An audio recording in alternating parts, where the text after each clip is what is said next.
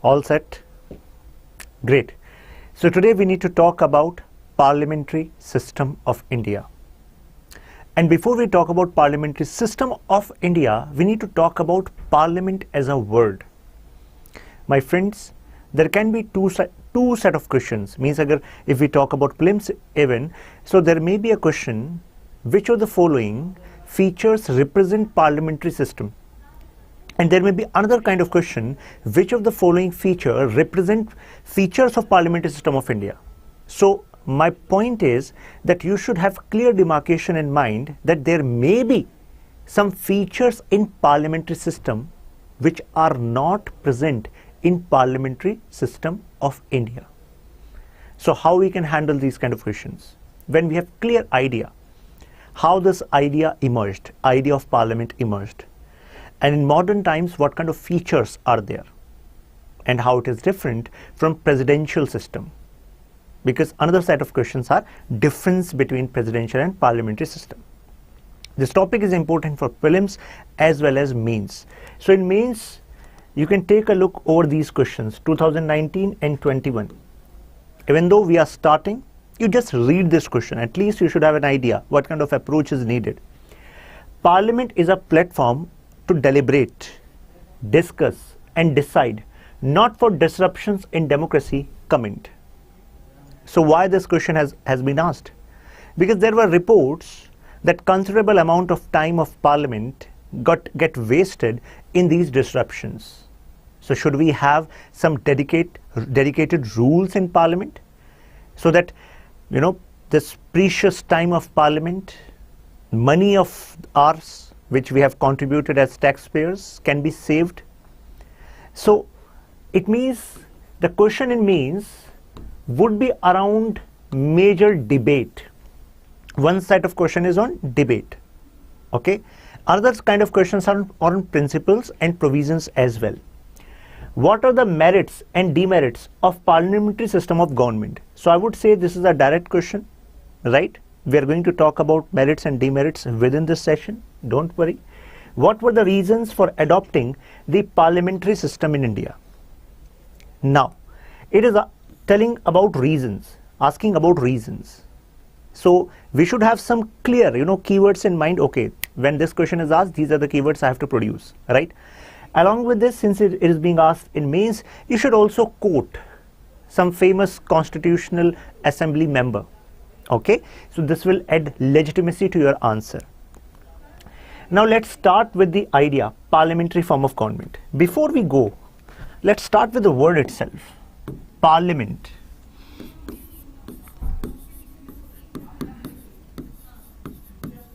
And in between, I'm going to raise some questions, right? And you have to answer in comments, okay? So this word parliament comes from the word parlor. So actually this is a French word. And this word means speaking, act of speaking. And all of you know that in parliament, we talk about, the different laws, means our representatives who are member of this parliament, they discuss on matters of importance, public importance, and that's how this lawmaking process happens. So it means speaking is essential part of parliament, right? Now, is this a modern concept, or this idea of parliament was present in ancient time as well? It is said that within the ancient tribal societies also, there was a system of council. In Hindi, council word is known as parishad. So council, it means you will have members from the tribe and they will discuss matters of importance for the tribe. And this discussion, the conclusion of this discussion is then presented before, you can say, head of the tribesmen, head of the tribe. Right? Now in parliament, we also have houses. For example, in case of India, we have Lok Sabha, we have Raj Sabha. After this deliberation, matter is presented before Honorable President, who is the head of the state for India. right? So it means it is an ancient concept, but it has, you can say, fine-tuned within this process, and in the modern time it became one of the most popular concept, okay, of polity. Now please remember, the concept of parliamentary system is associated with democracy. So consider there's a statement asked by UPSC, and UPSC says that parliamentary system can only be connected with the idea of democracy. It means parliamentary system is present only in one form of government, that is democratic form of government. Do you think that statement would be true or false? Come on, in comments. And you can share this video with some of your friends or groups so that they can also engage, and we can actually have some competitive environment here. Let's see how you people are actually connecting with these concepts. Come on. Answer is yes. You know why yes? Because when I am saying parliamentary system, so there is a parliament, okay, in which there are representatives, and representatives of whom? People.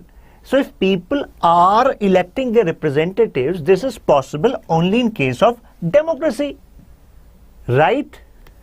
So I think one thing is clear to you. Now let's go to the second check. Consider that this is a house, okay? House means I'm talking about legislative house, okay, where law making process happens. And these are people. We are here, okay? And we exercised our right to vote, and we elected some representatives in this house, okay?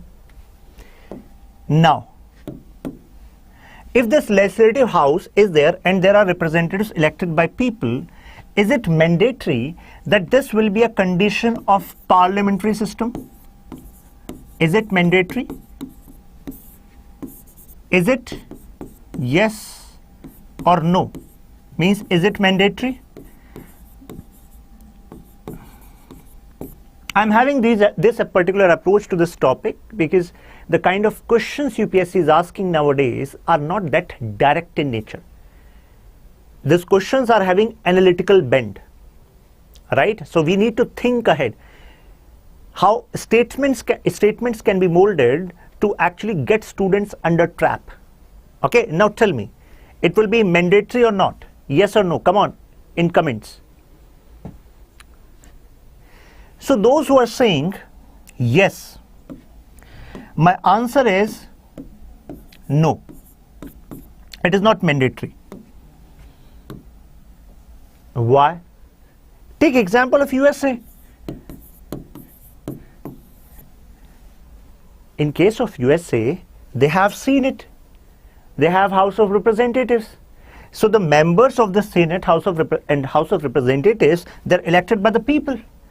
But what we call USA, a parliamentary system of government? No, we call it presidential form of government.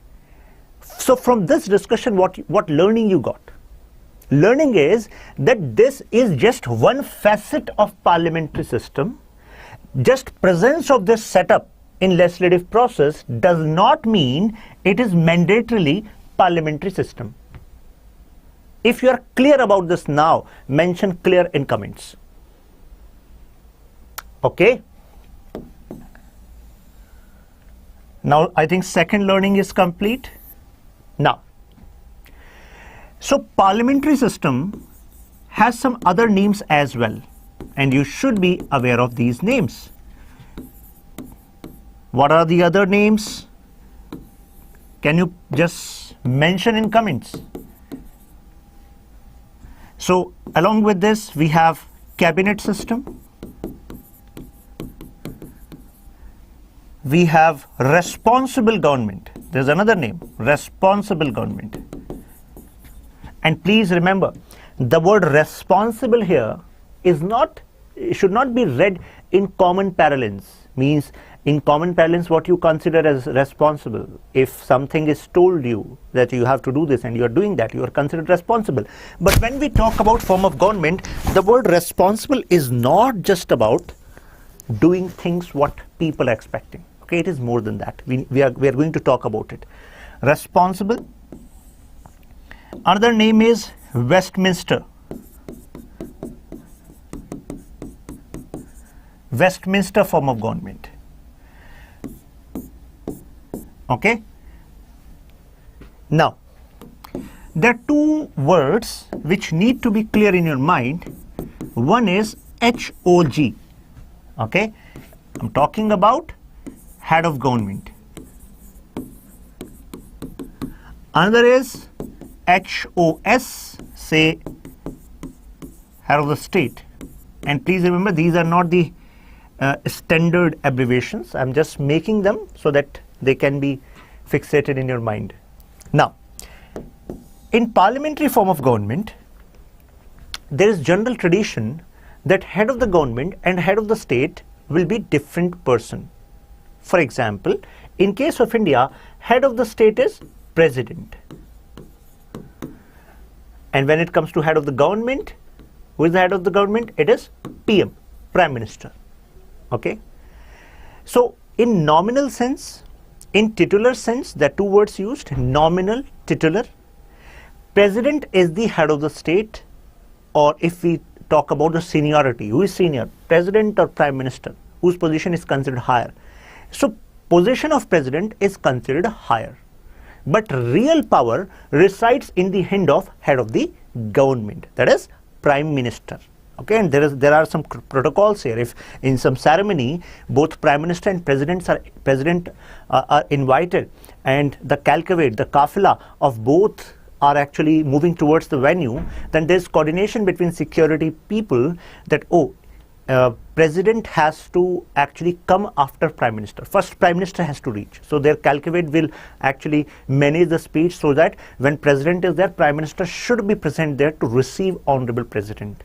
Okay, and when they have to move out of this venue, first president will go and prime minister will stand, and then prime minister will leave. Okay, so titular sense, president is the head, you can say senior. Okay, this is just to make you remember, but there are other connotations to this system as well. We are going to discuss that. Okay, so I think these words are quite clear to you. Now, constitutional monarchy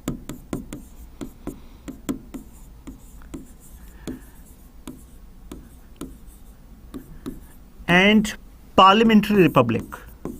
These two words also need to be clear in your mind. Parliamentary republic. So what is the difference? Take example of Britain. So in case of Britain, head of the state is queen, yani a crown, right? So it means head of the state is not elected by the people, right? So that is why constitutional monarchy.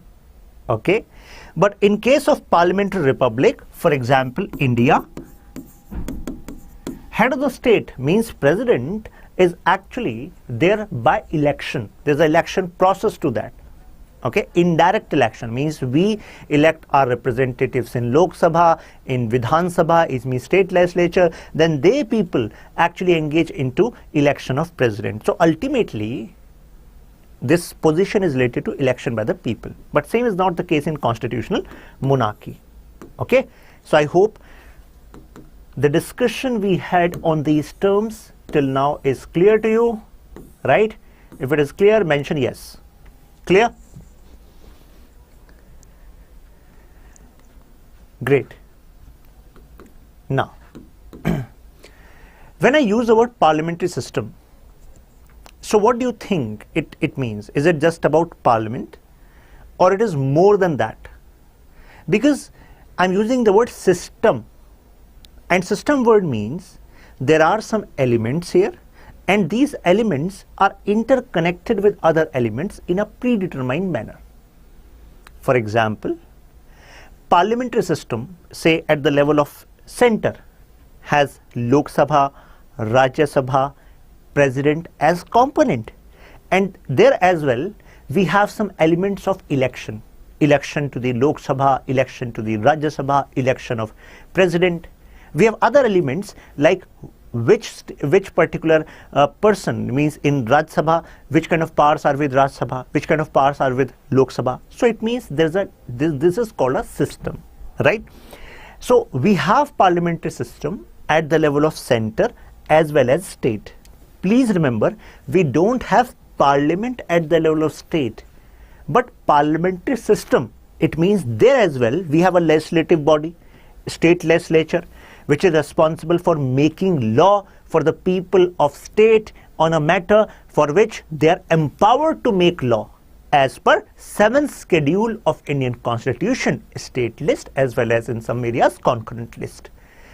This discussion we had before also, but you should be clear in mind, at state we have parliamentary system but not parliament, okay? So with respect to the center, we have 74, 75 talking about this parliamentary system at center. Here we have 163, 164 talking about parliamentary kind of system at the level of state, okay? Now, what is the difference between parliamentary and presidential form of government? So let's discuss them one by one. Number one, directly elected by the people. It means president is directly elected by the people. So presidential form of government. For example, USA.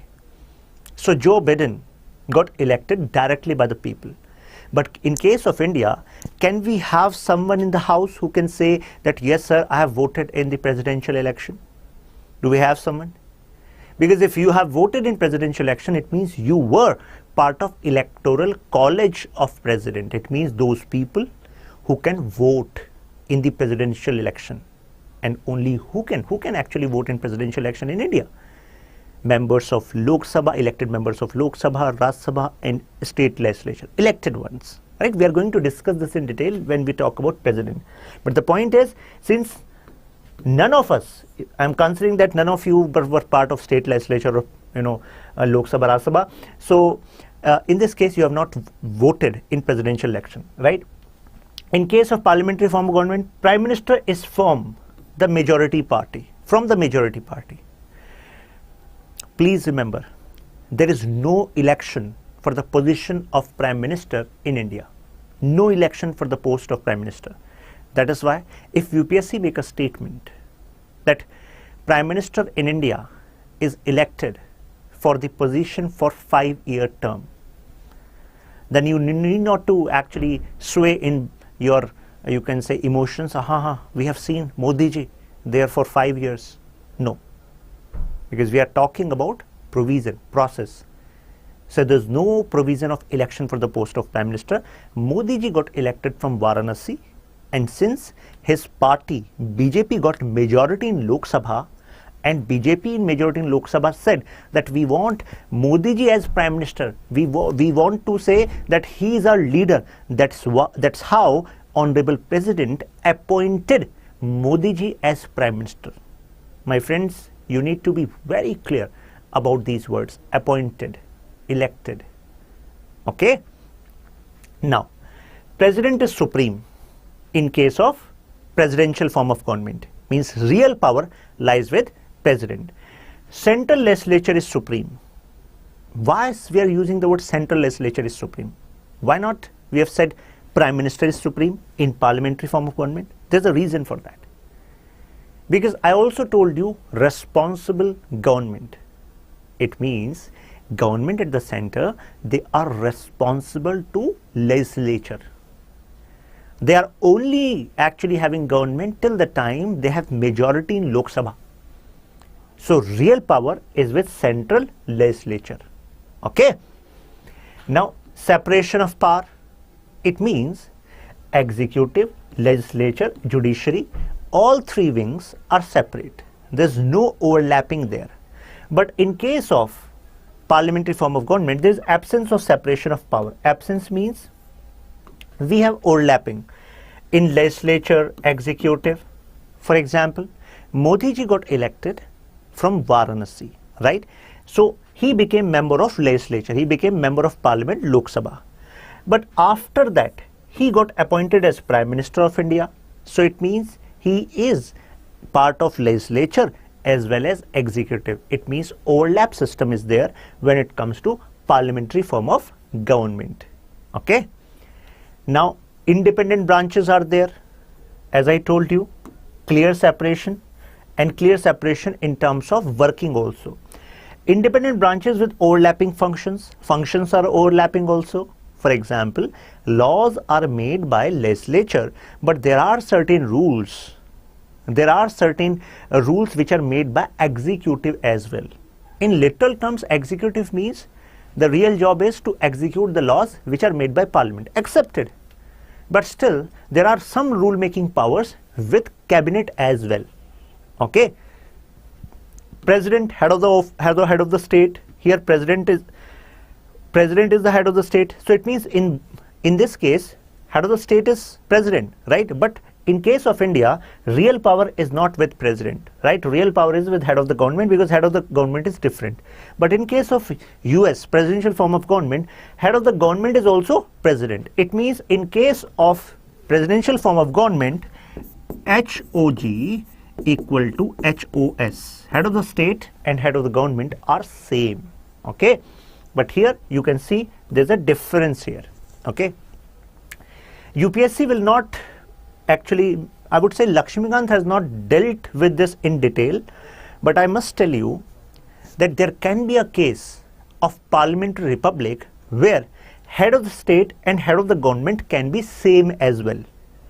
It means in case of India, you can clearly remember head of the state and head of the government are different. But there can be a case in parliamentary republic as well where head of the state and head of the government are same. But at that point, this head of the state, head of the government need to be responsible to the legislature. Okay, so there can be a way in parliamentary form of government as well. In the starting of lecture, I told you that there's a difference between when we say what is possible in parliamentary form of government, and second, what is possible, or you can say features of parliamentary system of India. So in Indian parliamentary system, there's difference. Okay.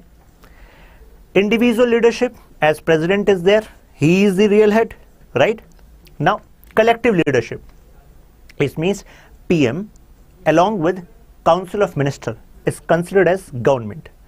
President not accountable to the Congress, right? So it means president is having some law making power, and in this scenario they are not accountable to Congress. But here collective and individual responsibility is there. It means collective responsibility means the moment you lose confidence in the Lok Sabha, you have to resign. There can be a no confidence motion in Lok Sabha.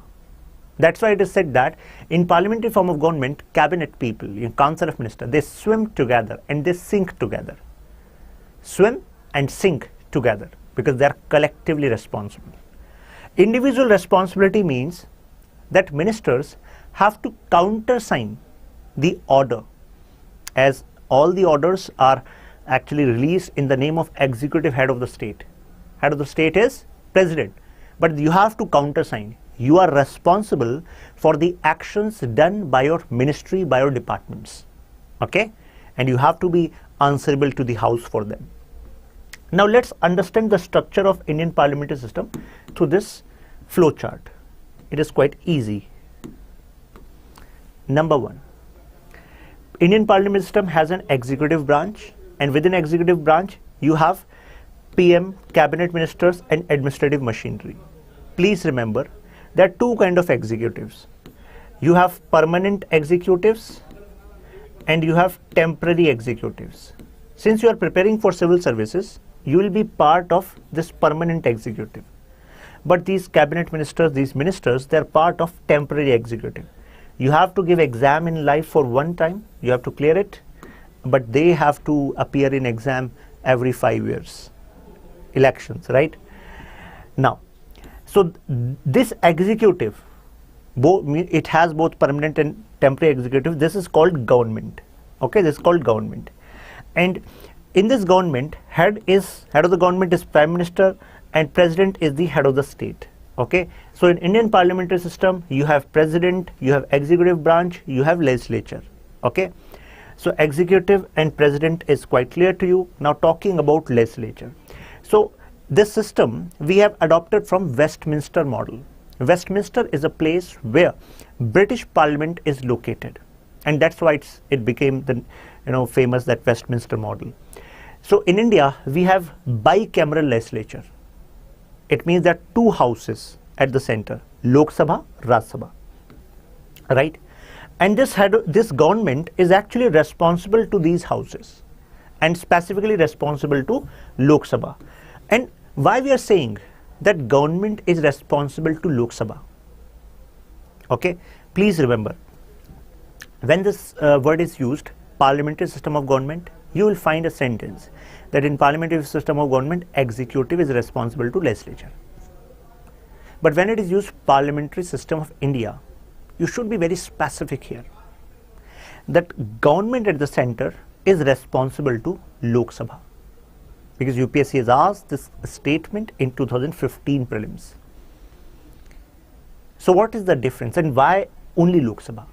Why not Raj Sabha? Why we are sidelining Raj Sabha? We are not sidelining Raj Sabha. It is due to a simple logic that this government is in place just because this government enjoys majority. The party, ruling party, enjoys majority in Lok Sabha, and that is why it is considered responsible to Lok Sabha. It is not like if any member of Raj Sabha wants to ask some question from minister or prime minister, then they can say no, we are only responsible to Lok Sabha. No, this is not the case. They have to answer their questions, their queries, right? But the point is, their government can actually lose their tenure, lose their time, only when they actually lose their majority in Lok Sabha. Okay. Now, features of parliamentary form of government. So president is considered as de jure head. It means head in terms of nominal and titular form, but real power, de facto head is prime minister. Article 74 provides that Council of Minister headed by Prime Minister to aid and advise the President in the exercise of his functions. Now there's a huge debate in Indian polity on the interpretation of Article 74, because some legal luminaries were of the view, since it is saying aid and advise, then this aid and advise will not be mandatory on President. What does it mean? It means that if I am the president, okay, consider you are part of Lok Sabha, Raj Sabha, so you have passed this bill, okay, and this bill has been passed by Lok Sabha, Raj Sabha, and present before Honorable President, okay. Now, I have a choice that I can sign this bill and it will turn into an act. I can reject this bill, okay. I can resend this bill, reconsideration, that you just check this bill again and I have some recommendations to be made, or I can just put this bill on my desk. I'm not going to do anything. Okay, we are going to talk about these choices when we talk about president. But the scenario is, but if you are prime minister and you have council of minister and you are advising me to sign this bill, will this advice be binding on me or not? So this has been a major debate. So in this scenario, the major consensus was that since we are talking about parliamentary system of government and the Prime Minister and Council of Minister enjoys majority in Lok Sabha, it means they represent the will of people. And in democracy, who matters? Will of people matters, right? That is why it was interpreted, yes, this advice would be mandatory in nature. But please remember, there are some cases in which President can actually took other paths as well. We are going to discuss them when we talk about veto power of Honorable President, okay, when we talk about executive. But in general, it is considered this advice is binding, okay. So if it is clear, until now everything is clear, mention yes in comments. Now second is majority party rule. As I told you, in Lok Sabha, since Modi ji and his BJP enjoys majority, the majority members of BJP, they wrote a letter and they signed this letter and presented before Mr. Kovind, and that's how Modi ji got appointed. I'm using the word appoints, I'm not using the word elected. because election is a different exercise. Election, people vote in election, right? Now, other ministers, how they are going to be appointed? Now, what Modi ji is going to do, Modi ji is going to prepare a list. 1, 2, 3, 4. And in this list, he will say Satyendra, Raghavendra, Ravi. So, Modi ji will present this list to Honorable President. Ki, sir, now I am going to be the Prime Minister and I want these people as my ministers. Then Kovind ji, now tell me, this advice of Modi ji on the list of ministers, that the kind of ministers he wants, is it mandatory on Honorable President? Or President will say, okay, I'm agreeing with Satyendra, I'm agreeing with Ravi, but I'm not agreeing with Raghavendra. So is it mandatory or not mandatory? Mention in comment. Come on. The advice is mandatory or not? Answer is, advice is mandatory. President cannot pick and choose who is going to be minister or not. It is solely power of Honorable Prime Minister, because it is considered his cabinet. So he has right to choose his cabinet and deliver on the promises made. Okay. So other ministers are appointed by the President on the advice of Prime Minister, on the advice. Okay, but advice is mandatory. Now, what if no single party gets majority in Lok Sabha? What is going to happen then? So then we have a method of coalition. Coalition means some parties will join hand and they together will say that we have more than 50% members standing together to form a government, So this can be done. So when no single party gets the majority, a coalition of parties, means parties coming together, may be invited by the President to form the government. Okay. Now please remember, with respect to coalition, there are other words, alliance, and there are two kinds of alliance, pre-poll alliance and post-poll alliance. But coalition word is different from alliance. Alliance means some parties came together. Okay.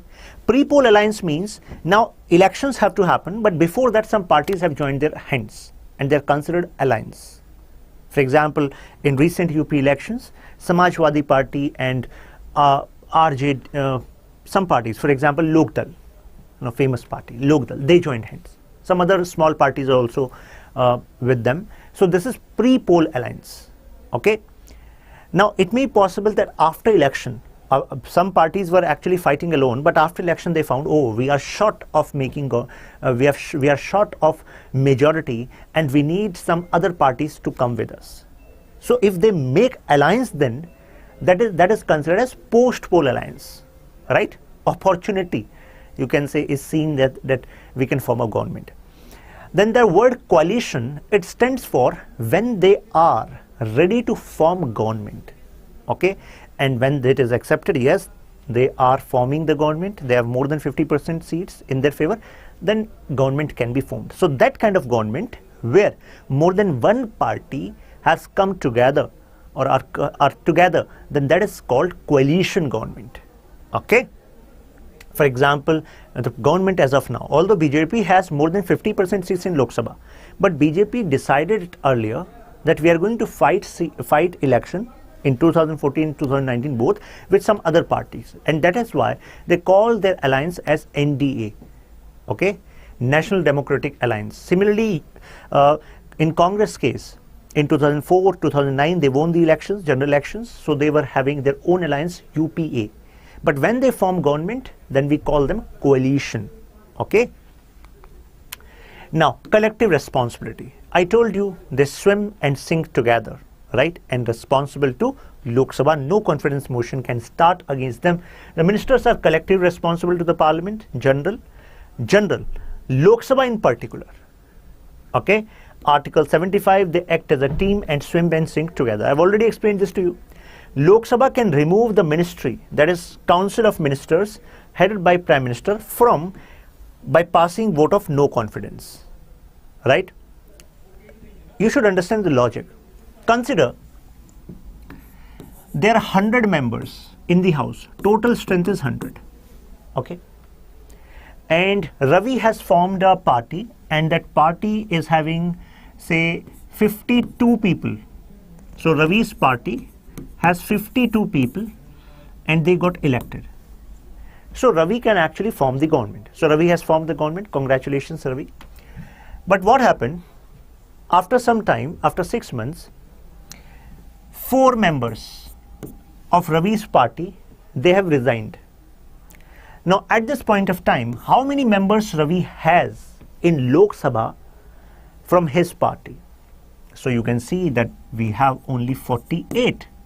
So 48 is 2 less than absolute majority, because for forming government and to remain in power, you need more than 50, right? 50%, more than 50%. So in this case, what is going to happen? That opposition member can actually present this no confidence motion. So obviously, if more than 50% members are not supporting Ravi's government, then it means Ravi has no ground to be Prime Minister, right? So this can only happen in case of Lok Sabha, because in Lok Sabha, people directly elect members, right? In case of Rajya Sabha, the members are elected by members of state legislature, means MLAs of different states vote for MPs in Rajya Sabha. We are going to discuss this in detail in Parliament chapter, but now we should remember we are talking about parliamentary system and its features. Another is political homogeneity. It means, say in case of Ravi, so Ravi's party got 52 seats and that's how he formed the government. So it means Prime Minister and Council of Ministers, they will agree on lot of issues. They have some common views, common agendas in mind. So Council of Ministers belong to the same political party and hence share the same political ideology. Okay, what is going to happen in case of coalition? What is going to happen with political homogeneity then? Because we are talking about feature of parliamentary system. So parliamentary system says that if some parties are coming together, okay, say this is red party, there is another party, and we have another party representing from green color, right? So they are together forming the government, but they have to come together.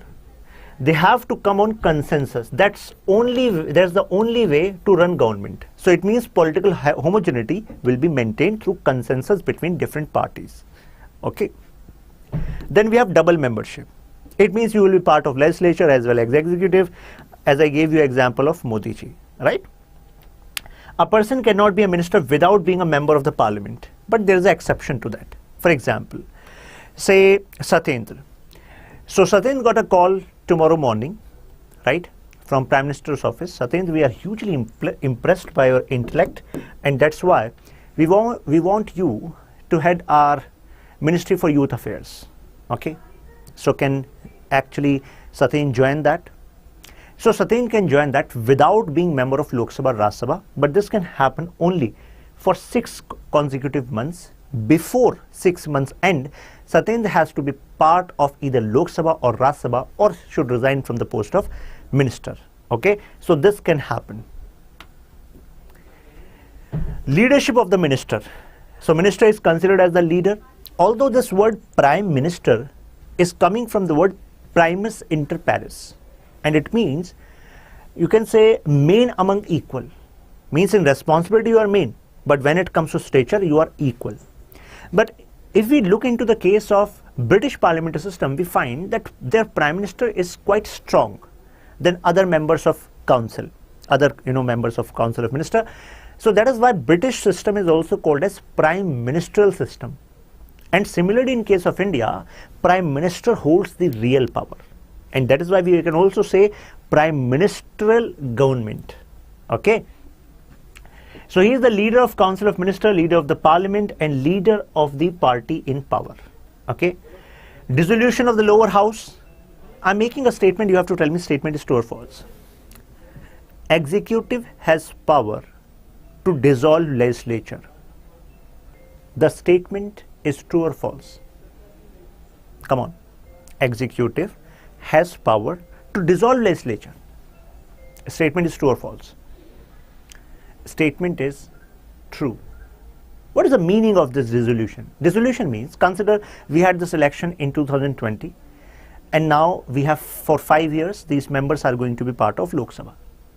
But it may be possible before the completion of 5 years, the Honorable Prime Minister along with Council of Ministers advise Honorable President, sir, we want re-election.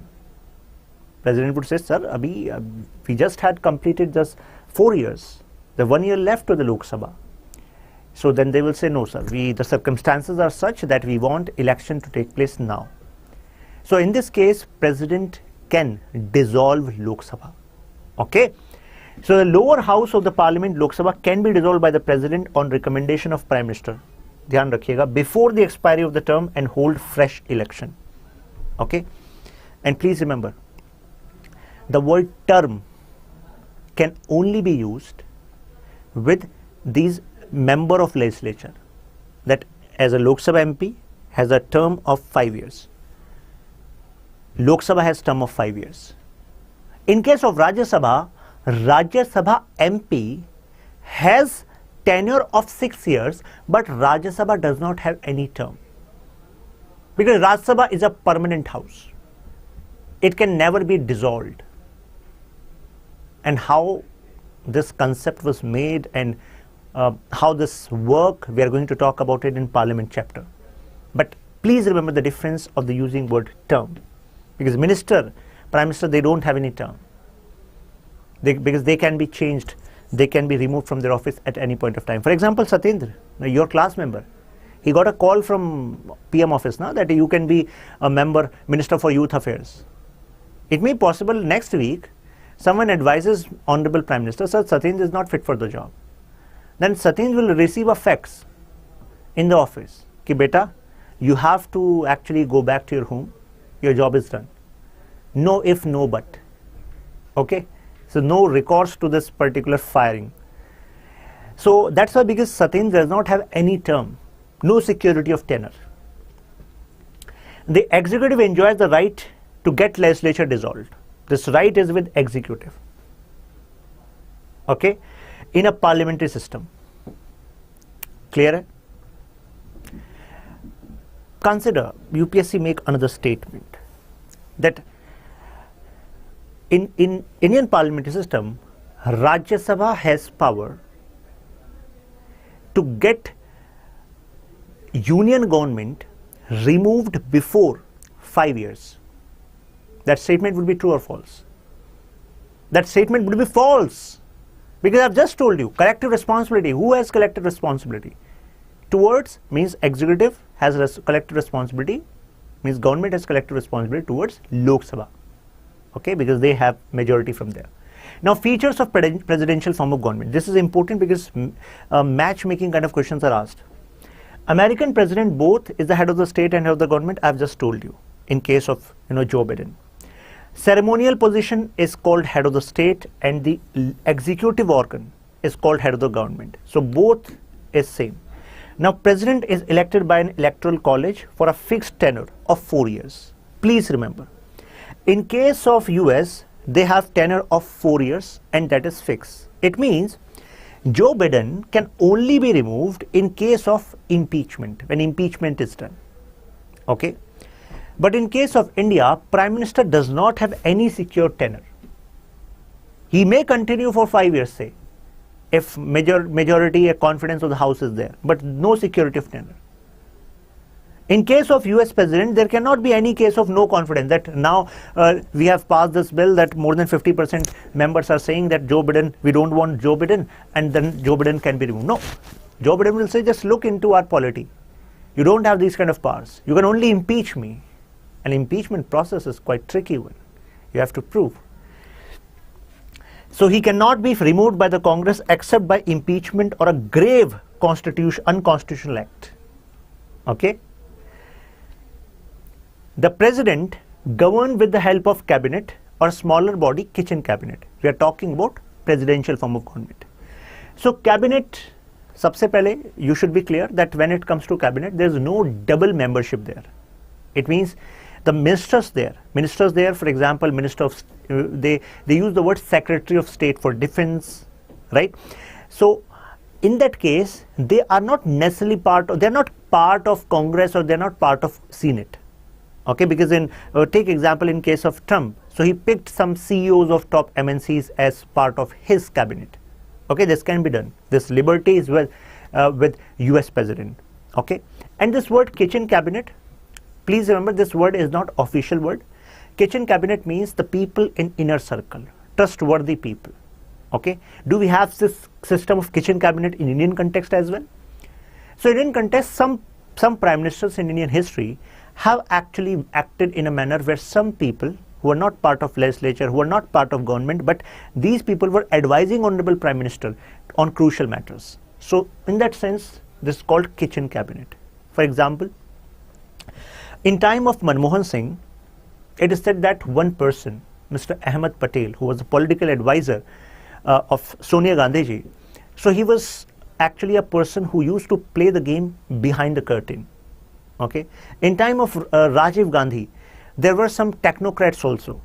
For example, Mr. Sam Pitroda and others. So they were not part of government, but still they were so close to the Honorable Prime Minister that Honorable Prime Minister used to listen to their advice. Right? So this is called unofficial, you can say, system. Now, advisory body, non-elected department secretaries, as I told you, means they have this power to have their own cabinet. President and his secretaries are not responsible to the Congress for their acts. But in case of India, ministers are responsible. I told you, individual responsibility, right? President cannot dissolve the House of Representatives. But in case India, executive can advise, means Honorable President to dissolve Lok Sabha, it can be done, right? I think differences are clear to you now. Separation of powers, I told you, legislative, executive and judicial branch are, separated in terms of membership, in terms of power. So now the differences which we have discussed are mentioned here also. Okay? You can take a look over them. Now what are the merits? In case of parliamentary system, one merit is situation of conflict between executive and legislative branch are less. Why? Consider some MPs are apprehensive on what government has done in COVID times. Okay? You have some grievances in your mind, government has done nothing, government has done that. So some people are having these grievances. So in case of separation of power, you will have these grudges, grievances in your mind, and executive is a separate body, not answerable to you. But in case of parliamentary system, these members of legislative branch are also present here. Okay, temporary executives are also present here. So now you can ask them questions. You can engage with them debate in legislative branch as well. And by talks, by discussion, many problems get resolved, conflict get dissipated. So harmony between legislation and executive just because of the model of parliamentary form of government. Okay. Then responsible government, told you that they are responsible to Lok Sabha. They can lose their government if majority is not there. In case of presidential system, conflict between legislature and executive may continue. I remember in Donald Trump's time, there was a breakdown between legislature and executive consensus for around 100 days. It means there was a time when legislative branch was not ready to actually allow Donald Trump to spend money from their consolidated fund. And you know that no country, no system can work without money, right? You have to pay salaries, you have to pay for development work. So that was a kind of crisis, government crisis, or you can also say constitutional crisis, due to this conflict between legislative and executive branch. So in that context, you can see, yeah, Indian system seems to be better, right? Now no responsible government, it means once Biden has been elected for 4 years, now he knows that his government will be there until unless there is grave unconstitutional act or impeachment which becomes success. Okay. Prevents despotism. Prevent despotism means no matter you are a prime minister, but you have to be answerable to in Lok Sabha. Questions will be raised and you have to answer. Okay. But in case of this may lead to autocracy, because legislative branch cannot actually, you are not responsible to legislative branch. Now wide representation. Wide representation, why? Because within the law making process as well, consider the plurality in Indian society, right? different areas, different views, different aspirations. So all of them, when they are present in legislation, they're asking their questions, they're bringing their perspective before government, so new ideas can come up. So wide representation in lawmaking process. Here, narrow representation is there, because in some areas, president has the ultimate power with respect to federal issues, right? So I hope merits and demerits are clear in comparative manner here, right? Now let's talk about parliamentary system demerits and merits in that context of presidential form of government. If you just remember the logic, I'm not saying that you just cram. If you remember the logic, you connect with the essence of polity, then you can easily answer the question which was asked by UPSC. I showed you in the starting. Unstable form of government. Unstable why? Because of some people, like happened with the government of Ravi. 4 members of parliament get defected to other party, they resigned. So what happened? His government actually got into minority, and that's how he has to resign at that point of time. But in case of presidential, you have stable government. Now some of you might be thinking, sir, what is the demerit then? If Ravi had to resign, let Ravi resign. What people have to actually worry about it? The reason is, if we have continuous unstable government, then you have to bring elections again and again. This will create election fatigue on our machinery. Huge, money is spent on that, public's money. Apart from this, you should also know that if unstable government is there, then there will be no policy consensus, coherence. Because investments, market, they believe in policy stability. Right? If they're not sure of which government is going to come, they will not be sure of kind of policies this government is going to make. Right? For business also, stability of government is necessary. No continuity of policies, as I told you. Consider we started this Bharat Mala project, Sagar Mala project, Make in India campaign. So we have a view, okay, this is going to be achieved in this point of time, and IAS officers, every other part of this machinery is going to work for achieving this goal. But if there's unstable government, so it may be possible after 2 years, now new government is saying, no, we want to shell these programs. We are not going to focus on this. Let's make another program. So the efforts you have made, consider you have to go, say, 1,000 miles and you have already gone 200 miles. And now you are changing the direction altogether. Don't you think that investment of capital, the investment of labor will be lost to some extent, right? So that is a demerit. You can quote examples also in your answer. Merits, stable government, definiteness in policies. Yeah, these are the policies which are going to continue at least for 4 years, right? Again, separation of power, this system. Based on separation of power, presidential system. Government by amateur, government by experts. Now, what is the difference? In case of parliamentary system, I told you, double membership. It means members who are part of legislature are often become part of executive, right?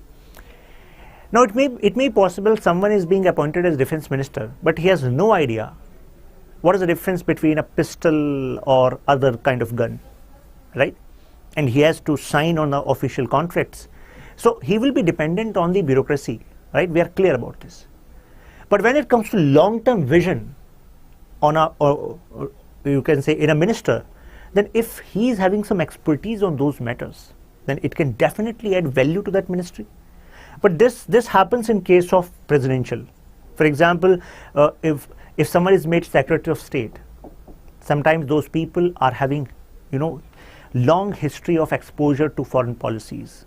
If someone is made head of, say, internal security, so it may be possible that person is belonging to that particular class, right?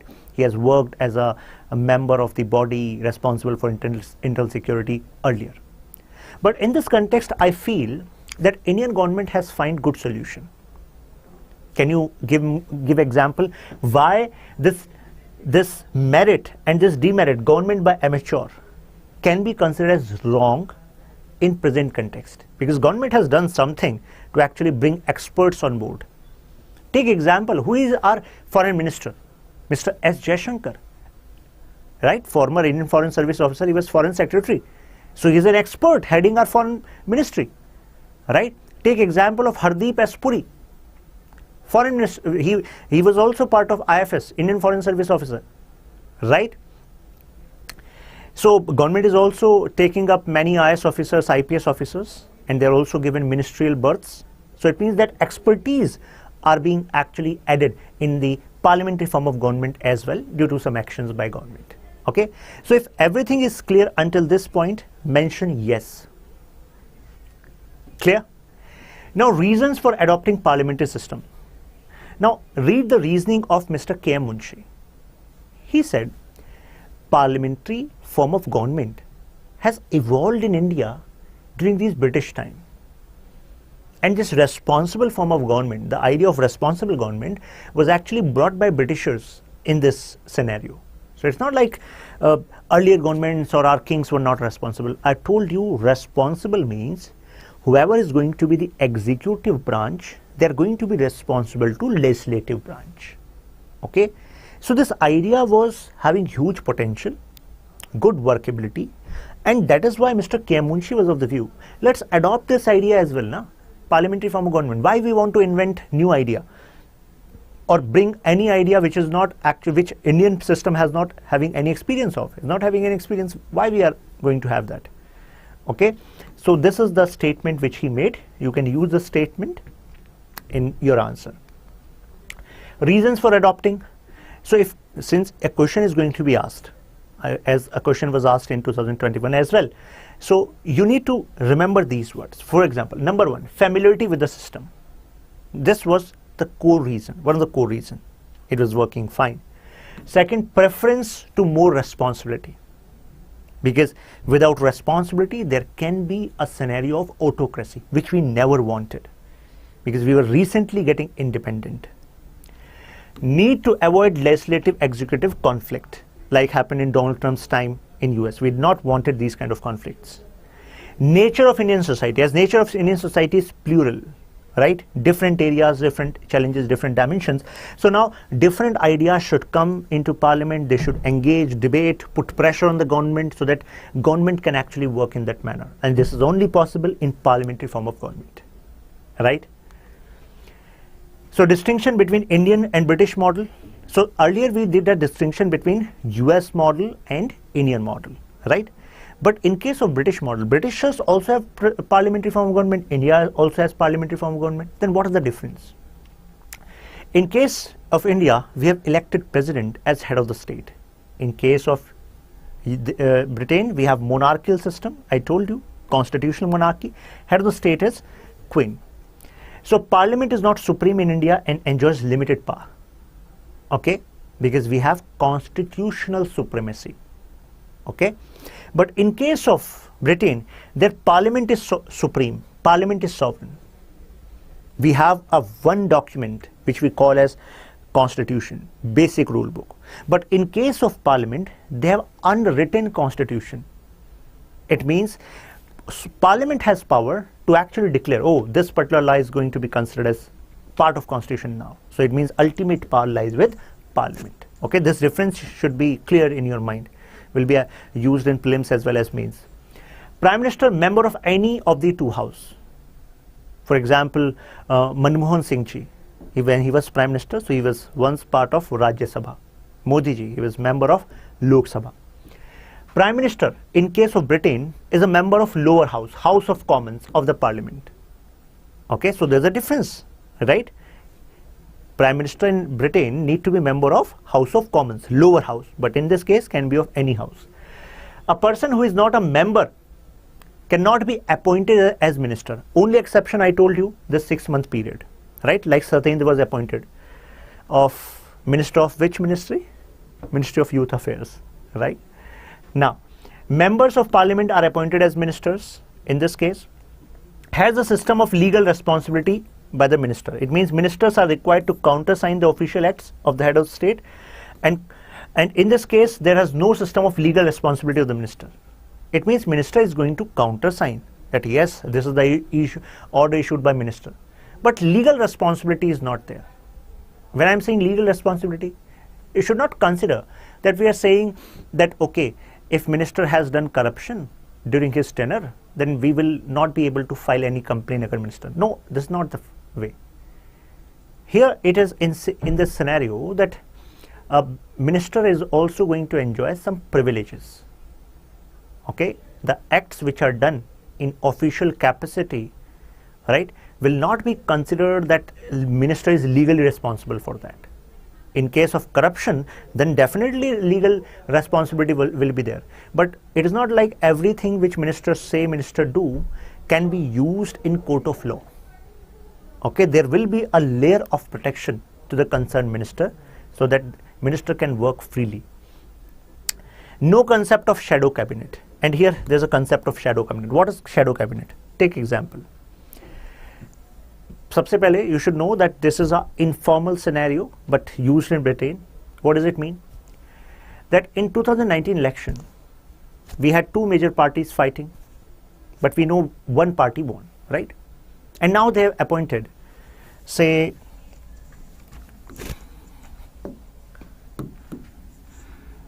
Minister A, B, C. So these are ministers. These are ministers, okay, in the current government. I'm talking about shadow cabinet.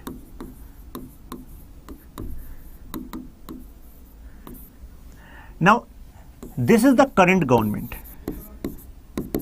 Now, there can be a case of opposition. Opposition wants to put pressure on the government, and opposition also wants their own people to actually prepare when their turn comes. Okay, so what they are going to do, they are going to make shadow ministers. Means they're not actual ministers.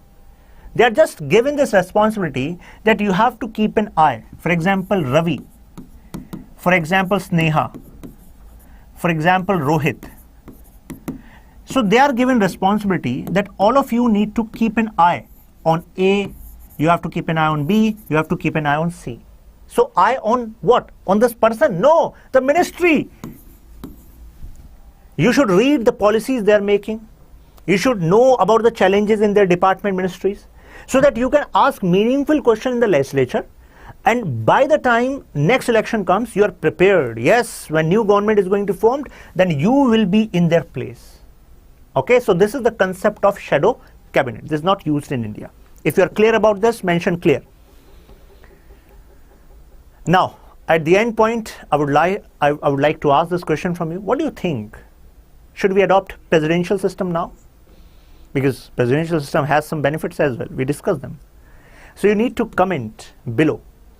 And those who think, oh, this seems to be a offbeat question, not going to be asked, that should not be your thinking, because UPSC can ask this question in mains.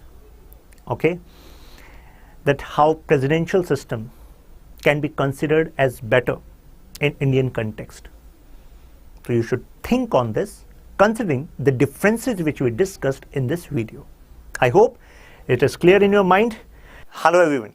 I hope this message finds you fit and fine. My name is Shashank Tyagi and I welcome you all to our Indian Polity series based on Laxmikanth with the name Contest. Now consider this is a contract. Contract we entered. It means me and you made this contract. Okay. In the first lecture on making of Indian Constitution, I discussed social contract as a concept on which our Constitution is based, right? Now, what is the meaning of contract? It means some terms and conditions are mentioned and why we both entered into this contract so that some meaningful achievements can be made, right? Now, consider after 2 years. So this contract is for say 100 years, okay? Now, after 2 years, would you like this contract to be reviewed and amended? You would say, it depends. If it amended for betterment, then why not, right? But would you like this particular contract be amended by which you actually are going to suffer some loss? Obviously, you would say, no, why would I accept that, right? Now, when we talk about Indian Constitution, it is a social contract. Contract in which we people of India give ourselves this Indian state, and we talked about certain key principles on which India is based, right? Now, after say 70 years, a need emerged. Let's change this contract, this particular article in this contract for the betterment. So we all are happy with that. But if it is changed in a manner that our rights are taken away, then I hope you will say, no, we are not going to agree on that. But whether you will be agree or whether you will not be agreeing depends on your awareness, how this change is going to impact you. And this is the biggest dilemma in polities across the world, that people are not aware how change in law is going to impact their life, right? So since you are not aware, then who is going to be, safeguarding your interest? So in this case, it is Honorable Supreme Court. Now, my friends, I hope you got the idea, the amendment part of a contract. Now, to safeguard this, Supreme Court invented a concept, basic structure. Supreme Court said, okay, Parliament, you have the people who are representative of, people, right? These representatives are, representing the people, right? People's will. So you can amend Indian Constitution, but you cannot amend Indian Constitution in terms of changing the basic structure. Otherwise, it would be like you are rewriting the Constitution of India, right? So that's why this basic structure word emerged. Please remember, the basic structure word is not mentioned, defined in Indian Constitution. It is not mentioned. It is an outcome of judicial creativity. It was first pronounced in a very solid manner in Kesavananda Bharati case, 1973. Now, some of you might say, sir, you said in forced, solid manner. What does it mean? It means that although the basic structure as a word, its applicability was clearly defined in Kesavananda Bharati case, but the background of basic structure doctrine was actually getting built through different cases in the past. We are going to discuss those cases in today's video. Okay? Now, I'm making a statement and you have to tell me whether the statement is true or false. Okay? And I have no expectations from you as of now. Now, statement is, basic structure of Indian Constitution can be defined by, okay, it means who can actually declare that this is going to be the basic structure of Indian Constitution. So, statement 1, Supreme Court. Statement 2 means option 2, Supreme Court as well as Parliament. Third, Parliament only. So now tell me, which of the following you think is correct option? First, I said Supreme Court. Second, I said Supreme Court and Parliament. Third, I said only Parliament. Now tell me. And your responses should be registered in comments. So some of you might be thinking that it is about defining what is going to be the basic structure. And it should be the job of Supreme Court, because Supreme Court is the ultimate interpreter of Indian Constitution. Parliament is not the interpreter of Indian Constitution. Parliament can amend. Parliament can make use of the provisions of Indian Constitution. But Supreme Court is the interpreter. Yes, and that is why answer is A. Okay, so you need not to be confused. Oh, we are talking about this defining feature. So it may be possible that at some point of time, Parliament also make a law says that this is going to be the basic structure. No, no confusion in this case. Okay, now, and do you have some a particular document that which is going to tell you that these are the basic structures of Indian Constitution? So we don't have any such document. And you should know, this basic structure doctrine is not applicable just in India. Many countries, many apex courts across the world have adopted this doctrine to safeguard the basic features of their constitution. For example, even Pakistan has this basic structure doctrine. Malaysia has. Bangladesh has. Okay, and this uniqueness in Bangladesh constitution that they have this Article 7B. And in this Article 7B, they have clearly documented what is going to be the basic structure of their constitution, which need not to be amended by any government. But our Supreme Court has not done this kind of interpretation. Can anyone tell me why? Why our Supreme Court has kept it open-ended, subject to interpretations in different cases? Why? My friends, the rationale was that if we make a box that these are going to be the basic features, then in this case, what is going to happen? Parliament in future might find ways to amend constitution beyond these, right? Beyond this. And Supreme Court did not wanted to limit its scope to review whether this amendment is going to impact basic structure or not. And that is why it was made open-ended. Although time to time it has been defined, and we have now more than 20 features as basic features of Indian Constitution. Okay? Now, there's another interesting debate from basic structure of Indian Constitution, because UPSC might ask you that discuss the evolution of basic structure doctrine in Indian polity. So if the question statement says discuss, so it means they want to know your understanding of basic structure doctrine and how it is evolved. It has evolved in Indian polity, right? You can mention that Shankari Prasad case, Sajjan Singh case, Golaknath case, Kesavanand Bharti case. You can mention that trajectory and what are the different features we have. You can mention some as example, and in the conclusion you can mention what is its utility. Job is done. But if UPSC uses the word critically analyze the evolution of basic structure doctrine in Indian polity, now tell me what you are going to do now. Critically analyze. So my friends, your understanding of a particular chapter in Indian polity should not be based on what is basic structure doctrine. It should not be based just on provisions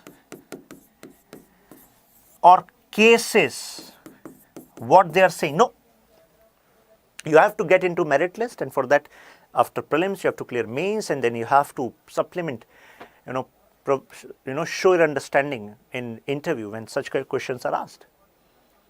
So what needs to be done? In critical analyze part, you should be having understanding about the innate debates. Okay, and that's not quite difficult actually, because beauty of polity is that everything is logically connected to each other, right? Now, so I ask you why this basic structure doctrine means critically analyze part. What you are going to do? Just let's go into the story, and within story you will find the answer how critically analyze part need to be answered.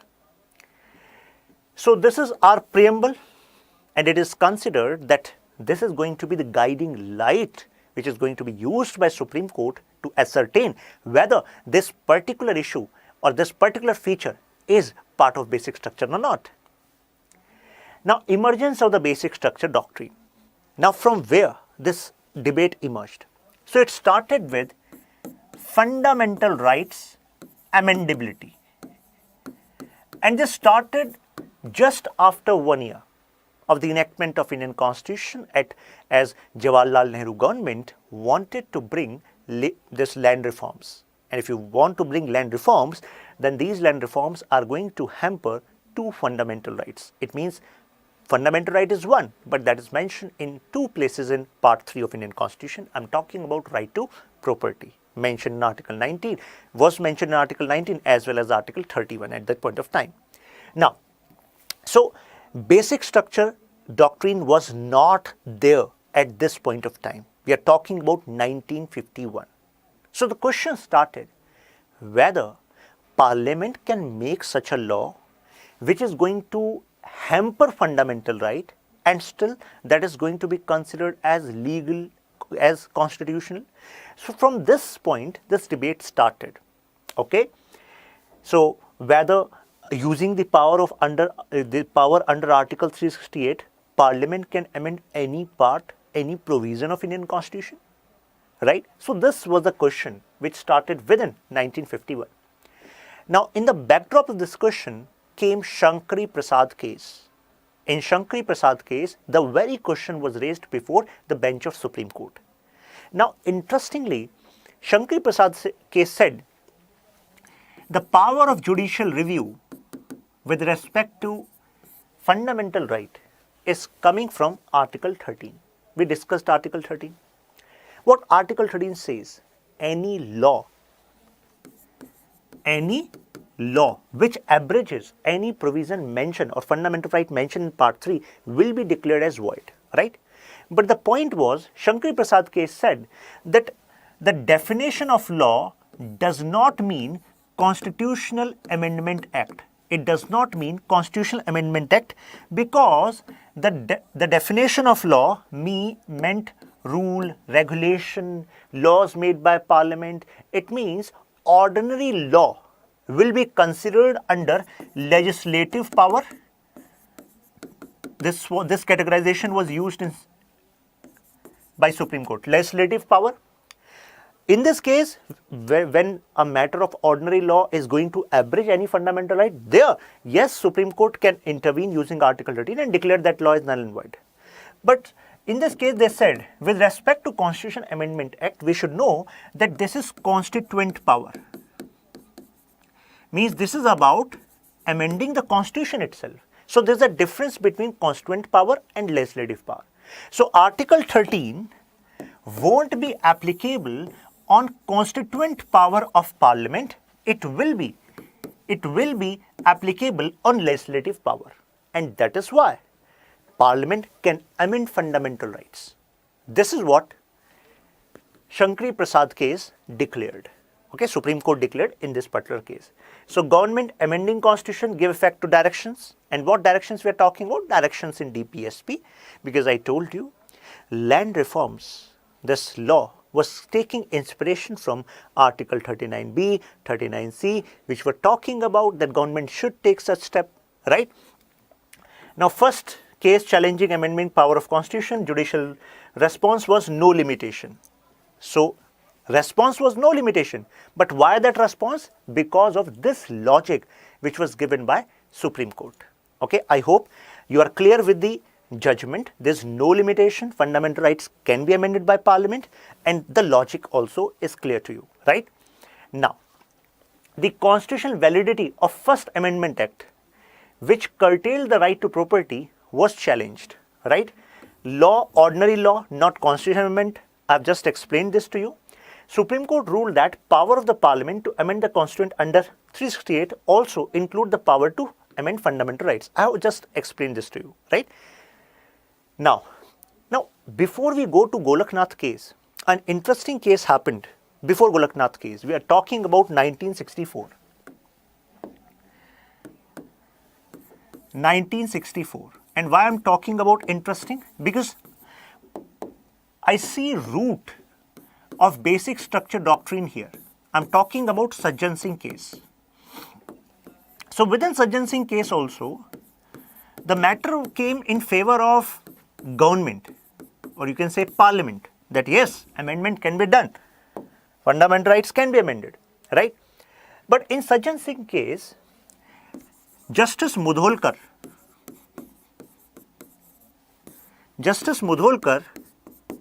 he actually presented his dissent. Means he was not agreeing, means he was not totally agreeing the way the powers were given to Parliament, okay? But he was in dissent, but his judgment was not having that much power because majority of the bench was in favor of, yes, this power belongs to Parliament. My question is, why he was showing this dissent? Why? So he asked a question, and this question became very popular at that point of time. He asked this question, that when it comes to amending power of Parliament,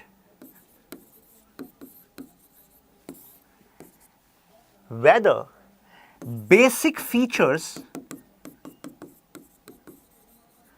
can be amended, because if you amend basic features using Article 368, it will mean that Parliament can actually rewrite this constitution.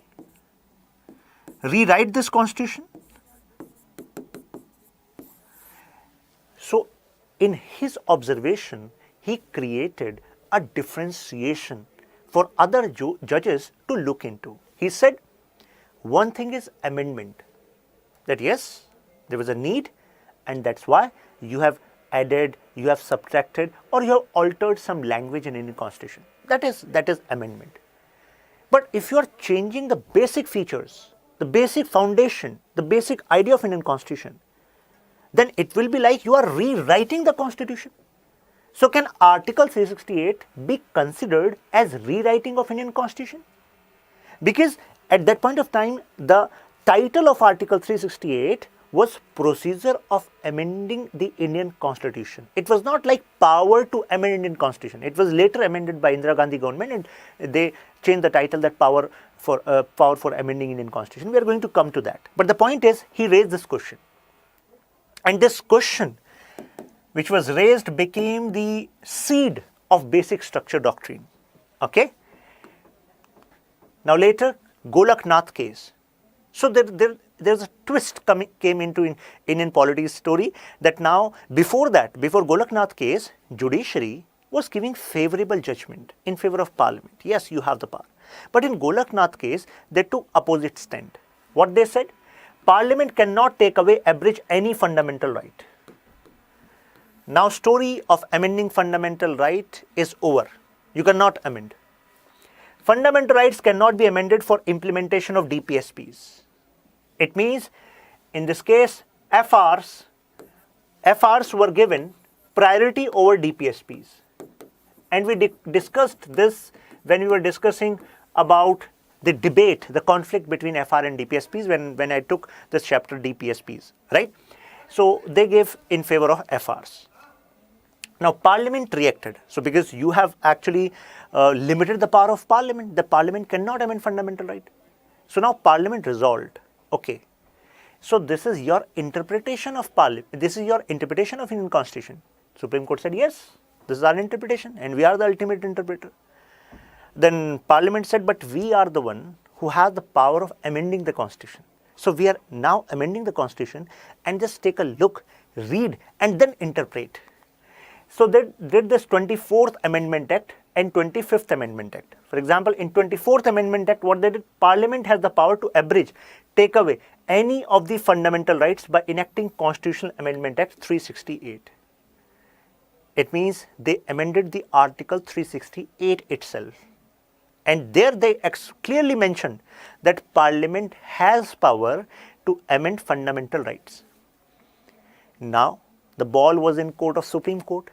And if Supreme Court has to read this and interpret this, because Supreme Court cannot change, Supreme Court has to read, right? So, means at that point of Parliament was thinking they cannot change, they can only read. So, Parliament has the power to abridge and take away any of the fundamental right, any. So, it was like power is now in the hands of Parliament because Constitution is saying that.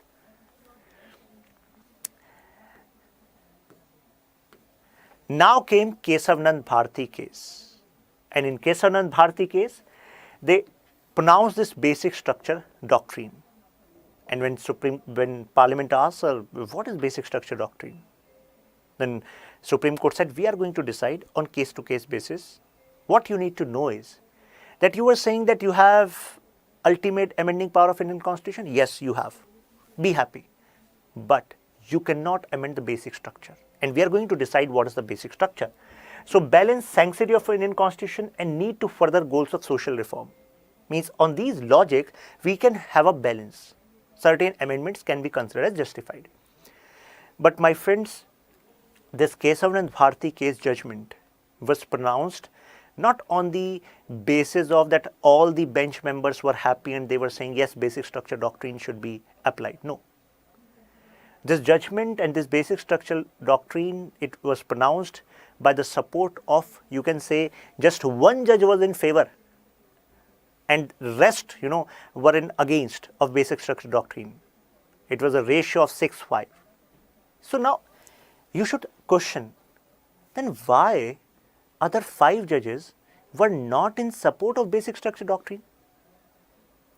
My answer is, now this point need to be used in critical analyze kind of question, because other judges were of the view that it is going to establish a wrong precedent,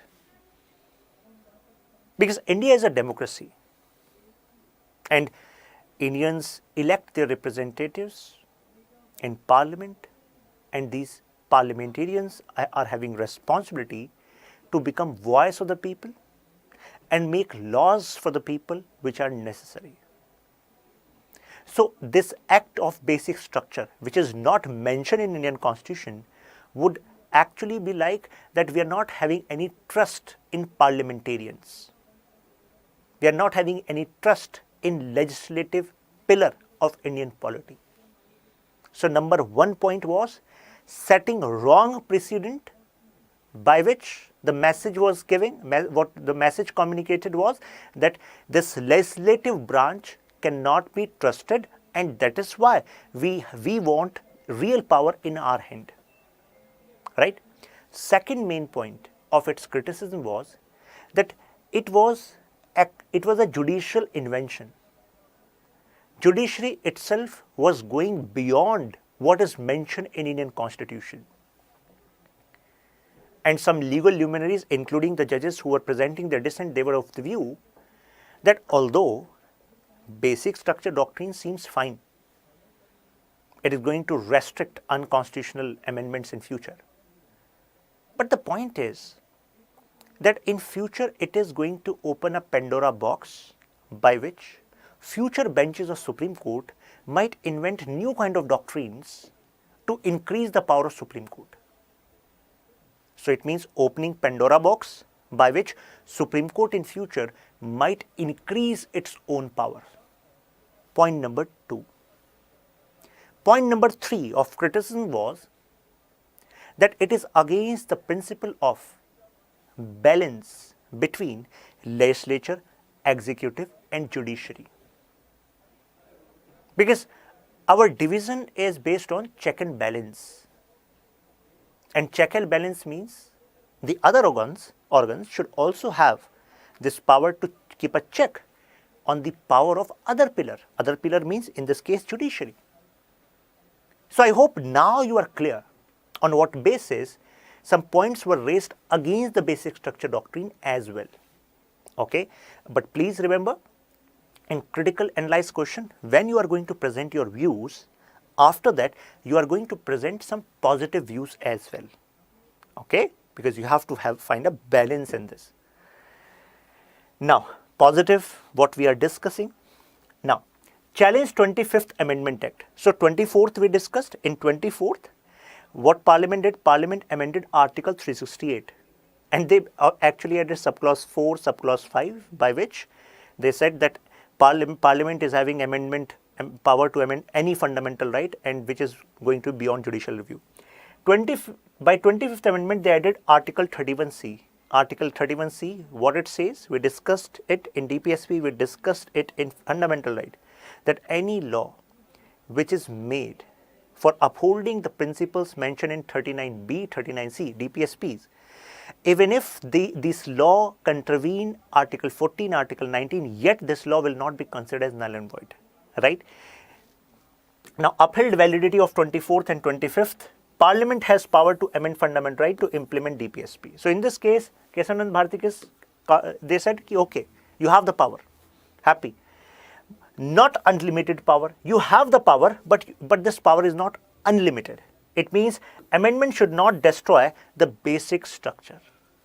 And famous jurist or famous judge in Kesavanand Bharati bench, Mr. Khanna, he actually forced this doctrine.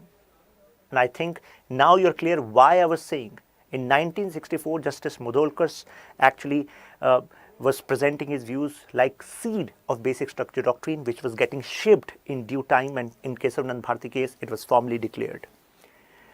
Minimum Bill case, first provision of 39C, unconstitutional. Fundamental rights over DPSPs of state policy, means this debate was going on, means fundamental rights are superior. Fundamental rights conferred 1419 were accepted as subordinate to DPSP, specified in 39BC. This we have discussed in DPSP and FR part also.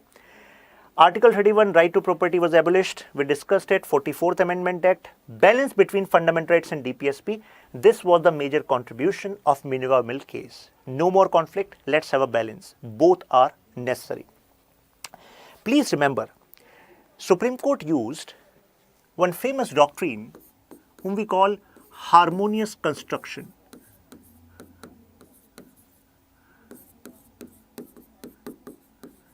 So what is the meaning of harmonious construction? When two set of provisions are directly in conflict with each other, okay? For example, DPSPs, FRs, who we should give more priority, right? So in this case, Supreme Court might find a way to bring a balance between these two provisions so that no one provision should be declared that it is not going to be applicable. Okay, so for upholding the sanctity, usefulness of both the provisions, a fine balance where workability of these provisions can be ensured is known as harmonious construction doctrine, which is used by Supreme Court in many cases, like in this case. Now, before we start this Indira Gandhi and Raj Narayan case, let's understand this debate. So in 1973, when Kesanand Bharati case was telling that basic structure doctrine is there, so some jurists were of the view that it is going to set wrong precedent. It is going to set a precedent where we are not trusting the legislative branch, right? That was the opinion. I'm talking about 1973. Now in 1975 to 1977, what was happening in India? Emergency, right? So in 1975, what happened? That Indira Gandhi ji was facing a legal trouble in a case, Indira Gandhi versus Raj Narayan case. Raj Narayan, his opponent at that point of time, so he filed a case and he leveled these allegations that Indira Gandhi ji has used state machinery in her election process. So Allahabad High Court actually found that those allegations were true. And on this basis, Allahabad High Court said, Indira Gandhi ji, now we declare that your election is null and void. It means you are not going to be considered as MP in Lok Sabha. And Indira Gandhi ji was Prime Minister. So Allahabad High Court said, and because we are saying that you are not going to be MP in Lok Sabha, now you should actually give up from your position. You should resign from your position as Prime Minister. And third point which they said, which Allahabad High Court said, is that you will not be fighting elections for next 6 years. So don't you think it was like a political murder of Indira Gandhi ji, right? But law should be supreme, right? Whoever done any wrong, law should be supreme and law should actually take its course. But what Indira Gandhi ji did? Indira Gandhi ji filed a case in Supreme Court against this judgment of Allahabad High Court, and it was accepted the same day. Obviously, Prime Minister is there. Now, Supreme Court gave interim bail, means no arrest will be done, right? But at this point, Indira Gandhi ji was quite, disbalanced. What is going to happen if Supreme Court also gives judgment like Allahabad High Court did? Because Supreme Court said within 6 months, we are going to pronounce a judgment, and for 6 months, you can be on this position of Prime Minister. And why Supreme Court gave this logic?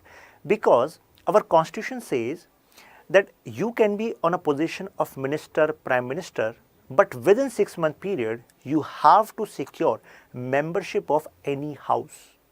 It means if you are a Prime Minister, you can be a Prime Minister, means I can be a Prime Minister of India. You never know what happens in future. And without fighting election, I can be Prime Minister of India. I just want majority MPs supporting me for the Prime Minister position in Lok Sabha. Okay? And within 6 months, I have to be part of either Lok Sabha and Rajya Sabha. So based on this logic, Supreme Court said, Madam, you can be, you can remain in this position and we are going to pronounce a judgment within 6 months. But Indira Gandhi said, I have to do something. So she presented this, this proposal to our president at that time, and emergency was imposed on the cause of this. There is this internal disturbance in India. So now, when this happened, and thereafter 39th Amendment Act and 42nd Amendment Act happened. So these amendments were like a shock for judiciary as well as other people. It was like Parliament was increasing its power in leaps and bounds, and just for saving Indira Gandhi ji in this particular case. For example, in 39th Amendment Act, what Indira Gandhi did, she declared, she added this in Constitution, that when it comes to election of President, Vice President, appointment of Prime Minister, election of Speaker, this particular election process will be beyond the purview of court, beyond the purview of review, beyond the purview of judicial review. So it was like election, appointment of Prime Minister will be beyond the purview of judicial review. Why she did that? To safeguard her position as Prime Minister of India. So some people said it is a legislative fraud on Indian Constitution. How can one leader, for securing her own position, change the Constitution? This is wrong. So now those judges who were having dissenting opinion in Kesavanand Bharati case in 1973 saw after 2 years what is happening in India. So now it is said that they were also getting some notion, okay, it seems like basic structure doctrine was needed, so that some basic foundation can be safeguarded. You cannot trust legislative branch thoroughly, right? At least it was proved by these amendments. Now, Supreme Court applied the theory of basic structure and struck down clause 4 of Article 329A. 329A, which was talking about, this appointment of Prime Minister, election of President, Vice President, Speaker out of the purview of court. So, which was inserted by 39th Amendment 1975 on the ground that it was beyond the Parliament's ascending power to destroy the Constitution's basic feature. So now the basic structure doctrine came to use, right? 39th Amendment Act was passed by Parliament during emergency period. I've already explained election President, Vice President, Prime Minister, Speaker of Lok Sabha beyond the scrutiny of judiciary. Okay, I think the whole story is clear to you. This is just here written here so that you can read. Okay, and please remember, with the position of Prime Minister, we should not use the word election, because there is no provision of election for the position of Prime Minister in Indian Constitution. Prime Minister is appointed.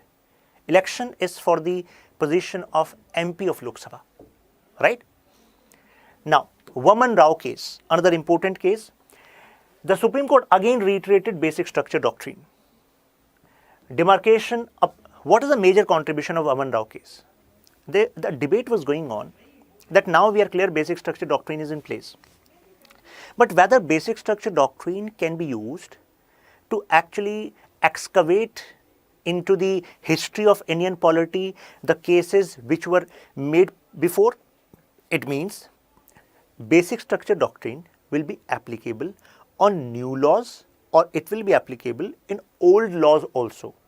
Can we actually file a case against some old law asking Supreme Court to check whether it is against basic structure doctrine or not? So in this confusion, so this confusion was cleared by Supreme Court in Vaman Rao case, and Vaman Rao case said that the date of Kesavanand Bharati case, 24th April 1973, will be demarcated as a line.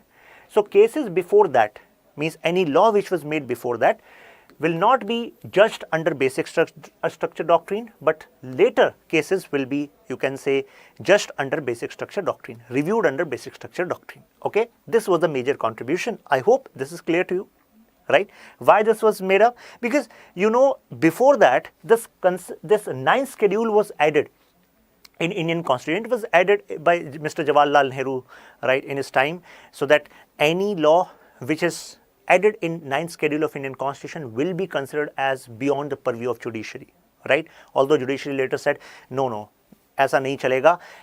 Even if you add something in 9th schedule, that is going to be part of judicial review, okay? But whether the laws which were added in 1951 can be reviewed under basic structure doctrine, answer is no, as per the judgment of Vaman Rao case, okay? Only after 1973 laws will be reviewed.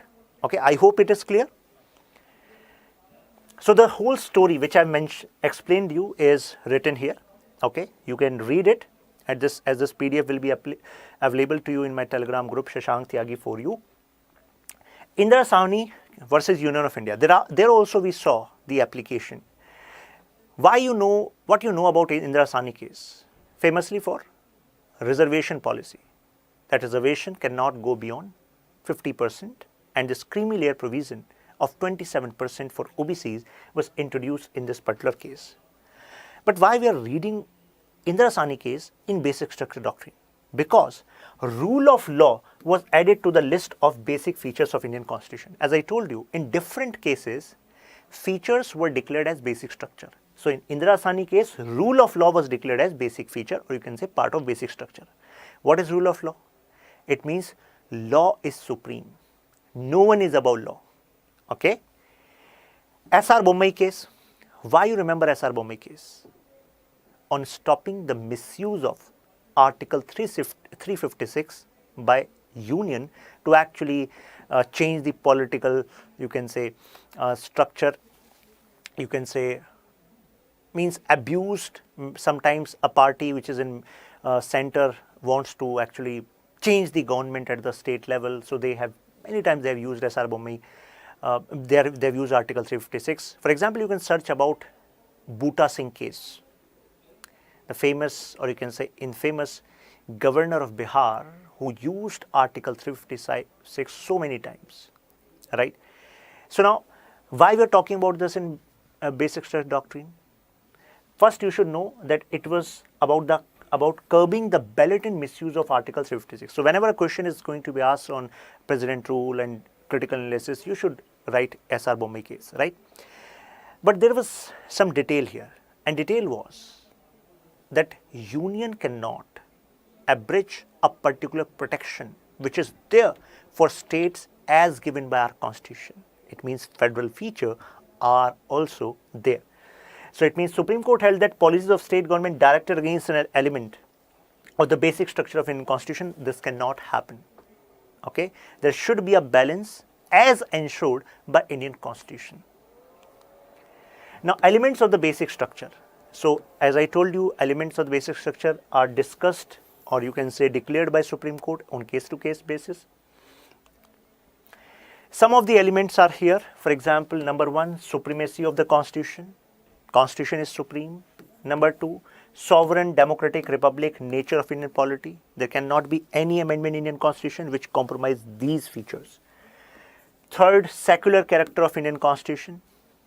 Fourth, separation of power between legislation and executive judiciary. Fifth, federal character of the Constitution, as I was telling you about this in SR Bommai case.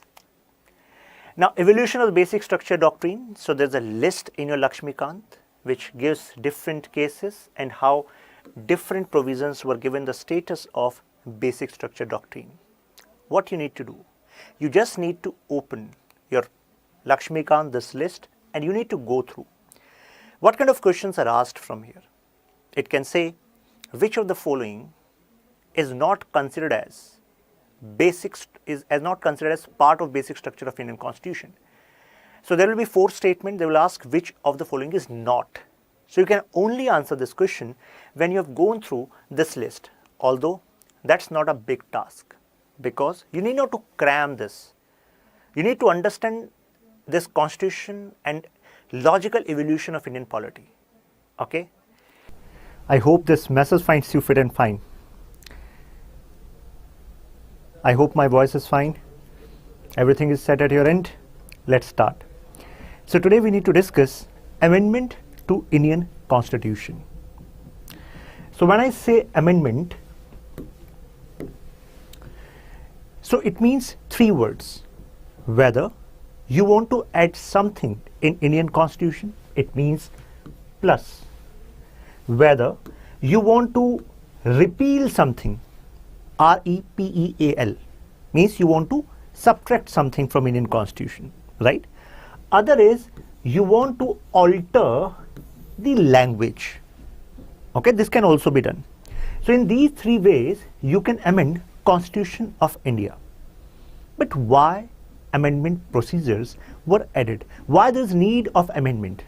Can there be a good constitution which is not having any scope of amendment?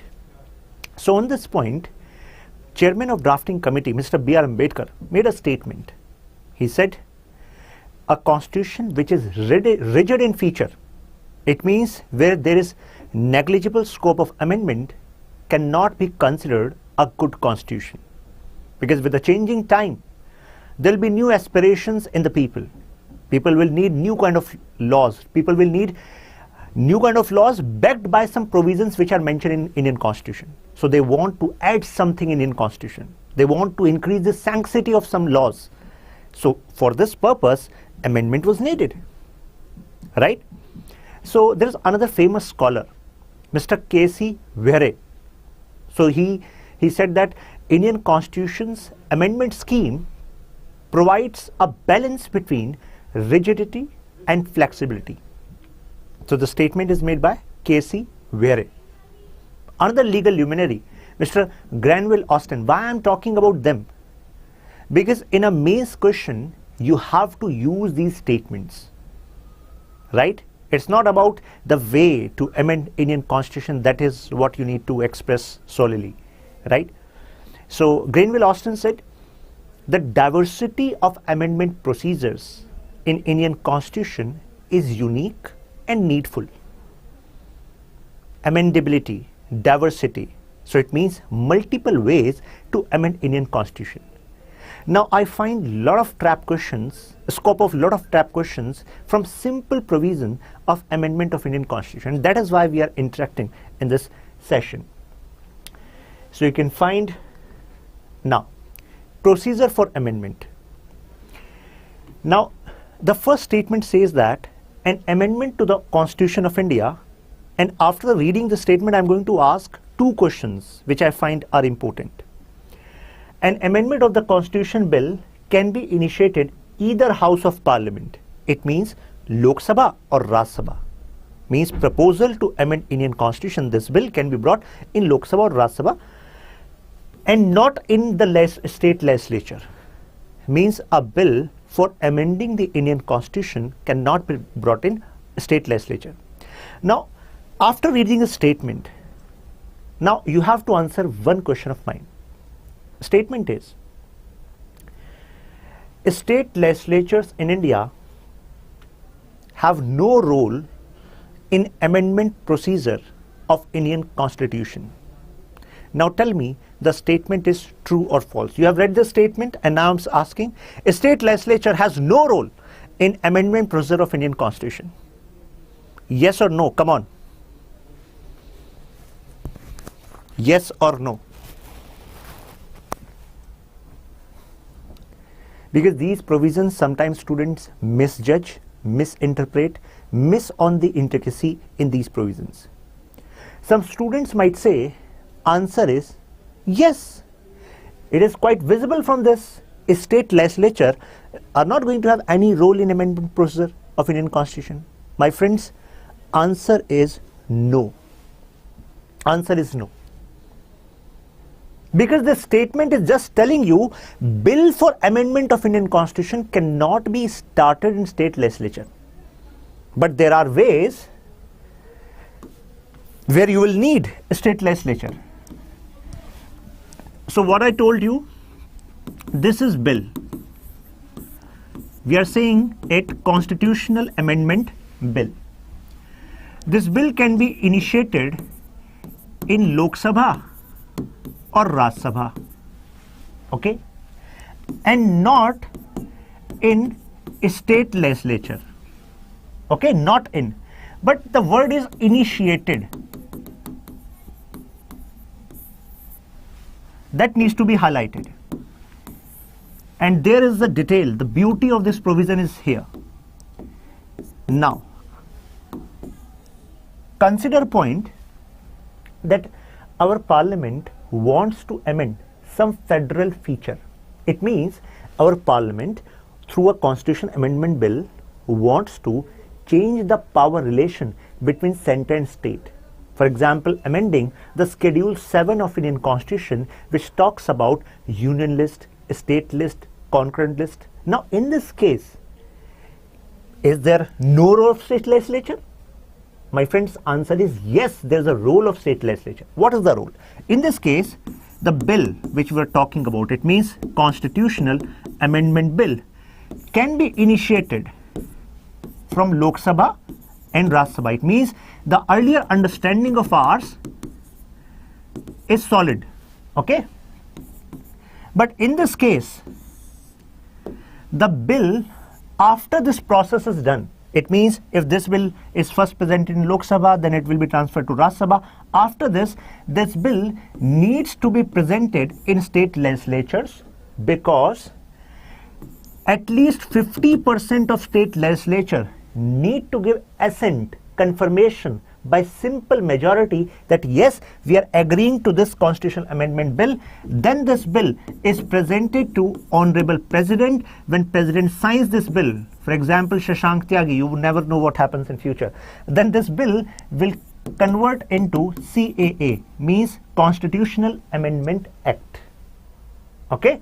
So it means role to hai, there is role. Right? And the earlier statement was saying there is no role. And role in which case? For example, amendment of federal features.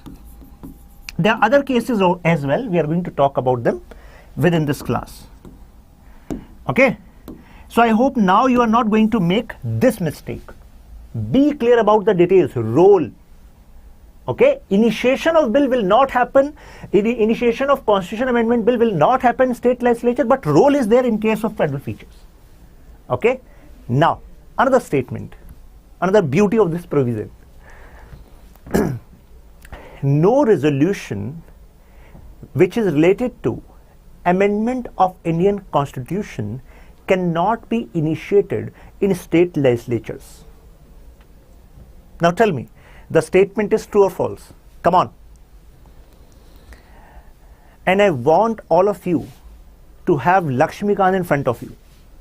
You can do the cheating work. Scroll the pages and then you can answer. Yes. So, should I repeat my statement? And some of you might be wondering, if such statements are, so much important and there can be a, scope of, you can say doubt or mistake in exam, then why I'm not putting them on this PPT? The reason is I want you to note them down. Okay, so the chances of mistake are negligible, 0. Okay, so my another statement is, I said a state legislature cannot initiate any resolution related to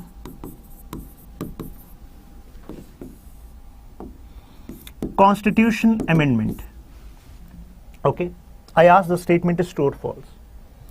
यहाँ पर the point is cannot. Answer is no. It means there is a scope. Yes, it can be done. In one case only. There's a one case in which such resolution can be passed. Now, first of all, what is the meaning of this word resolution? And earlier we were saying no bill can be initiated related to constitutional amendment bill in state legislature. Now we are saying resolution can be initiated. So what is the difference? Purpose of resolution is to gather the consensus of the House that we agree that such thing should be done. Should be done. Okay? But when we talk about bill related to constitution amendment, it means as this bill is going to be initiated, as this bill is going to be passed and going, get into the procedure to be passed from Parliament, then it will be converted into an act. Means action will be done. Okay, but in resolution should be done. Okay, now we have resolved. Now the point is, which case we are talking about? In case of Legislative Council, for example, if a state at state legislature is only having state legislative assembly, whom we call Vidhan Sabha, but they also want Vidhan Parishad, it means state legislative council. So in this case, this state legislature can brought up a provision, resolution, that let's discuss this, let's find that whether House agrees on this fact that we need to have a second house at the level of state, which is Legislative Council. So they can actually do this. But beyond that, they cannot do anything. Means it is the prerogative of Parliament to initiate such bill and to get this done, that to provide a particular state legislative council. But resolution can be initiated. Okay. So I hope now you are clear about this. Yes or no? If you are clear, mention clear in comments.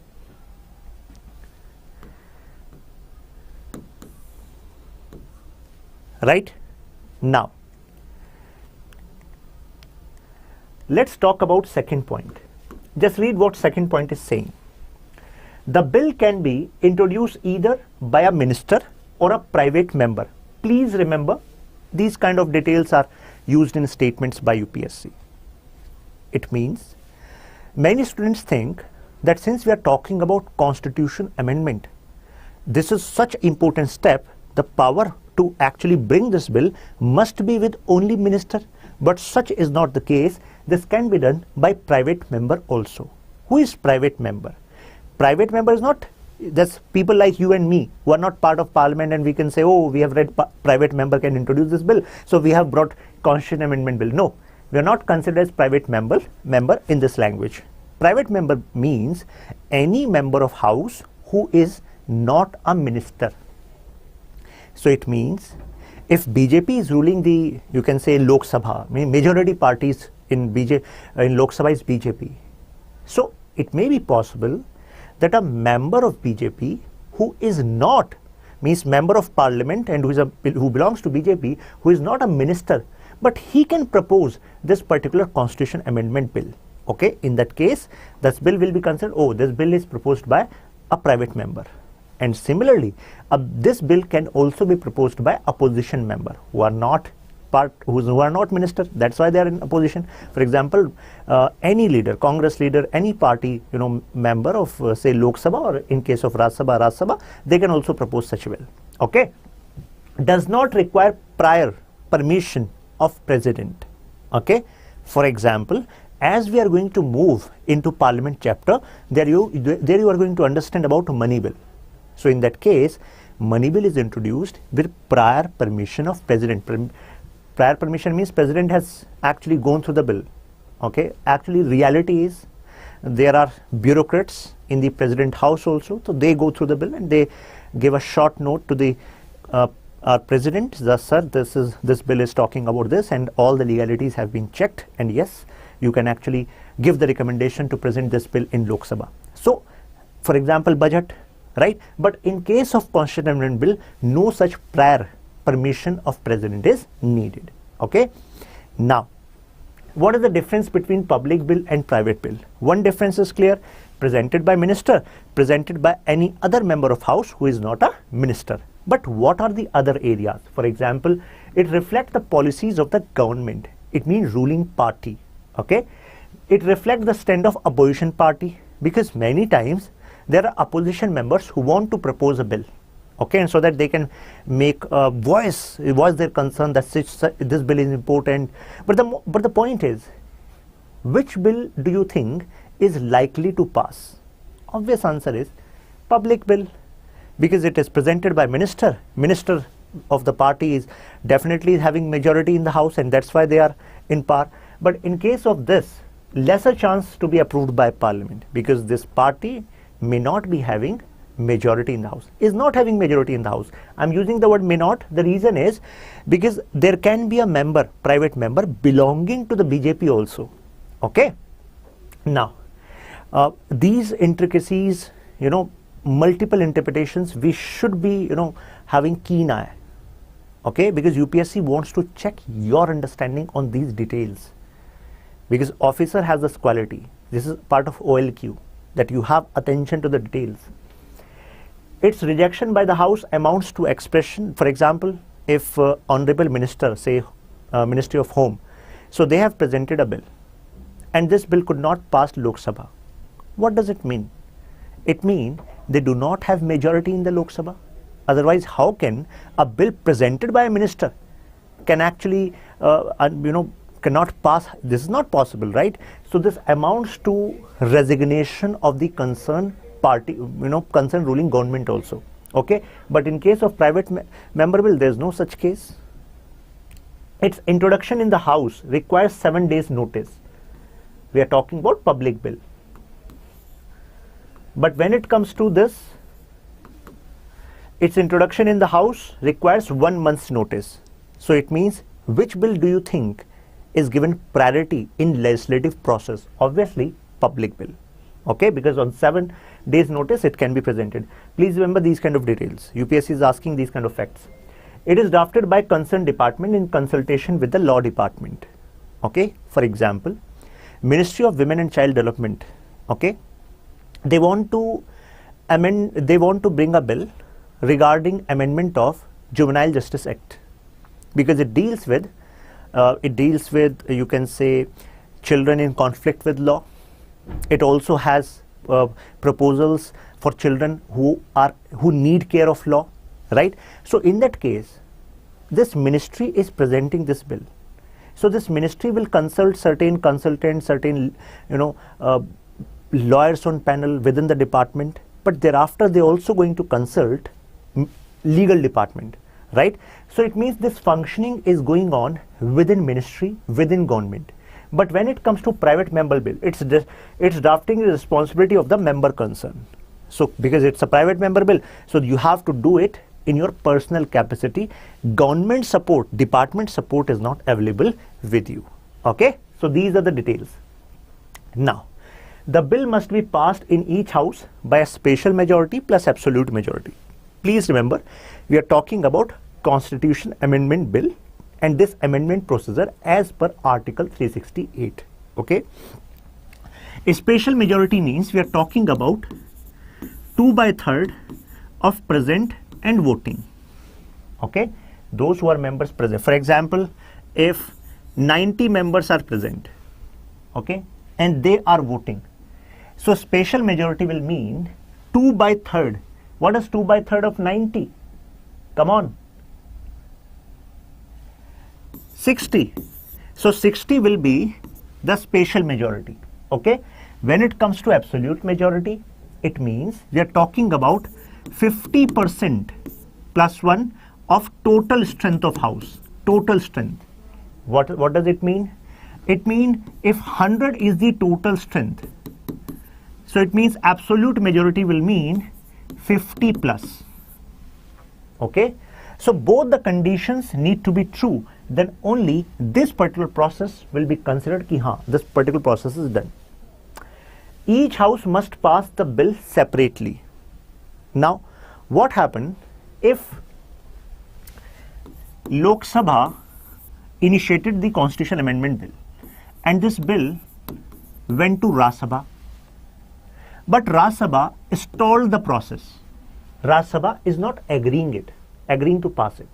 Okay, and it is not necessary that the party who is having majority in Lok Sabha will have majority in Rajya Sabha, right? There can be a possibility.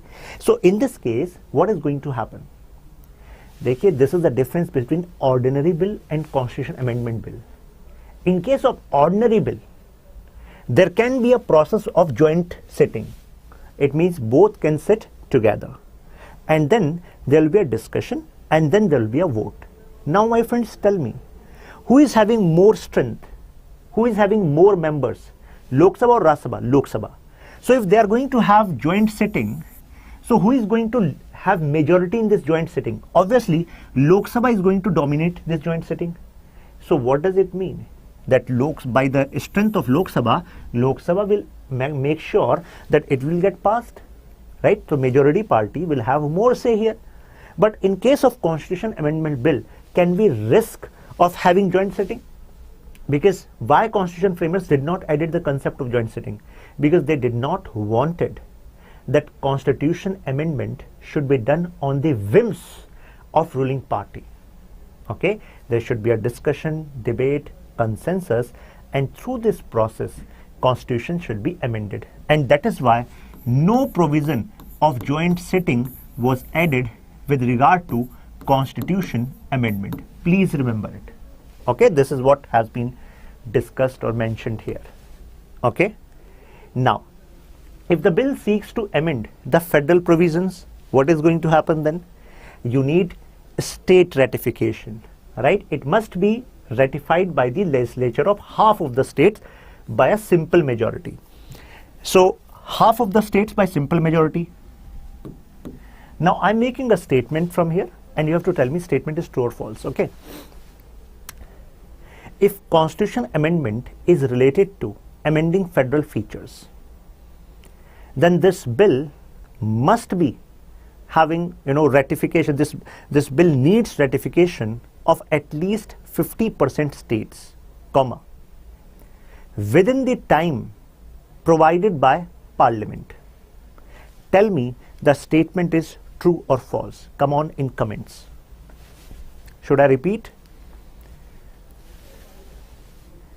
In case of amendment of federal features, this bill need to be passed or need to be ratified by at least 50% states, comma, within the time provided by Parliament. So about time, nothing is mentioned here. But in my statement, I have added this twist of time. Now tell me. Answer is no. Many students will fall into this trap when UPSC is going to make this statement, because they have read this line. So the whole line is correct, but the twist of time is wrong, because there is no such mention of Parliament is going to give time to the state legislature that within this time you have to pass it. Okay, so if you are clear about this now, mention clear in comments.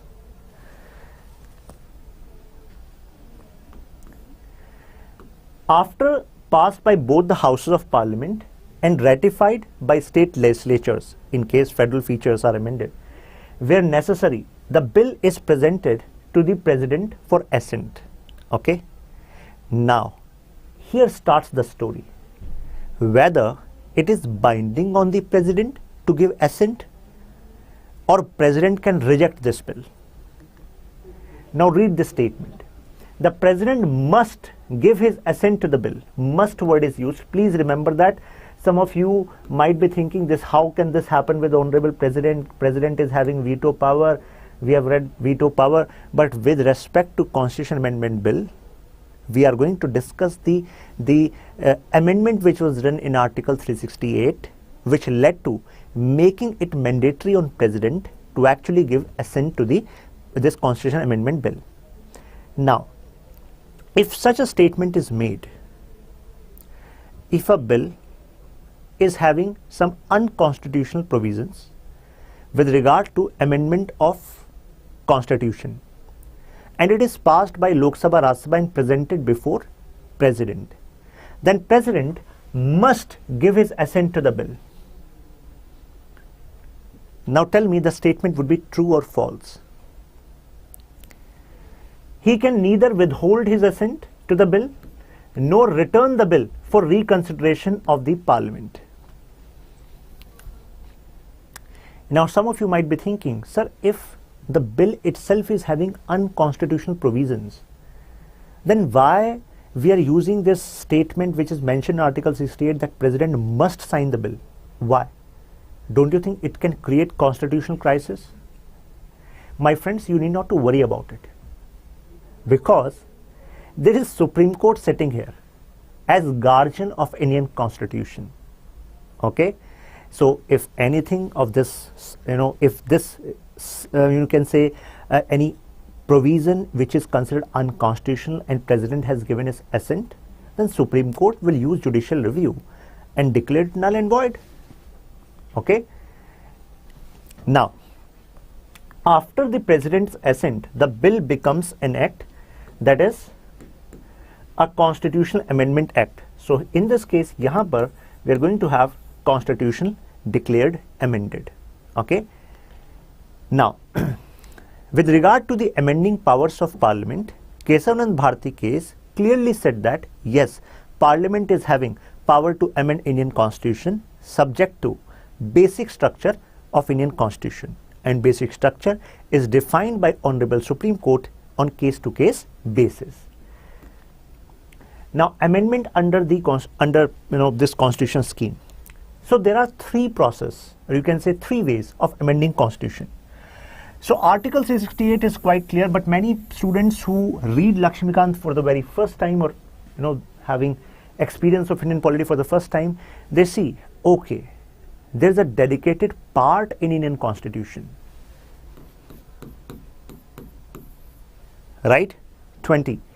And it is talking about amendment to the Indian constitution. So they actually, fixated on this idea, okay, when it comes to amendment of Indian constitution, the process is mentioned only in Article 368. But that is not true. The reason is, there are other articles as well, which talks, or you can say give you scope for amendment of Indian constitution. Okay, so it means constitution can be amended via simple majority also. And just read, amendment fall under three categories. So first is affected by simple majority. For example, I hope you remember when we were discussing part 1 of Indian constitution, there I discussed Article 2, Article 3, Article 4. And there, when I was explaining you Article 4, I explained the whole process also. Process of bifurcation of state. We did the trifurcation of Uttar Pradesh in that video. So Article 4 gives you the scope to amend Indian constitution with respect to altering the boundary, bifurcation of state. So this can be done by simple majority. Apart from this changes related to state, there are other ways also, means other areas also, where this simple majority as a process is used to amend Indian constitution. And I find that there can be one scope of question asked from this area. UPSC might say that in which of the following cases constitution cannot be amended by simple majority. I am repeating it. If you have notes, you should note this down and put it in star, because this is an important dimension of question. In which of the following case constitution cannot be amended by simple majority? And they're going to give you 4 options. Okay, and you have to identify, in which case it is not amended by simple majority. For that, we need to discuss the list itself. We are going to discuss it, but you should know this is one scope of question. Now, affected by special majority means 2/3. In this case, if you want to amend Indian constitution and that amendment is not related to changing the federal features, then in that case, this can be done via simple majority. It means 2/3 of present and voting. Along with this, the majority part. Affected by special majority and ratified by states. So, a special majority and ratified by state, this is used when federal features are going to be impacted also. Now, what is the difference between these type of majorities? Simple majority, as I told you, more than 50% of present and voting. Absolute majority, it means more than 50% of total strength of the house. A special majority, so special majority generally 2/3 of the total strength, but this particular case, 2/3 of total strength is used only in one case, that is impeachment of president. Right? Apart from this, the meaning of special majority also include 2/3 of the present and voting. Okay? So this is the meaning of special majority. Okay? And many students get confused. Sir, when it comes to this amendment to Indian constitution, earlier you said special majority plus absolute majority. But there I am just talking about what special majority means. What kind of special majority can be used here. Okay. Now, effective majority. Effective majority, it means more than 50% of effective strength of house. Now, what is the difference between effective strength and total strength? Consider the total strength of house is 100. It means 100 seats are there. Now, let's check the vacant seat. Means it may be possible that some members got disqualified, died, or resigned. Consider this tally is 20, and in those majority. But in this case, when we talk about absolute majority would be 50 plus, because it is more than 50, 50% of the total strength of house. Okay, I hope it is clear now. Now, just attempt this question. Some simple questions are there. Consider it as a rapid fire round. You need not to wait Just read and attempt in comments. Come on.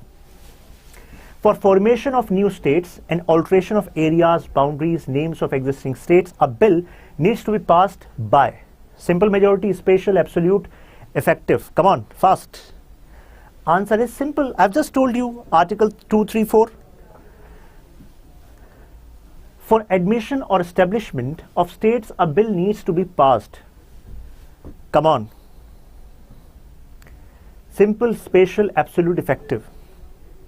This statement is coming from Article 2, and with respect to any changes made in Article 2, procedure is clearly mentioned in Article 3, clearly mentioned in Article 4. It means it is done via simple majority.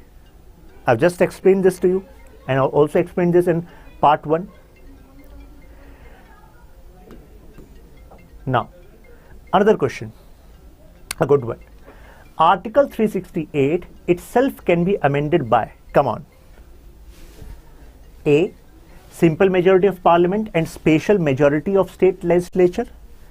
So देखिए, those who are thinking that this first option is correct, one case is wrong, another is sarasar wrong. So this is sarasar. Okay. If someone is marking this as correct after going through this session, then that is sin. Paap hai wo. Okay. Now, special majority. Why? What is the logic? Logic is Article 368 was also mentioning that if you are amending constitution in such a way that is going to impact federal features, in that case ratification by 50% state is also mandatory. So it may be possible that you want to amend Article 368, amend the power of parliament, amend the process of amendment of Indian constitution in such a way parliament, you want to give more power to parliament. Don't you think it is going to impact the status and role of state as well? Right? So by this logic, now read C and D. Consent of half the state legislature by absolute majority and parliament by simple majority. This is also wrong because you have given too much status. Now you have given too much preference to state, right? A special majority of the parliament and consent of half of the state legislature by simple majority. This is correct. Okay? D is answer. Now, what is the time limit within which the state should give their consent to the bill? Which bill we are talking about? We are talking about Constitution Amendment Bill, which is impacting federal features. Okay? In this context, this question has been made. Come on. Answer is no time limit has been prescribed. Okay? Now, I told you one scope of question would be that UPSC will say which of the following case the constitution amendment cannot be done by simple majority or special majority, right? So now you need to read the types or the cases in which a particular amendment procedure is used. For example, election of the president and its manner, a special majority of parliament with consent of state. Now you need not to think that this is just pure cramming. Ratta wala kaam nahi hai. UPSC means this polity is actually, UPSC is going to check whether you have understood the polity or not, understood the essence of polity or not, because it is connected to the essence of polity. For example, election of president. So when you read election chapter, election of president, so who participate in election procedure of parliament, election procedure of president? Elected members of Lok Sabha, Raj Sabha, as well as elected member of state legislature. So if parliament wants to amend the election procedure of president, don't you think there can be a possibility that elected state legislative members' right to participate, right to vote in president election can be taken away? So don't you think it will impact the, you can say, status of state, role of state? So now thinking about this, now think what kind of majority is needed, what kind of procedure of amending this constitution is needed. You need this process, consent of state. 50% states need to ratify this. Okay? Extent of the executive power to the union state. Clearly, we are talking about power between them. Supreme Court and High Court. Distribution of legislative power between union and state. I told you, Schedule 7. Any of the list in 7 schedule representation of states in parliament. Means Rajya Sabha. Right? Power of Parliament to amend the Constitution and its procedure, Article 368 itself. So my friends, no question related to this dimension should not be marked wrong by you, because now you have understood the logic behind this provision. Why consent of 50% state is needed in this amendment. Now, simple majority of Parliament. Admission or establishment of new state, discussed, Article 2. Formation of new states alteration, discussed, Article 3. Abolition and creation of legislative council in state, discussed. I made a statement from this, right, within this session starting. Second schedule, talking about emoluments, allowances, privileges, so on of president, the governors and speakers and judges, etc. Quorum in Parliament. Quorum means minimum number of people which are required so that House will continue or start its proceedings. So these cases are given in simple majority because they are not going to make wide impact on the power dynamics between center and state, as well as they are not going to give major change to the constitutional schemes. These points are considered that they can be done in a swift manner considering the demands of the time. For example, changing the emoluments. Okay, changing the emoluments can be done by simple majority. Please remember it. Salaries and allowances of the members of Parliament. This can be done by simple majority. Rules of procedures of Parliament, simple majority. Privileges of the Parliament and its members and its committees, simple majority. So the points which are directly related to their money, their influence, their privilege, they can be done, the provisions can be amended by simple majority. Okay, you can remember it like this. Now by special majority of Parliament, if you want to amend fundamental rights, if you want to amend DPSPs, any other provision which do not covered in the first and third category, means first category we are talking about, say 50% state need to give ratification, and then simple majority. So apart from that, you need to use a special majority. Okay. Now criticism of the amendment procedure. It is said that, for example, in US, when there is need of amending the constitution, there is a constitution convention. The idea says, some scholars says, that constitutional amendment is of such importance that there should be a dedicated body for that, who is going to analyze whether such amendment is needed or not. According to some, there should be a separate constitution assembly for amending the constitution. They say, because constitution assembly made the constitution, so we should reconstitute constituent assembly. If we collect so many provisions which need to be amended, and then discussion and this process should continue. Why this power of amendment is given to Parliament? So this is a criticism. Okay, this power is vested in Parliament and only in few cases in the state legislature. Which case? When amendment is going to impact the prospects for state. Major part of constitution can be amended by Parliament alone, as I told you, either by special majority or by simple majority. So this is a criticism, that it says that India's constitution scheme is tilted towards center, unitary feature. Constitution does not prescribe the time frame within which state legislature should ratify or reject the amendment submitted. I asked a question from this particular dimension.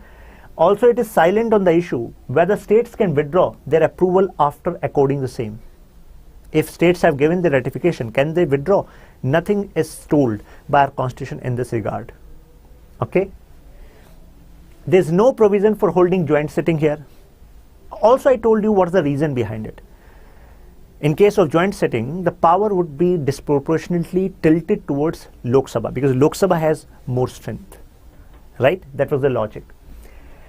But why they criticize on this part? They say, if there is a condition that this constitution amendment bill is stuck in Lok Sabha or Rajya Sabha, then there should be a case of joint sitting so that deliberation discussion can happen.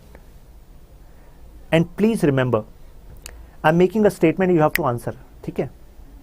Statement is, with regard to constitution amendment bill, if Lok Sabha has passed the same and Rajya Sabha has not passed this, for 6 months, then this will be considered as a condition of deadlock.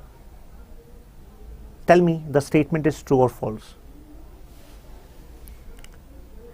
And UPSC can also use the statement in a way, as per Indian Constitution, as mentioned in Indian Constitution, if a constitutional amendment bill is passed by Lok Sabha and then presented to Rajya Sabha and it is not being passed by Rajya Sabha for 6 months, then it will amounts to condition of deadlock. Tell me the statement is true or false. Come on. Answer is false. Because there is no mention of this word deadlock in our Constitution. Even with regard to Constitution Amendment Bill, if this bill is stuck in other house, then this is not considered as a situation of deadlock. Because in our constitutional scheme, with the condition of deadlock as a solution, joint sitting is proposed. But this is not the case when it comes to Constitution Amendment Bill. Please remember these details. UPSC is going to play on these details and you have to mark a shot. Now, the provisions related to amendment procedure are too sketchy, means too much detail, diversity is there. It could have been made too, a bit simpler. Good afternoon, everyone. I hope this message finds you fit and fine. And in our journey of Indian Constitution, today we need to talk about Part 4A. It means fundamental duties. But before we start, why duties as a part was not added in original Constitution? Why it was added later by 42nd Constitutional Amendment Act? And when we talk about the nature of fundamental duties, there's a word which is used, non-justiciable, not enforceable via court if law is not present. If such is the status, then why the word fundamental was used? So what are the political principles which actually shaped up this Part 4A? So as we start with the question, let's start with the question.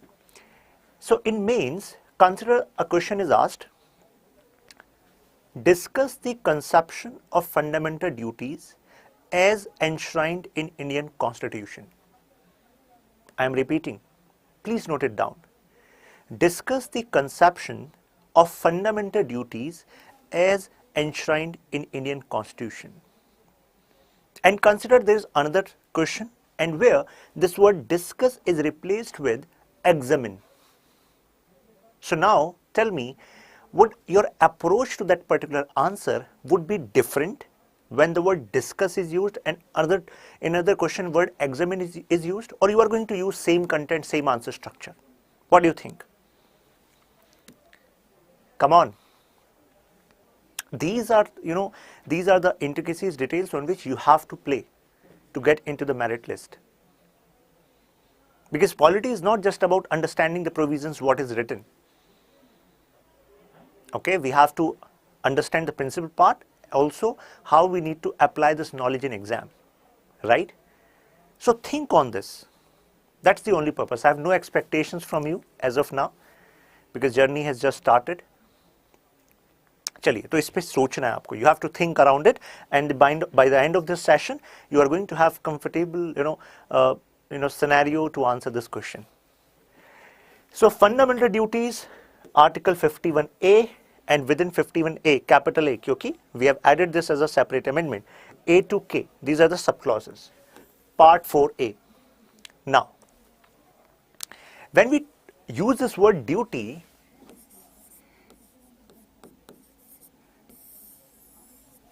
you should understand, although in our Constitution fundamental duties were not originally added, but duty as a conception in political reality. What does it mean? It means if we look back into the political systems of ancient time and medieval time, much importance was given to duties. And this importance was even more than rights. But don't you think, according to our constitutional scheme, this particular area is actually inverse, right? Because rights, we have given more preference, for example, FRs. But when it comes to duties, they are not given that stature, that importance. Now my question, my friends, are that why? What was the reason behind? What were the reasons in the mind of constitutional framers? Because I've told you, in ancient time, in medieval time, more stress was on duty. And why more stress was on duty? Because it was conceptualized that when it comes to citizens, they are enjoying benefits of state, and for efficient working of state, these citizens performing their duties is essential. So this was the logic. That's why in ancient medieval time, more stress was given on duty, what citizens need to do. And even if you look back into ancient Greece, there was a time when citizenship was given on the basis whether you will be able to contribute into the affairs of state or not. That's why women, children, and old people were not even given citizenship, because they would not be able to perform these duties which are necessary for further working of the state. And why we are talking about this in fundamental duties part? The reason is UPSC is asking these kind of questions nowadays, expecting you to understand these concepts. Why part? Okay. Now, so if this was the logic, then why are constitutional framers focused on rights, not on duties? What made them change their mind?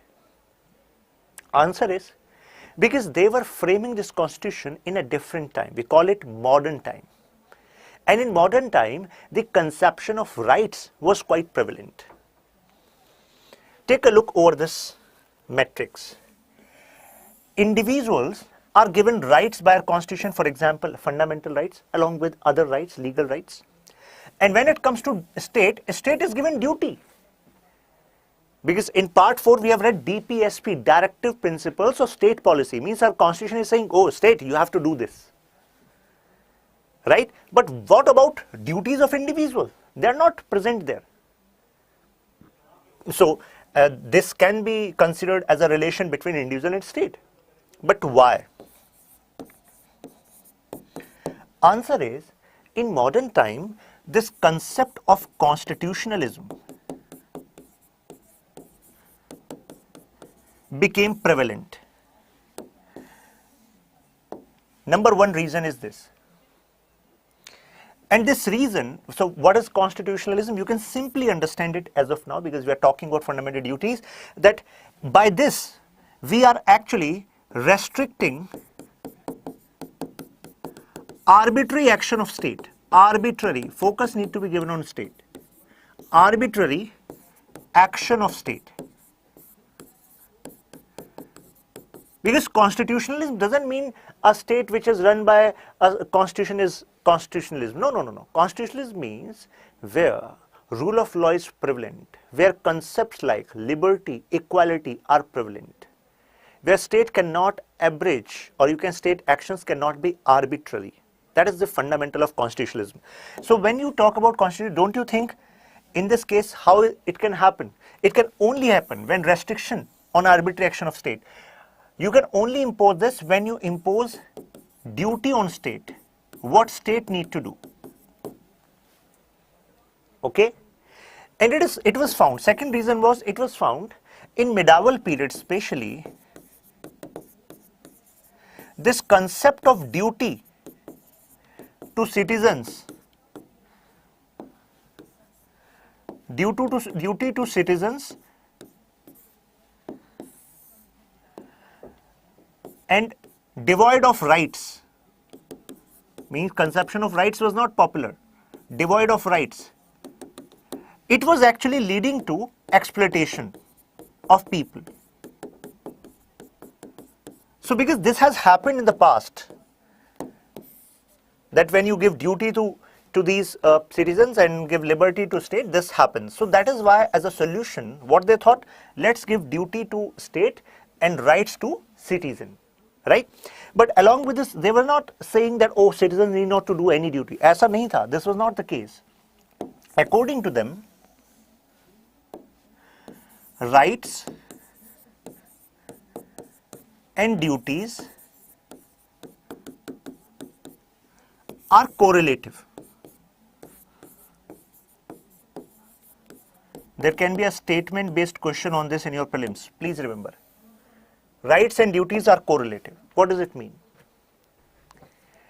It was said that when you enjoy a right and you don't perform your duty, then it will be considered as abridgment of someone's right.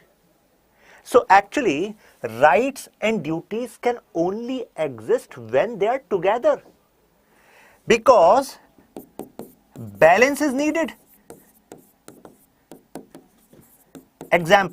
For example, consider you are talking about I need my right as mentioned in Article 19. So you have all the rights mentioned in Article 19, subclause 1, subclause A, B, C, D, right? And all. But you are not performing your duties. For example, to uphold the principles of Indian Constitution. For example, you can say cherishing the ideals on which India as a state was formed, respecting national anthem, national flag. Now, if you're disrespecting national anthem, national flag, if you're contravening the laws which are necessary for law and order, don't you think your such actions will abridge the prevalence of conception of rights in our society? Because others' rights will be compromised. So it means rights and duties are interlinked. According to Gandhiji, when we are going to perform our duties, we are on its own, we are going to have some rights for us. And this was not some pravachan, there was a logic inside. And logic was, consider that all of us know that I am here and this is what I need to do. And all of you start doing that, so that our system becomes better, efficient. Don't you think it will naturally lead to all of us getting our due space to actually grow, right? So it means duties are connected to rights, okay? And in ancient Indian political thought, this conception of fundamental duties is also connected to that. There was a concept of dharma. Now some of you might be saying, sir, dharma and fundamental duties part 4A? Yes, they are connected. Dharma is not religion. I'm not talking about religion, Hindu, Muslim, no. Dharma as a concept connects to duty. And it says that dharma, duty, is necessary for stability. Only when we do our duty, then only there can be stability. Take example of your home. Your father do certain duties for your home. Your mother performs certain duties for your home. I hope you were also performing certain duties for your home. Don't you think, since your mother was performing some duty, your father were performing some duty, you were actually quite stable. Okay, this I can get from mother, this I can get from my father, and that's how I can work in a balanced manner. The work, the life in home is balanced when everyone performs their duty, right? So similarly, when it comes to society, when each one of us perform our duty, then only there can be stability, then only there can be progress. So it is also connected to this concept of dharma and duty. So if it is clear to you by now, mention yes. And UPSC can make such statements, okay? One statement from here in prelims, another from here, correlative, and another statement from here, okay, and one from here. I hope you are clear with these dimensions. Now, in part 4A, you have in total 11 duties. When Indira Gandhiji was Prime Minister of India, during this internal emergency period, she recognized that people should also know their importance for realizing the aims of nation. What she meant at this point of time, let me tell you. She said individuals, and when she's saying individuals, she was talking about citizens. Citizens are active participants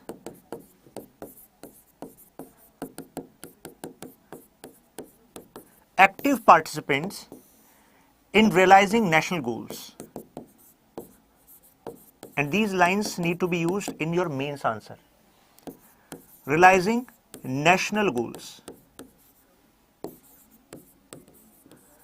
So she was saying, citizens are not mere spectators. Spectators होते हैं कौन? Those who are sitting on the fence and looking, oh, what we have achieved now. Let's ask central government. Let's ask state government. No, that's a wrong way. The way you relate with your nation and its realization of goals. We all are active participants. It means we have to perform certain tasks on daily basis, then only our nation can become great. That's a fact. Many of us don't connect with this fact at deeper level, but that's a reality. Now, to realize these people that you are active participants, it is important to tell that they have some fundamental duties.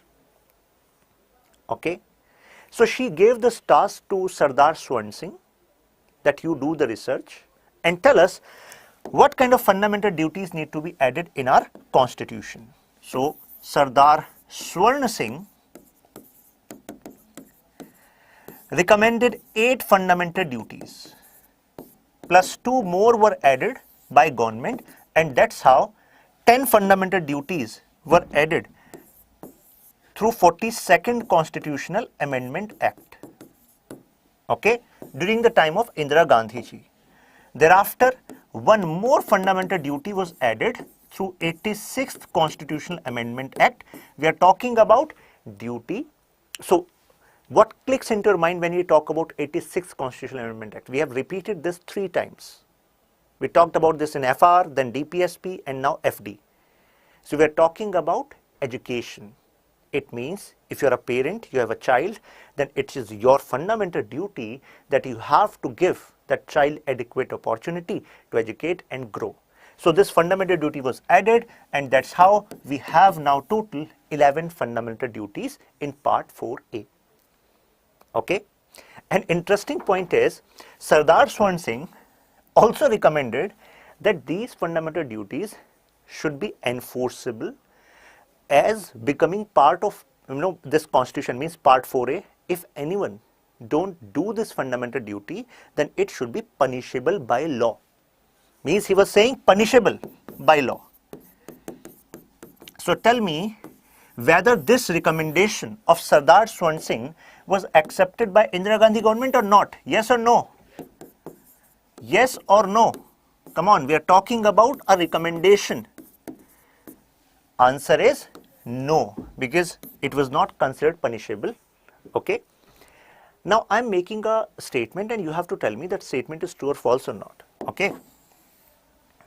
Statement is fundamental duties are not enforceable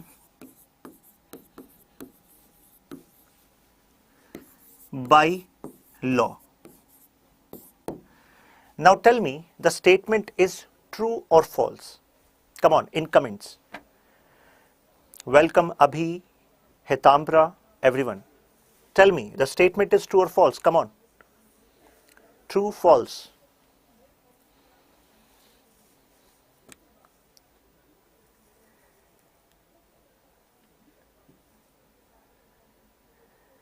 According to my experience, many students will say, sir, it's quite basic question. Its answer is yes. Fundamental duties are not enforceable by law. How many of you think answer is yes? My friends, answer is no. The statement is actually false.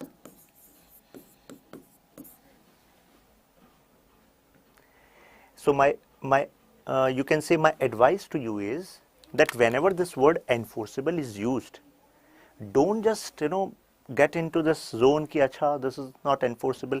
Also read what is written after enforceable. Okay, so it means what the reality is. Reality is fundamental duties are non-justiciable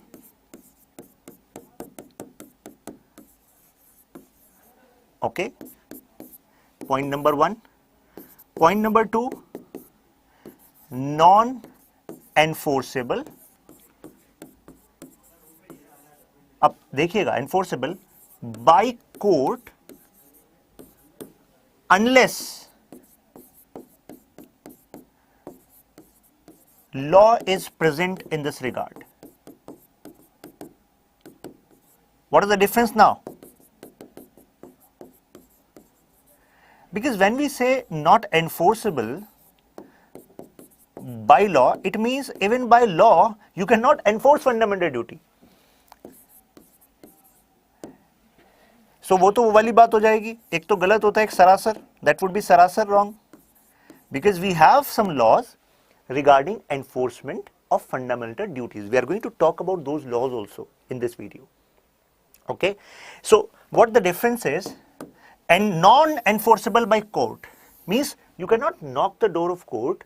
Oh, this Abhi and this Mobinul Haq has not performed their duty, and that's why court, please give them punishment. Then court will say, let me check whether there is some law made by parliament regarding enforcement of fundamental duty or not. If court finds, oh, there is a law there that they should respect national flag, they should respect national anthem, they should respect national heritage, they should absolve violence of public property or engage in destruction of public property. So if there is law there and punishment is 6 months, then in this case court will pronounce the judgment, oh, law in this regard is present, so it means now they will get punishment.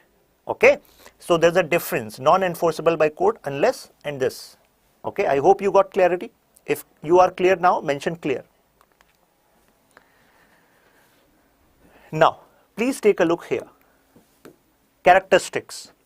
First is moral and civic duties. Moral.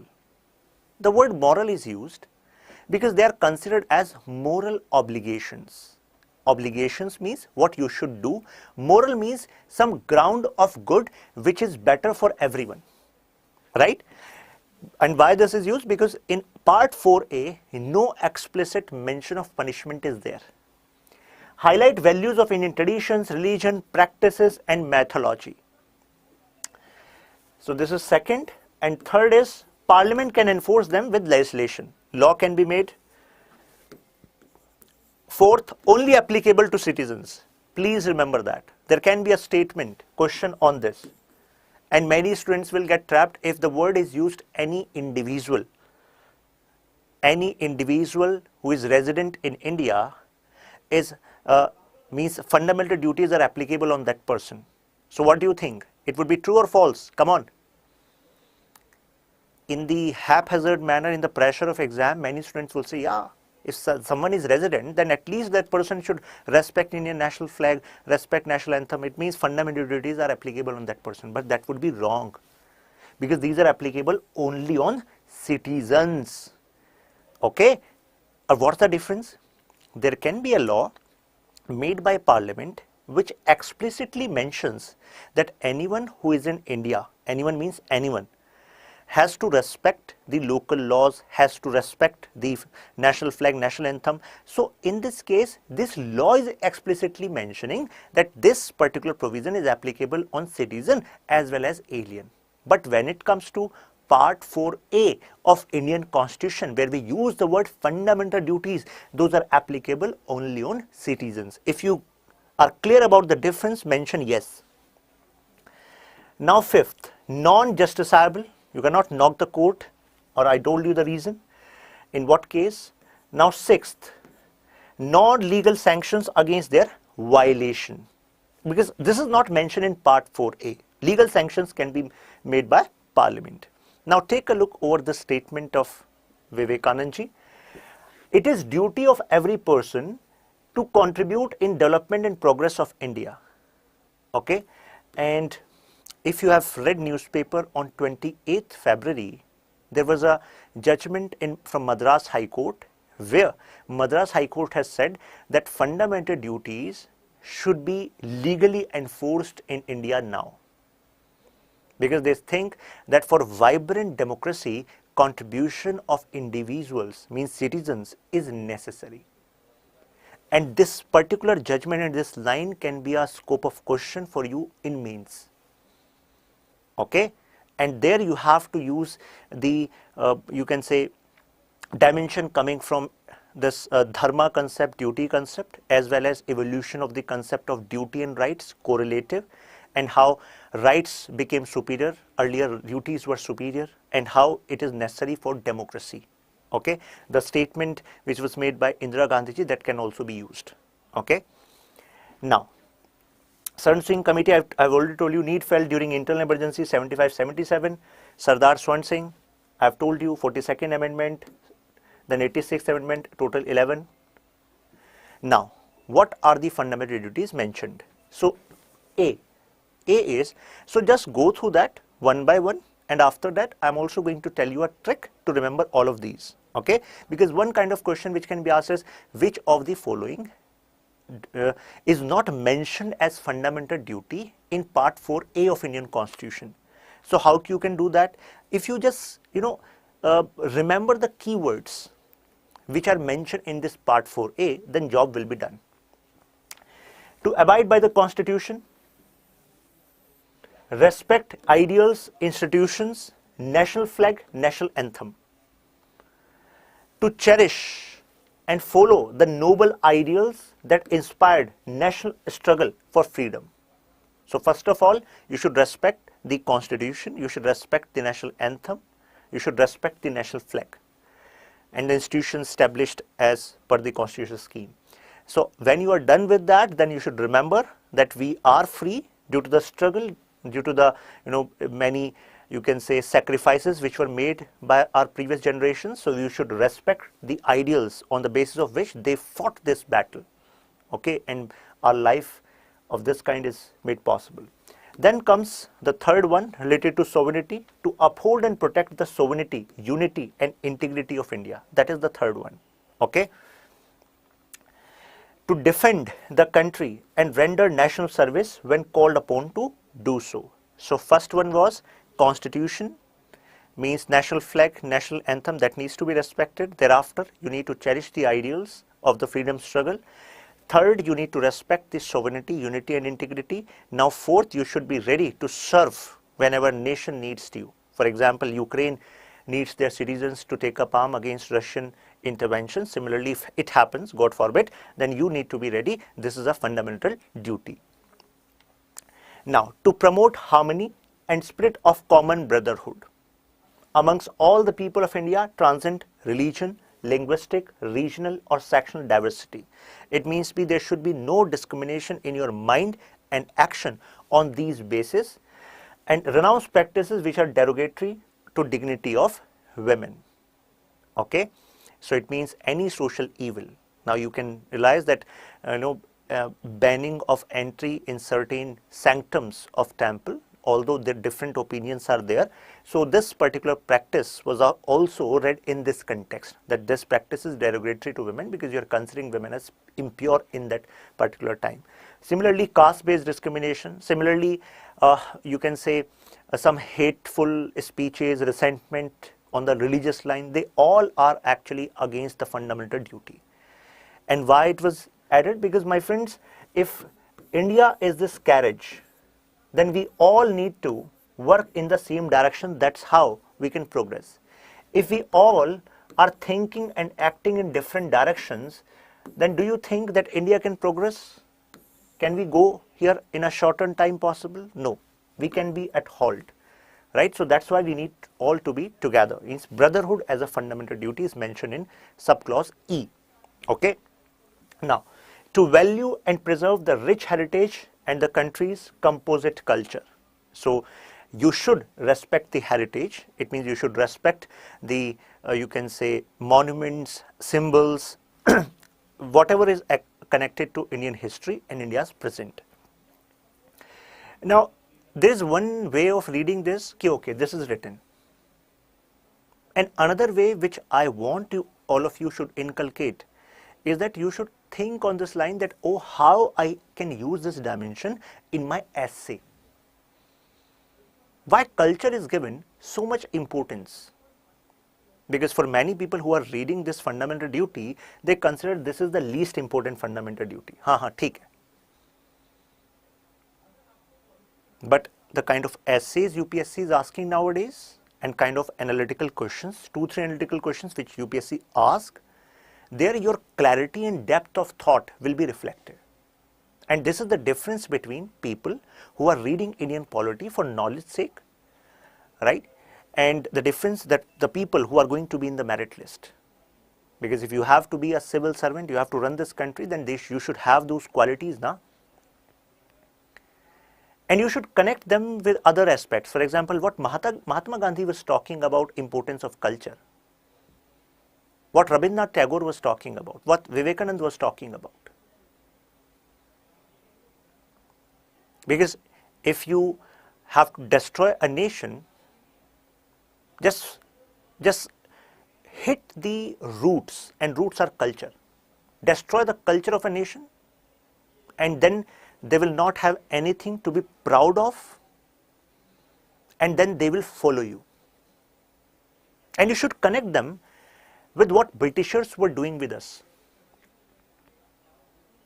And that's why it is important for us to understand the importance of this duty. You should read about the concept of Orientalism.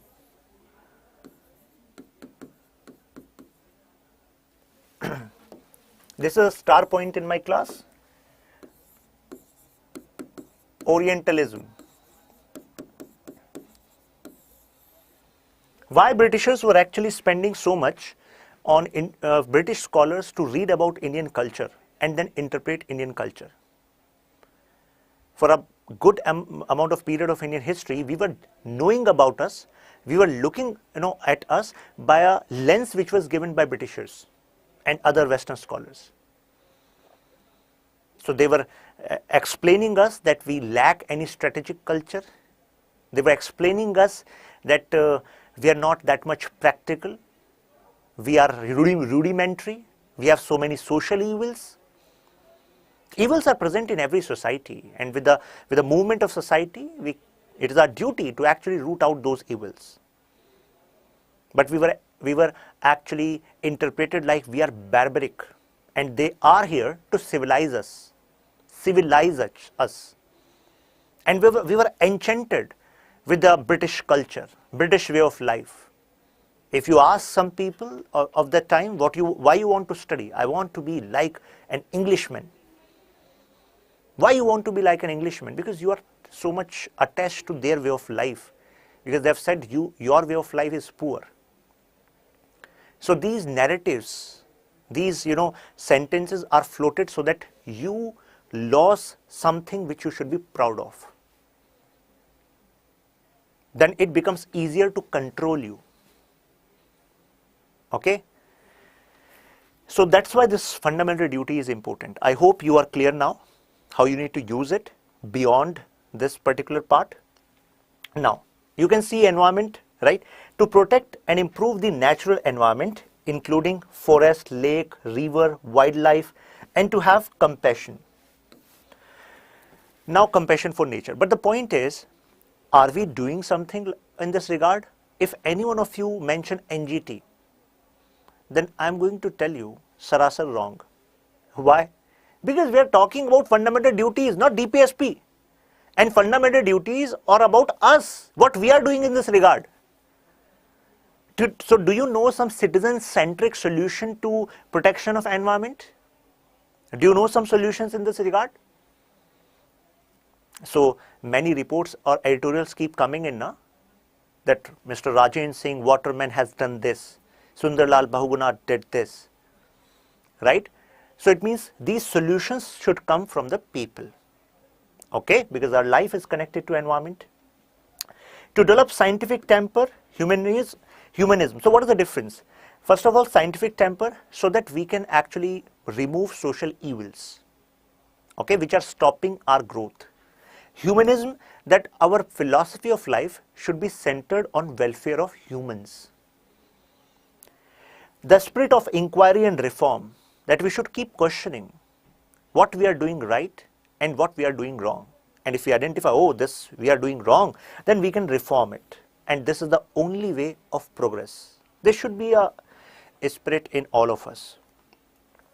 To safeguard public property and abjure violence, if you are engaged in acts like this, so who is the actual, you can say, actual person or people on receiver end? We all are. Means taxpayers' money is getting destroyed. Next is excellence, means to strive towards excellence in all spheres of individual, collective activity, so that nation constantly raises to higher levels. Because it is said that if each one of us just start doing our work in proper manner, then nation will change. Grand design, great plans, they all are based on one very fact, that we Indians start doing small things in excellent manner. That's it. India will be great. So this is the fundamental duty mentioned here. To provide opportunities, this is the last one, which was added through 86th Constitutional Amendment Act. From age 16 to 14 years, that it is the responsibility of parents to provide education to his child and ward. Okay. Now, what are the significance of these fundamental duties? Although from our discussion until now, many things are clear to you, but you should remember these phrases so that you can use readily them in your answer. Citizens to be conscious, so that you are aware, okay, how we need to engage in the development of India. Okay, you are the stakeholder, you are the participant, not mere spectator. Then deter from anti-national and anti-social activities, because if a nation is internally weak, then external circumstances will give such a shock which is going to destroy the present as well as future. Inspire citizens towards nation building and discipline. Remind citizens of their necessity in achieving national goals. Means individuals are necessary for achieving national goals. It is not just government is responsible for achieving national goals. Help courts examine. Yeah, this is another important part. If you remember, Article 31C. So Article 31C was talking about if a law is made taking inspiration from DPSPs 39B, 39C. So in this case, even if this particular law abridges Article 14, Article 19, yet this law will not be considered as null and void. So in this case, judicial review was actually used considering DPSPs in mind. Similarly, courts can actually use fundamental duties while actually doing judicial review. Okay, so that constitutionality of a law can be enshrined. Okay, if law is made and it is written fundamental duty, then court can say, oh, this is part of constitution as well. So it means your making of law represent the spirit of constitution. Okay, this is okay. Strengthens democracy. Because democracy is not just we getting into some election and deciding who is going to be elected from our area. According to one famous scholar, MacLeish, democracy is a act which all of is you can say is our series of actions which we have to perform on daily basis. I am repeating this. According to Professor MacLeish, democracy means series of actions which we have to perform on daily basis. Some of you might be thinking, oh, I am studying as of now. So is that something related to democracy? Democracy as an idea, you know that it is about that we are the active participant of this political system. It means your presence, your actions matter. Your aspirations matter, and they can only matter when you act in this manner. And democracy as an idea is not just connected to your relation with state, your relation with government. No, because democracy as an idea is also based on equality, and that is why in every action we perform, we have to uphold the principles of liberty, equality, that we should treat people in equal manner. That is, humanism approach should be there. We should not abridge the liberty of people so that their potential get obstructed. Then only we can be great democracy, right? If this is clear to you, mention yes. So you are getting good amount of arguments to be used in your mains answer. I hope you're getting it. Now, just check out the views of Miss Indira Gandhi ji. Moral value of fundamental duties would not be smother rights, because this was the contention. Oh, fundamental duties may smother rights, may deter rights, decrease rights. She said no, this is not real. Actually, it is to establish a democratic balance by making people conscious of their duties equally, because rights and duties are equal, means there should be a balance as they are conscious of their rights. So this was a statement by Ms. Indira Gandhi. Now, Verma Committee observation. So they said that existence of legal provisions for implementation of some of the fundamental duties should be made, and there are certain laws which are actually connected to this. For example, Prevention of Insults to National Honours Act, important, you can say, law, and this important law is connected to which fundamental duty? Tell me in comments. Come on. Can you mention the clause as well? In comments, fast. You should be quick.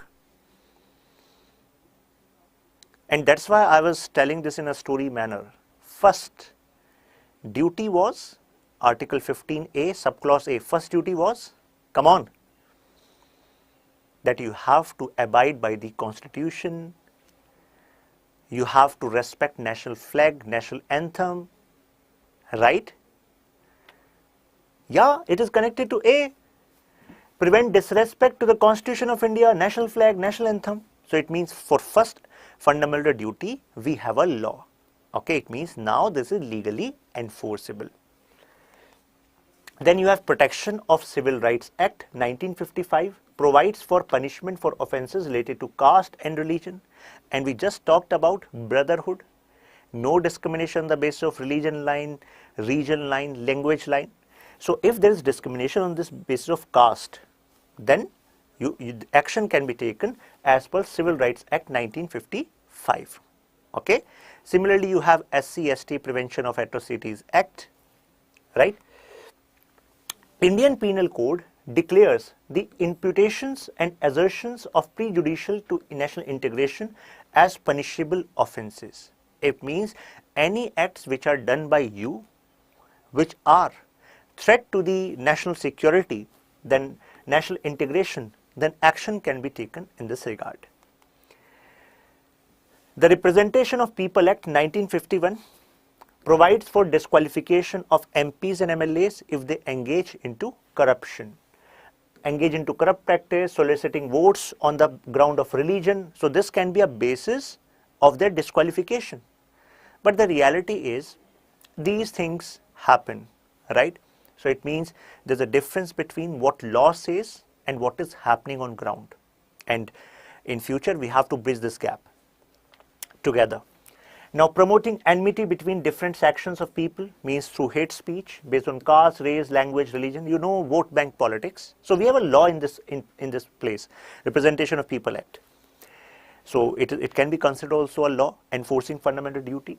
Then Wildlife Protection Act 1972 prohibits trade of rare and endangered species connected to protection of environment. So now what are the criticism? First criticism was that why you have not added some important duties as fundamental duties. For example, no nation can actually run without people paying taxes. Okay, so if you compare the tax reports of say 10 years back, you will find that in recent years the taxpayers, or you can say base of taxpayers, have increased after the decisions taken like Aadhaar card, PAN card seeding and seeding with bank account. So by these actions, considerable improvement is there, also with GST implementation. But the point is still so many people actually, they do this tax evasion, right? And if we are doing tax evasion, what is the demerit? That we are running a parallel economy which government is not aware about. It is unaccounted money, right? And if taxes pays, government will have revenue. If government will have revenue, government will be able to spend for the welfare of people. Family planning and so on. So these fundamental duties are not there. duty to pay taxes was recommended by Swan Singh committee. Swan Singh committee also recommended that duty to pay tax should be there as a fundamental duty. Some of the duties, although you should know that every one of us pay taxes, right? There are indirect taxes. Even if you purchase a Parle G biscuit packet, so if the price is say 5 rupees and there is written inclusive of taxes, so indirect taxes we are paying, but here we are talking about other taxes as well. Okay. Some of the duties are vague, ambiguous, means confusing, and wherever there is no clarity in legal language, there are chances that it will not be followed, right? That is why we are saying it's a criticism. For example, different interpretations can be given to the phrases like noble ideas, composite culture, scientific temper. What will the meaning of scientific temper? So clear definition is not there. Apart from this, non-justiciable in nature. Sardar Swan Singh was saying ki let's make them punishable. Inclusion of the constitution was described as superfluous. Why superfluous? Because it was said that you are adding them as fundamental duties, but they are not justiciable. So it is like there are some good words, good aspirations, but they are devoid of the practicality. Duties included in fundamental duties are fundamental, performed by the people even though they are not incorporated. So many fundamental duties we performed even if they are not incorporated. Respecting our national flag, respecting our national heritage, respecting the ideals on which this freedom struggle was fought, right?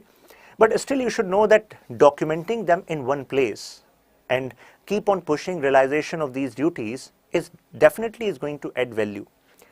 Inclusion in part 4 was reduce their value and significance. It is said that duties are of such importance that they should have been included equal to part 3. Why you have added in part 4A, capital 4A, right? Because it says that fundamental rights are important. That is why you have mentioned in part 3, and part 4A you added later, and that's also after DPSP. So this is one ground of criticism. So this can be a shortcut to learn. As I told you, just remember keywords. So this shortcut can be used when question is which of the following statement, which of the following provision is not mentioned as fundamental duty. So you can say FSSDH, HESPE. So HESPE and FSSDH. And flag, national struggle, sovereign defense, harmony, excellence, public property, scientific temper, environment, heritage. Okay. Now just attempt this question. Which of the following statement is true of the fundamental duties of an Indian Constitution? First statement says you have to attempt this question. A legislative process has been provided to enforce duties. They are correlative to legal duties. Now tell me, what's the answer? A, B, C, D. Come on, fast in comments. Abhi, Dheeraj, Mobinul, everyone.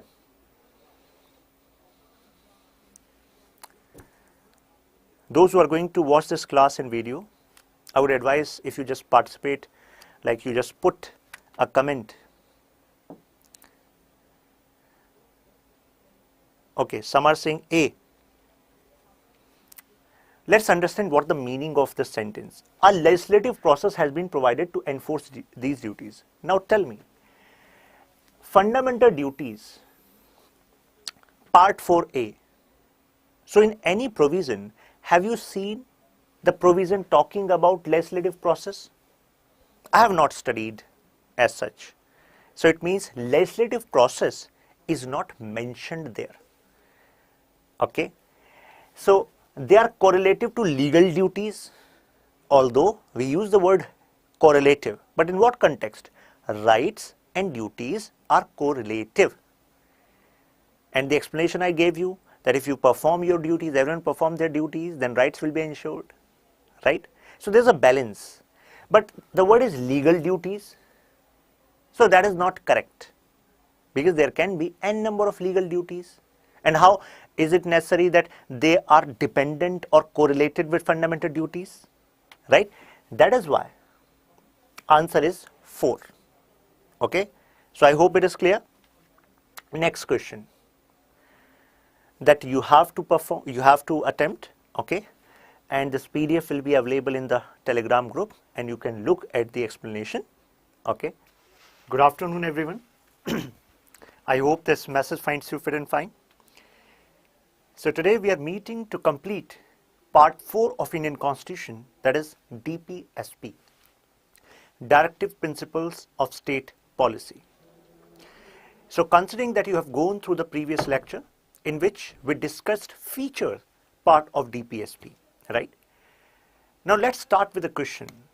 So my purpose is that you should think and use this lecture so that you can answer questions comfortably in exam. So one probable means question can be, critically analyze the status of DPSPs as enshrined in Indian Constitution. I am repeating, critically analyze the status of DPSPs as enshrined in Indian Constitution. Full stop. And question can be 15 marks, 200 words. Now on this point you should think, critically analyze. So do you have some points? And they should not be just points, they should be arguments. And to score more, your argument should be backed by certain people, popular people. When we are talking about a constitution, so you can quote some members of Constituent Assembly, what their opinion was on the status of DPSPs. Okay, so this is one type of question. And by the end of this video, we will be done with the discussion on these points. Now second question. Discuss the debate between fundamental rights and DPSPs, comma. In your opinion,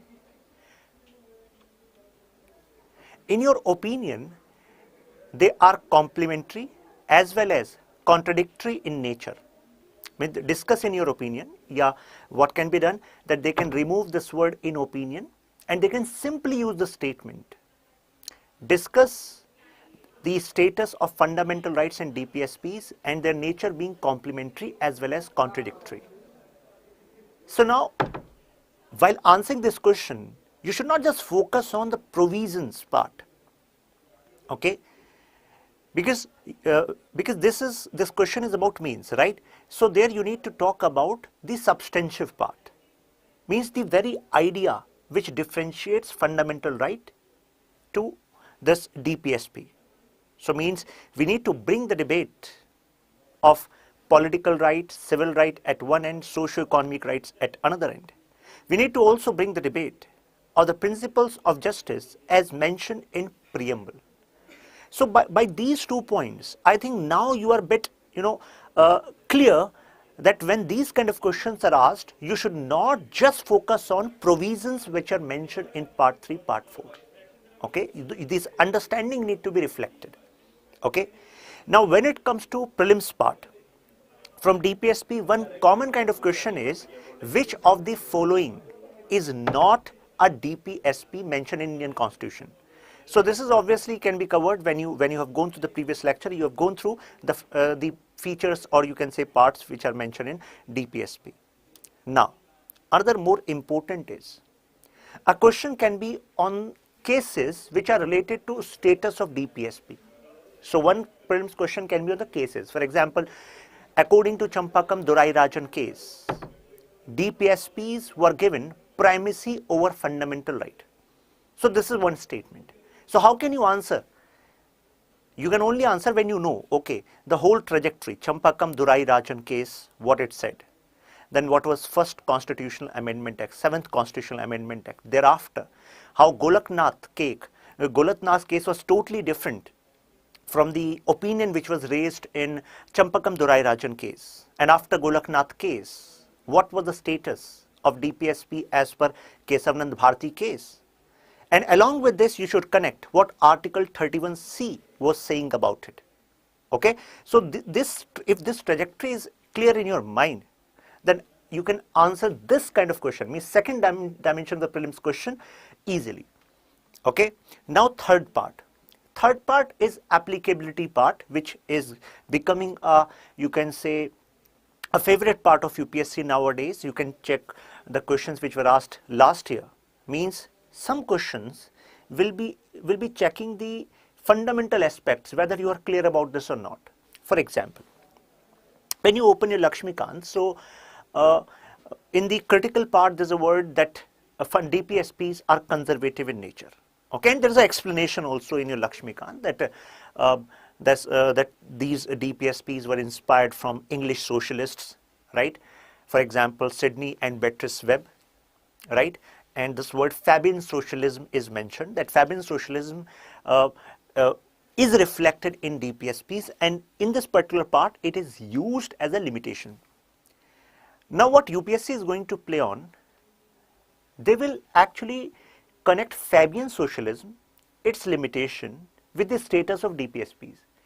So you can easily answer such kind of question, which many students are going to get trapped in, if you understand what is Fabian socialism and how relevant it is in present context. Means how it is related to DPSPs, whether it's a limitation or there are some positive, you can say, connotation to that also, right? So it means whenever you start a topic, my advice is keep in mind the kind of questions which can be asked in prelims, kind of questions which can be asked in mains. And how you can do that? You can easily do that, just go through the previous year question papers. Okay? Now, let's start this discussion. Welcome Manjeet, welcome everyone. So you can share this discussion with your friends or group so that other can also engage in this discussion. So DPSP is part 4, 36 to 51. So let's start with a trap question. Okay, let's have a good start. So I'm making a statement and you have to tell me the statement is true or false. This is our signature style, okay? So that I can be sure that all of you are, on the right track in your preparation. Statement is, judiciary is not considered as a state as mentioned under Article 12. So I'm repeating my statement that judiciary is not considered under the definition of state as mentioned in Article 12. Why I'm making this statement at this point? Because in previous session I mentioned Article 36, and Article 36 I told you that Article 36 says the definition of state is same as mentioned in Article 12, right? And I told you what is mentioned in Article 12. That's union legislature as well as executive, state legislature, executive, local government bodies, and fourth was other bodies, right? And other bodies which have regulating function as a state. We discussed in Article 12 as well. So now I have made a statement that judiciary, now tell me, because the word judiciary is not mentioned in Article 12. And if it is not mentioned in Article 12 and Article 36 in DPSP says definition is same as Article 12. Now my point is, since it is not mentioned in Article 12, whether judiciary is considered as a state in Article 12 or not. So you have to answer me true or false. Come on, this is how we are going to start. Welcome Bhumej, Badal, Rahul, welcome everyone. And everyone has to answer. Okay, I have no expectations from you at this point of time. Okay, purpose is that if you are going to commit mistake, you will get the right answer, and then you are not going to commit this mistake in exam. That is the only purpose. Every answer is going to be respected. Now, come on. First, judiciary as a state or not?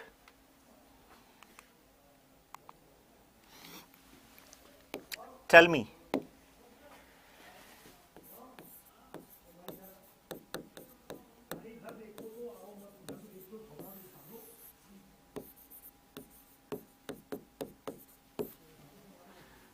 Come on.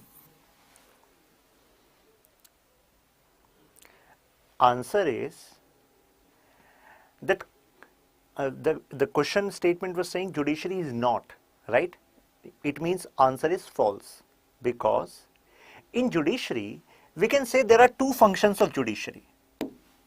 Means judiciary also has two functions. One is administrative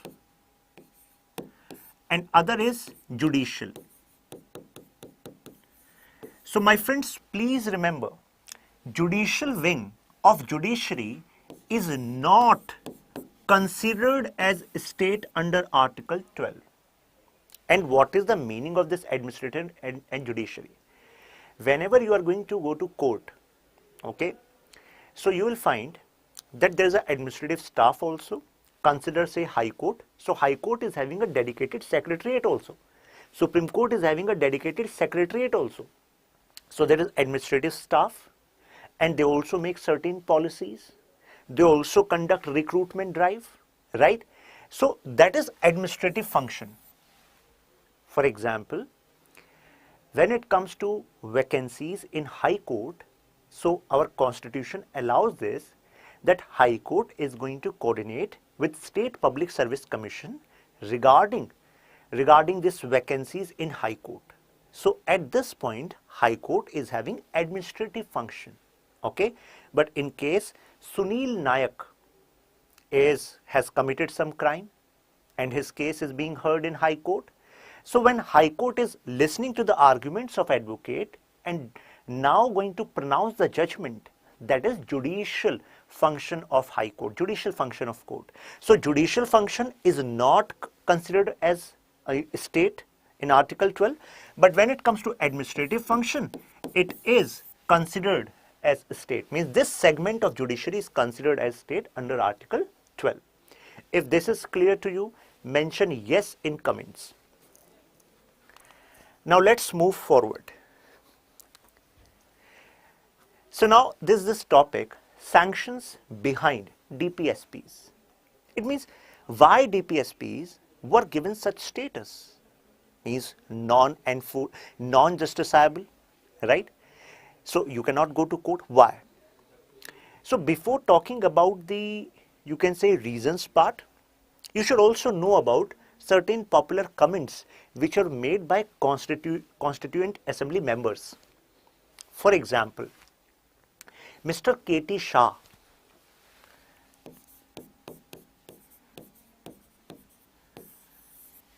so he said, DPSPs are like check, means such a check which is given to the people. But this check will be only encashed when bank is going to have the cash. Means it is going to be on the prerogative of bank whether bank wants to give you money or not, and also at what time bank wants to give you money or not. So this is actually like a check. He also used another word, that DPSPs are like pious superfluities. It means there are good words, means good ideas, good ideals, principles. But when it comes to its implementation and the status, it seems like it is way beyond the practical reality. The need is that they should be implemented, but अच्छी बातें हैं, but implementation से तो they are very far. Okay. Now, when it comes to B.R. Ambedkar, so B.R. Ambedkar used DPSPs he commented on DPSPs in positive context. He used novel principles as a word. Okay, but now we are just focusing on critique part, because in the starting of this lecture, I asked you one question: critically analyze the status of DPSPs in Indian Constitution. And there I told you that you should not just focus on what is mentioned in DPSP, you should focus on giving argument. So you can use the argument of Mr. K.T. Shah. Okay. Apart from that, you can also mention Mr. Nasiruddin.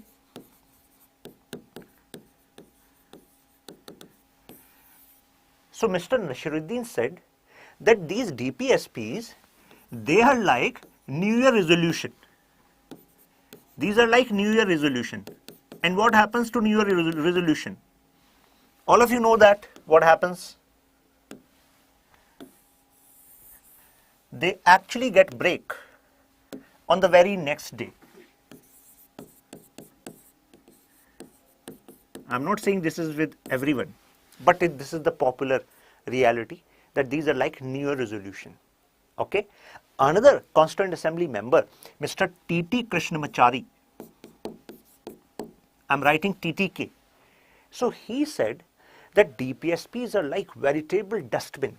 It means good ideas are there, but the status is such that they are reduced to a dustbin. It means no one is going to pick things from this dustbin. But this is veritable. Veritable means very important. Its status is important, but due to the kind of conditions we have put, that this is like a veritable dustbin. Okay. So I hope you will remember these. Okay. Now, you should also, since question is talking about critically analyze, so obviously we need to have some critical points in mind. But please remember, the word is analyze. It means we have to balance our answer also. So what argument you are going to use there? So as of now, I'm talking about quote, and thereafter, when we discuss further, you are also going to get the argument. Okay, quote. So in quote, you can use Mr. B.R. Ambedkar, who was having high hopes from DPSPs, because he was saying, B.R. Ambedkar was saying, I am just writing it down here. B.R. Ambedkar was saying that they are going to bring social and economic democracy. I hope you are writing them down, right? The whole trajectory of the lecture should be there in your notes as some, you can say, keywords. Okay, I'm not saying write everything, but keywords. So he said socio-economic democracy is going to be the product from DPSPs, because when it comes to political democracy, it can be ensured through fundamental rights. Okay, socio-economic democracy as well as novel principles. Okay, there's another famous scholar, Mr. Granville Austin. So he was saying that DPSPs along with fundamental rights represent the conscience of Indian Constitution. Okay, K.C. Vihre.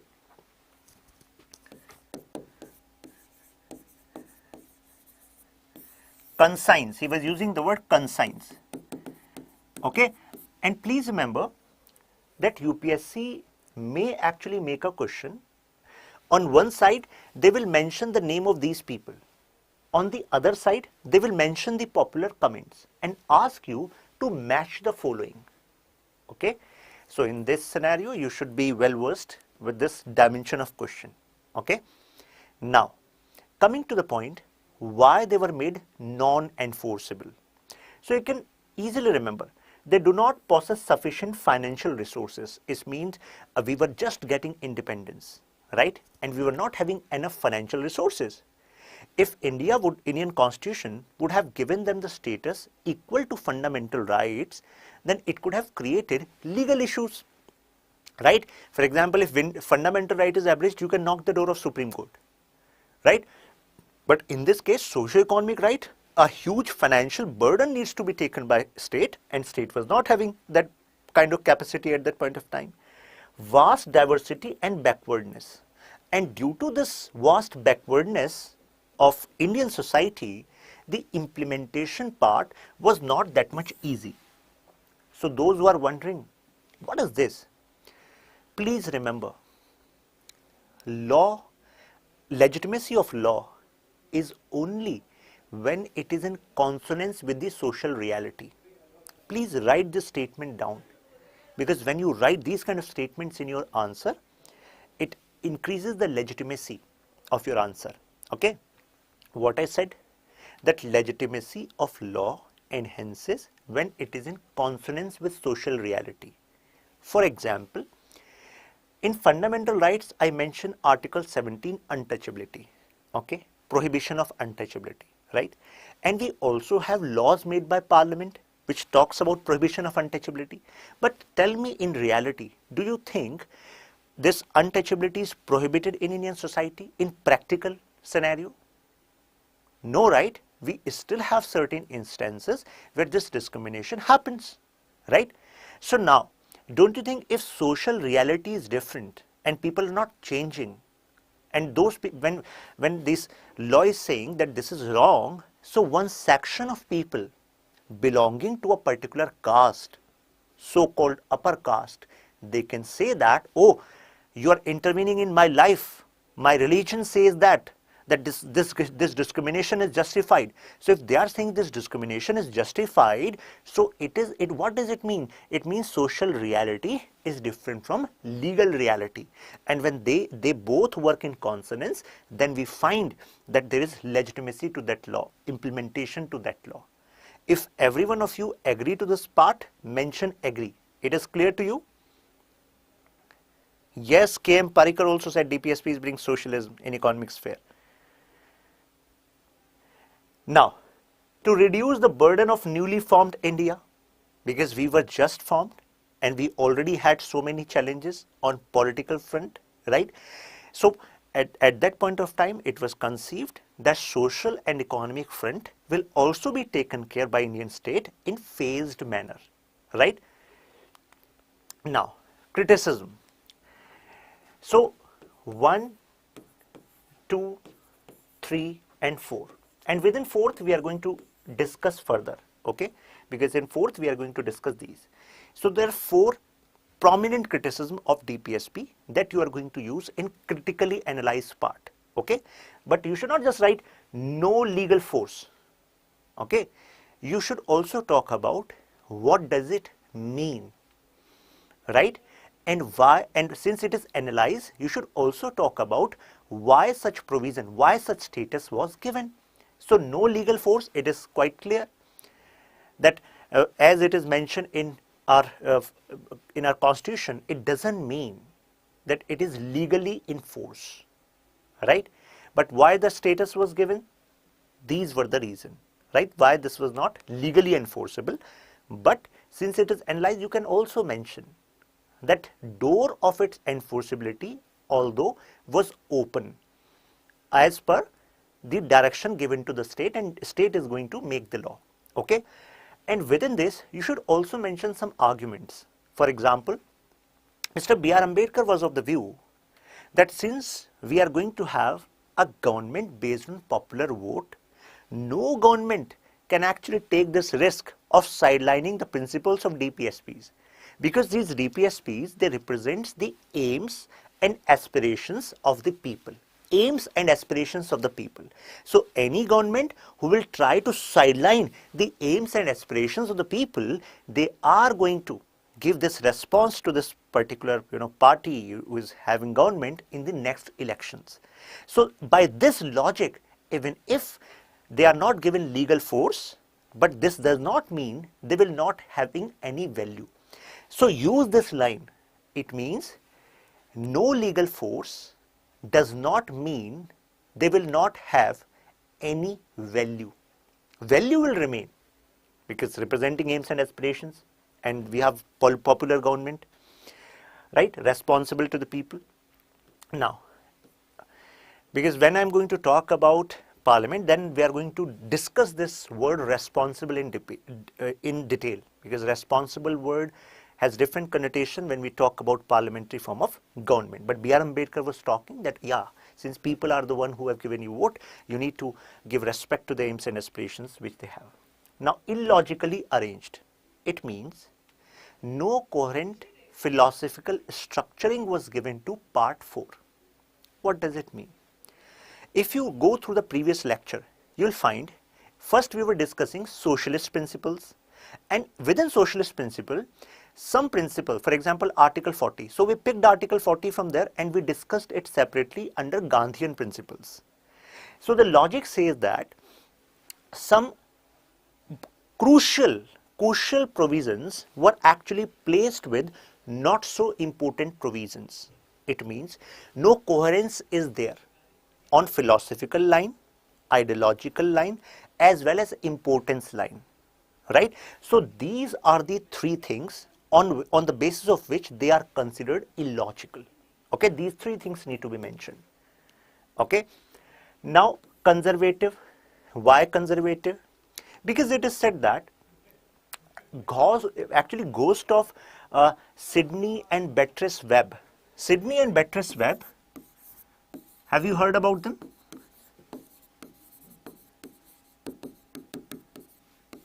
Actually, these were husband and wife, and these were famous scholars, English socialist scholars, means British socialist scholars.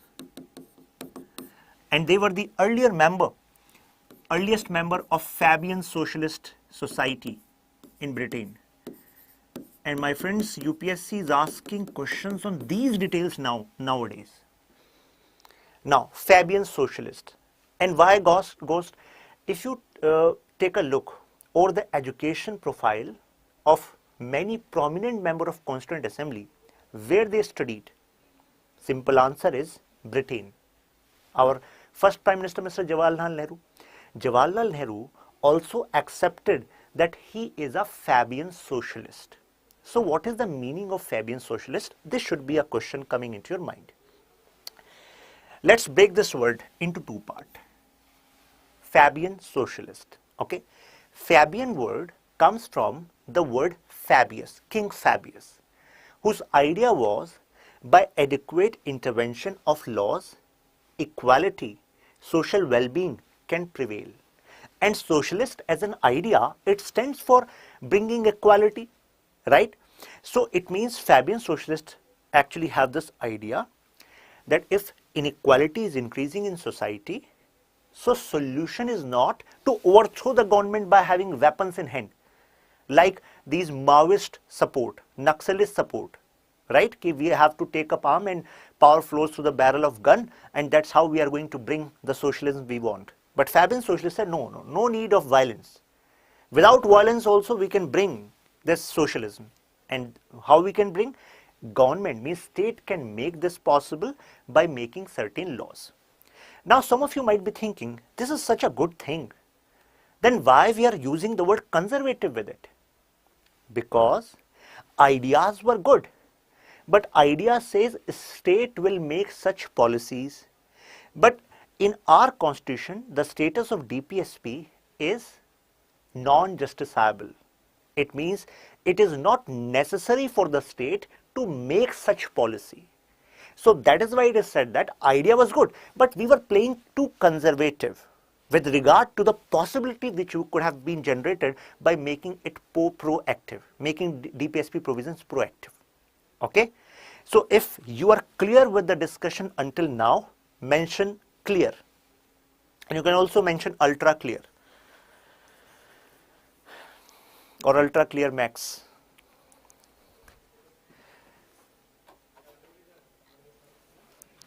Okay, now constitutional conflict, what does it mean? Means the presence of DPSP also gives a scope of conflict. For example, President and Prime Minister. Consider that Parliament has passed a bill, means consider Lok Sabha, Rajya Sabha has passed a bill, because when we use the word Parliament, it means Lok Sabha, Rajya Sabha and President. Okay, so Lok Sabha, Rajya Sabha passed the bill, and now this bill needs to be presented to Honorable President. But Honorable President finds that, oh, this bill is devoid of this DPSP, right? So in this context, President can actually obstruct the passage of this bill, and obstructing the passage of this bill will represent constitutional conflict. Okay, so it means the center can give direction to the so this is between center and state. Yeah, this is the point which I was discussing between the President and the Prime Minister. I'm going to come to that also. So in this case, constitutional conflict may occur. President will say, oh, DPSPs are not enshrined in this, right? This is devoid of, or this is in direct conflict of DPSP provision. So this can happen.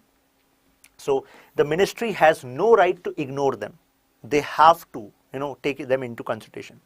Another is between center and state. It simply means center can give direction to the state that this is mentioned in DPSP, and that is why we are giving you direction that you have to do this. You have to make such law. You have to bring such administrative change. But in case state says, no, we are not going to do that.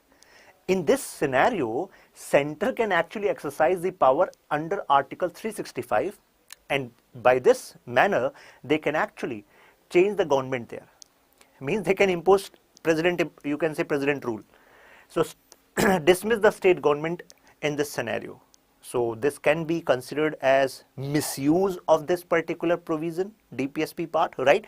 You can consider that this can create a constitutional conflict, because state government will say, no, our opinion is different when it comes to this law. Why we should be bound by you?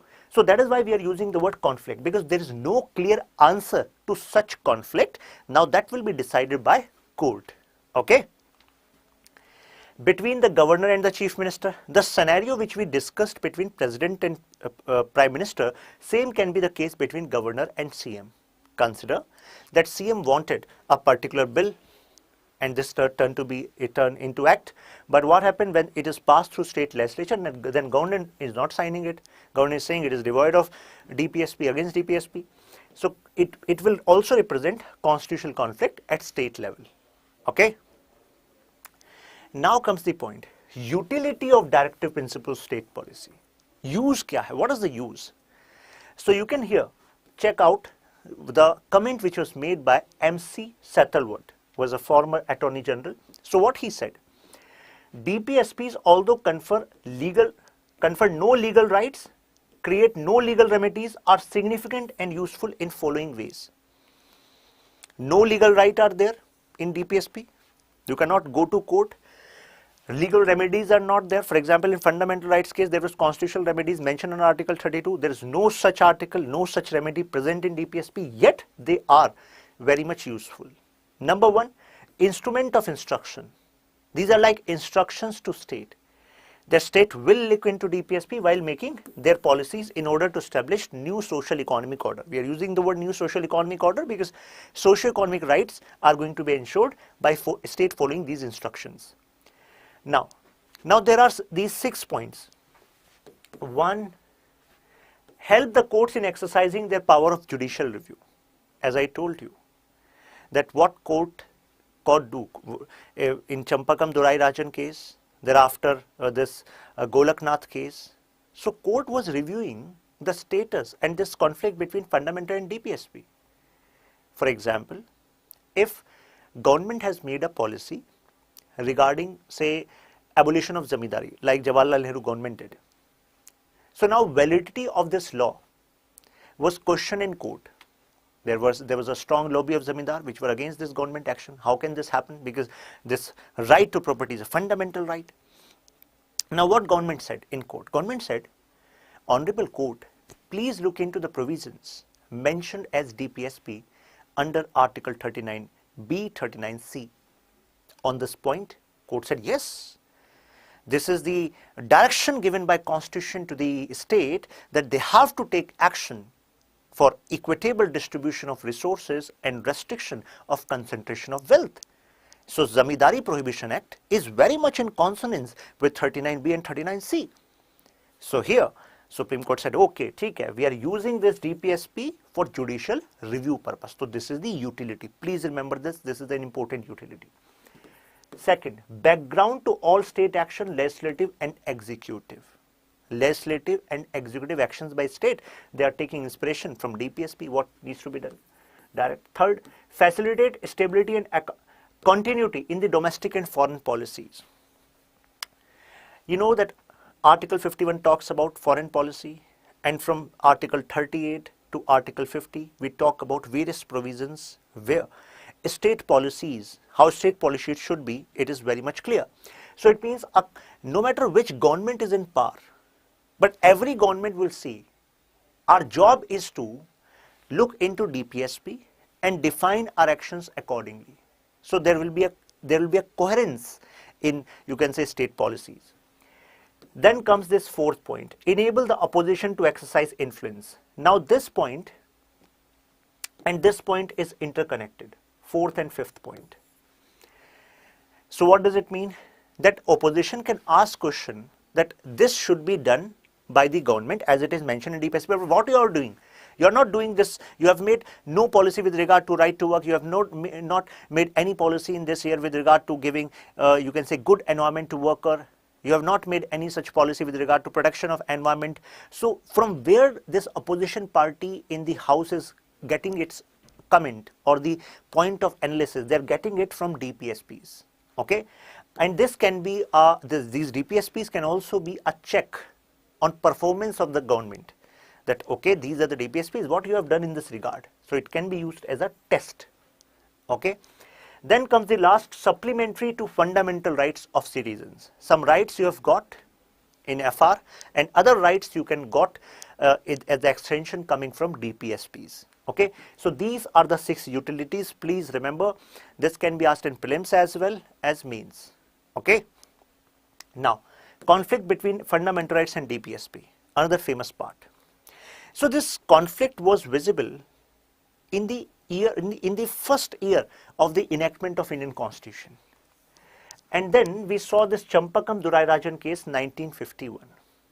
In this case, Supreme Court was in, you can say, a pacify mode. The pacify mode means they were not that much activist like we see Supreme Court as of now. One reason is Jawaharlal Nehru, the Congress government, the kind of legitimacy and support they were enjoying in the country. So at that point of time, what Supreme Court said, fundamental rights are over the DPSPs. Means FRs are above DPSPs. But another important part is fundamental rights could be amended. And this changed the whole picture. It means they accepted FRs are above DPSPs, but FRs can be changed. So if FRs can be changed, it means FR can be removed also. If any fundamental right is obstructing the path of making law by the government, what government is going to do? A government can remove this fundamental right. Let's remove this. And this is a solution coming from the interpretation from Champakam Durairajan case. And this is exactly what government did. First Constitutional Amendment Act. The Parliament made first Constitutional Amendment Act 1951, Fourth Amendment Act 1955, Seventh Amendment Act 1964 to implement some of the directives. It means government wanted to bring these policies. For example, these land sealing laws, Zamindari Prohibition Act. In short, we can say land reforms. Now, some fundamental rights are obstructing this part, so they change the status of these fundamental rights. Right? They added certain laws. For example, we discussed in 31A, B, and C. Right? We also discussed later about 9th schedule concept emerging from this particular time. Right? So this creativity was actually coming from Parliament because this scope of amending the fundamental right was there. Until now, there was no concept of basic structure doctrine, which we have as of now as an outcome of Kesavanand Bharati case. Now coming to the Golaknath case 1967. And this is totally different from what court observed in this earlier Champakam Durairajan case. There, what they said, Parliament cannot take away, abridge any of the fundamental right. So it is like limitation was imposed on Parliament. You cannot do this now. You have done enough adventures in your life. Now you cannot do that. Fundamental right cannot be amended for implementation of the DPSPs. This is the application part of it. So now it is like here the hands of government were actually open. But here the hand of government was in restriction. So do you think government will restrict so easily? No. Because Parliament has the power to amend the Constitution and Supreme Court is there to guard it through various interpretations. But ultimately they have to interpret what is written in Constitution. And this is exactly what our Parliament did through 24th and 25th Constitutional Amendment Act. For example, 24th Amendment Act, what they did? Parliament has the power to abridge, take away any of the fundamental rights by enacting Constitutional Amendment Act 368. So they even amended the Article 368 because Article 368 earlier it was saying process of amendment. Now it was power of Parliament to amend the Constitution. The title was changed. And it clearly mentioned if any amendment is done exercising the power of Article 368, then it will be beyond the purview of judicial review. Right? So now by this particular amendment, now Parliament was actually got the power in his hand. Right? So you can think it is a volleyball game which is going on.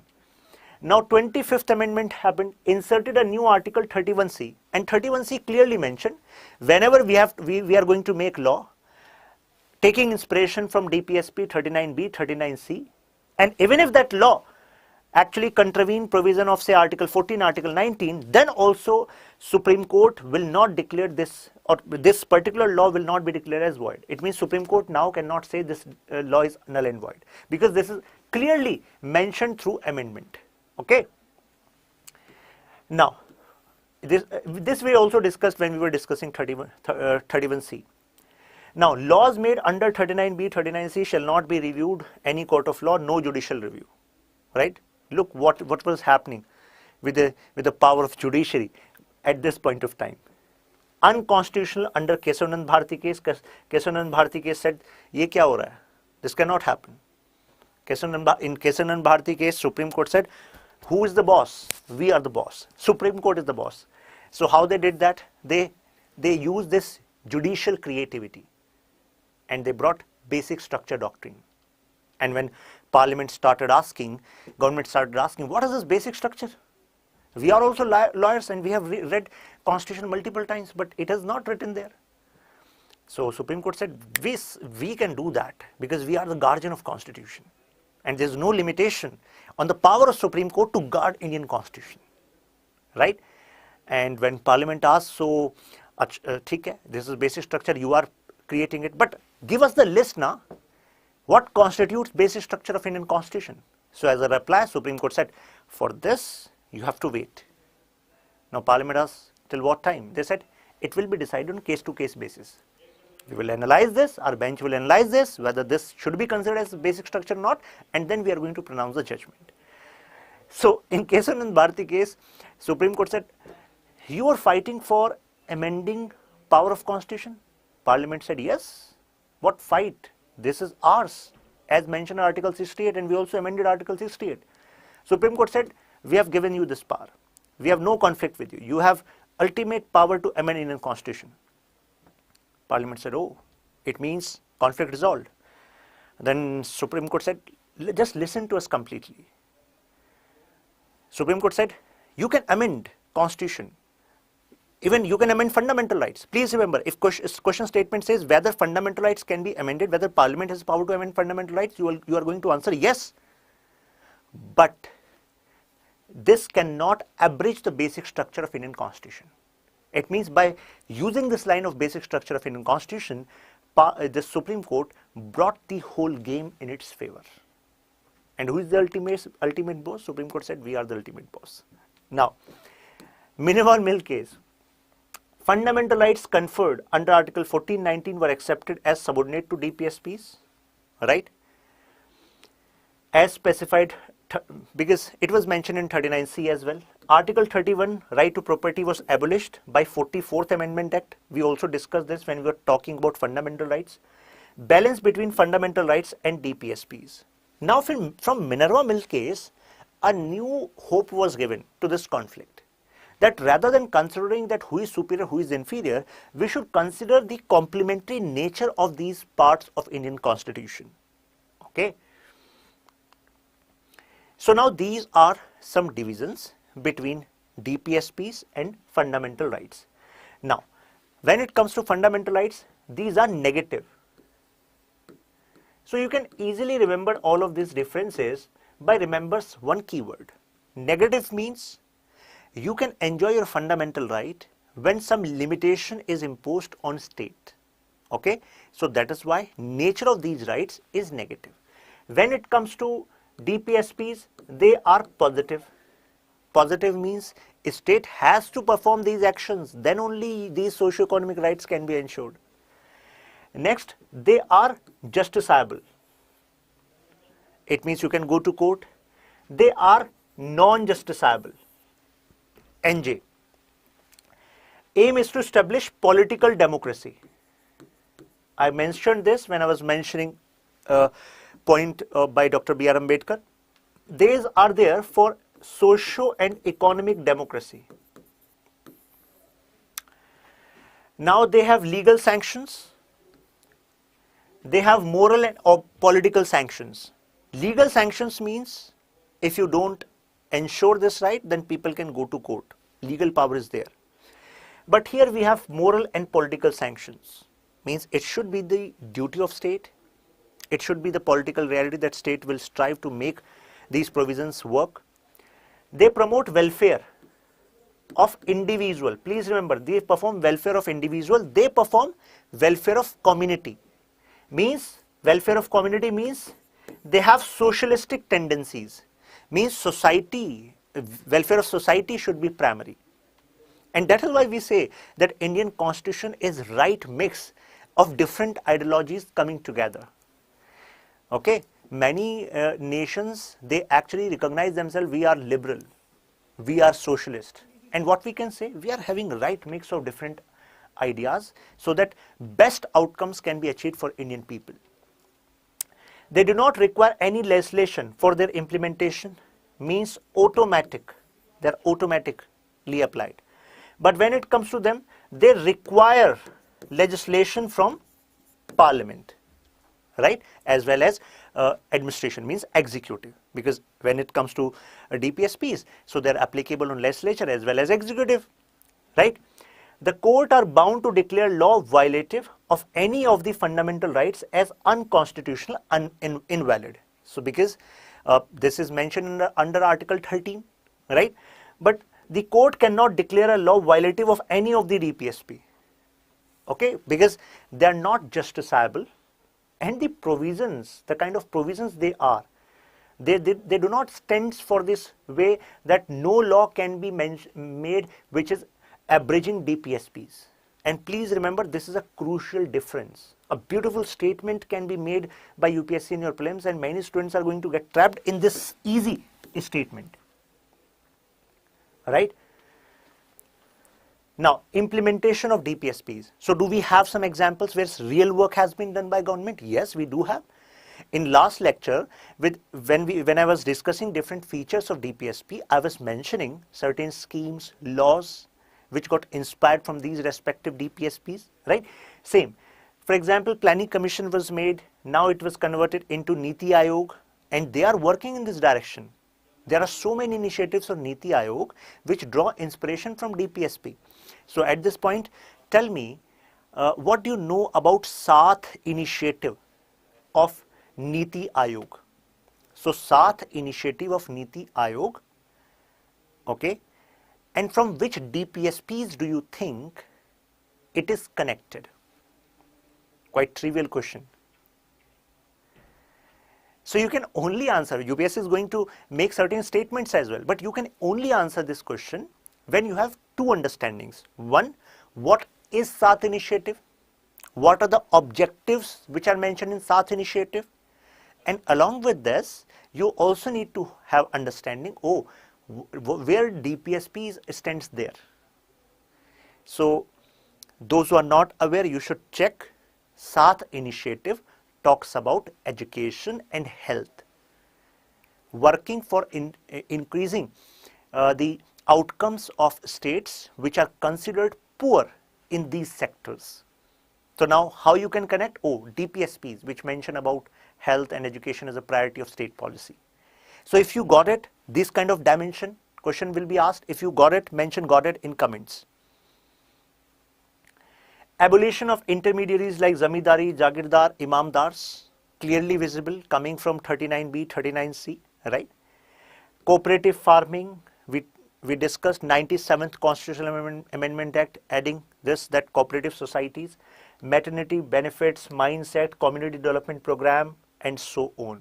So we have numerous laws and policies which got inspired from DPSPs.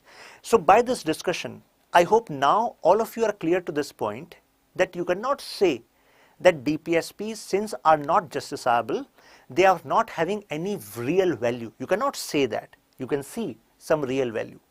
Okay. Now, directives outside DPSPs. So if a statement is made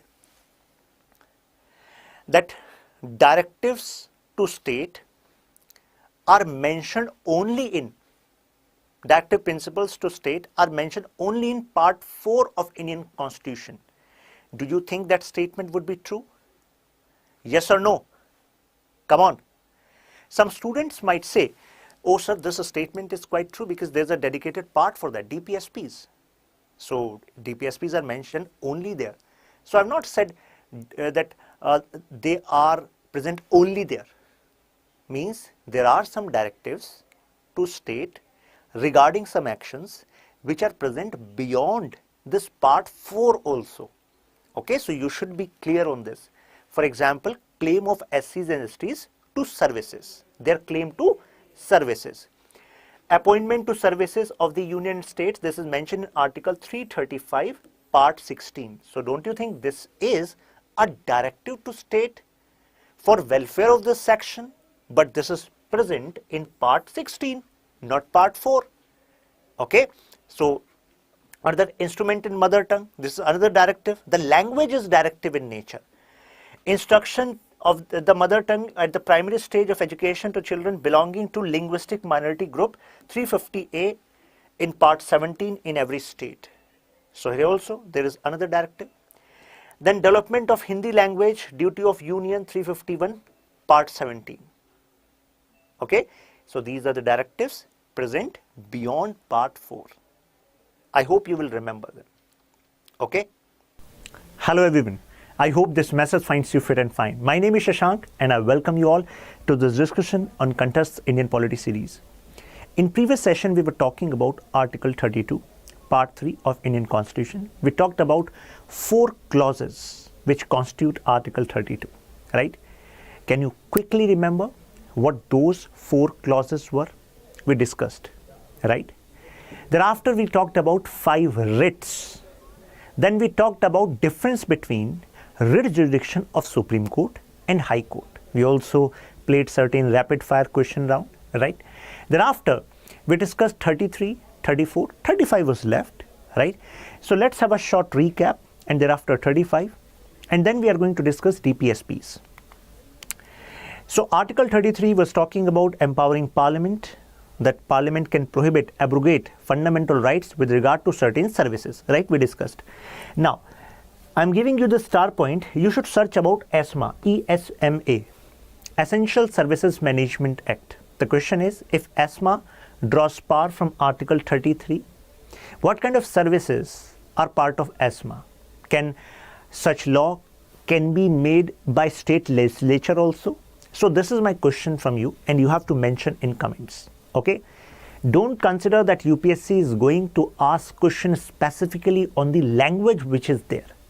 They want to check your analytical side, how you understood it and whether you are able to apply it in current scenario if some developments are made. Because during the doctor's strike, government was saying we can impose or we can use ESMA.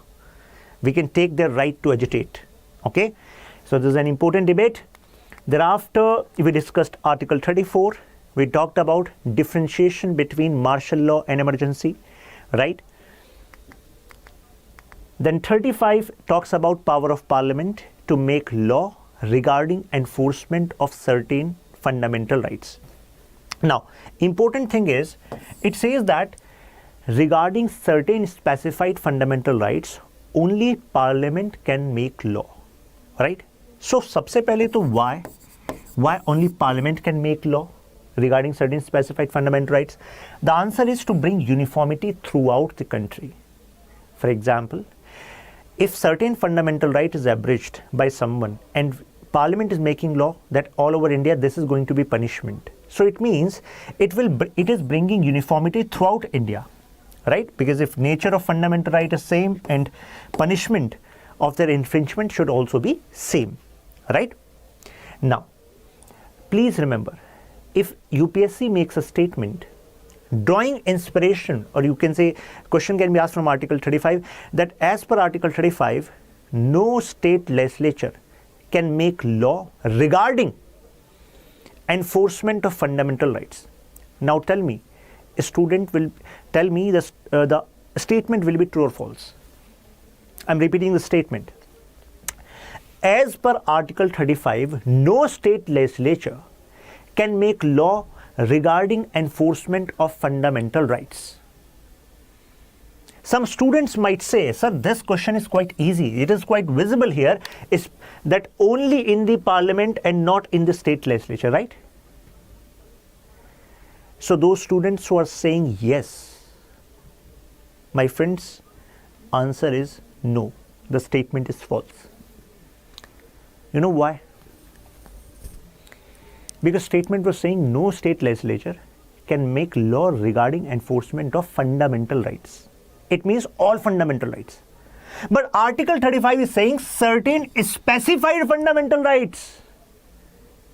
which are specified by Parliament that in this regard only we are going to make law, because uniformity in punishment is needed. But when I'm saying fundamental right, it means fundamental rights which are mentioned in Constitution, as well as fundamental rights which are time to time interpreted through Supreme Court. Right? So regarding other fundamental rights, state legislature can also make law. Right? So I hope now you are not going to get trapped into the question. These are the intricacies on which we have to play. The examiner knows where you are going to get trapped. Now, since we have gone through this part 3, we need to know in which case Parliament shall have the power to make law. So one is when it comes to prescribing the residence as a criteria, right? Article 16 means regarding public employment. This is one criteria where Parliament shall make law. Apart from this, empowering courts other than Supreme Court and the High Court to issue directions, orders, writs, or kind of enforcement of fundamental rights. We discussed about this in Article 32, right? So coming from Article 32, it specifically says Parliament has power. Then, restricting or abrogating the application of fundamental rights to members of the armed forces. 33. This power only, lies with Parliament, right? Apart from this, indemnifying, compensate any government servant, any other person for any act done, means we are talking about martial law. So in this regard, power is with Parliament. Okay. Now, Parliament laws for prescribing punishment. So there are some examples. For example, human trafficking. Okay, regarding human trafficking, for example, regarding untouchability, Article 17, Parliament has power to make law. Parliament make law. 35 of the above mentioned, even if they fall under state list, Parliament can make laws on these subjects, on these issues, right? Now, what are the popular criticism of fundamental right? Most popular one are, even if Constitution has given us so many fundamental rights, but there are so many restrictions also, excessive limitations also, reasonable restrictions are there. And that is why, due to the ambiguity, or you can say multiple interpretations, applications of these restrictions, many times people are not able to access these fundamental rights. Second is no social economic rights, because socio-economic rights are mentioned in DPSPs, and those rights which are mentioned in Part 4, they were not given the status of fundamental rights. So this is another criticism, right? And you should also know that you should not just understand or remember the words. Okay, you should remember that when we read our preamble, so our preamble says that social, economic justice are priority. So if they're priority, then why they were put under DPSPs and not fundamental rights? So my friends, when you write answer in mains, so at that point of time, you need to bring substantiveness, logic behind. Means this is one criticism, but why this criticism? That logic need to be reflected in your answer, not just this pointer. Okay. Now, no clarity. As I told you, ambiguity is there. For example, right to life and personal liberty. But life, what constitutes life? It was not clearly mentioned. According to some people, some scholars, life means you are living, you are breathing, you are alive, and that life of yours need to be protected. But in Maneka Gandhi case, we discussed that life is not just mere existence, life is living with dignity, right? So no clarity as such in this part. No permanency means there can be situations where you cannot exercise your fundamental rights. Suspension during emergency means your fundamental rights can be taken away. I mentioned this, Article 358, 359. We are going to talk about this in detail when we discuss emergency. Expensive remedy, because consider a poor person in some distant village in one corner of India, and his or her fundamental rights are abridged, right? And local administration is not supporting. Now, this person came to know that there is Article 32, and under this person can knock the door of Supreme Court. But can this person afford that? So it means accessibility of justice is an issue which has not been dealt in a manner it should have been, right? Preventive detention. This preventive detention as a a method has been abused to curb your fundamental rights. No consistent philosophy. It means so many variations are there, or no variations are there. That is why multiple point of views on fundamental rights keep on popping up. Okay. You should also remember this in this context. When I say no consistent philosophy, so my friends, when we talk about fundamental rights, DPSPs, or any part of our constitution, they are outcome of one or other political philosophy, and they have roots, in ancient time.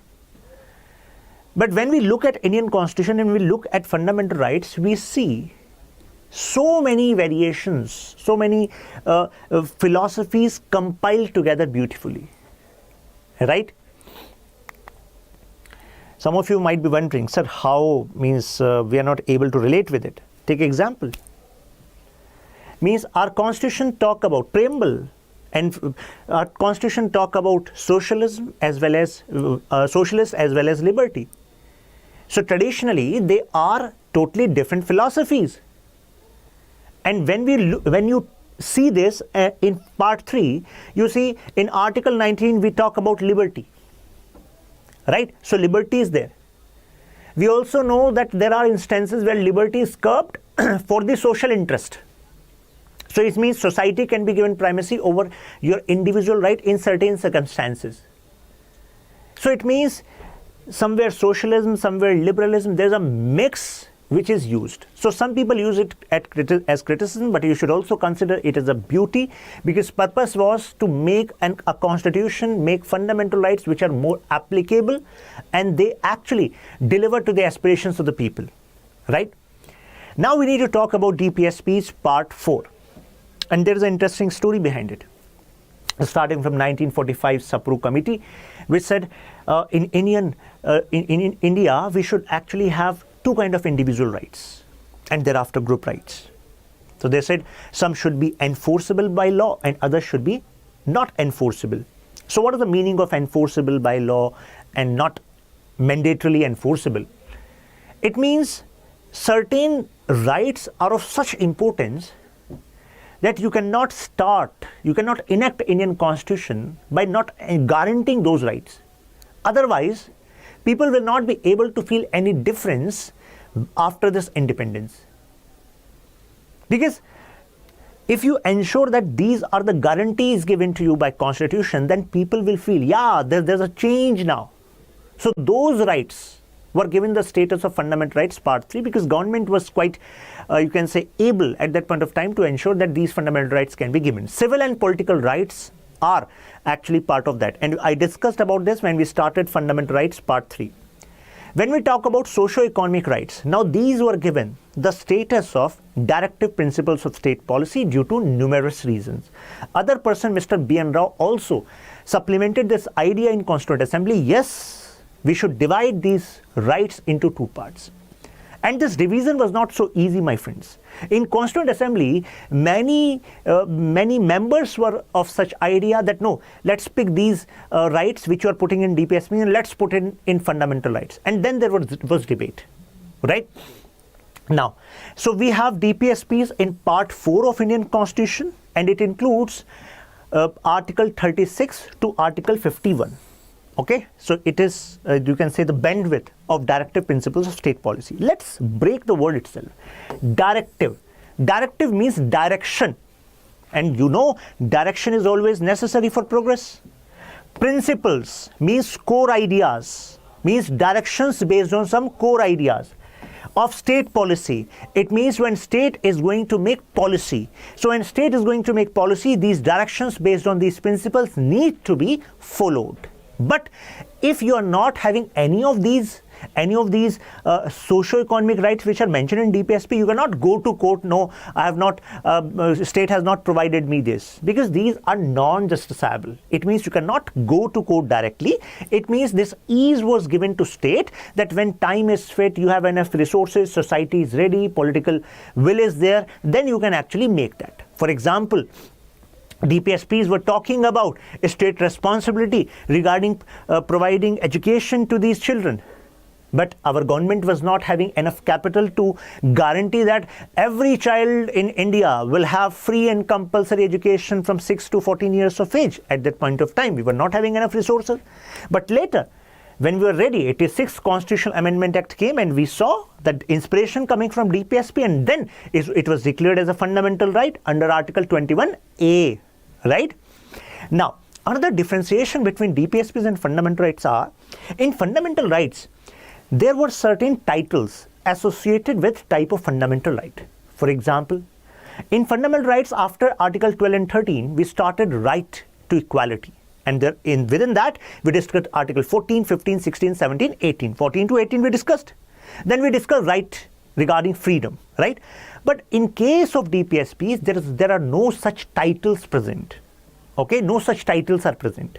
No such categorization within DPSPs are present in Part 4. So now how we categorize them? So this categorization is done based on analysis of certain scholars, and they categorize this into 3 parts. So they categorize this into 3 parts, and those 3 parts are socialist, liberal, and Gandhian. And we are going to discuss this in detail. Socialist, liberal, and Gandhian based on the type of provisions which are there. Now, just take a look over this statement made by famous legal luminary Mr. Granville Austin. So he says DPSPs are conscience. The word used is conscience of constitution, antaratma, right? So it means, जैसे कहा जाता है ना, you should act with your conscience. So states should act with the conscience of constitution. And please remember, these kind of statements are asked in match the following. Okay? Borrowed this idea from Irish constitution, and Irish constitution borrowed this idea from Spanish constitution. Now, guidelines to be followed by state while establishing policies, I've just told you. Apart from this, when we take a look over Government of India Act 1935, GOI 1935, so in that particular law, there were instrument of instruction. So instrument of instructions were actually given to Governor General as well as governors of provinces, that when you are going to conduct the affairs of the administration, these are the core principles you should keep in mind. So you can say instrument of instructions as mentioned in Government of India Act 1935 as well as Irish Constitution, we draw inspiration from both. And Granville Austin says it is conscience of Indian Constitution. Take a look what B.R. Ambedkar sir is saying. So the point which I've just discussed with you, that it draws inspiration from this instrument of instructions. Now, you should have this question in mind. Sir, you were mentioning about socio-economic rights, but why we need socio-economic rights? What are socio-economic rights? So it means rights which ensures that your social condition will not be a basis of your discrimination. You will be having access to resources of society, facilities of society like any other person. Don't you think this particular provision is much needed for the welfare of many people, right? And when it comes to economic right, can any one of you say that, sir, I don't need any economic right? Economic right means your right regarding having facility of ensuring adequate livelihood. It means कमाने के लिए, means आपको रहना है, you need to live, for that you need resources. But it is responsibility of state to give you such circumstance so that you can earn your resources. And when you are going to earn and when you are going to ensure that these resources are there, then only you can live, right? So socio-economic rights are very important. Now these rights are the foundation of the concept of welfare state. Welfare state. So what is the meaning of welfare state? Actually, this idea emerged in Europe at a time when exploitation in front of state got increased a lot as a product of industrialization, laissez-faire system where government was on back foot. Now let's connect what it means. So there was a professor in Glasgow University, Mr. Adam Smith. So he published a work, Wealth of Nations, and in that work he said government should be on back foot. Government should not regulate the market, and market should work on its own. That is for the best, and prosperity will come and everyone will be happy. Such were the, you can say, dreams. But what happened? Due to this, few people got extremely rich and others were getting poorer. And since state was not allowed to, it was said that state should not engage. So state was not engaging even for the welfare of these poor people, these workers. So severe exploitation was there. Now, my friends, tell me what happened if exploitation is there. There is a possibility of instability, right? Lawlessness. So thereafter, this idea became popular that no, government should actually function as a welfare state. It means if some social conditions of the people are such so that they are not able to take care of the basic needs, in that scenario, state means, in this case you can say state, government has to intervene and take care of the basic needs of these people, right? So this is the idea of welfare state, right? And in Indian context, these ideas of welfare state were prevalent way back, right? We had this concept of Raj Dharma. We had this concept found even in Arthashastra of Chanakya, that the prime responsibility of king, Raja, should take care of the welfare of its subjects, right? So they were present in Indian context also. Now, what is the aim of these DPSPs? So you can say that there are three aims, and now you can relate these three aims were present in preamble as well: equality, liberty, and fraternity. And these three are important to ensure socio-economic justice, as well as political justice is important. And those who are thinking, sir, what is political justice? Why you need political justice? Acha, tell me, consider you are not part of political system. You're not given right to vote. Consider your opinion doesn't matter. And if your opinion doesn't matter, you don't have right to vote. Now government will be, if government makes certain law which are detrimental for you, means have negative impact on you, can you do something about it? No. But if there is political justice, you have a voice. You can be a seed for change. So political justice as an idea is equally important as idea of social justice and economic justice. Right? So now, this is a fact. I've told you that DPSPs are not enforceable, not justiciable, right? It is prerogative of state. When they're ready, they can actually make determining the constitutional validity of law, right? So what does it mean now? So Supreme Court said that these are not enforceable, non-justiciable. You cannot come on knocking on the door, sir, this DPSP has not been followed. But Supreme Court can actually look at the validity of a law. It means if a law is made and some of you file a petition in Supreme Court, sir, this particular law is this should be null and void, it is unconstitutional. Then at that point of time, our government says, no, this is not unconstitutional. I made this law to taking inspiration from DPSPs. So now Supreme Court will see, oh, what is written in DPSP? Acha, this is written in DPSP that state has to take action to reduce the chances of inequality. And this particular law is actually making sure inequality decreases. So in this context, Supreme Court might say, yeah, this is constitutionally valid. Okay, I hope now you are clear about the meaning of this line, right? So we classify these DPSPs into three heads, as I told you. Socialist principle, Gandhian principle, liberal principle. And I told you, though, there's no specific title mentioned in DPSP such. It is based on an analysis. So when you talk about socialist principle, so when you read DPSP, just think, in this DPSP, priority is given to equality. Priority is given to welfare of society, not individual liberty. Right? So when these kind of provisions are found in certain DPSPs, we call them socialist principles. For example, these: priority to society, priority to bringing equality, priority to reduce the concentration of wealth, then only equality will come, right? Gandhian principles, ideas which are related to Gandhian ideas. For example, Panchayati Raj, intoxication, banning intoxication, right? So making panchayats self-sustainable, also about giving due protection to the milch animals, cows, calves, right? So these are coming from Gandhian principles. When it comes to liberal principles, so it means priority is given to individual. That individual's choice should maximize and restrictions on that individual should reduce.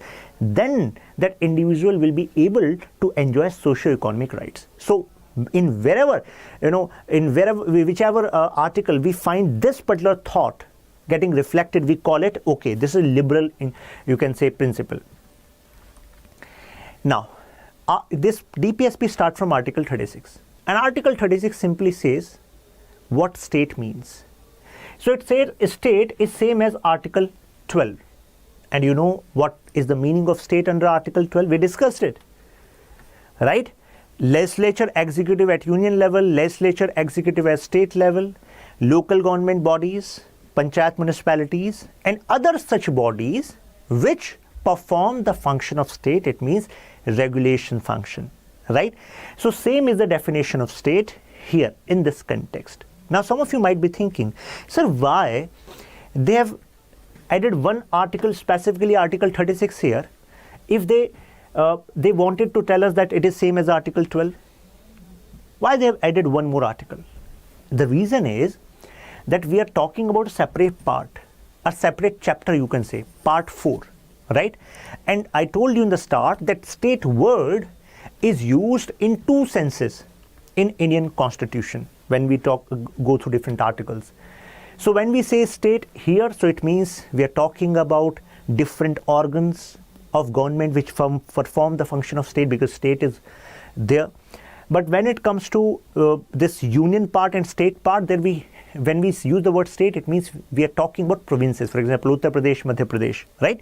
To make it clear, that is why adding this was necessary. So it is a legal standard that need to be maintained. The state includes, we discussed it. Now, what Article 37 says?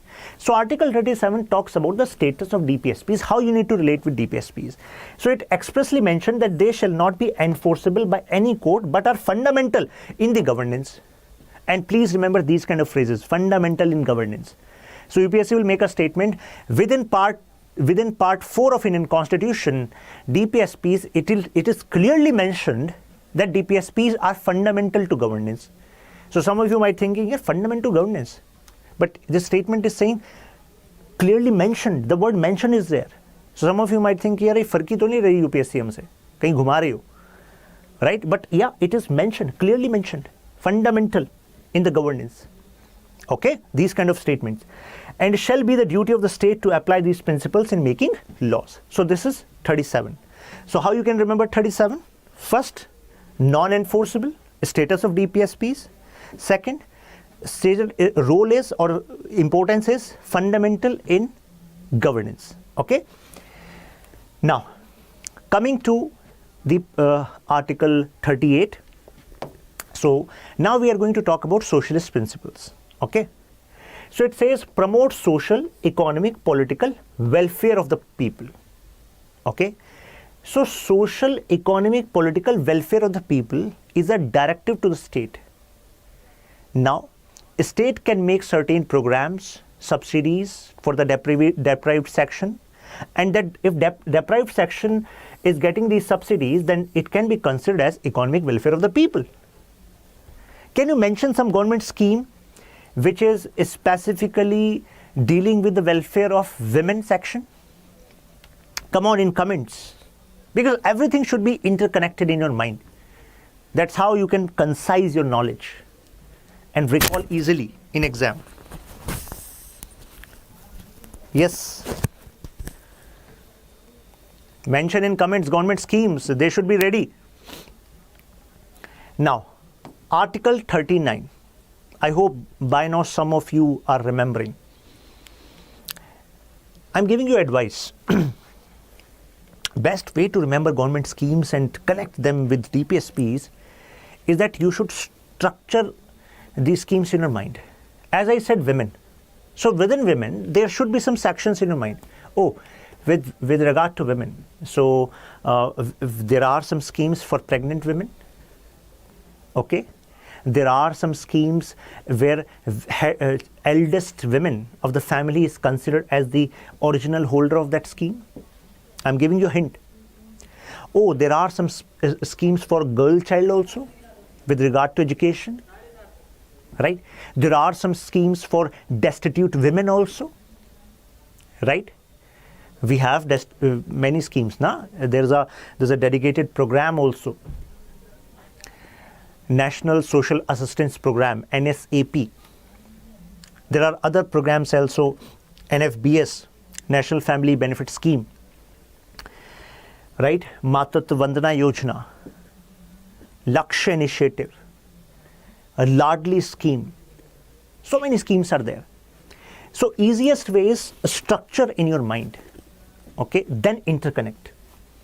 Now, Article 39, to secure adequate means of livelihood for citizens. Don't you think it is connected to economic justice? As I told you, livelihood is necessary. So you should be provided job opportunities, right? Because developmental model matters a lot, right? Right developmental model matters a lot. And government has important role to play there. So it means within Article 39, first is talking about livelihood for citizens. Now B is saying equitable distribution of material resources. Then it is saying prevent the concentration of wealth. Now, how many of you are able to recollect that we mentioned about Article 39, subclause B, subclause C, somewhere in fundamental rights also? Come on in comments. Those who are not able to recollect, just check out what we discussed under Article 31C. That if a law is made by Parliament, drawing inspiration or based on Article 39, subclause B or subclause C, and it abridges in some way Article 14 and 19, then also that particular law will not be considered as null and void, right? I hope now you remember. So these are the Article 39, subclause B, subclause C. And are you able to see that these articles, these subclauses B and C are based on socialist ideas? Because ultimate purpose is that equality need to be established, equitable distribution of material resources, and prevent the concentration of wealth. Distribution equal करें और किसी पर इकट्ठा होने ना दें, right? Now, equal pay for equal work. Now, I hope you can connect this with feminism, right? Equality in context of rights of women. Then preservation of health and strength of workers and children against forcible abuse. Then you have opportunities for the healthy development of children. It was later added. It means 42nd Constitutional Amendment Act added 39 subclause F in our Constitution. Okay, please remember the amendment part specifically. Okay. Now, 39A. Please remember 39 subclause A means we were talking about this subclause within 39. Okay, which were talking about livelihood for all citizens, right? But when we say 39A, capital A, it means it's a separate article, right? And if 39 capital A is there, it means it was added later, right? Otherwise, if it would have been added at the enactment of the Indian Constitution, then they would have placed it in Article 40. But to have this constitutional scheme drafting intact at the later part, when amendment was done, it was added through 42nd Constitutional Amendment Act, and that is why A was used. Capital A means a separate article is being added. For example, 39B would be, capital B would mean ki, oh, there's another article, separate article is added. Now promote equal justice and provide free legal aid. Now can you mention certain, you can say policy of government which is connected to, or you can say drawing inspiration from Article 39A? Come on. Nalsa, salsa. So I'm not talking about salsa dance. National Legal Service Authority, State Legal Service Authority. Along with that, there was another important initiative government took, telelaw. So these policies, telelaw, Through common service centers, government is providing this facility. If you need some legal advice, then government independent lawyers are going to provide this legal advice to you. Free legal aid, right? So this is 39A.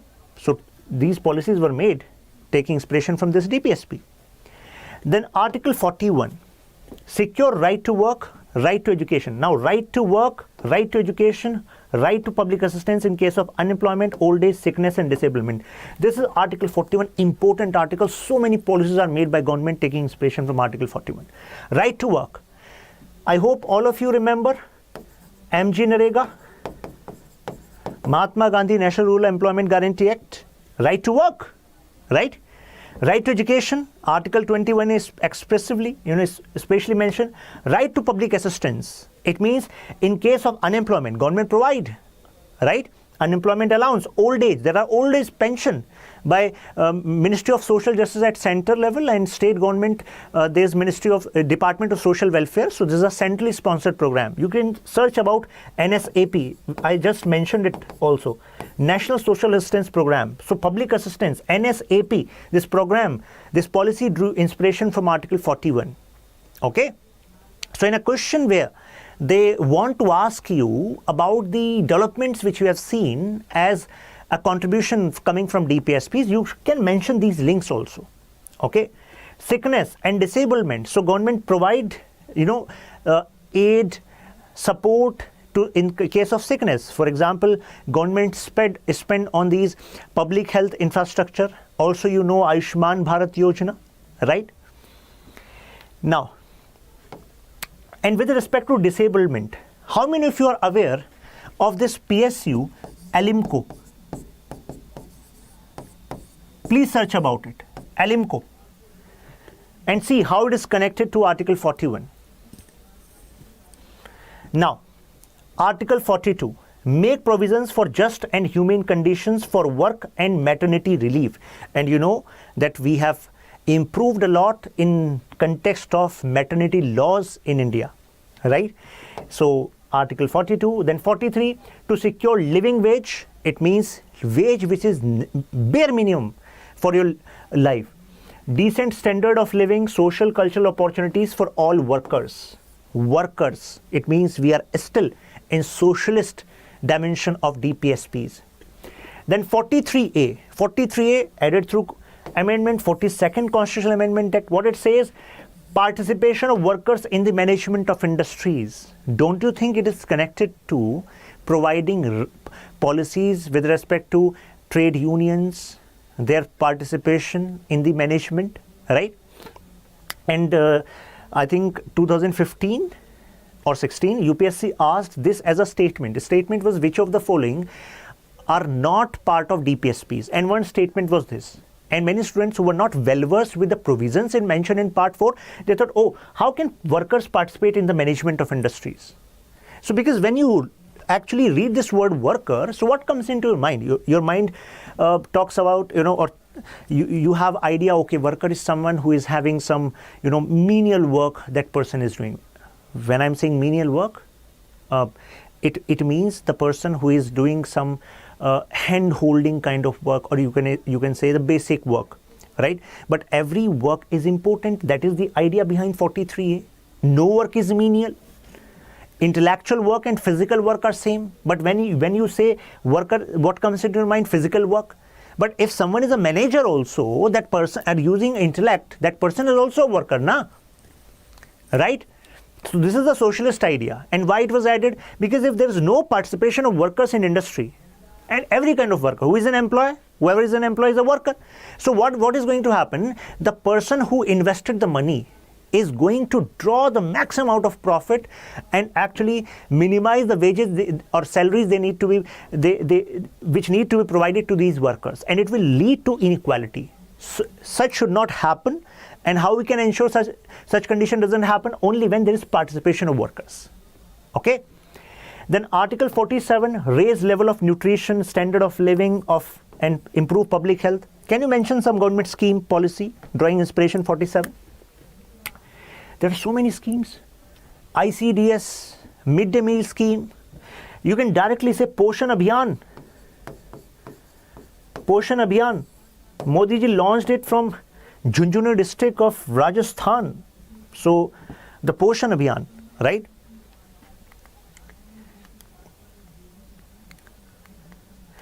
Along with this, you can also mention NFSA, National Food Security Act, PDS, TPDS, all of them, these policies are drawing inspiration from 47. Now, Gandhian principles. First of all, Article 40, most popular article, organize village panchayats and endow them with necessary powers. Necessary powers.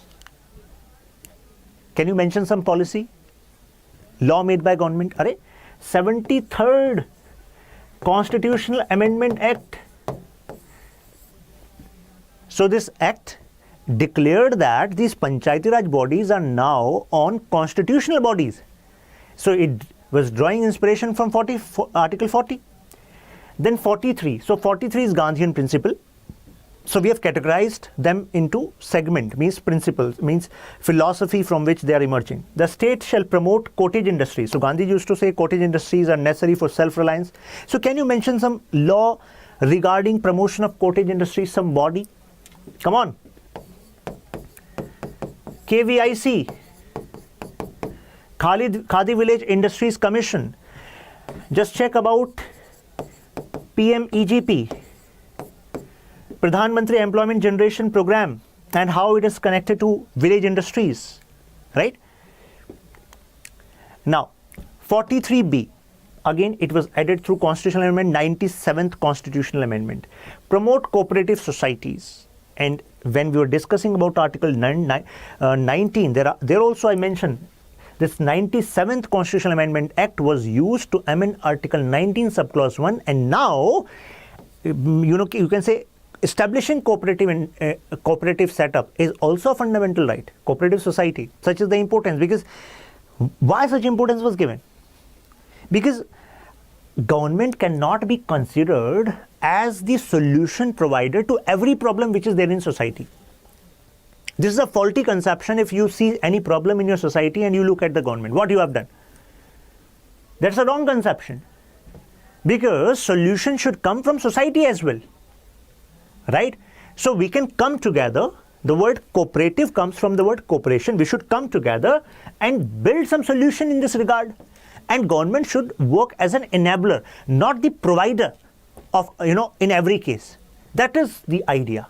And we have so many examples in different sectors where cooperative model has helped a lot. You can check about the concept of grain bank and how this concept is solving the problem of hunger. You can also search about this, it's the most popular, this Amul model. Amul Doodh Pita Hai India, and how it has transformed the life of so many dairy farmers, right?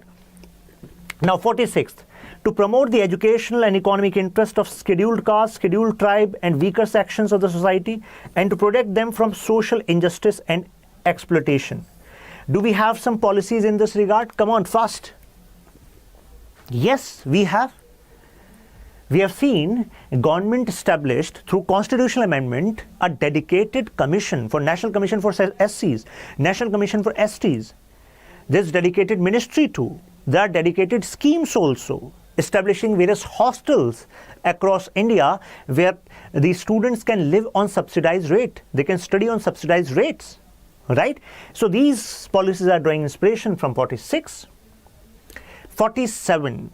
Intoxicating drinks and drugs need to be prohibited.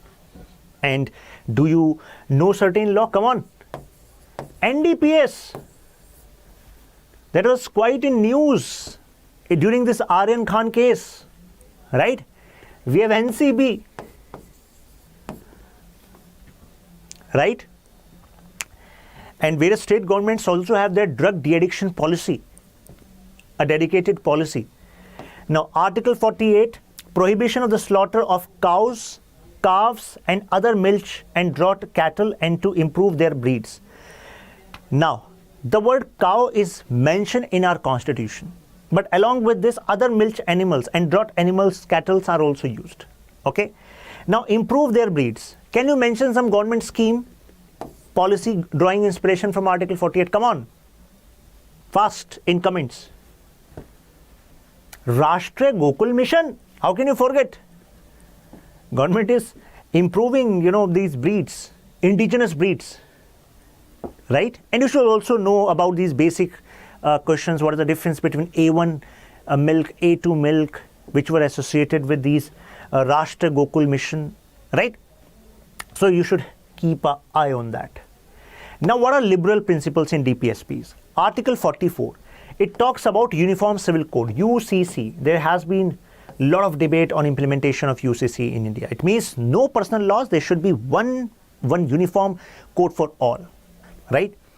Article 45 provides early childhood care, education for all children until 6 years of age. Do you have some policy? Yes, ICDS, Integrated Child Development Scheme, which targets children below 6 years of age. We have Anganwadi centers giving them food as well as basic education.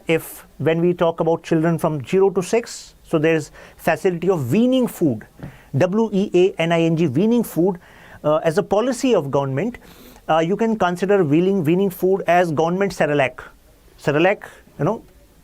So this is drawing inspiration from 45.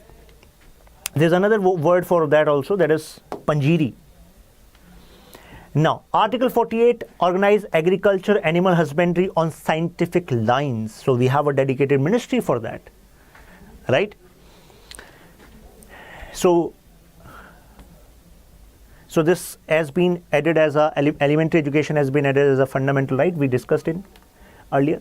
Now, Article 48A, protect and improve the environment and safeguard forest and wildlife. So it was added through 42nd Constitutional Amendment Act. So we have numerous laws made by government with regard to protection of environment. We have a tribunal also, NGT, right? Along with this, we have other state level boards also, central level boards also to protect environment, right? For example, CPCB, Central Pollution Control Board. Now, Article 49, protect monuments and objects of historic interest which are of national importance. Article 49. So, you can remember, the government launched this scheme, Rashtriya Dharohar, right? In which CSR funds are being mobilized for the upkeeping of these monuments, right? Article 50, separate the judiciary from executive. This is also a DPSP, please remember that. And it was important considering in mind the independence of judiciary, right? And clarity in the functions of these two important pillars of our democracy. Then we have last article, Article 51. My friends, we were just talking about features part. Features, understanding, knowing about these features are important. But the next level is debate between fundamental rights and DPSP, the laws and the development. This is the last article here, Article 51, promote international peace, security, maintain just and honorable relations between nations. Article 15 is a reflection of India's foreign policy. So you can say Indian foreign policy is a reflection of Article 51. Because we believe that international peace and security should be maintained. We should have honorable relations between nations. Respect international law. We respect international law. Unlike China, in many cases, in recent past, treaty obligation, settlement of international disputes by arbitration. And I must quote Mr. Modi ji. He was saying that India is going to be arbitration capital of the world. It means world will come to India for resolving their conflicts in amicable manner, right? Hello everyone. I hope this message finds you fit and fine. In our journey of Indian Constitution Part 3, today we are at Article 32. We are going to complete 32, 33, 34, 35, and that's how Part 3 of Indian Constitution will be completed. Okay? Now, Article 32 talks about constitutional remedies. Remedy, it means solution. So when you talk about solution, you only talk about solution when there is some problem. So what kind of problem we may face related to Part 3?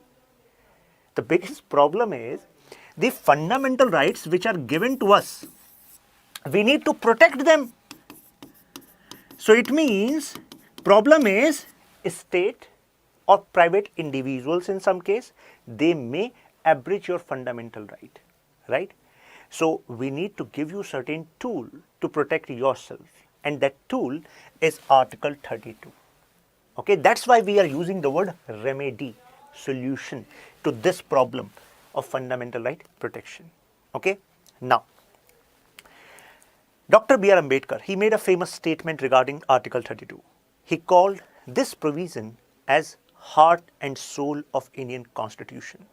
Such is the importance of Article 32 because Constitution establishes relationship between citizens and state, means government.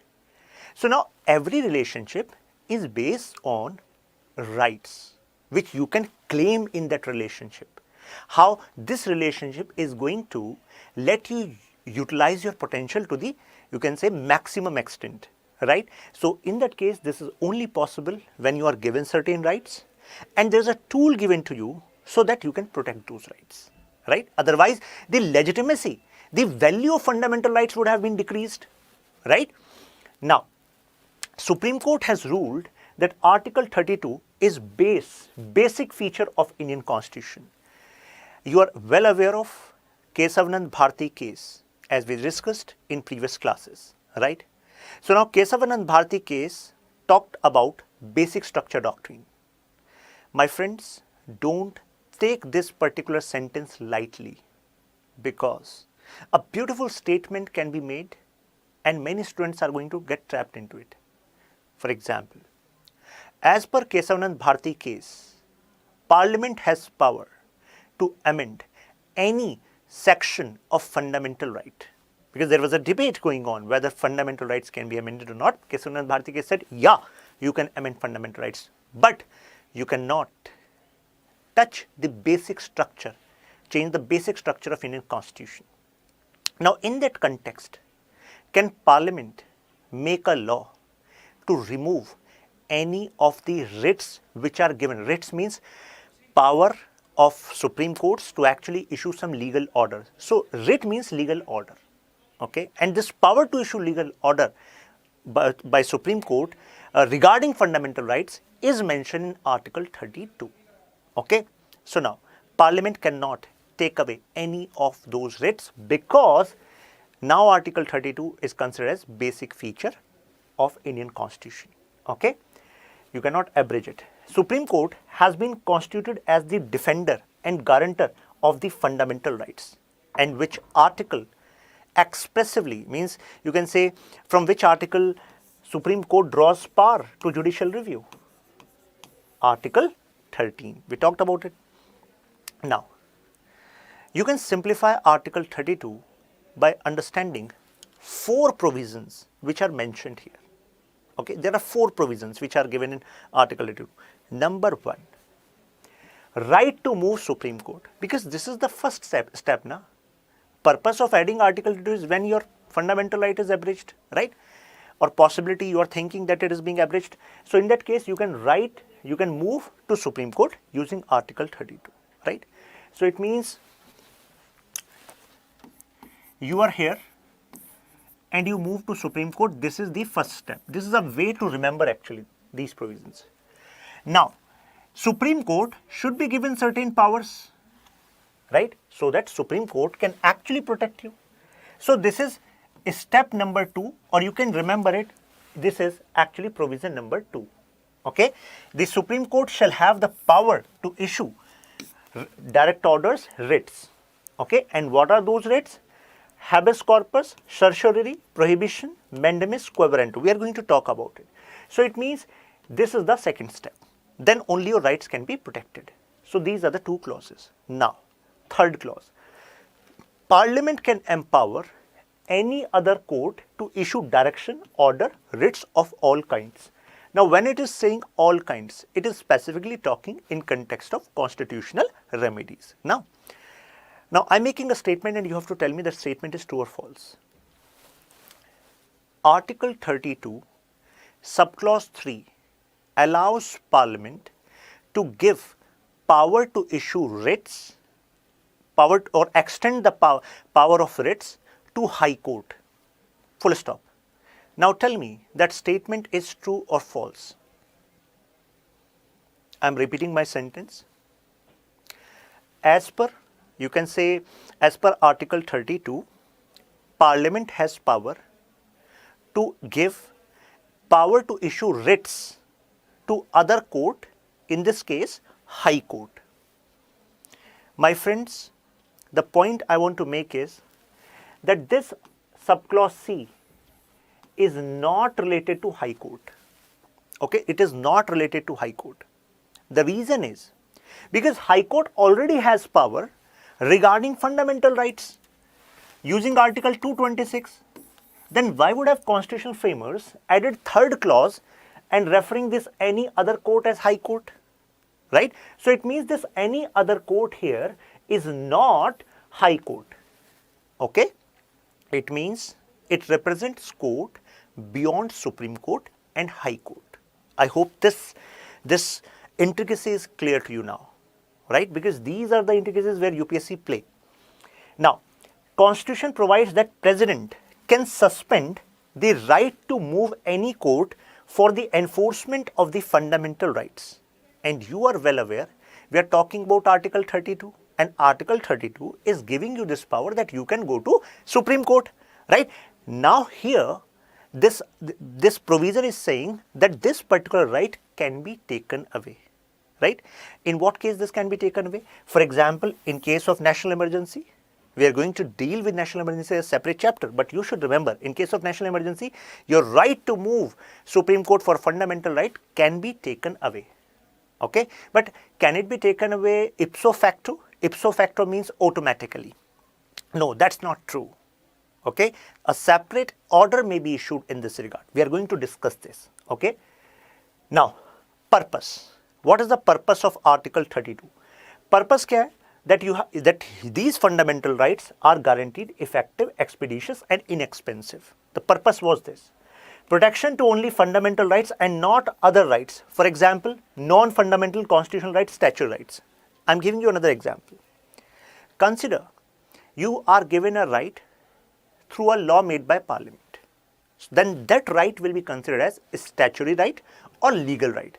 Why it's statutory right? Because it is made because of the statute which is passed by Parliament.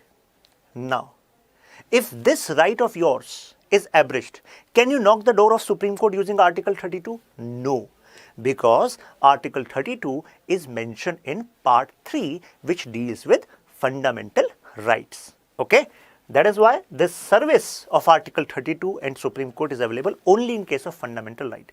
And in this context, you should also remember the statement which was made by ex-CJI, Mr. S.A. Bobde. So what he said? He said Article 32 should be used by people only when other alternatives regarding they ensuring their fundamental rights, they have used those alternatives. And then they should come to Supreme Court as a matter of last resort. At this point, there was a huge debate in news. Several articles were in news and he was criticized too, that this is a right given in Article 32 and this Article 32 has not mentioned this. First you have to move in other courts and then as a last resort you can come to fundamental right. Then you can come to Supreme Court to ensure these fundamental rights, right? So there was a debate in this. Okay, now jurisdiction of Supreme Court Article 32 and jurisdiction of High Court Article 226. Now I am making another statement. Okay, and you have to tell me the statement is true or false. I am saying the territorial jurisdiction of High Court regarding usage of writs in fundamental right is more than Supreme Court. Simply saying, let me simplify this statement for you so that you would not forget. I am saying when it comes to High Court, so High Court's territorial jurisdiction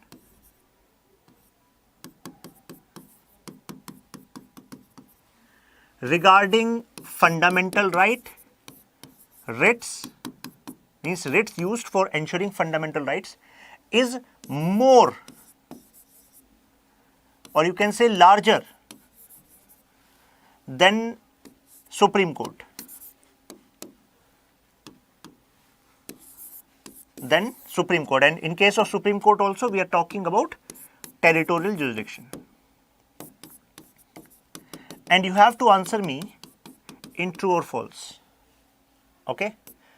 Obviously, when we are talking about writs for Supreme Court issues writs only for fundamental right. Now tell me the answer is yes or no. Come on. My friends, answer is no. You know why? Why yes is wrong? Because we have used the word territorial jurisdiction. Territorial jurisdiction means territory, extent of the territory to which High Court can actually have power of its writ, its legal order. Okay? So you should remember this, because why I am mentioning this, because there can be another question. I am going to make another question, and sometimes students get confused in these two dimensions. First of all, take case of say Allahabad High Court. So you belong to Madhya Pradesh, okay, and there some of your fundamental rights are abridged. Now tell me, can you go to Allahabad High Court saying, although I belong to Gwalior in Madhya Pradesh, but I'm going to exercise my right mentioned under Article 226, and it allows me to go to High Court. So I choose to be in Allahabad High Court because I have some friends here. Then Allahabad High Court would say, okay, sir, go back to your home state and apply, file a petition in your High Court. The reason is because Allahabad High Court's territorial jurisdiction with respect to the writs used in case of fundamental rights is restricted to that particular state only. That particular state only. Okay? But when it comes to Supreme Court, if Supreme Court is actually issuing an order, then this will be applicable to whole India. Okay? Now, second dimension. Second dimension is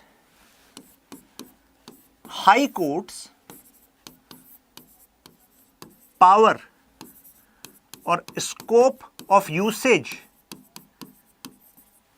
of writs is more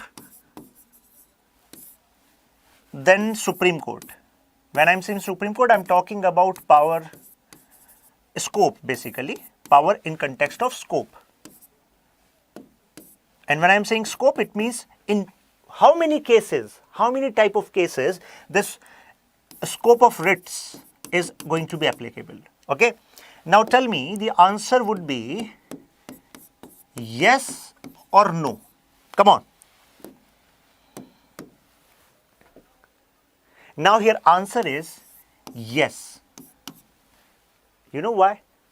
Because in case of High Court can use writs to protect your fundamental right as well as your statutory right, or you can say legal rights. But when it comes to Supreme Court writs as mentioned under Article 32 can be applied only in case of fundamental right. So it means scope is more in case of High Court, means variety is there. Variety hai. But kahan tak ye variety chalegi? Till what extent this variety will be applicable? Only to that state. So word territorial jurisdiction and scope, it should be clear in your mind. Okay? Now, take this table, and I hope this is visible to you on your screen. So this is taken from Laxmikanth. So you can open your Laxmikanth simultaneously and just take a look on the table. The differences between Article 32, Article 226. I'll just explain this to you. Article 32 is applicable in case of fundamental rights only. That is scope. But when it comes to 226, it is applicable to constitutional rights. Means it is for fundamental rights as well as statutory rights. Statutory rights can also be added. Suspension. Article 32 can be suspended if emergency has been declared by President. Just mentioned this with you. Now, 226 cannot be suspended even at the time of emergency.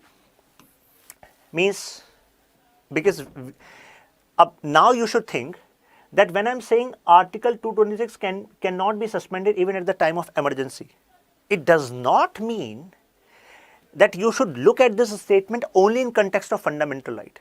We are using this Article 26 cannot be suspended because there can be many legal rights. And presidential order which is issued at that point of time, we are going to talk about Article 358, 359 in emergency chapter. It is specifically it specifically deals with fundamental rights. Okay, so legal right aspect is not there, when it comes to emergency in case of High Court. That is why this particular statement has been made. Now, Article 32 has a narrow scope, just told you, and Article 26 has a broader scope, fundamental right, legal right, both, right? This is clear to you. Jurisdiction. Article 32 empowers Supreme Court to issue writs all over India, just told you. And this is local jurisdiction. Local jurisdiction means specifically in context of state, like Allahabad High Court, UP, right? Discretion. Since Article 32 is a fundamental right, the same cannot be refused by the Supreme Court. Article 226 confers discretionary power to the High Court, which means that is it at the discretion of the High Court to issue writ or not. Okay, but in this case, Supreme Court cannot refuse this particular, you can say, petition if the points are valid. The reason is because it is mentioned in Article 32, and Article 32 is mentioned in Part 3, right? So it means core responsibility of ensuring our fundamental rights is on Supreme Court, not on High Court. Okay, because High Court power is out of Part 3, mentioned out of Part 3. Okay, so this difference need to be clear with you, because there can be a statement in exam. Okay, now type of writs. So these are the 5 types of writ. First of all, habeas corpus. So it's a Latin word. It means you may have the body. It simply means that, consider there's a student with the name Rohit. Police came at Rohit's door last night, and Rohit was actually detained. So police said that we are arresting Puneet because we have some proof that Puneet has committed some crime. Okay, so it means it was a punitive detention, right? But when the some friends, they reached in the morning the police station, police said no, we don't have Puneet, or we don't have Rohit. So in this case, you can go to Supreme Court using Article 32, that detention of Rohit is illegal, is arbitrary. And you can ask Supreme Court, please issue this writ of habeas corpus so that body, means person, Rohit, can be produced in court, and police can be asked question on what grounds you actually arrested Rohit. Do you have sufficient ground or not? So that investigation can now start in that particular process. So don't you think it is important so that the arbitrary action of government machinery can be, you can say, put to a check, right? And you should also know that habeas corpus can be applicable in public as well as private detention. Okay, public as well as private detention. What does it mean? It means if you are detained, or someone is detained by government authority, then also you can go to Supreme Court. If there is private detention, right? So in that case also habeas corpus will be applicable. So to release a person who has been detained unlawfully, whether in prison or in private custody. Okay, now some of you might be finding it interesting why private custody word is used, prison. Because when prison is used, so in case of prison, there are official records. Okay, this person came in prison at this point of time, and these were the people who actually brought this person to prison. But it may be possible that you were not lodged into prison. You are at some unknown location, no official record at that point of its present, and in that case also habeas corpus can be used. Okay, now mandamus. So mandamus word means command, to command. Let me explain this to you in an interesting manner. First of all, it is command, certiorari, to be certified, prohibition, to forbid, quo warranto, what's your authority. So what does it mean? Let's understand through these interesting cartoons. Now, habeas corpus is a Latin for to have the body, like we were asking for the body of Rohit, is used to secure a person who has been detained unlawfully, illegally. Please remember, unlawfully, illegally. Okay, it's not like if that person is legally detained and you think that's my brother and he should not be arrested and you can go to Supreme Court. No, in that case your petition will not be accepted. Okay, unlawful, illegal should be the basis. Now take this example. Your Honor, my client has been detained illegally I'm here to ask for his body back. So writ of habeas corpus has been issued in this regard in front of this judge. Now judge will issue this direction to the respective department that you have to produce the body on such date in front of us along with the grounds on which you arrested that person. Writ of habeas corpus can be issued against both, it means public authorities as well as private individuals. Okay, for example, if you are a contractor and you have some bonded labor, and these bonded laborers were demanding that they should be released now, although having bonded labor is itself illegal, but now you have you can say put them in some custody. So in that case, this habeas corpus writ can be exercised against you as well. Now writ mandamus. Mandamus, we command. Just connect. Mandamus means command. Okay. So when command is given, so that someone can perform that action, right? Take this example that one government authority, some officer has to perform some task for you. Okay. Consider that your grandparents, okay, and they have retired and now they want to start their pension. But the person in Treasury office is demanding bribe. And since your grandfather was so upright, your grandmother was so upright, they were saying, no, we are not going to give bribe and we want our work to be done. We have given our whole life to this government service and this is my entitlement. I have contributed to in this. So now this government officer has made some, fraudulent, you can say, reasons to object the file altogether, and this is creating a livelihood issue for your parents, so for your grandparents, right? So don't you think it is against their right to life as well, because their medical supplies, right, they have to take medicines and they have to go to doctors, so their treatment is actually being compromised due to not issuing of this pension. So in that case, if they go to the Supreme Court using Article 32, then court will issue a letter to that concerned treasury officer that you have to come to Haveli. Where is Haveli? Supreme Court is Haveli, and वहाँ पर आपसे होगी बातचीत. Means we are going to ask on what grounds you stopped, and we command you to actually get this done. Okay. So in this case, please remember, it is not necessary that they will call you up into the court. Okay, it is not necessary. Okay. For example, in habeas corpus, the department has to produce the body because the body is the issue. That person is the issue. Person in custody is the issue. But in this case, mandamus, a simple direction can be issued on the basis of proofs which you have provided, and that particular person, particular authority will be given a command that you have to perform this task. If you don't perform this task, give us a suitable reason within this time. So in this way, mandamus writ work. So take example. Your Honor, police is not taking my complaint, aggrieved individual. So now, we order you to take complaint.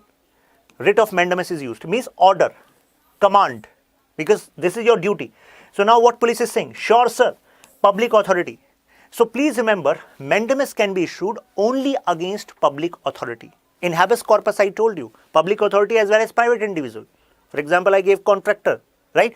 Now, why only public authority? Easy way to remember is, mandamus is used when a public authority is not doing a set duty. Okay. Now, my friends, can you actually give this command to a private company? No, you cannot give this command to a private company, because private companies' work is not fixed by the process made by government. Okay, they have some independence to perform their task. So this is applicable only on public authority. Writ of the mandamus cannot be granted against private individuals or organizations. Okay, I hope this is clear to you. Now, writ of certiorari, it means to certify. It means to be certified is issued by the higher court to some inferior court, and please remember, the word transfer is used here. It means, take example. So this is a lower court, and this lower court has issued a direction, that issued a judgment, we give you life imprisonment. And this person is saying, oh no, zindagi khatam. But this person's advocate said, this particular judge and this particular level of court does not have suitable authority. And there is a case of error of law.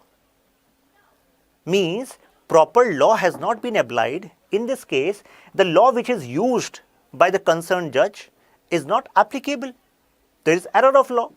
So in this case, the advocate of this person can go to higher court. When I say higher courts are Supreme Court and High Court, right? So now higher courts will say, hey, lower court, we want this case to be transferred to us. So please remember, in case of certiorari, there is transfer of case because higher court says that you are not capable because you have done these mistakes. So we are going to look into this matter. So writ of certiorari is issued on the grounds of excess of jurisdiction, means you have gone beyond the periphery. For example, say tribunal word is used. So consider example of NGT, National Green Tribunal. Now due to a pollution from a factory, industry, so now what happened? Some people have said that due to this pollution, our life is under threat and some people have got cancer. So NGT is listening to this case, listening to the argument, and now NGT is proposing that we are going to have some criminal action against the industrialist. So now, my friends, when you read NGT's provisions, so you will find that NGT cannot deal with criminal matters. NGT can also look on environmental aspects. In criminal matters, the matter need to go to sessions court, right? So if NGT try to play on these provisions, then this particular case can be transferred to higher court because there is an error of law, or you can say excess of jurisdiction, lack of jurisdiction. Okay, I hope it is clear. Now many students remain confused between certiorari and prohibition. Prohibition is to forbid. Means to forbid. It is issued by higher court, means in this case also it was issued by higher court to the lower court. In this case it is also being issued by higher court to the lower court to stop the law court tribunal from exceeding its jurisdiction. So now what is the difference? Look at the difference. By the listening to all the facts and arguments, lower court, writs of prohibition is saying, hey lower court, we forbid you from deciding anything on the matter. It means here judgment was made, life imprisonment, done, and this person is like, oh no. But in this case, judgment is not made till now. Okay? Judgment is not made till now. In this case was transferred to the higher court.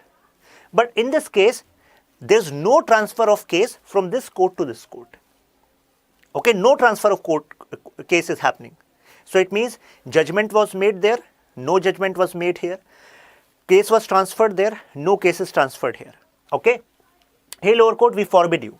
So writ of prohibition is not available against administrative or legislative bodies, private individuals or organizations. Please remember, this is applicable only on judicial bodies or quasi-judicial bodies. Okay. Now, writ of quo warranto, last writ. Quo warranto means by what authority you are on this position. Take example of Rohit. So in the first example, we said Rohit was arrested. Now days of Rohit have changed, right? Now Rohit got appointed as a civil servant. He cleared UPSC and he is appointed as civil servant. And when he was about to get retired, so his time period is gone. Time period is done. He should have been retired.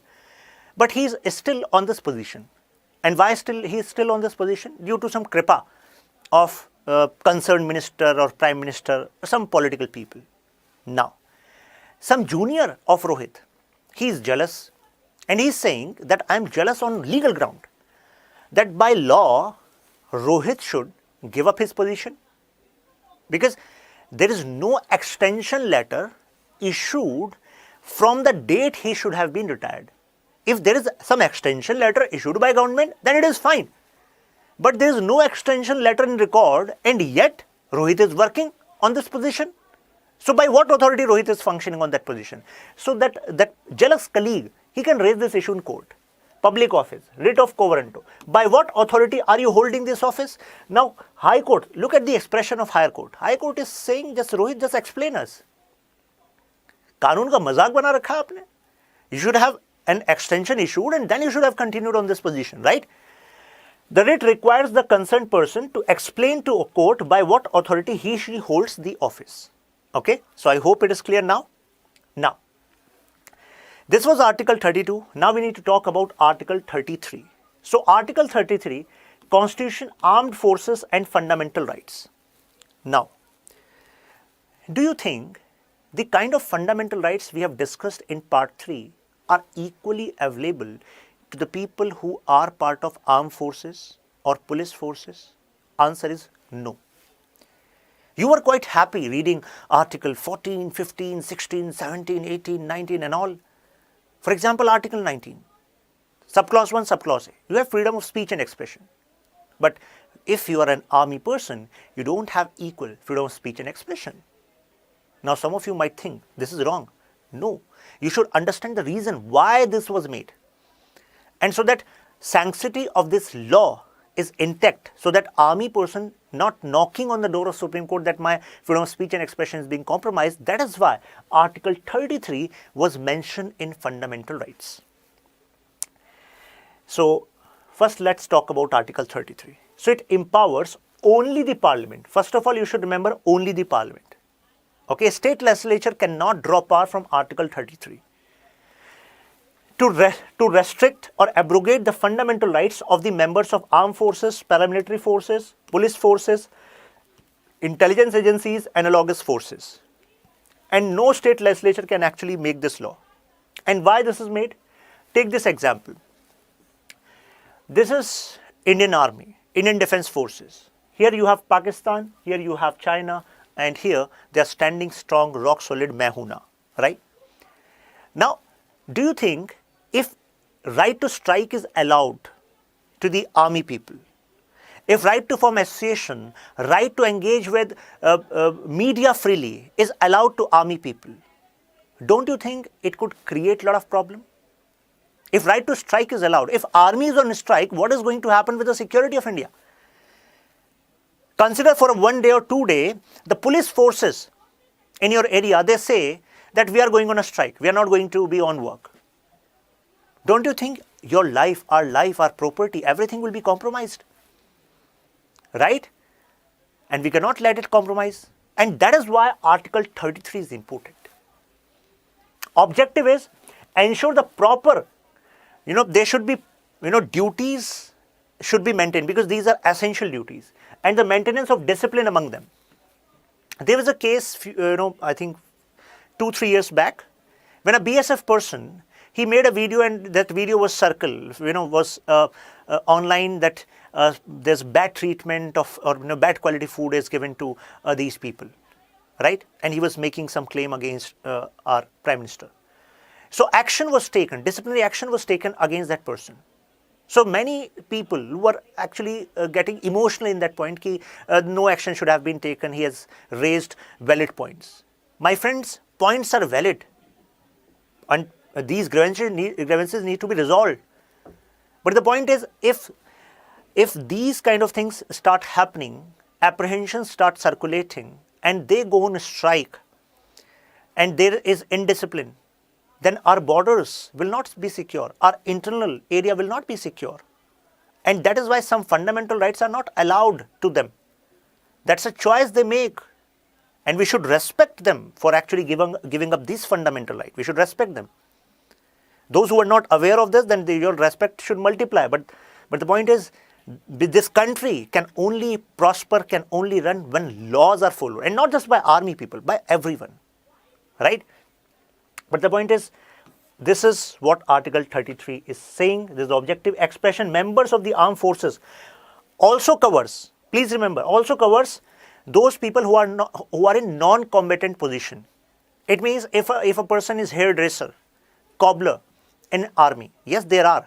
So they cannot say, since I am not in combatant position, I can go on strike. No.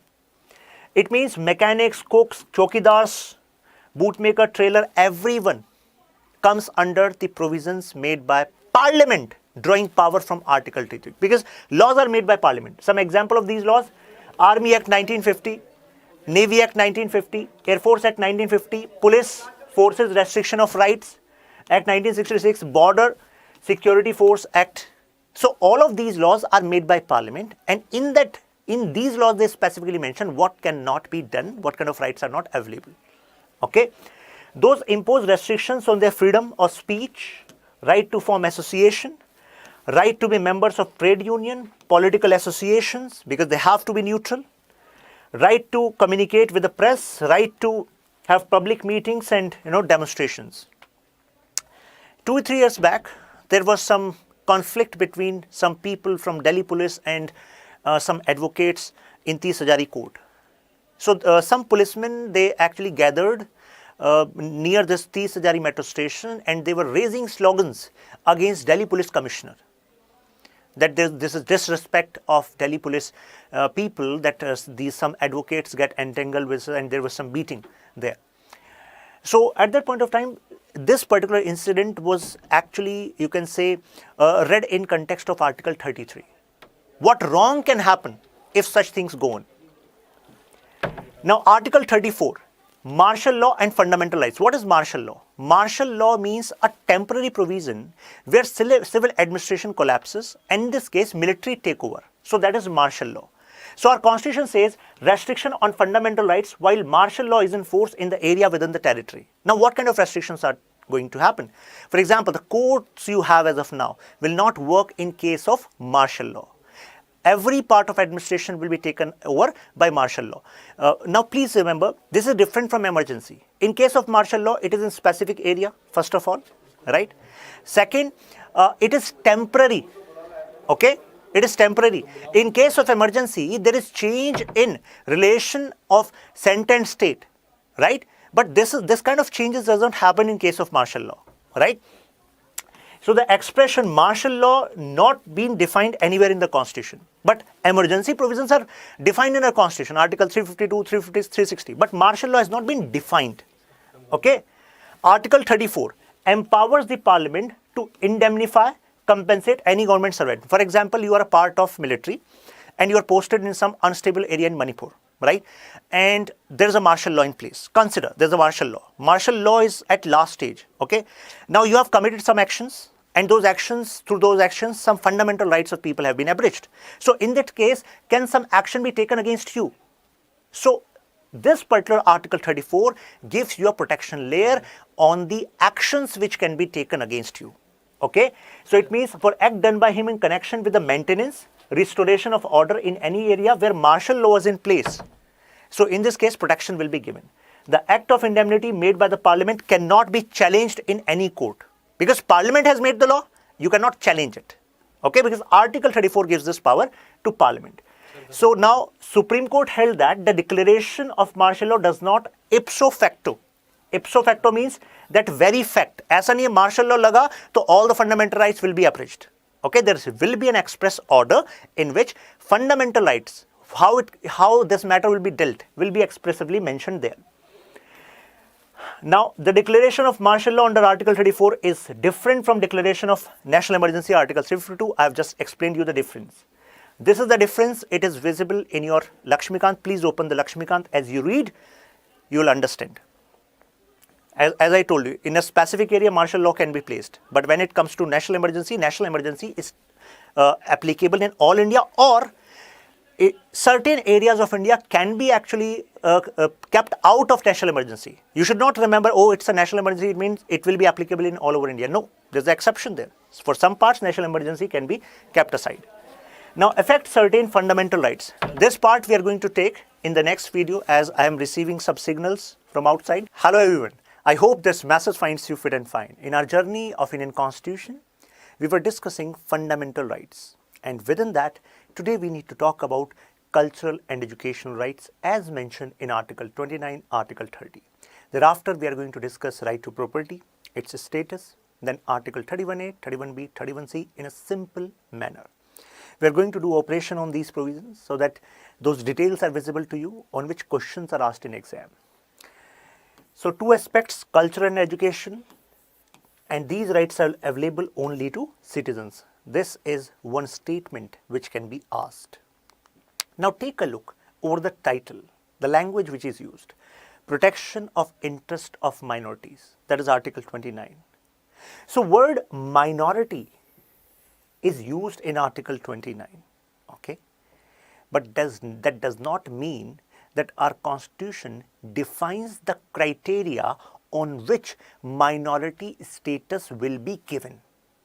Although two types of minorities are recognized in our constitution within these set of rights. One are religious minority and other are linguistic minority. Okay, So now we have two clauses within that, 29 subclause 1. So it talks about your right to conserve your language, script and culture. Okay, so this right is a right given to group. Okay, because a group will have a language, a group will have a script, a group will have a culture, right? Now, but when it comes to 29 subclause 2, this right is available to you as an individual. Okay, no discrimination in education institution. My friends, Article 29 subclause 2 is not talking about minority institutions. Please keep this in mind. Some students actually link it like this, that since the title itself was saying protection of interest of minorities and subclause 2 is talking about no discrimination in education institutions, so they actually mix things up, but you should read it separately. Okay, so it says that no discrimination will happen with you on the basis of religion, race, caste and language, any of them, in an educational institution maintained by the state or receiving aid out of state funds. Okay, so this particular right, subclause 2, is available to you as individual, and these LSC, language, script, culture, so these are available to you as group. Okay, these kind of statements are made. Now, if I ask, can rights mentioned under Article 29 be accessed by people other than minorities? Now, what would be your response? Some of you would say, sir, what kind of question you are asking? It is quite common. It's obvious. Since the word is minority, it means only minorities will be able to access the rights mentioned under Article 29 subclause 1, subclause B, right? That is what you were thinking. But my friends, that's not true. Because Supreme Court has interpreted this provision in a different manner. And I'm also going to tell you what the reason was. So first of all, Article 29 grants this right to minorities on the basis of religion and language. I've already told you, two kinds of minorities are mentioned. Okay, so there was a debate that whether these rights to preserve language, culture, script are available only to minorities. What if some other people who are in majority, they want to take actions for preserving their script, and if any government authority is restricting them to actually take some steps to conserve their script, language or culture, can they knock the doors of Supreme Court using Article 29? So some scholars were saying, legal luminaries were saying, no, Article 29 subclause 1, subclause 2 won't be available to people from majority, because majorities won't need to conserve their language, script, culture. This need is only to the minorities. But as this debate was going on, and when this debate reached Supreme Court interpreted in a very beautiful manner. What Supreme Court said, the scope of this article is not necessarily restricted to minorities only. Okay, it is commonly assumed to be, since you read this title of Article 29, minority is mentioned. That is why you assume that. Sections of citizen word is used in the language of these clauses. Take a look. Article 29 title says Constitution of India, protection of interest of minorities. But when you read this language in subclause 1, it says any section of these citizens. So now Supreme Court said, since it is saying any section of citizens, it means it is available to every section of citizen, right? Residing in the territory of India or any part thereof, having a distinct language, script, culture, three things, LSC, its own shall have the right to conserve the same. So on the basis of this, now Supreme Court has interpreted this is not restricted to minorities only. This can be a statement. in your exam, and many students will fall into this trap. Okay, but you are not going to do. Now, no citizen, subclause 2, which is available to you as individual. It says no citizen. It is not saying no citizens who are minority. Okay, shall be denied admission into any education institution. Any education institution, I told you it is not talking about minority education institutions, because that is mentioned in Article 30, not 29.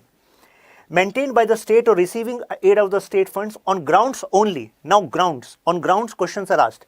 Religion, race, caste, language, or any of them. My friends, there are 4 grounds mentioned here. 4 grounds only. Okay. Now, I hope now this is clear to you.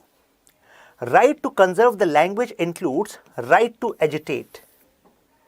For example, if government authorities, state is not taking enough actions to preserve, or you can say conserve, your language, script and culture, and you want due efforts to be made, then you can agitate. And this right to agitate can also be considered under the definition or interpretation of Article 29. But this agitation is specifically for conservation of LSC. Okay? Please remember it, because if a statement is made in this manner that right to agitate can be inferred through the interpretation of Article 29. So some students might think, oh, it should not come here. It should be related to Article 19. Okay, these kind of traps are leveled. Okay, but I hope now you are clear. It is interpreted in this context. Now, take this question. Article 29 subclause 2 protects from discrimination on the basis of, because basis is mentioned in subclause 2, which is available to you as individual. So what bases are mentioned? 4 bases I have just told you. 4 grounds. Come on.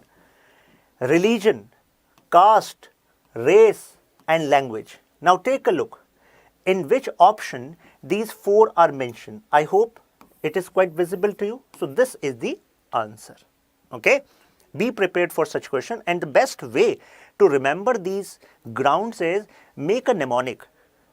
Okay. Mnemonic means some code. Okay.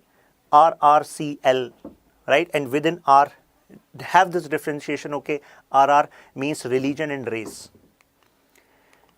Now, there's a difference between Article 15 subclause 1 and Article 29 subclause 2, because both, why there are similarities? Because both talk about discrimination. Okay, but there's a difference on the kind of discrimination and the grounds of discrimination. Protects rights only against a state. Subclause 1 I am saying. 15 subclause 1, we discussed it. Subclause 2 and on, they talk about state as well as private individual. But subclause 1 of Article 15 talks about only state, right? Protect right against state and other institutions as well. Okay? Prohibits many type of discrimination in Article 15 subclause 1, right? But in this case, it is talking about admission into, means special actions like admission into education institution, because word education institution is specifically mentioned in Article 29 subclause 2. And why? Because the kind of rights we were talking about are cultural and educational rights, right? Cultural aspects I have mentioned in Article 29 subclause 1, LSC, language, script, culture, and educational rights are mentioned in Article 29 subclause 2, and other educational rights with regard to minorities are going to mention in Article 30. We are going to talk about it. Now, this clause covers a wider area, and it is applicable on all citizens irrespective of minority or majority. Now, only relate to admission into education institutions maintained by state or receiving aid out of state funds.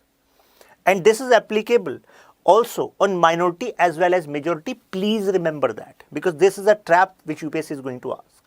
Prohibits discrimination on the basis of sex and birthplace also, because Article 15 mentions what? What are the grounds on which state shall not discriminate? Religion, race, caste, sex, place of birth. But in this case, it is religion, race, caste and language, right? So these are not the basis. Sex and birthplace are not the basis here. These are not the basis here. And what does it mean?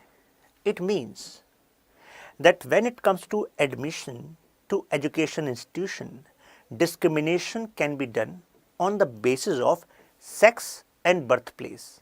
It means some education institutions may be restricted for women only, for men only, okay? And place of birth can also be a criteria that from this particular region only we are going to allow people to have admission, right? So that's why these provisions were made, and these provisions were actually left when we talk about Article 29 subclause 2. I hope it is clear to you, right? Now, take into consideration this question.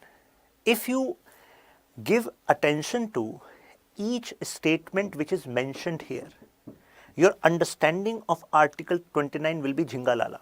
That's my promise to you. Although answer is quite clear, but same statements can be used by UPSC in a different manner. UPSC can actually, what UPSC can do, UPSC can remove this statement, okay, and they will give these three statements and ask you which of the following statement is not true. This question is direct. This question is saying with respect to minority institutions, which of the following is correct, right? And first statement, the protection of Article 29 is available to Indian citizens only. So this is correct.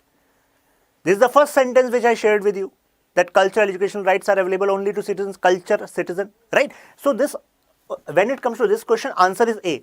I'm saying if this question is reframed, okay, and now UPSC asks which of the following statements, okay, and you have no idea about these statements, right? Abhi to clear ho gaya ki theek hai, one is the answer. Now read the statements.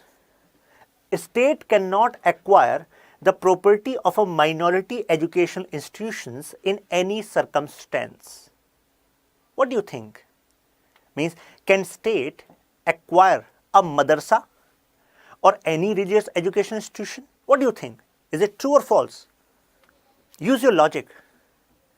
So those who are thinking, no sir, we are a secular country, how can government do that? If government acquire a madrasa or any other religious education institution, it will create riots. It will be against the constitution. My friends, these kind of talks are apt for a politician. But you are here to get into civil services, right? So you have to be authentic and you should have clear-cut knowledge, okay? This particular statement is false because government can acquire a madrasa or any other religious institution, but there is a condition. Condition is adequate compensation need to be given so that their rights are not abridged, okay? So it means adequate compensation need to be given, and then yes, it can be acquired. So that with the compensation, the community, the people who are managing that religious institution, they can have some alternative mechanism in place. Okay. Now, third statement, the institution that neither seeks recognition nor aid from state is not a minority institution. Another beautiful statement. To have this understanding, first you should know what is a minority institution, how it is going to be categorized. So there are three categories of minority institutions. Three categories. What are these three categories? Let me show you quickly. Yeah. Minority education institutions are of three types. First, institutions that seek recognition. For example, recognition from a government board. Okay. Recognition as well as aid, means funds or some help from government. So this is one type of minority institution, having recognition as well as funds. Second, institutions that seek only recognition. Paisa nahi chahiye, paisa bahut hai, right? They don't need money. They only need recognition. So that other students can actually trust that education institution and they can come and study there, right? So this will be considered as a minority institution also. Okay, just recognition and money both. Okay, so here you have R and A, means recognition and aid. Here you are talking about just recognition. Okay, and these two are actually categorized as minority institutions under Article 30. But there is a third criteria also, who don't want, जो इन सब चीजों से ऊपर उठ चुके हैं, right? उन्हें ना तो recognition चाहिए, ना aid चाहिए. They don't want recognition of government, they don't want aid. from government. And yet they can be considered as minority institution. Okay, so institutions that neither seek recognition nor aid from the state, these are also minority institution, but they are not going to be defined as minority institution under Article 30. But since I am saying minority education institutions are of three types, so it means it is third type, okay, but not as per Article 30. These details should be clear in your mind because UPSC is going to play on these points. Okay. Now, go back to the statement. The institution that neither seeks recognition, nahi chahiye recognition, aid nor aid from the state is not a minority institution. Don't you think that statement is false? Because it is a third type of minority institution, right? Now, a state cannot regulate the syllabus of such an institution if it is funded partially by the state. Kya mazak hai? If a state is going to fund you, then state is going to ensure the syllabus also. Okay? So here it is saying cannot means kar hi nahi sakte. That's not true. Cannot is not true. Okay? There may be a case that you only required aid and you did not require recognition. In that case, a state can say, since you are not recognized with us, but we have just funded you, okay, we are leaving you, decide your syllabus on your own. But if you are taking money and you are recognized, so there can be a possibility that you are taking money and as well as recognized. So in that case, you are saying that the state cannot. How state cannot? State can regulate. Okay. So in these kind of questions, you should take a look that if UPSC is making the statement which is absolute in nature, cannot only, then you should be on red alert. Is there an exception which can happen? So there you can actually identify that statement is true or false. Okay, an understanding we are going to gain in this series, you need not to worry. Okay, now, so the explanation which I shared with you is explanation mentioned here. This PDF will be available in this Telegram group, Shashank Tyagi, for you. Okay, I'll share the detail in the last, so you can have this PDF there. Now, right of minorities to establish and administer educational institutions. This is Article 30. Please give attention to words. Right of minorities establish and administer. Okay, now bell should ring in your mind. Okay, it means now they're talking about minority institutions only, right? But in Article 29 subclause 2, we were using the word educational institutions. Okay, no discrimination in educational institutions. Okay, but here the word minority institution, right? Right of minorities to establish, administer education institution is mentioned. Now, also known as Charter of Educational Right. Okay, so if UPSC says Article 29 is considered as Charter of Educational Right, that statement is false. Article 30 is considered as Charter of Education Right. Please remember that. These kind of factuals are also asked. Now, right to establish and administration education institutions of their choice. And when I am saying of their choice, what does it mean? The choice word is also quite elaborate. Okay. So when I say choice, just choice include choice of how you are going to conduct the examination, how you are going to appoint the staff, how you are going to admit the students, how you are going to teach. It means, keep in mind that when I am using the word minority institutions, you should not relate that minority institutions will only be there to provide education related to religion or a particular language. No. They can offer modern education, IT, engineering and others also. For example, Jamia. Jamia is a best example of minority institution, right? So many type of courses are there. In granting aid, the state shall not. Now, in Article 30, our constitutional framers also actually added a protection layer to these minority institutions. Why? Because we have UGC at the center, University Grants Commission, whose purpose is to provide grants to these higher education institutions. Now, Since minority institutions enjoy significant autonomy by virtue of Article 30, there can be a possibility, there could have been a possibility that UGC would say, oh, so you are the one who are going to enjoy your own autonomy. Other universities are working as per our directions, but you enjoy autonomy. Okay, so now we are going to give you less funds.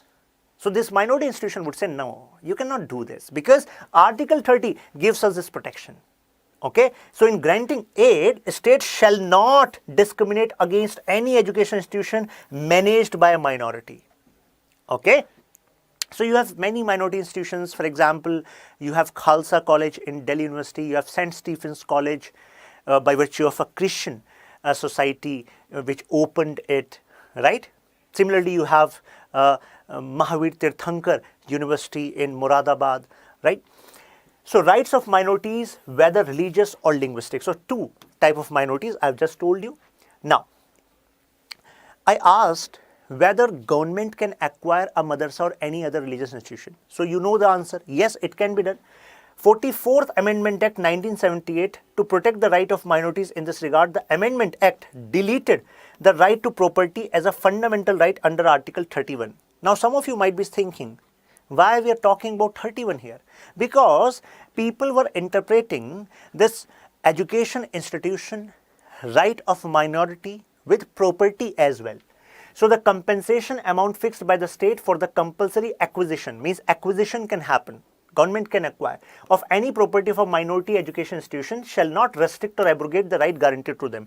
So shall not restrict or abrogate the right guaranteed to them, it simply means that compensation should be enough so that they can have some alternative mechanism in place so that future of those students who were dependent or who were relying on this minority institution, that should not be compromised. This should be the priority. Okay. Now, Article 29 is about, means it is available to both minorities as well as majorities. I told you the interpretation made by Supreme Court about the language of 29 subclause 1, subclause 2, right? But Article 30 only to minorities or on the basis of religion and language, and these are available only to citizens. So both are available to citizens, but this is available only to minorities. Okay, so a statement can be made by UPSC on this particular differentiation. Please remember this. Okay, I have explained you the reason also. Okay, now so I have told you that three type of minority institutions, right? And these two types are under Article 30. Recognition, aid, Article 30. Only recognition, then Article 30, right? Now there are some guidelines related to minority institutions. So these guidelines were elaborated after Secretary Malankar's Syria Catholic College case in 2007. Now, so it summarized the general principles relating to establishment and management, and why this case actually came into being. Because the word establishment is quite clear. Okay, establish means you are starting. But when it comes to administration, so it is quite elaborate word because so many aspects are there in administration.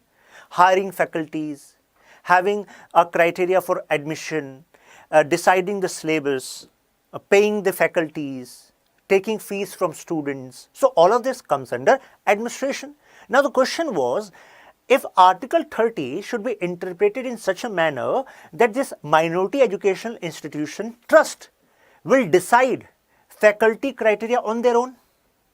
For example, if someone you have to hire as a faculty to teach say engineering students. So common criteria is that person should at least have masters in technology, MTech.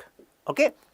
But if there is a minority institution, and can they make a criteria that for teaching BTech students, we can hire a person who is having diploma in engineering, right? Do they have this kind of power, this kind of protection that government cannot do anything, whichever criteria of hiring faculties are made? What about fees? So can they charge on their own? What about passing marks?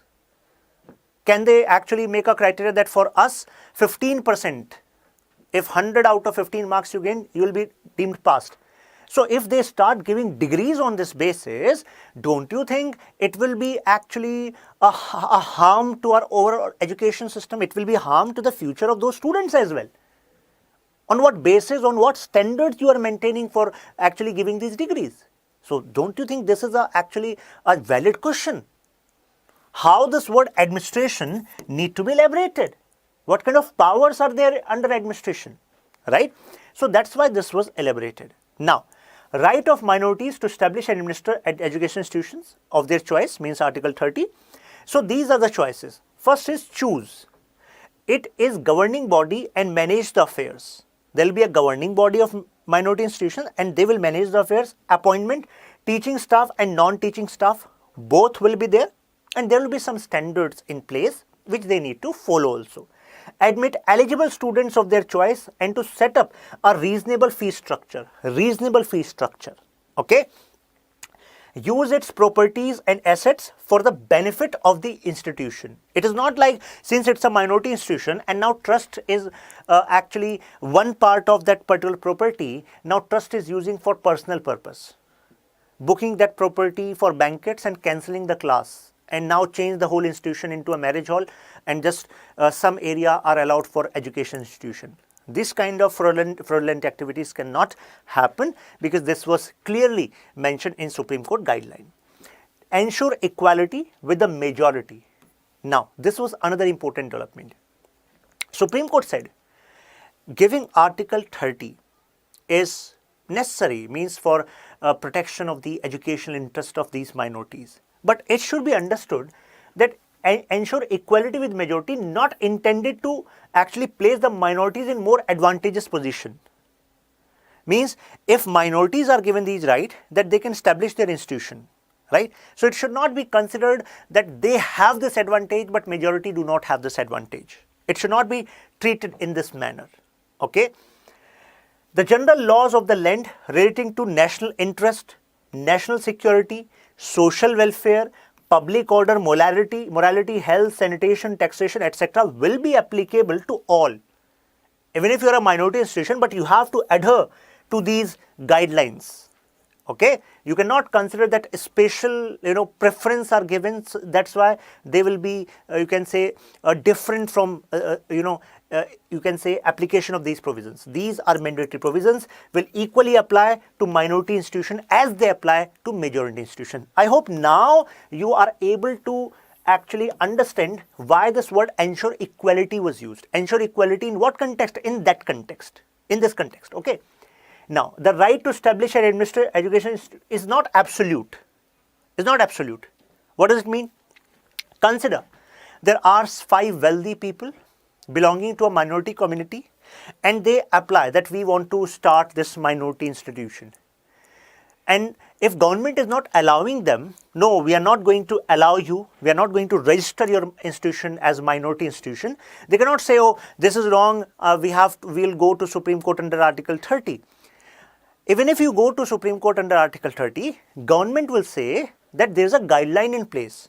For example, if guideline says if you want to establish a university for minorities, then you should have at least this much strength of staff, you should have this much financial capability, you should have these many labs in place, you should have this much land. So the basic criteria to establish an institution should be there, then only you will be allowed to establish. You cannot say, since I am minority, I can start a university in my home. Now I am converting my home into a university. You cannot do that. Okay? Nor does it include the right to maladministration. Means if you have privilege, but privilege cannot be considered as a maladministration. I am going to run the administration on my own. No, you have to maintain the standards. The unaided minority education institutions who are not taking any aid, finances, will have the freedom to appoint teachers, lecturers by adopting any rational procedure.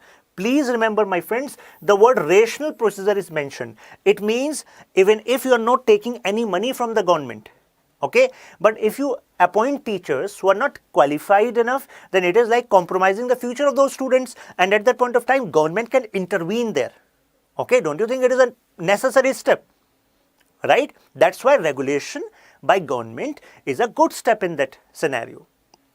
Now, the conditions can be imposed by the state to ensure proper utilization of the aid.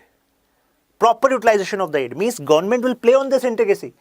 If you have got 1 crore rupees as a financial aid from the government, then it is not like your prerogative to actually spend it in your own manner. Let's organize a fest in this minority institution and we are going to bring some famous artist. You cannot do this in this manner, right? You have to be rational while you spend money without, however, diluting and abridging their right. It means a balance will be maintained by the government. It is not like government is going to pinpoint on every step, but government will ask whether that money is actually being spent in a right manner or not. Okay. So this was Article 29, Article 30. I hope these details are clear to you. Now talking about Article 31. So Article 31 was repealed. Repealed means it was removed from our constitution, fundamental right part, and then it was added as Article 300A. Means it is a right mentioned in our constitution. But now you cannot knock the door of Supreme Court using Article 32 saying it is my fundamental right. Fundamental right status was taken. Okay. Now, so before this repealment happened, actually right to property was mentioned at 2 places in our fundamental right part 3. What were the 2 places? Article 19, subclause 1F. Okay. So what it said? It said everyone has the right to acquire, hold and dispose of property. Okay. Acquire means purchase, hold means to maintain and dispose means to sell. So earlier this was a fundamental right given to you. Okay. Now, when I am using the word property, what is coming into your mind? Most of the students think property means land. Sir is talking about land. But property is an elaborate term. There can be movable property, there can be movable property, right? So movable properties are also your properties, right? So you don't have that fundamental right now. Okay. Apart from this, Article 31 also mentioned about a right to property. No one can be deprived of their property. Okay. But after 44th Constitutional Amendment Act 1978, both of these provisions were repealed. Okay, means removed from part 3, and fundamental right now was given the status of constitutional right under Article 300A. Because it is mentioned in constitution, that is why we are using the word constitutional right. Okay. So you should keep in mind that if this fundamental right is taken, it is not like government will knock on your door tomorrow and government will say, since you don't have this fundamental right, now you have to empty your home within 24 hours because we are taking over this. And if you ask, sir, what we are going to get, then they cannot say that you are not going to get any penny. Okay, it means government can take your home for national importance, matter of national importance, but there will be suitable reason behind it. Okay, there should be suitable reasons, means arbitrary action will not happen. Okay. Now, so if government take this land, then government is going to compensate you. Government is going to provide money to you. Okay. What are the provisions for the compensation? That how much compensation will be given to you, on what basis? So now for compensation, we have 2 segments. For example, Article 30, property of minorities, they have their own compensation mechanism which is given due priority. It specifically mentioned that compensation should be such so that this right of them under Article 30 should not be compromised. As I told you, alternative mechanism they can settle so that future of those students who were actually relying on this institution, they should not be compromised. But when we talk about Article 31A, it is talking about a tool by which your property can be acquired by government, property within statutory limit. Now, what is the statutory limit? So, in some states, government started this land ceiling law. So, what is this land ceiling? Consider, you have one student, Rahul, okay.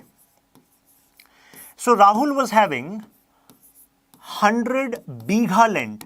Bigha is a unit of land, okay, area.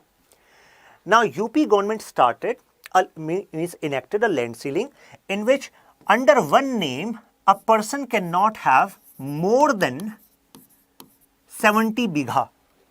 Okay. So statutory limit means as per law made by Uttar Pradesh legislature, now the law says 70 bigha is the statutory limit. It means 30 bigha of your land will be taken by government. Now how much will be, how much compensation will be given to you? Now just mention in comments how much compensation will be given to you if it is found you are having land above this statutory limit. How much compensation? Answer is 0. Mat baniye hero. You will be given 0 rupees. Okay? Because you are having this above statutory limit. Now some of you might think, sir, why, how, on what basis government make these kind of laws? This is injustice with Rahul. We have solidarity with Rahul. Galat hua Rahul ke saath. The reason is government want to bring social justice so that these 30 bigha, or someone will be having say 120 bigha, so that person will be contributing 50 bigha.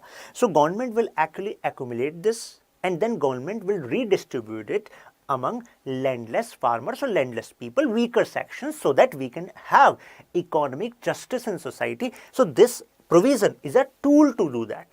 Okay. Now, so what happened with Rahul? Now Rahul is having just 70 bigha because 30 bigha is gone to the government. Now out of the 70 bigha, now government want to make a highway, and for highway 20 bigha land of Rahul is required. Now when government acquired this 20 bigha, now tell me this 70 bigha, it is above statutory limit or within statutory limit? Answer is within statutory limit. So if government acquire your land within statutory limit, then government is going to compensate you. Government is going to compensate you. So compensation will happen in this 20 bigha case, but compensation will not happen in this 30 bigha case because it was above statutory limit. Okay, I hope now it is clear to you. Now, take a look. Limit varies from state to state. For example, I gave UP 70. So different states can have their own, you can say land ceiling. And is it mandatory that every state should declare statutory limit? No, it is not mandatory. It is prerogative of state as mentioned in Schedule 7 of our Constitution, state list, land being a subject of state. So state can take away your land even when you are breaching the limit under the Article 31A, 31B, 31C. We are going to talk about these articles in detail now. Article 31A, 31B, 31C, exceptions to fundamental rights. You can call them exceptions to fundamental right. It means government wanted to justify their actions and without declaring their actions null and void. Because government was well aware what is there in Article 13. Article 13 says if there is a law which abridges these rights mentioned under Article 13, that law will be null and void, right? So government wanted some protection, na? So that is why they added these. Now, even if these articles violate Article 1419, Article 1419 fundamental right, one cannot go to Supreme Court because it is clearly mentioned in Article 31A, B and C that now this won't be considered as an abridgment of fundamental right. Now, I also want to tell you, here I am using the word 31A, means capital A. So it means it is a separate article, okay? And whenever you read articles in this manner, Article 19, subclause 1 or subclause A, so it means whenever small alphabet is used in these quotes, in these brackets, then it means this is part of, means this is within this article. Okay, but when I am using 31A, so it means it is a different article altogether. Another example for you, take example of Article 21. So Article 21 is your right to life and personal liberty, right? So when we use this Article 21A, so can you say 21A is actually within Article 21? No, Article 21A is a separate article which was added by our Parliament through 86th Constitutional Amendment Act. So this is a separate article.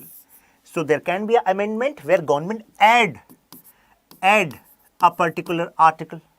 Okay. For example, recently we saw right to property was added. So right to property was added in 300A, capital A. A new article was added. Okay. Although government can also do another kind of amendment. For example, if there is A, government can add B. For example, I discussed in Article 16, subclause 4, subclause 5 were added later. Right. So subclause 4 means subclause means we are adding in bracket. It means it is being added within that particular article. And why government do so? Because if the subclauses which government want to add are part or making the same sense as it is mentioned in Article 21, then government will add as a subclause. But if the sense is totally different, then government will add it as a separate article. Okay. Now, so we have exceptions like to ensure social justice and economic equality. Told you that's why government can acquire this land. We have example like Zamindari Abolition Act, Land Ceiling Act. Zamindari was abolished. So when land was taken from the zamindar, do you think for every hectare of land which was taken, they were paid adequate compensation? No, because the statutory limit means statute limit provision and specific provision that this land which you are having is with you due to the kind of land policy which was actually made by Britishers, and it is not conducive for the farmers of India, and that is why by law government took that particular, you can say the excessive land which was there, and so that it was redistributed later, right? So now 31A, what does it say? Just take a look at the kind of power government is getting. First, government can actually take means acquire estates. The word is estate. Okay, estate means property, land. Government can also take over management of property. It means it is possible that government is not acquiring you. Can acquire. We have this power in subclause 1. Another is government is saying it, let's not acquire, but let's manage. So in that case, government will appoint certain officer that you will decide on how this property is going to be used. So government can do this if it is necessary for the nation. Okay. For example, a particular ashram, is having vast amount of lands in that particular area, and that the main person who was managing that died, and now there are a lot of conflicts happening on that property, and since it is a vast property and a lot of conflicts happening, in that case government can appoint a particular officer to manage that property till this dispute is resolved. Okay. Amalgamation of corporations. It means consider there are two companies. One company is quite weak, but a lot of people are working in that company. So if that company actually, you can say, go into the doom, then so many people will lose their job. So in that case, government can take action to amalgamate, to join this company with one strong company, so that jobs and prospects of growth for the other company can also be secured. And modifications of the right of directors of that corporation, what rights they have, the directors, because if they were not quite successful and they were having certain allegations, for the protection of the future of the company and many people who were dependent on the company's future, government can take such action. Okay, and government has taken such actions. Look what Indira Gandhi ji was doing, right? We saw many private banks were actually nationalized, right? Amalgamation can happen or nationalization can also happen. Modification of the rights of mine owners, because mines were given on the lease, so in between the lease facility, the rights can also be altered by government using Article 31A. Okay, now cannot go to Supreme Court. You cannot go to Supreme Court if any of this thing happen with you. Okay, in the national interest. Article 14, Article 19, if they are violated under these provisions, you cannot go to Supreme Court. Okay.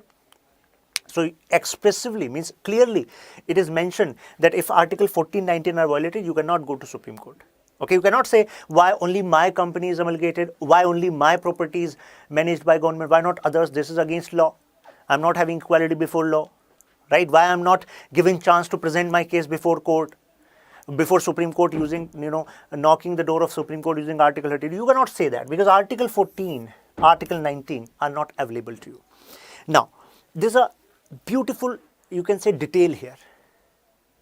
If I make a statement that if government acquire your property using the power in Article 31A, then you cannot go to court.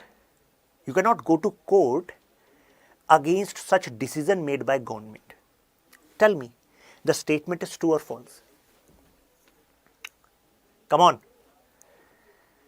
So those who are saying, sir, this is true, because just we have learned that government can acquire, and even if it is against 1419, you cannot go to Supreme Court.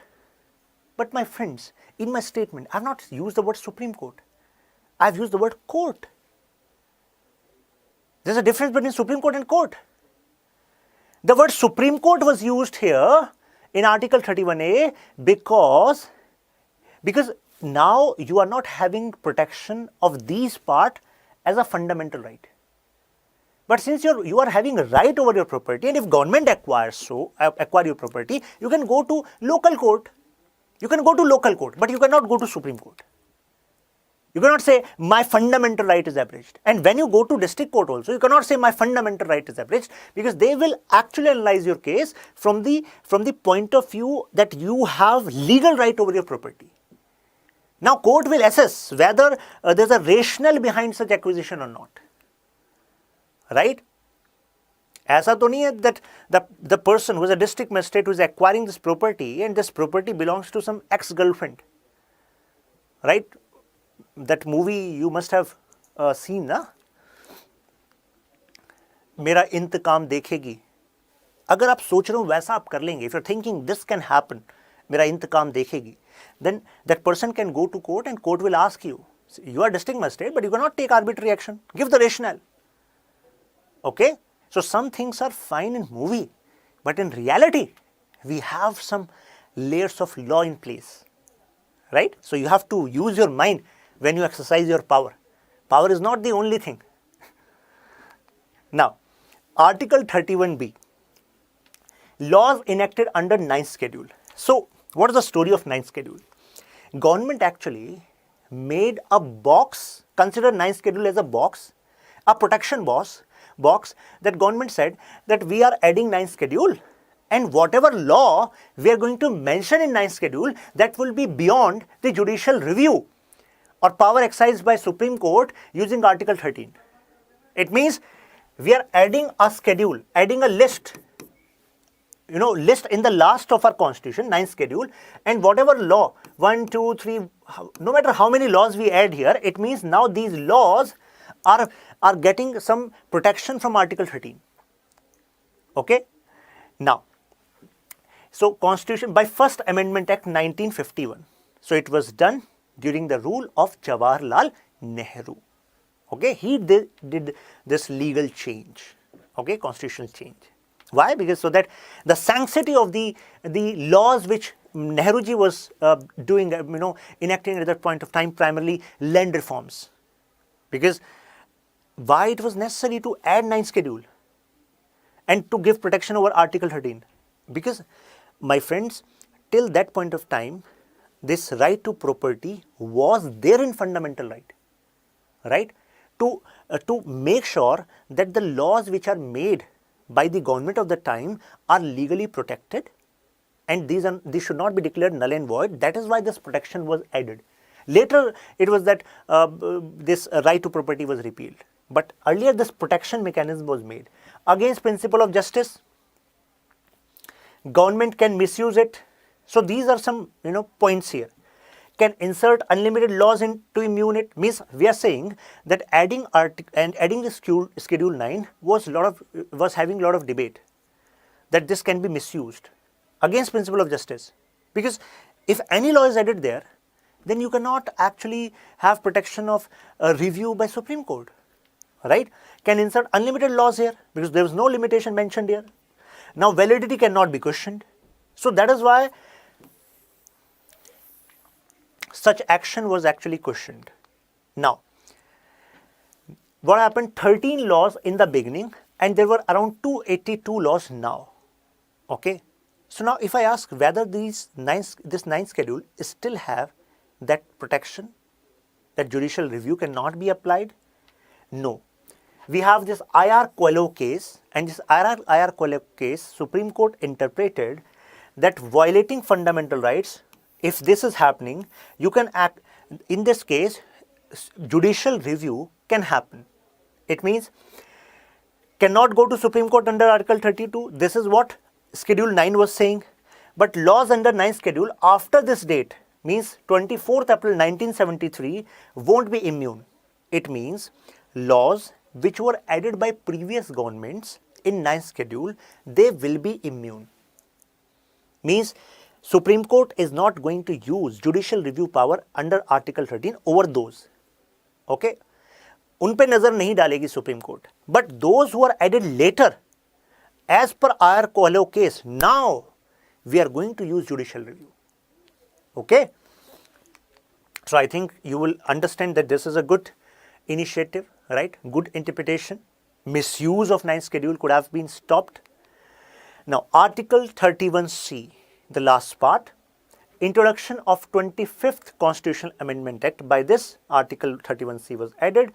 So, this particular article was added to justify government action for actually applying or bringing a policy which is backed by DPSP. For example, our directive principal state policy have given this direction to the government. When you have enough capacity, political will is there, society is ready, then at this point of time you can make a law and provide these socio-economic rights which are mentioned in DPSP. Although they are not judicially enforceable, but it is a responsibility of government. But what happens sometimes when laws are made for giving these socio-economic rights, then they contravene with some of the fundamental right. Now, which should be regarded as superior, DPSP or fundamental right? So there's a beautiful debate here, right? So to save these laws, get into debate, 31C was added so that legitimacy of government action can be ascertained. Article 31 with a subheading right to property. So this has 44th Amendment Act, this was removed and it was added in 300A. Now, what it says, any law by Parliament, state legislature in order to enforce 39B, 39C, we are talking about DPSP, violating 1419 will not be void. Okay, so it means if government is making, means state legislature, parliament are making law for enforcing DPSPs mentioned in 39B, 39C, and even if they violate 14 and 19, then also it will not be considered as violation, it will not be considered as void. Okay, equal distribution of resources, 39B, 39C says no concentration of wealth. I hope now you can connect why 31C was added, because 39B saying equal distribution of resources, 39C saying no concentration of wealth. So if you have too much wealth, so there is nothing like too much when it comes to wealth according to some people. But the point is, other people are having so much poverty, inequality is there, inequality is going to create instability. So government may take some part of your wealth by having such law. So at that point of time, you cannot knock the door of Supreme Court, sir, just declare this null and void. Why? Because 31C is giving protection to this law made by government. Because government will say, sir, DPSP gave us information, DPSP gave us the direction, we just simply actually followed what was the ideal given by constitutional framers. So even if it abridged 1914, then also this will not be considered as void. Hello everyone, I hope this message finds you fit and fine. My name is Shashank Tyagi and I welcome you all to this class. Please confirm that my voice is fine. Just mention in comments and we are all set to start. In our previous class, in our journey in part 3, Fundamental Rights, we were discussing Article 21. And within that discussion, I mentioned Maneka Gandhi case and how it enhanced the power of Supreme Court from procedure established by law to due process of law. It means now judicial review was happening in context of both executive as well as legislative actions of the government. And when I say legislative, it means legislature. After that, I mentioned Mohini Jain case, Unni Krishnan case, and how all three cases made the background for inclusion of Article 21A, right to education. I hope you remember. So today we are going to start from Article 21A. As you can see, the language, state shall provide. It means it will be responsibility of state. Now the point is, our constitution was already having provisions with respect to a state having this responsibility towards education of children. But this is mentioned in DPSP, Directive Principles of State Policy, which are not enforceable by court. Right? By inclusion of these principles in fundamental right, made them enforceable by court. It means children belonging to this age group, if they are not having education service in their vicinity, that's a criteria that administration is going to decide, then they can actually claim that I am not having this facility, then the state is bound to provide that. Now, my point is, can you actually mention one government scheme which take care of nutritional and preliminary education aspect of children before 6 years of age? Can you mention that in comment? Come on. I'm repeating my question. I'm saying, right to education, Article 21A, make this mandatory over the state to provide free and compulsory education for children between 6 to 14 years. My question is, can you mention a government scheme which takes care of nutritional and preliminary education aspect of children before 6 years of age? Government scheme I am asking. Answer is ICDS, Integrated Child Development Scheme. You must have heard about Anganwadi centers. So Anganwadi centers are established under this scheme. Okay. Now this Article 21A was added through 86th Constitutional Amendment Act. That's a fact. Now this is clear to you. Now talking about Article 22, the language says protection of life and personal liberty with respect to, these two words are used in this particular article, punitive and preventive detention. First understand the difference, and then we are going to discuss what kind of protection we are talking about. Okay. Now, punish a person for an offense means when the word punitive is mentioned, it means you have committed some crime. Administration has proved that you have committed some crime. On these grounds, this detention will happen. Okay, even if you have not committed, but why you are going to be arrested? Because they have a proof that you have committed that crime. Okay, but when it comes to preventive detention, it means police department do not have any proof, and they also do not consider that you have committed some crime, but they are detaining you for prevention of law and order, because you can be a security issue if you are left alone freely in this society. Okay, we discussed this preventive detention in A.K. Gopalan case as well when I mentioned section 14. Now, the prime focus of this Article 22 is the facility which is provided to you. It means if you are arrested, say in case of punitive detention, then it says who is arrested shall be detained in custody without being informed. It means you should be informed. Informed should be the keyword. And you should be allowed to consult a lawyer, legal practitioner of your choice. Number 2, these are 2 rights. And within 24 hours, you should be produced before a nearby magistrate.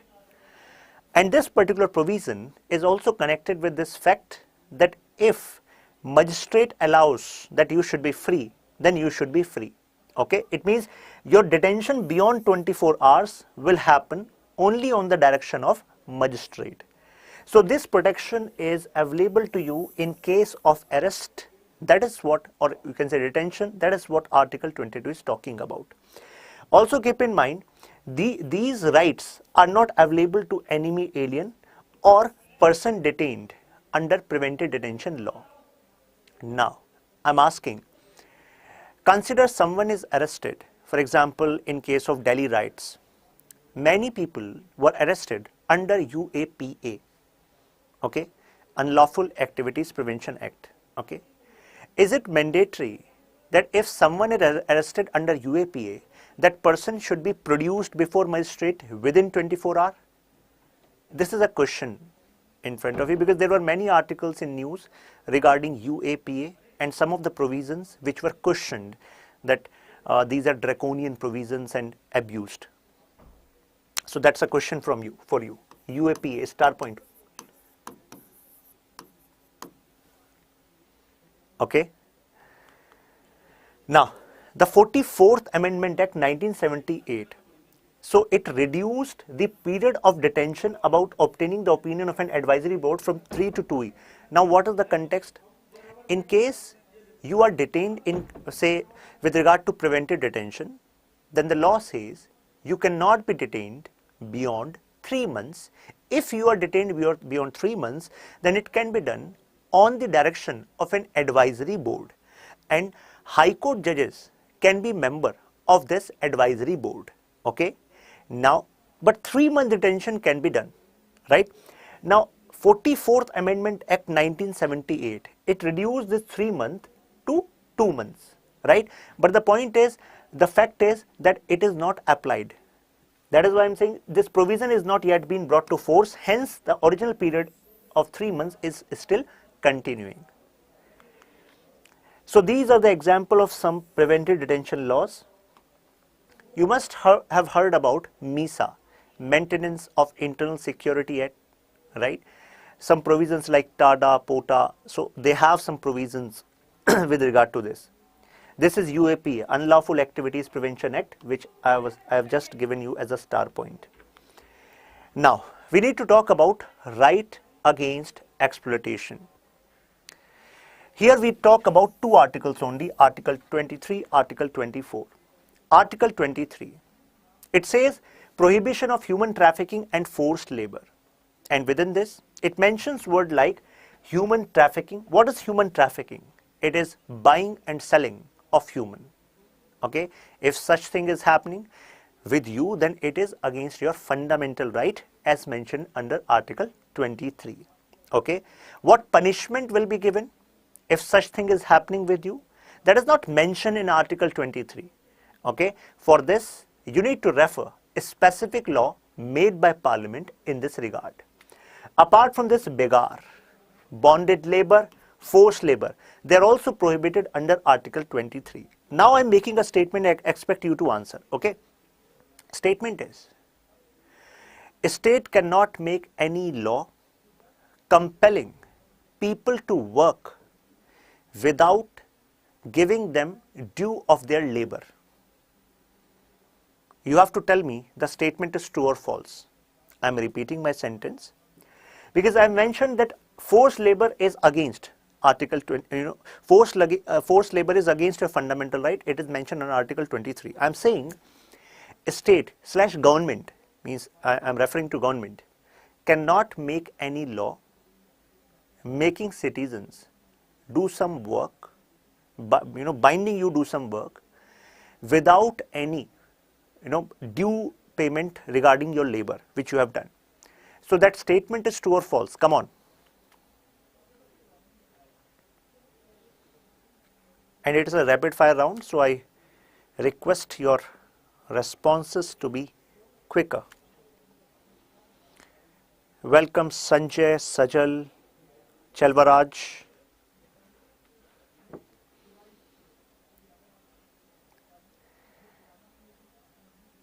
It doesn't matter whether you answer right or wrong. What matters is that you have attempted this question. Come on.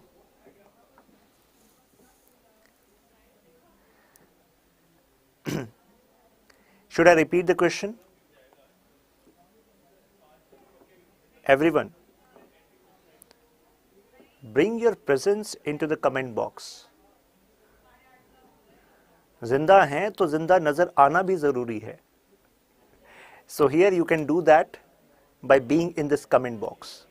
Interaction is necessary, otherwise it will be a pravachan class. I don't want that to happen. Answer is false. Now some of you might say that, sir, forced labor, And in this particular statement, government is actually forcing us to do something by law and not paying us. So in this case, government can compel you to do this for national service, okay, but not private party. Okay, this is the differentiation. So it is available to citizens as well as non-citizens. It also need to be, you should keep this in mind. So human trafficking in the form of, I told you, buying and selling of men, women, prostitution, devdasis, slavery. Okay. Apart from this, it also says protection against state and private individual. It means it gives protection to citizens as well as non-citizens, and protection against state as well as private citizens. It means no one can actually do this with you, right? And force means physical, legal, economic compulsion. Okay, when I say compulsion, it means if you are paid less than the minimum wages law which is applicable in that state, then also it will consider as abridgment of your fundamental right as mentioned in Article 23. Okay. And when I say physical, legal, economic, it means if you are made to do more work, right, that is also a part of, you can say, forced labor. Means in a circumstances which are not allowed as per labor law. Okay, then it will be a contravention of your right as mentioned in Article 23. Now these are some laws with regard to this Article 23. As I told you, Parliament can make law for your protection. Bonded Labour System Abolition Act 1976, Minimum Wages Act 1948. So this was an act made by Parliament, but various state governments also make their own act to regulate minimum wages, and that is why you will find a difference between the minimum wages prescribed between in Haryana to Delhi to UP. Okay, so minimum wages will be different. And why they are different? Because the living cost in different states and different areas may be different. Contract Labour Act, Equal Remuneration Act 1976, these are the example of the laws emerging from Article 23. Exception, I told you, government. Permit state means when I'm using the word state, what does it mean? You should refer the meaning mentioned under Article 12.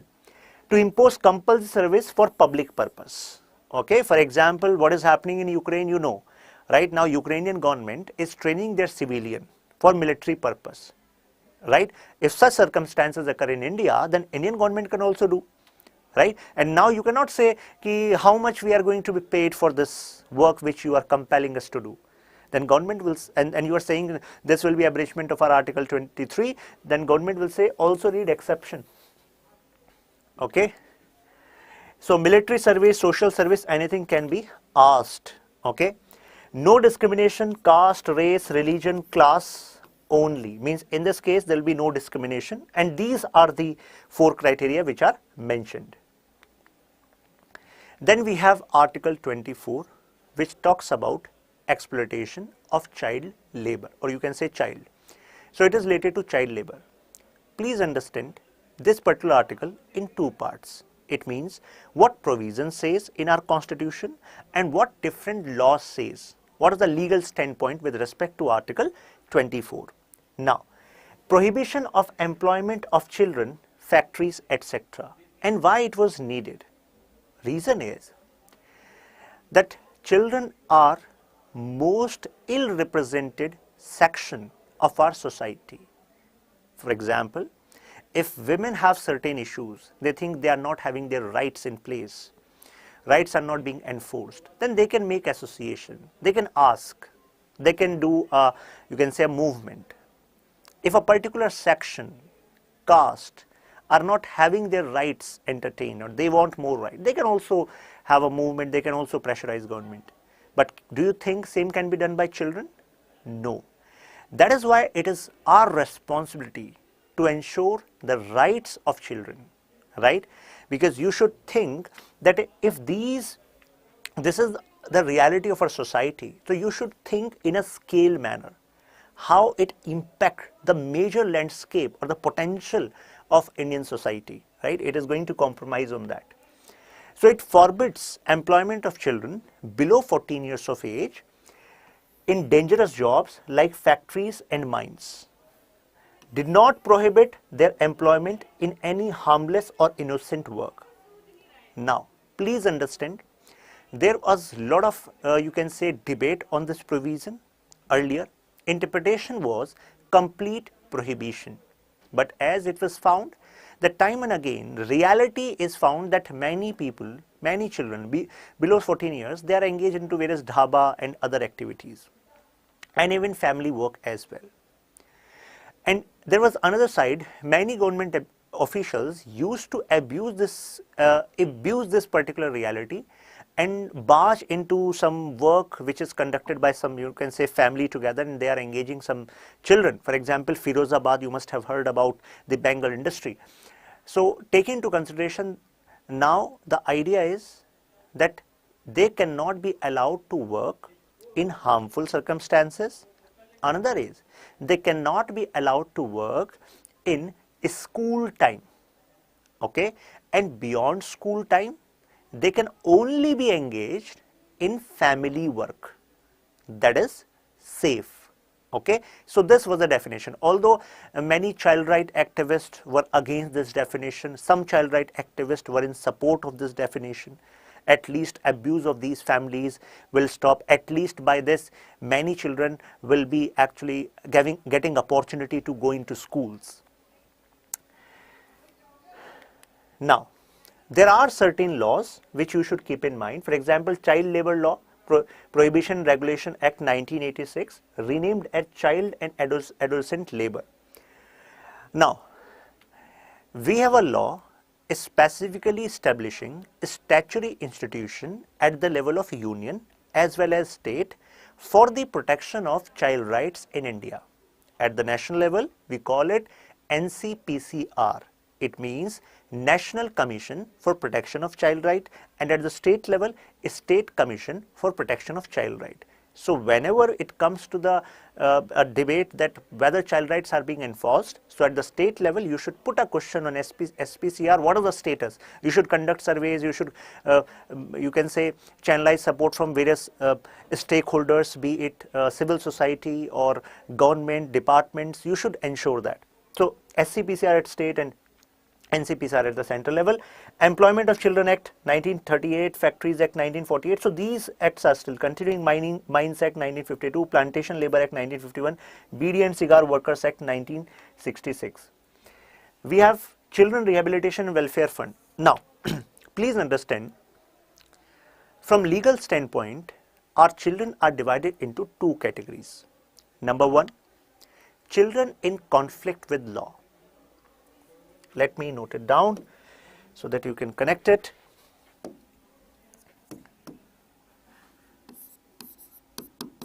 I think black would be more visible to you. In conflict with law. This is one category of children. They also need some kind of protection, obviously, because the word children means they are not developed enough to decide their actions, what is good, what is bad for them. In conflict with law. Second is in protection, or you can say care, in protection care of law. It is also interpreted as in need of protection or care of law. Now, the Commission for Protection of Child Rights Act, so this is the overall organization responsible for this, NCPSR at center and SCPSR at state, in conflict with law. Whenever there is a case that some children have committed crime, so in this case, we have JJ Act, Juvenile Justice Act, which was also in news few times back, especially after Nirbhaya issue, right? So in this case, the decision is taken by JJB, Juvenile Justice Board, how much punishment should be given to this particular child who has come in conflict with law. Okay, for example, murder, dacoity and other activities or theft committed by children. Okay, but there are some children who are in need of protection of law. It means orphan, destitute. So in this case, we have a separate body, CWC, Child Welfare Committee. It is also known as Children Court.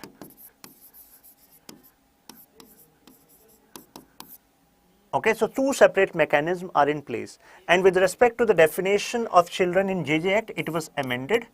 And now when it comes to the definition, because general definition is that below 18 years of age, you are child, right, in eyes of law. But in case of Nirbhaya, you know that one of the culprit, he was found that he was less than 18 years of age, and that is why he could get a punishment of just 3 years, right, as per JJ Act. But later it was amended on the recommendation of Justice J.S. Verma committee report. And now if someone is between 16 to 18 years of age, in this case, to take decision whether this person is a child or an adult, this decision is taken by JJB. Juvenile Justice Board is going to take decision.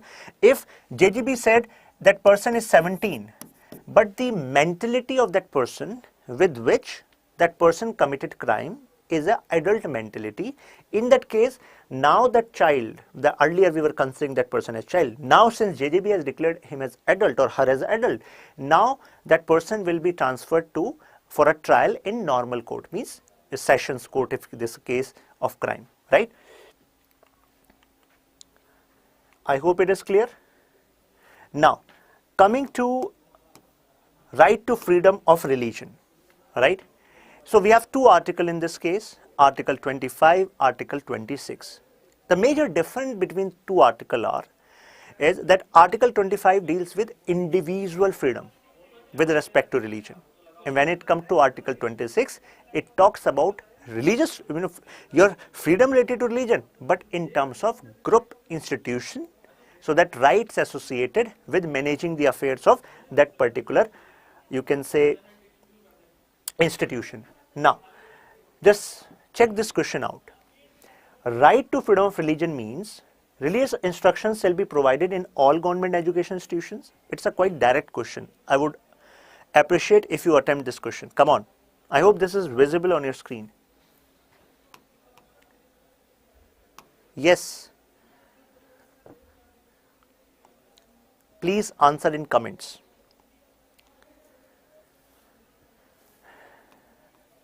एक तो होता है easy और एक होता है butter. So this question is like a butter.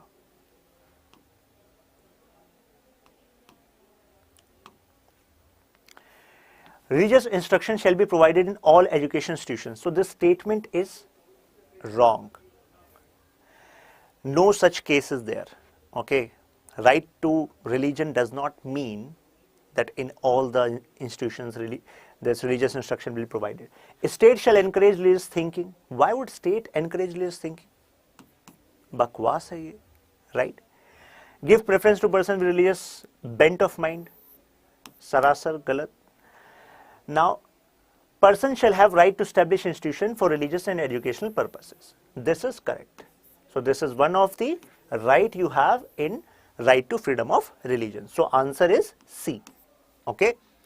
Now, let's start with Article 25. Now, let's take a look over what actual clause says. Okay. And I'm also going to ask one question from this particular article. Article 25 of the Constitution guarantees freedom of religion to all persons in India. Please give your focus. The word persons is used. Okay. It is not citizen. Right. And I told you clearly that at some places the word is person, at other places the word is citizen, right? And another word which we are going to find in Article 29-30, that is minority, okay? So now it provides that all person in India subject to public order, morality, health and other provisions, means these are reasonable restrictions. It means your right to religion should not contravene public order. Right? You cannot say I am going to exercise my right to religion and I am going to conduct a ritual in between highway. Okay, I'm not going to, stop this ritual because this is my faith and this is my fundamental right under Article 25. So if you try to do so in between highway, then you will find a police party which will take you to the Havalat to do some seva. Okay, because expressively, but it is clearly saying that it is not available in case you disturb public order, morality, health and other provisions. Okay, are equally entitled. Now these are your rights. Freedom of conscience. What does it mean? It means you can have belief in whatever religion you consider fit for you, right? So that is at your internal level. Have the right to freely profess. Now profess is connected to your declaration, yes, this is my religion. Practice. Practice includes you conducting ritual, prayer and other practices which are associated with that religion. And propagate religion. And you also have this right as fundamental right under Article 25 that you can propagate your religion, propagate the ideas of religion so that other can also follow your religion. But as I told you, our fundamental rights are qualified in nature. So that is why we have restrictions here too. Now, let's go word by word. First is conscience. It means you can choose the path you want to follow. Profess, you can declare your faith. Right to practice means ritual, ceremony, exhibition, worship, belief, idea. All of this comes under right to practice. Right to propagate. Transmission of one's belief. No right to forcible conversion. Now, take example. If Sajal wake up next morning and he talked to his mother and father that last night I had a dream and I want to convert into another religion because God has given me this message. And he is about 18 years of age and he has also gone through polity. So his mother and father will say, no, you cannot do this. So he will say, if you try to stop me, I will go to Supreme Court using Article 32 because this would be against my individual right as given in Article 25. Because I have conscience, I have professed to declare religion and I have this right to practice. And he also started from that evening only, he started practicing that religion. Now, in the night he met his siblings and now he exercised another right to propagate his religion. So as his mother, father were looking at him in anger, he said, no, you cannot do so. Article 25, right to propagate. I'm going to propagate my religion among my siblings. Now, so his siblings are not interested to actually go his way. So what he did, he brought some chocolates and he presented that if you convert into my religion, I'll give you chocolate. Now, do you think that is also his right under right to propagate? No. Some of you might say, sir, this is forcible conversion. But chocolate, giving chocolate is not forcible. That is a choice. If they are lured towards chocolate, then they are converting. So is it against this?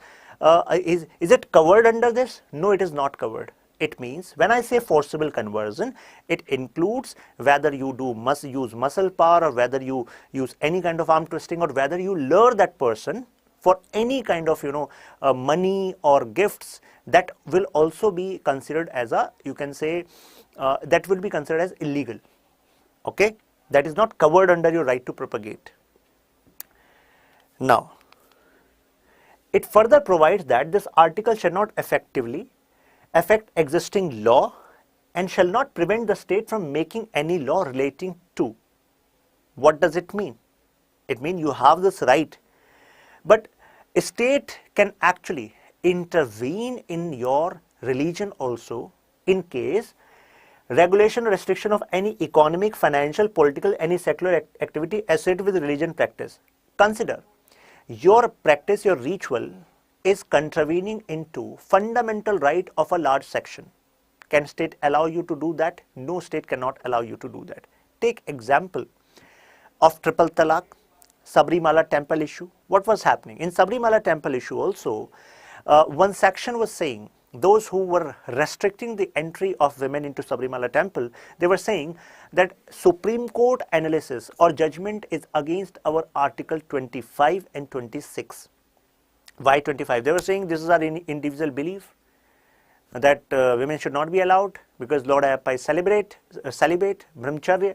So at that point of time they said no, a state can intervene, right, if it is against the definition of morality and it causes public disorder.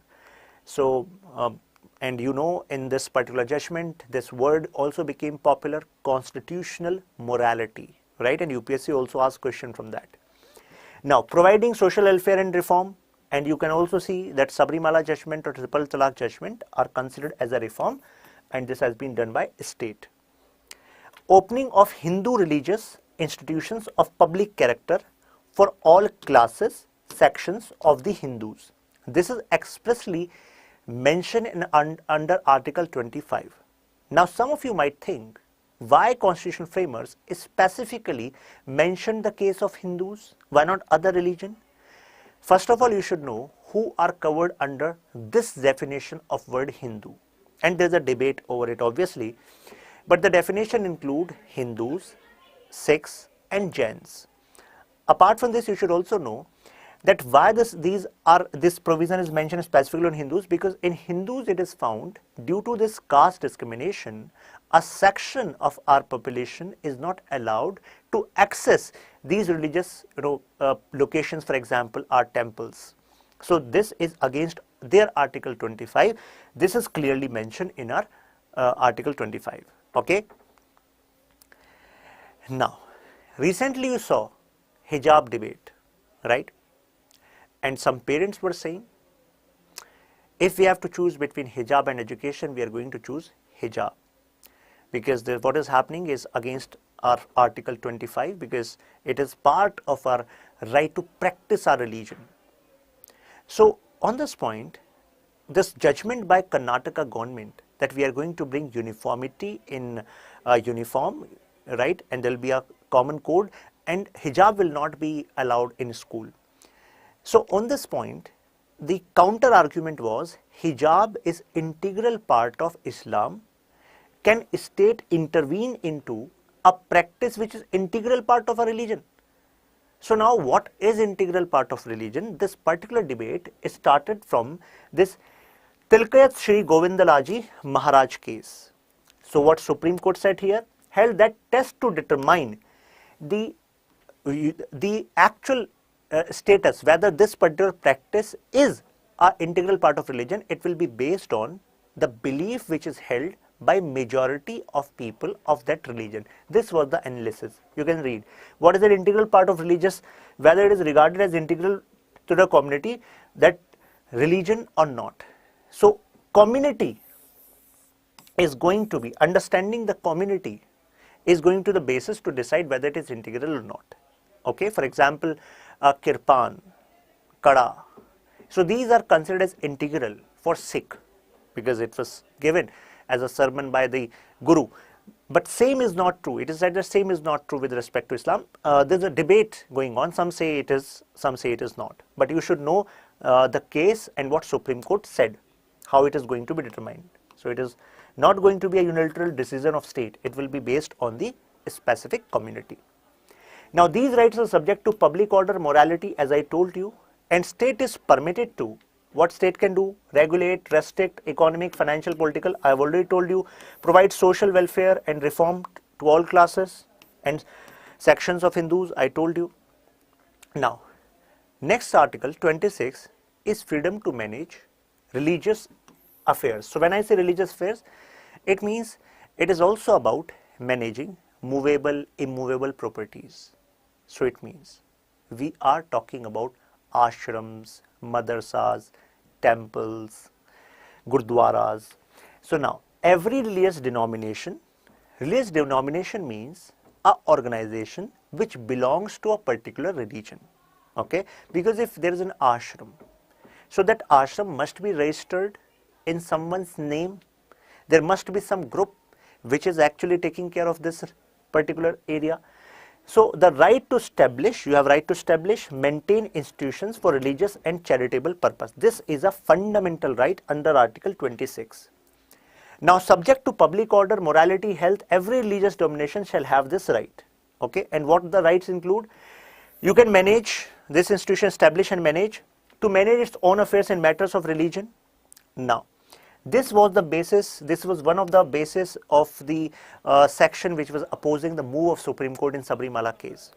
They were saying if Constitution itself is saying that in matters of religion we can manage our affairs, then how can Supreme Court intervene? To own and acquire movable and immovable property, right? To administer such property in a way they want, but as per law. It means law need not to be abridged. Now, I'm making a statement and you have to tell me that statement is true or false. Okay.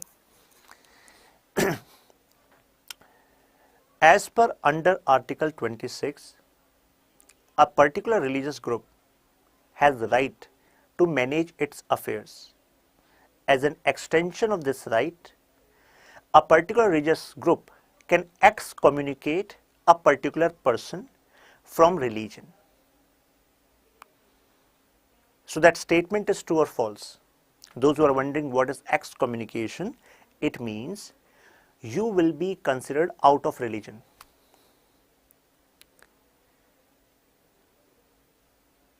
So is it legally possible? Is it legally allowed that yes, it is a fundamental right under Article 26? Yes, no, yes, no. Come on.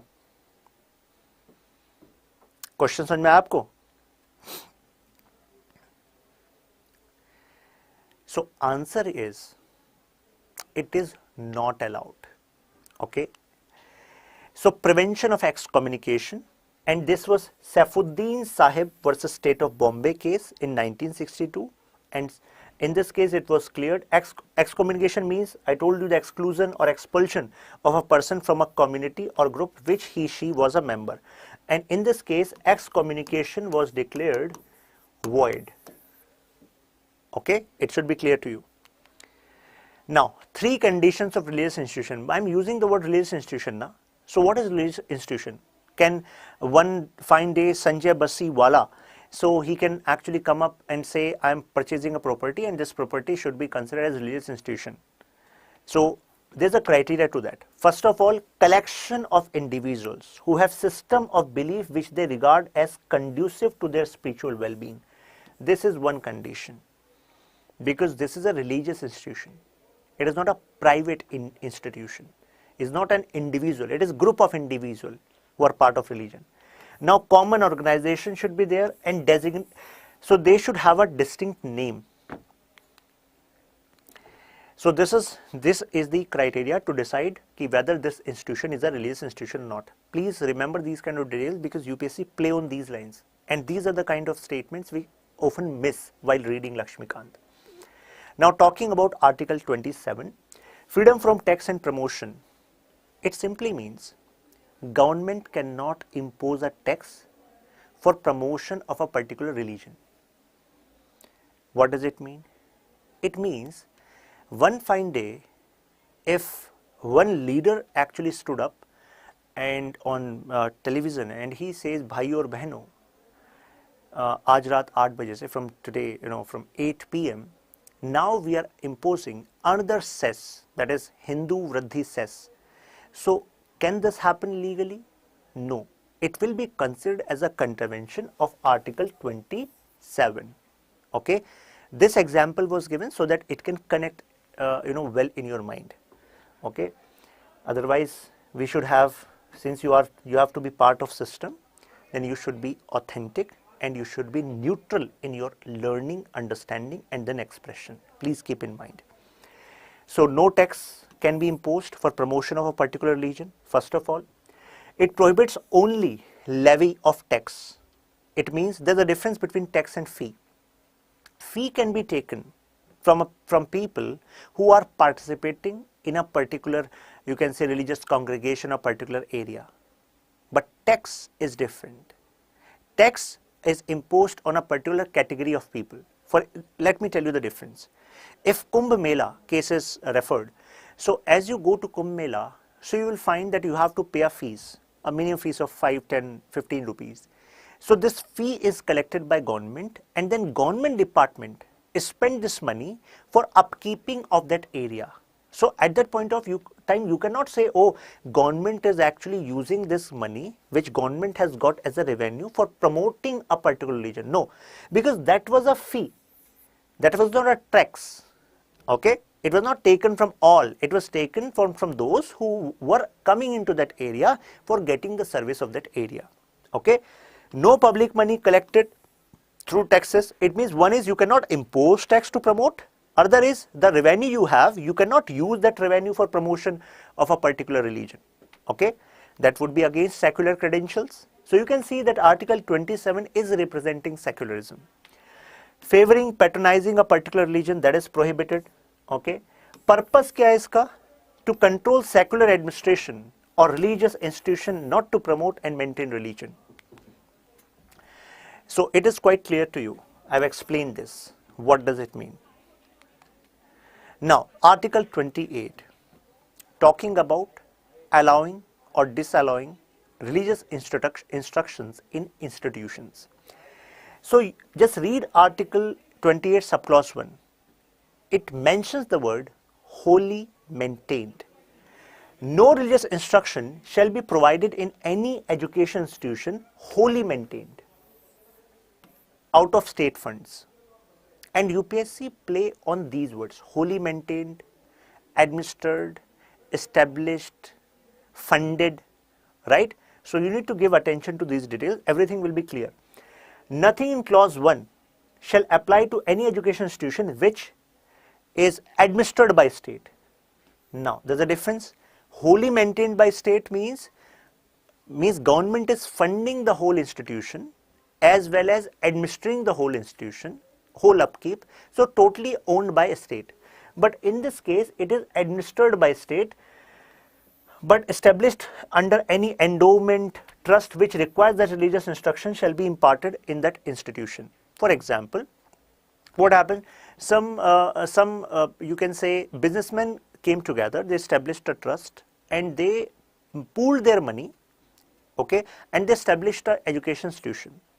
But after that, they tied up with the government that we don't have know-how of running this education institution, so please you administer this education institution.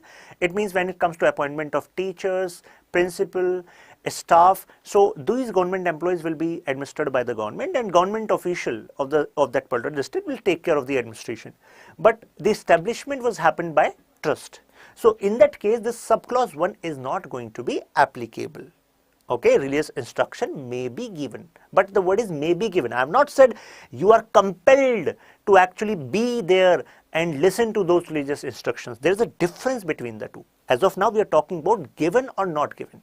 Okay, no person attending any education institution, now it is about you, recognized by the state or receiving aid of the state funds shall be required. Now, recognized by the state, what does it mean? Every education institution which is working, majorly of education institution, they are recognized whether by CBSE, right, ICSE or any state government, right, receiving aid out of state fund shall be required to take part in any religious instruction that may be imparted in such institution. So you are not compelled to be there or to attend any religious worship that may be conducted in such institution or any premises attached thereto, unless such person or if such person is a minor, in that case guardian's permission is needed. Let me share one case. In one case where Kendra Vidyalaya was in news, two students, they came into the assembly and they said the prayers the prayers were starting from this mantra. The mantra which is belonging to obviously to Hindu religion. So they said we are not going to be part of this prayer. So the principal said no, it is a decision that every student should be part of the prayer. If you are not participating regularly, then it would be considered as indiscipline. Then these students said And the parent said, actually this is against my my fundamental right under Article 25. Because my religion says that I have to uphold the practice of my religion and I should not do that. So that principal expelled those two students. So that matter was heard by Supreme Court. So in that case, Supreme Court said no. That these children cannot be bound to be participating in religious instruction. Okay. So this was coming from Article 28, subclause 3. So now I hope this is clear to you. This is a representation of the discussion which we just had. So now attempt this question.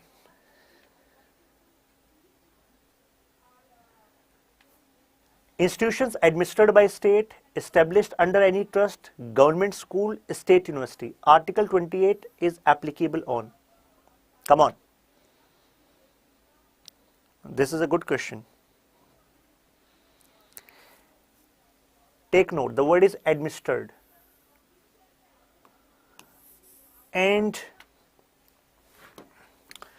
you should also know that when UPSC is going to make a statement, UPSC will actually elaborate this. Okay, what UPSC will say? It will say that as per Article 28, no religious instruction will be provided in which of the following type of institution.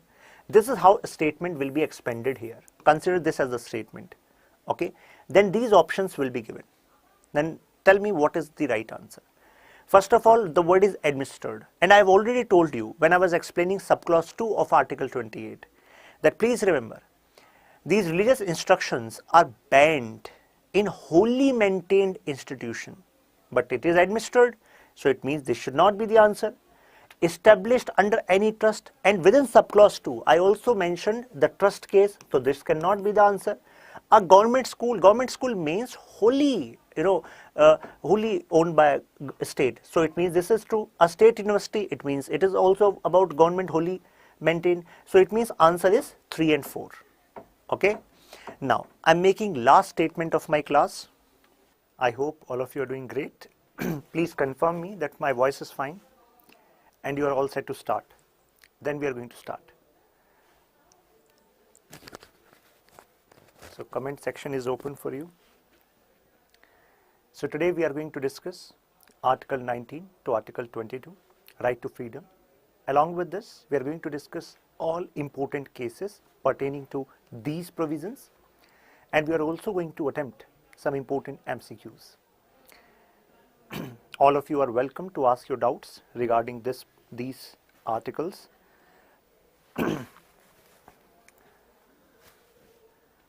Please confirm your presence in comment section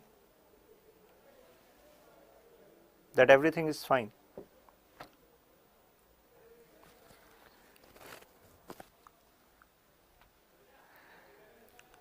So today we need to talk about Article 19 to Article 22. Have you ever wondered why right to freedom was so much important that these rights were added as fundamental right? Some of you might think, yeah, we got our independence. There was a struggle for freedom which was going on. And how can constitutional framers miss on this particular provision or these range of rights, right? Please confirm in comments that my voice is fine. Welcome, Uday. Great. So let's start with Article 19. We are going to discuss article by article. First, let's talk about Article 19. Article 19 consists of 6 types of rights associated with your freedom. Is starting from right regarding your speech and expression. Now, why this particular right was added and what kind of rights associated with this particular phrase speech and expression. So when I say speech and expression, it was very important to give you this as a fundamental right because this is important for you to realize your potential. And it is said that no government, no nation can become great without dwarfing their own individual. So it means you cannot put limitation on this aspect of our personality, right? Now, apart from this speech and expression, we have right to assemble peacefully, we have right to form association, we have right to move, we have right to reside, and we have right to choose occupation of our choice. You can remember all of these rights by a simple story. Let's start. Consider you are present in my class and one student, Uday, rose up to the platform as I was sitting in staff room. So he took this opportunity and he started speaking that there was a time when UPSC used to have more than 1,300 vacancies per year. But now vacancies are considerably low, and this is wrong because more than 4,000 seats related to IAS officers are needed. They are vacant. So what he's doing, he's exercising his fundamental right as mentioned in Article 19, subclause 1, subclause A.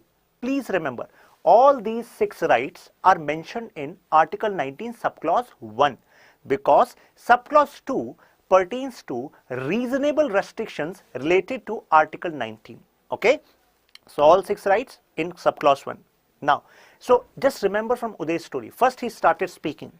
Now, you got this opportunity that now let's start discussing this among other students who are in this area where coachings are. Say you are in Karol Bagh, and all of you actually came down from the class and you assembled in front of coaching, right?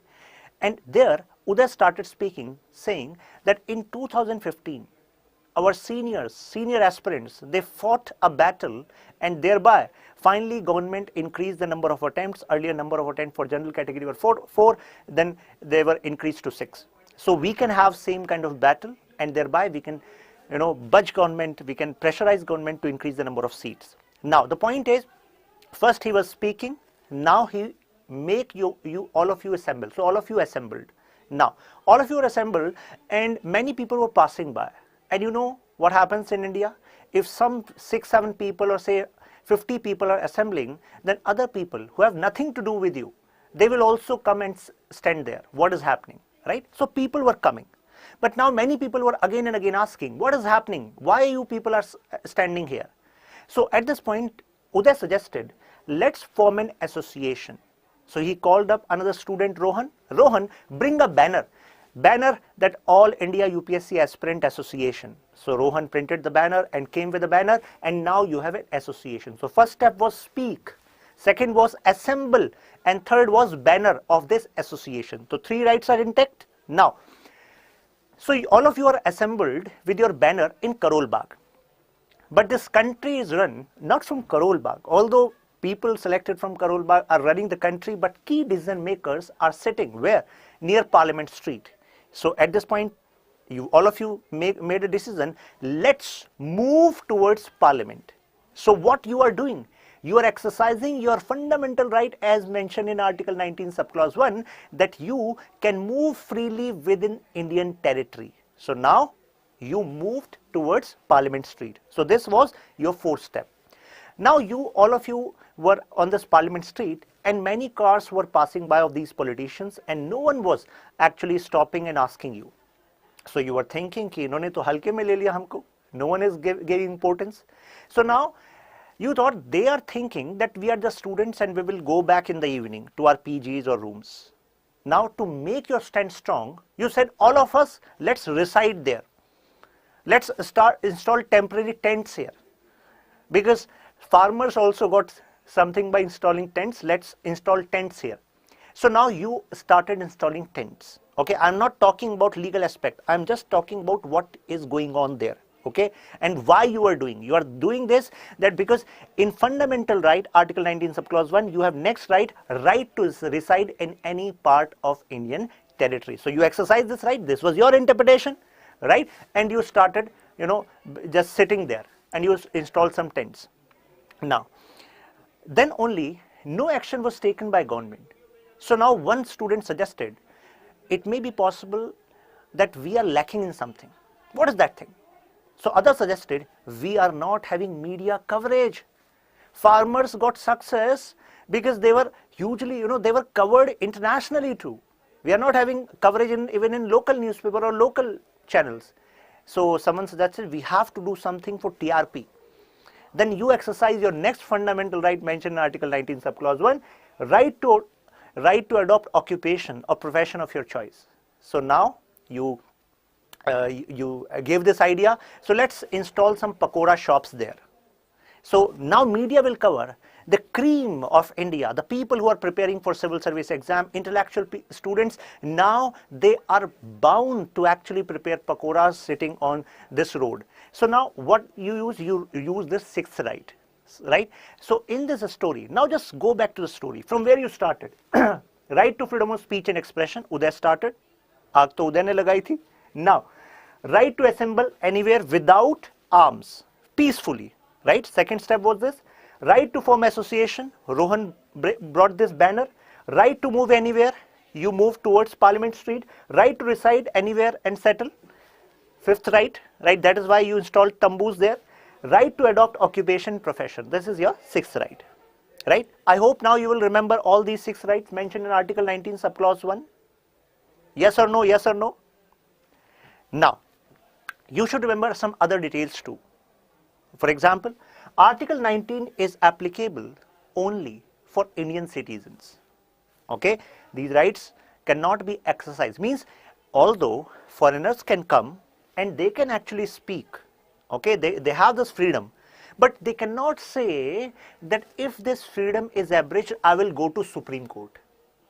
Okay, many students misconstrued that if it is written that Article 19 subclause 1 is applicable only to citizen, then they think, oh, if foreigners, aliens, enemy aliens, they don't have any right respect to freedom of speech and expression. No, that is your misunderstanding. They have the right, but they don't have the fundamental right. They cannot knock the doors of Supreme Court using Article 32. They cannot knock the doors of High Court using Article 226. I hope you got the difference, right? Also, please remember, no fundamental right in our constitution is absolute in nature. Okay? They all are qualified in nature. Qualified. So, what is the meaning of this word qualified if this is used in statement? Qualified means reasonable restrictions are also mentioned. And why our constitutional framers also added reasonable restrictions within Part 3 of Indian Constitution? Because they were aware of this fact that no one's fundamental right should not abridge the fundamental right of other. Otherwise, it will become a legal issue, right? That is why a balance is needed. To bring this balance, our fundamental rights were given the status of qualified fundamental rights, not absolute fundamental rights. Not absolute. Okay? Now we are going to discuss each right, right? Freedom of speech and expression. So, what constitutes freedom of speech and expression? You have freedom to express your views, expression, belief, conviction freely. It means when I'm saying speech and expression, you should not take this just in literal sense. Oh, it is just about speaking. No, no, no. Your belief also comes into this.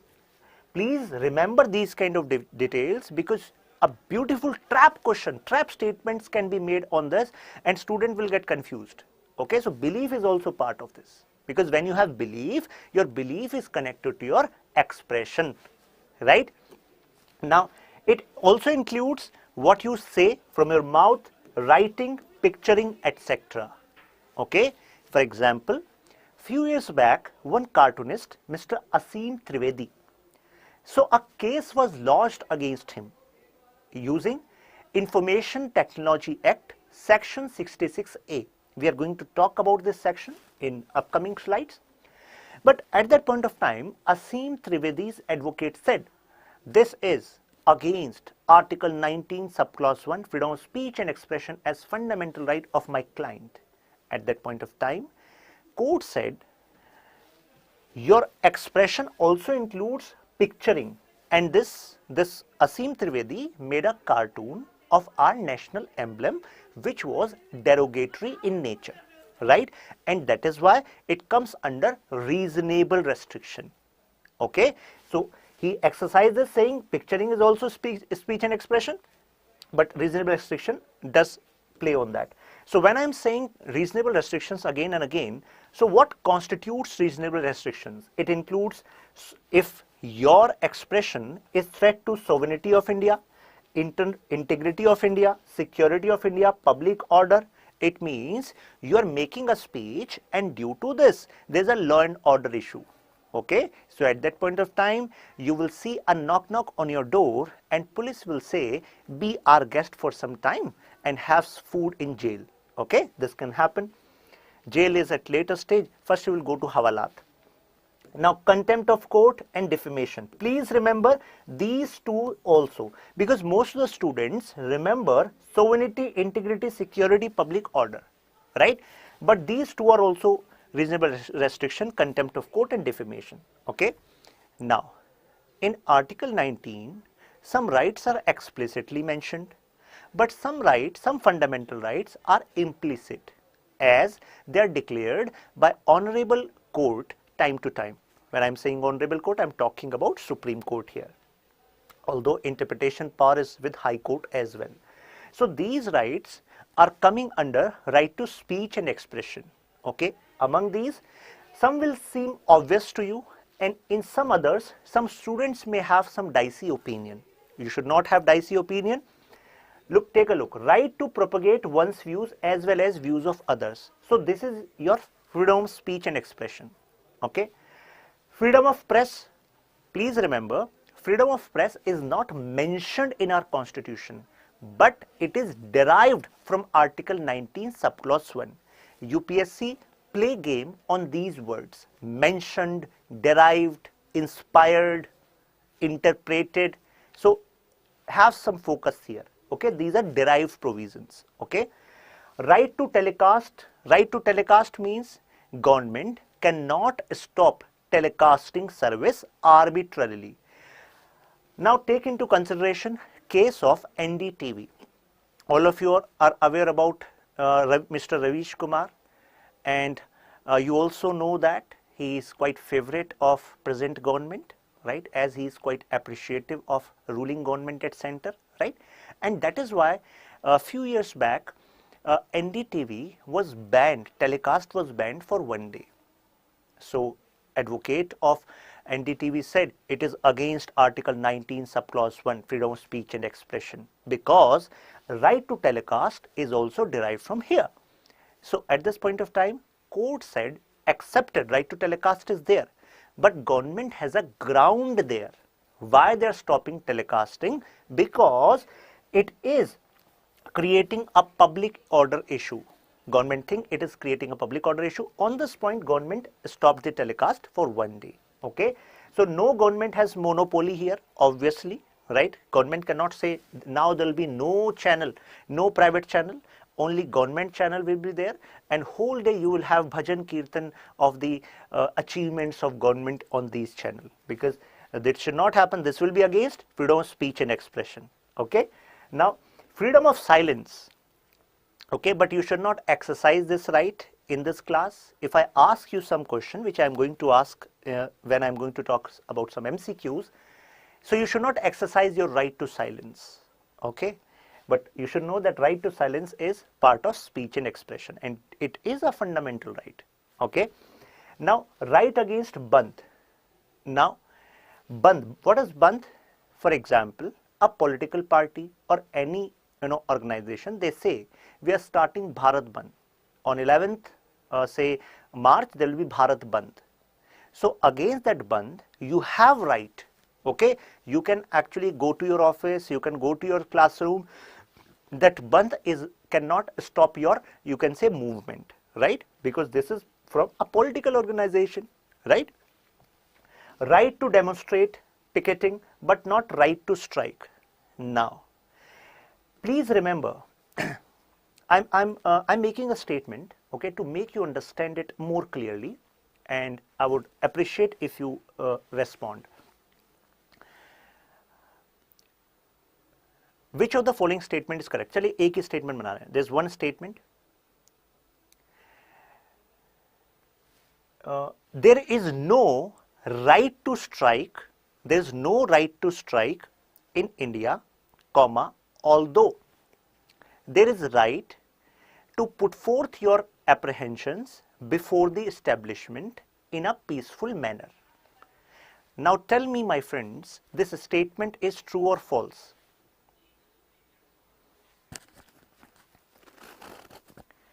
Dharmen, this PDF will be available in the group, Telegram group, Shashank Tyagi for you. I'll show the link in the last, don't worry. So I'm repeating the statement and all of you have to respond, okay? So we are in Indian Polity and I'm going to continue only when I get simple majority responses here. Means more than 50% of present and watching should give answer, then only we are going to continue, okay? Now, I'm repeating. There is no concept of right to strike applicable in India, comma, although people have right to present their apprehensions before establishment in peaceful manner. This statement is true or false? Come on. All of you should respond. This statement is true or false? Uday, Dheeraj, Piyush, Dharmendra.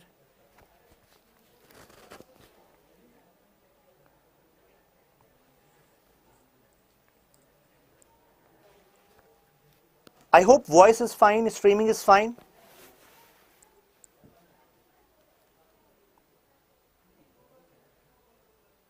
Because everything is working top notch at my end.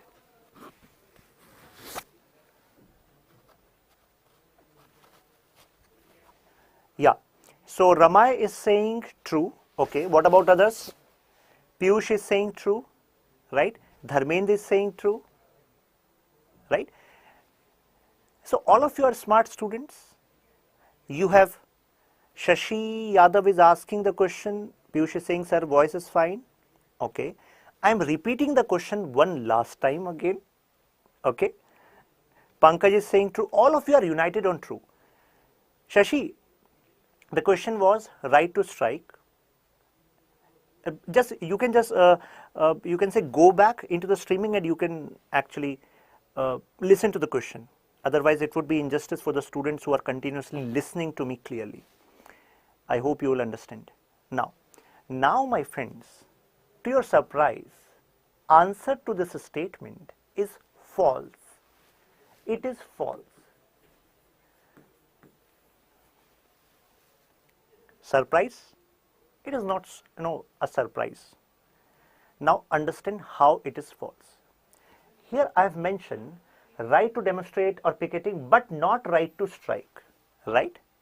And from this you deduce this, and this is exactly what students do after reading Laxmikanth, right?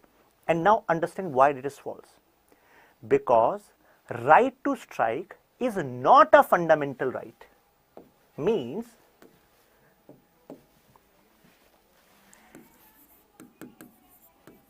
right to strike is not a fundamental right, but it is a legal right.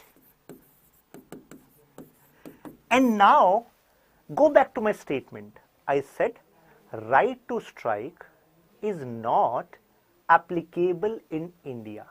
Have I said right to strike is not fundamental right? No, I have just said right to strike is not applicable. So why all of you said true? Because there's a psychology working here and UPSC play on this. I call this personally blending technique. Blending technique is make half statement a vague one where students do not have clarity and make other half other half of the statement as the genuinely true statement, so that by the end, when student reaches the end of the statement, a student will make up his mind, oh, this statement is quite obviously true. But my friends, this is a trap in which many aspirants actually get entangled every year. But I don't want any one of you to get into this trap. It is a legal right. Now, explanation why it is a legal right? Because we have a law, Industrial Disputes Act. And within Industrial Disputes Act, there is a section 22. And this section 22 gives you right to strike in case the contract on which your employment was ensured, this contract is not actually being followed by your employer. In that case also, you have this right to strike only when you present notice to your employer. So it means by this particular law, right to strike is a legal right. Okay. So if it is clear to you now, mention HOLA, H-O-L-A, because yes is too obvious, boring. So if it is clear to you now,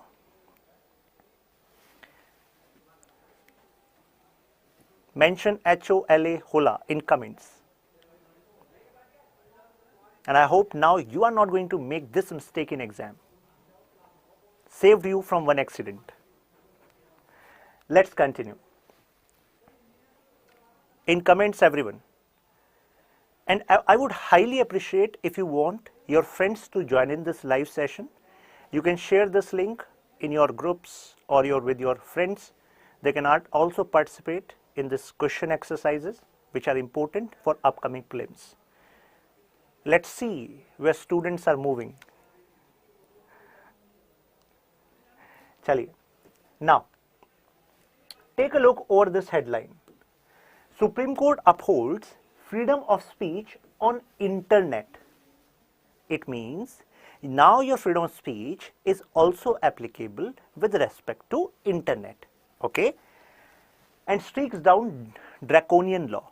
So what draconian law Supreme Court was talking about? Supreme Court was talking about section 66A of Information Technology Act. And some of you might think, sir, it was a good act. It was a good provision, because just I shared this case of Asim Trivedi, right? So then why Supreme Court struck down? The word draconian is used because in so many cases our government, our police, they actually misused this particular section. For example, if Uday has put a post on against some action made by present government, so it may be possible that next morning a knock on Uday's door and police has come and police said, sir, aapko chalna hoga, you have to go, because under section 66A we are arresting you. Then Uday's parents are asking, why? Our child is studying throughout day and night, why are you arresting him? He is the future of India. Now police is saying, sir, we are going to make his future in police station, because last night he has posted a status on his Facebook and Twitter, and this has been retweeted and shared many times, and now many people are raising voice against the government, and that is why it can create a public order issue. Okay, so our best wishes with Uday.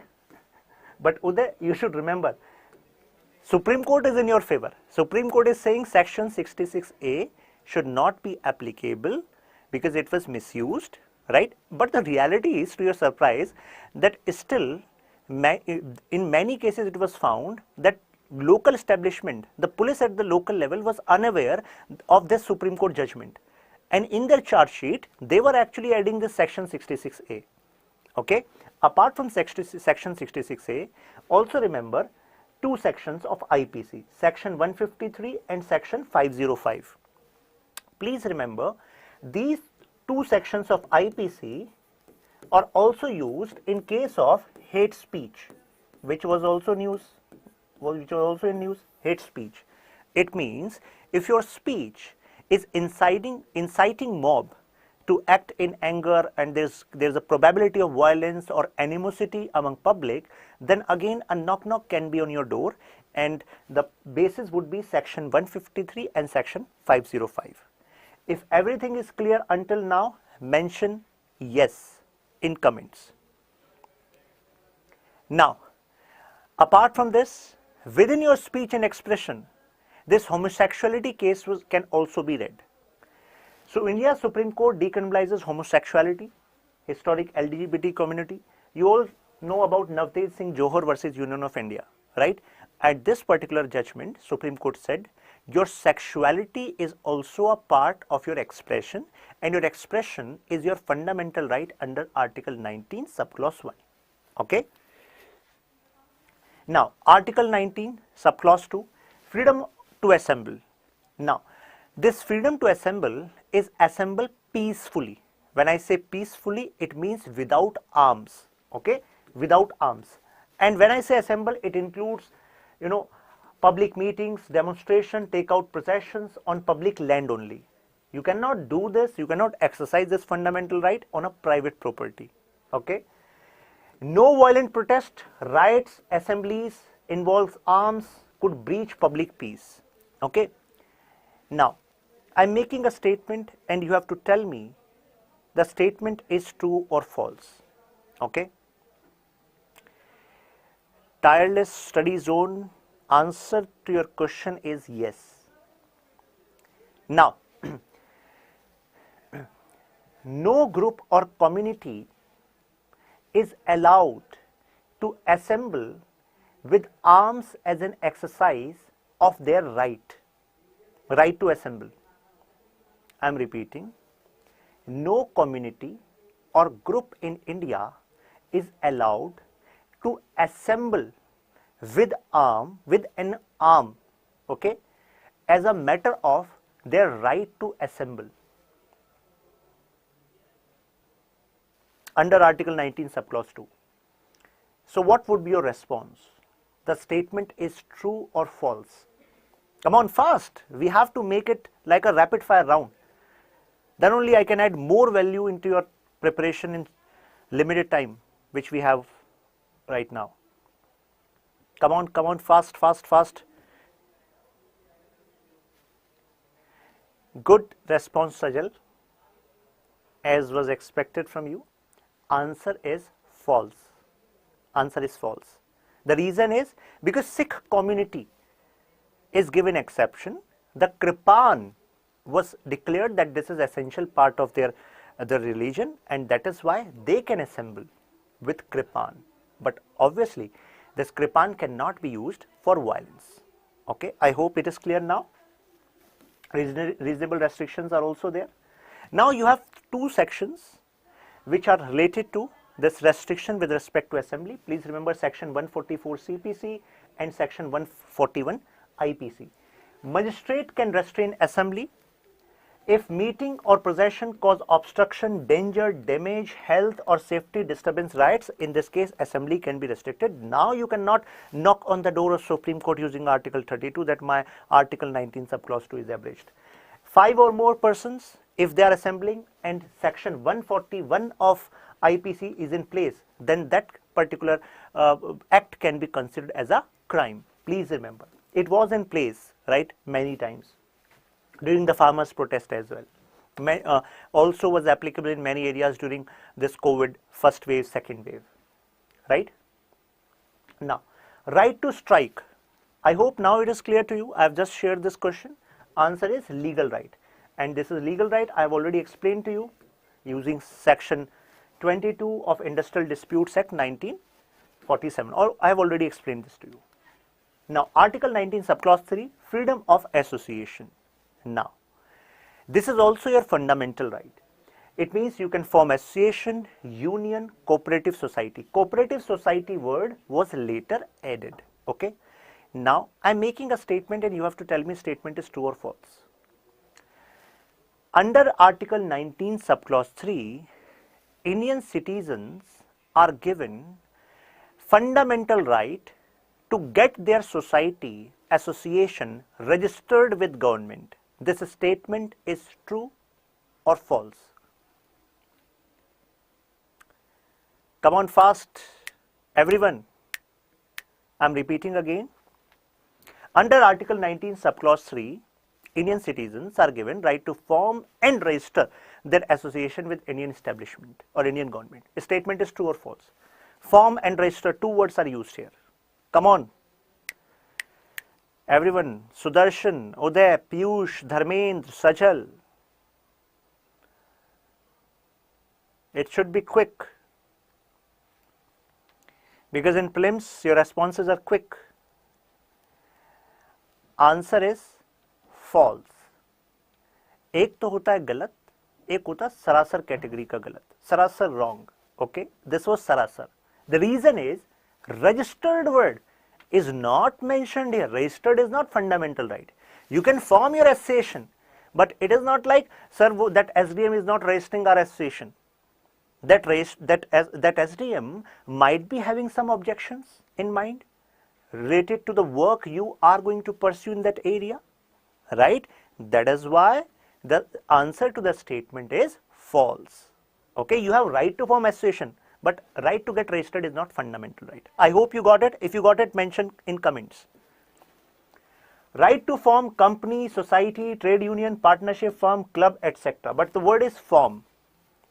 I hope it is clear. Mention got it in comments. ऐसे नहीं चलेगा. I should be aware that you are getting value from this discussion. Establishment, administration and functioning are part of this particular fundamental right, but registering word is not there. Now, Article 19 subclause 4 talks about freedom of movement. Now, I am making another statement, okay? Because in the story I have already explained to you that right to movement, and I have also mentioned that this fundamental right gives you this right to move freely within the Indian territory. Then can you say that this Article 19 subclause 4 also gives you fundamental right to travel abroad, means to move out of country is also your fundamental right under Article 19 subclause 4? Come on, fast. Yes, no, yes, no.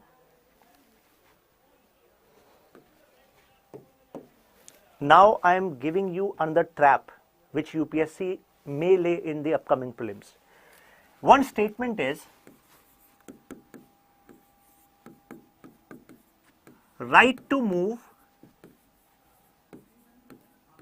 abroad is fundamental right under Article 19.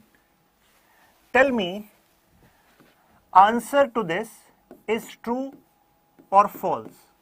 Fast in comments. Another statement is right to move abroad is fundamental right. Tell me, this is true or false? So this is statement 1, this is statement 2. So your answer should be 1, true, false, true, true or false. Okay, so in comments your answer should be 1T अगर आपको लगता है ये true है, 2F if you think this is false. Okay, this is how you need to put your comment. Come on, fast. I hope my handwriting is legible. Basically it's a piece of art. Only genius people actually are able to, read it. Now in comments, fast, fast, fast. This is a rapid fire round. Piyush, Uday, Sudarshan, everyone.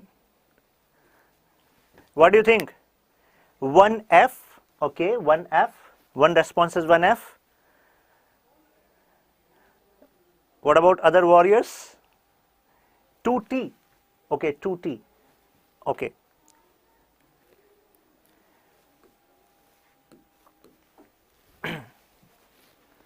Answer is 1F and 2T. Reason is Because right to move abroad is not part of fundamental right under Article 19, because Article 19 talks about freedom of movement, but freedom of movement only applicable inside Indian territory, only inside. Article 19 talks about inside, okay?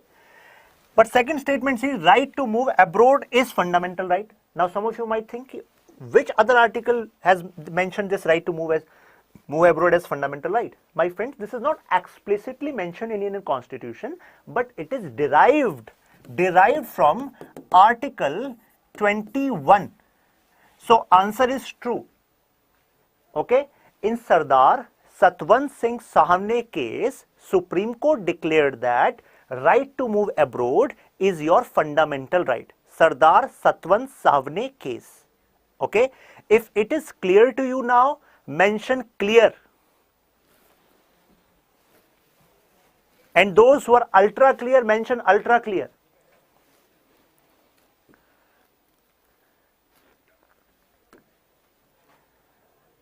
Now, Article 19, subclause 5, freedom of residence. So there are two categories here. Right to reside. When I am using reside, it means temporary in nature. Means stay is temporary. For example, you belong to Bangalore. Okay, your permanent residence is in Bangalore, but for some time you were in Pune. So you have this right under Article 19 subclause 5 that for your job purpose you can reside in Pune. Along with this, you also have right to settle in Pune, because domicile and permanent residence is also a right given to you by our constitution under Article 19 subclause 5.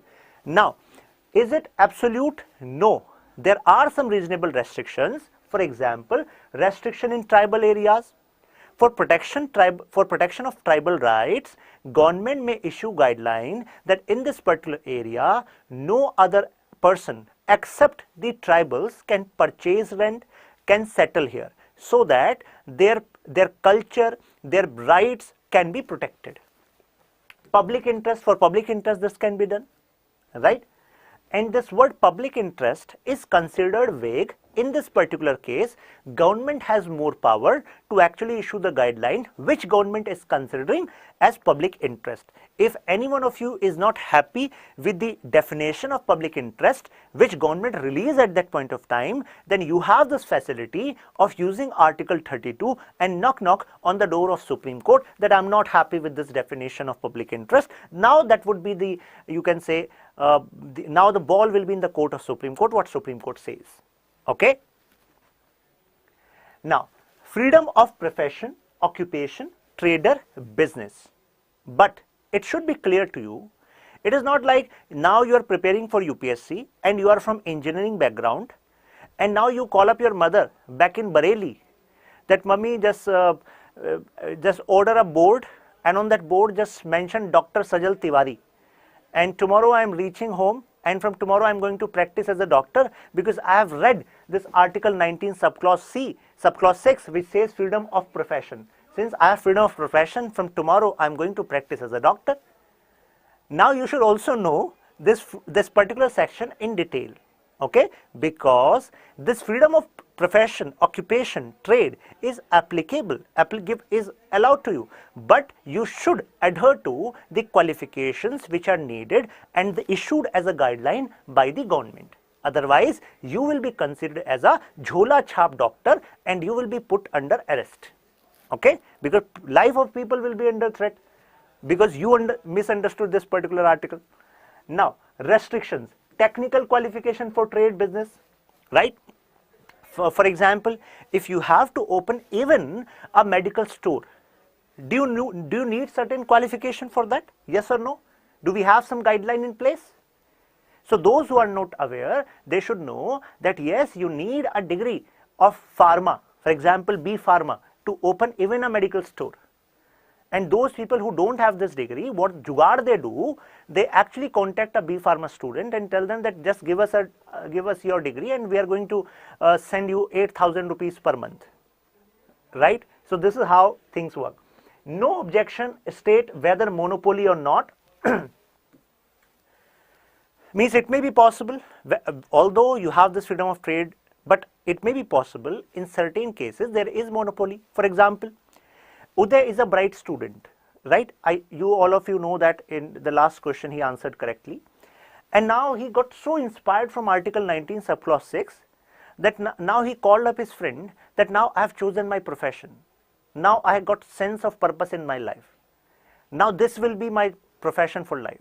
Now these friends were asking, what you read in Article 19 subclause 6 and why you are so excited, what profession you are choosing. He said, now I am starting a missile factory in my home. I am going to build missile. I am going to build bombs in my home. And now I am going to actually spur the growth of indigenous defense manufacturing in India, which India is lacking, and I am going to make India next Israel in defense sector. So it may be possible that NIA may knock the door of Uday and take him, with them, because in certain sectors there may be monopoly. Although now, since I am giving example of defense manufacturing indigenously, government has liberalized this field too, right? But it is not like you can actually start on your own. In certain section, government can reserve, if this missile category is there, only government DRDO may engage. And if government is engaging some private sector, then government guideline will be in place. Okay. No immortal occupation allowed, child trafficking, explosive, etc. Obviously, this is immoral actually. Sorry for this. This is immoral. Means it should not be like Sajal next day decide that I am going to be a drug trafficker. I am going to be, the head of drug syndicate. Okay, I'm going to be next Pablo Escobar. ऐसा नहीं हो सकता, legally at least. You cannot take this inspiration from Article 19 subclause 6. Okay, I hope all of you are clear till this point, right? Now, Article 20, another important provision, an interesting one. Look what it says: protection against conviction of offences. Now, some of you might be wondering, conviction of offences. If conviction is happening, it means now it is being proved, it is in process and it is being proved. It may be any case that this person has committed some crime. Then what kind of protection we are giving to that person? Look at the humbleness of our constitutional framers. They are thinking of them also. Now, there are 3 clauses within Article 20 and quite easy one. First is no ex post facto law. It's a Latin term. What does it mean? It means if you have committed some action, I am using the word action, I am not using the word crime, point to be noted. If you have committed some action, say Sudarshan has committed some action 2 days back, and that action led to some harm to Piyush. Piyush's interests have been harmed due to some action done by Uday. Now Piyush raised this point that I am going to actually file a complaint against Uday. When he went for filing complaint, police said, sir, in our code, in our criminal code, such action is not declared as a crime. Thus, we cannot say that Uday is a criminal. So Piyush was quite fed up. And Piyush Chacha is Vidhayak. So Piyush was like, Chacha Vidhayak and wo bhi BJP, and we are going to actually, we have power and we need to be neutral politically here. No offense to anyone's political interest. But the point here is, Piyush is a person with clout, so many connections. So he called up his Chacha saying, I want a law to be made declaring this particular act as crime. Chacha said, हो जाएगा. चुनाव में बस duty देते रहना, चुनाव में help करना. Piyush said, वो तो हैं ही आपके साथ. We are there for you. So now, even if law is made from, say, next week, an emergency law is made from the next week, such is the importance of Piyush. Do you think now Uday will be arrested for an action which he committed previous week? And now that action is being declared as criminal offense? Do you think he will be arrested? Yes or no? Legally I am saying. Yes or no, yes or no, yes or no. Come on, fast, fast, fast.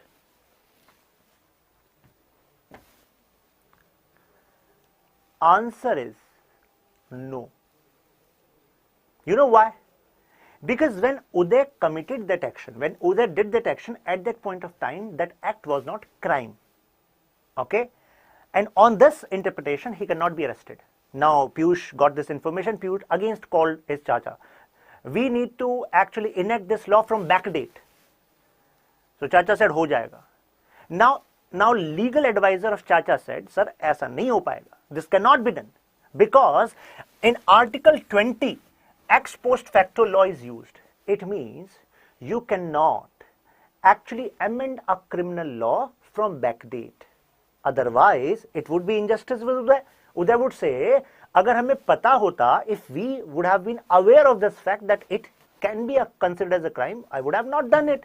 This is wrong with me.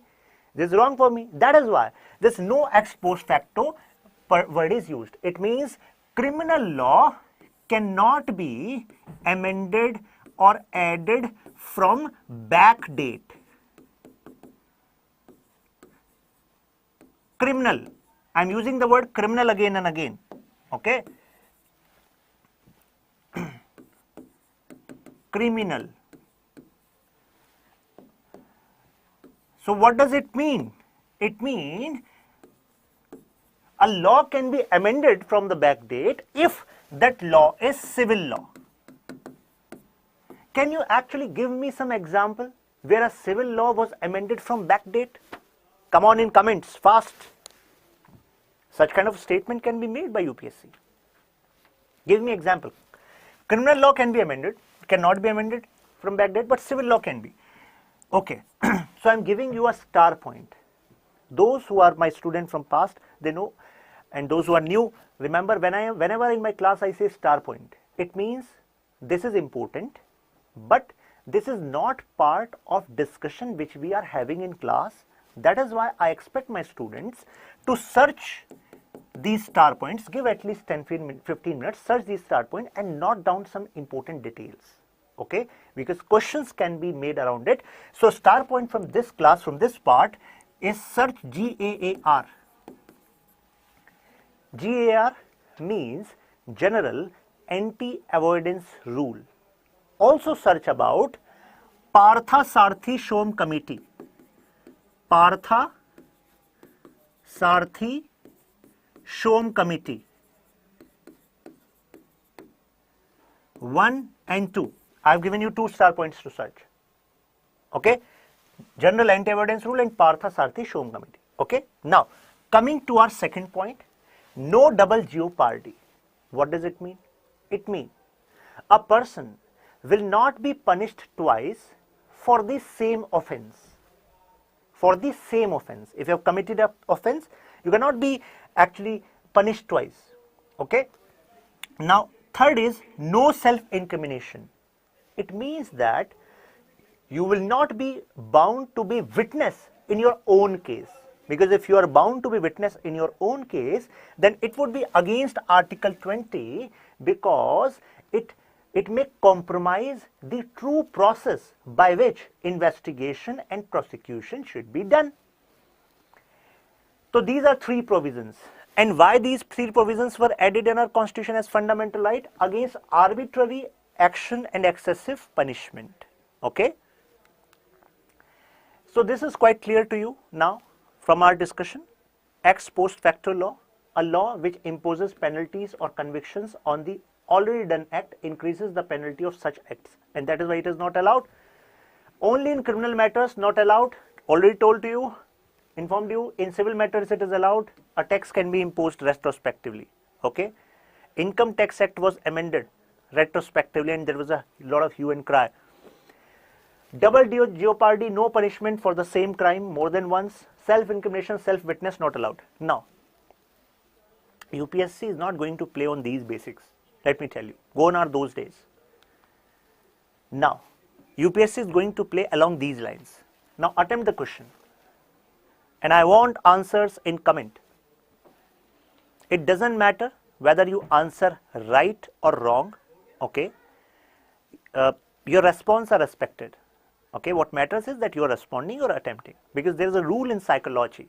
If you attempt wrong and you immediately get the right answer, then you're not going to forget it easily. And this is our purpose, to contest.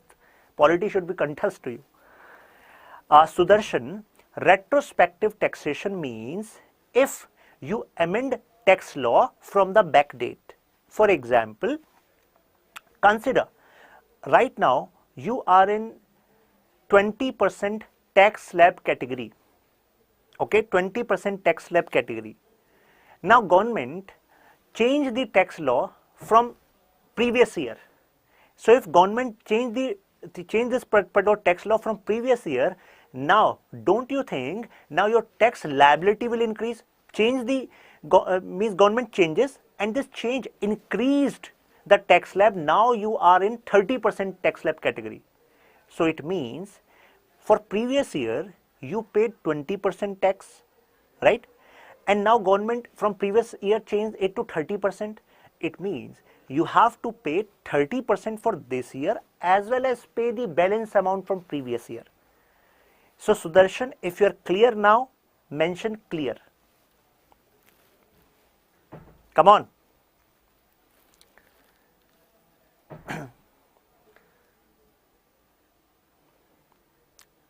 I would rest. If it is clear, mention clear.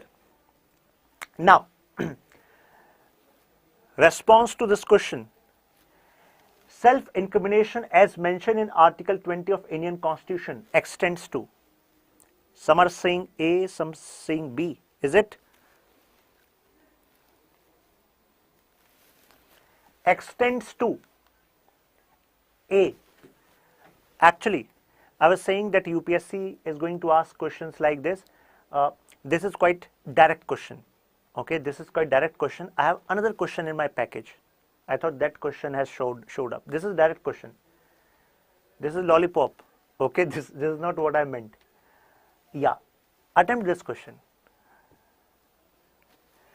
Double jeopardy is not available in proceedings before. This is good. It will show some understanding, not just about the word, but about the application also. And UPSC want exactly that. Proceedings before court, proceedings before judicial tribunal, proceedings before court and departmental authority, proceedings before department and administrative authority. Answer is D. Answer is D. Double jeopardy is available only in proceedings before a court of law or judicial tribunal. Okay. Now remember what was the double jeopardy? It means you will not be punished twice for the same offense by any court or judicial tribunal. Okay, but you can be punished twice in case proceedings before department or administrative authority. For example, you are an IS officer, a bright one, but highly corrupt. So a corruption case was lodged against you, and it was proven that you have just 300 crore worth property in 6 years of service. So don't you think it is an extraordinary achievement? So considering this extraordinary achievement in mind, a case will be lodged, case will proceed in court also, right? And your file will be transferred to UPSC as well as Department of Personnel and Training of Union Government. That this is a bright start, take a look over his or her file. So in that case, a departmental, you can say, action can be taken against you. You cannot say that, oh, I am already punished by the court, why department action is being taken against me? And department can also take multiple action against you. Okay, may impose fine, may take your job, a lot of things can be done, right? Fun things. So please remember, double jeopardy will not come there to protect you. Okay, I hope it is clear. Now, Article 21, protection of life and personal liberty, most popular fundamental right, right? Now, no person, this is the language, okay, and by interpretation, the meaning of this language has also been expanded, okay, and there's a popular phrase that Indian Constitution is a growing tree. And why growing tree? Because a lot of interpretations have emerged, right? And specifically Article 21, from Article 21, we have list of fundamental rights which have emerged. No person shall be deprived of his life and personal liberty except according to procedure established by law. So if I ask you this question, that Sudarshan, can government legally take your life? Your answer would be yes or no. Everyone should answer this question.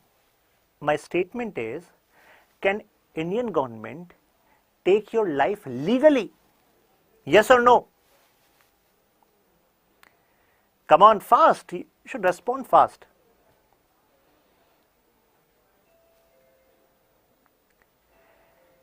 Answer is yes. You know why? Because it can be taken by procedure established by law. It means government cannot take your life in arbitrary manner, but legally government can take. Okay? Legally, how can take? For example, Abhishek Kumar has committed a heinous crime. Okay? We are not going to name that heinous crime, considering respect for Abhishek Kumar. But in this particular case, the court can actually pronounce a judgment of death penalty.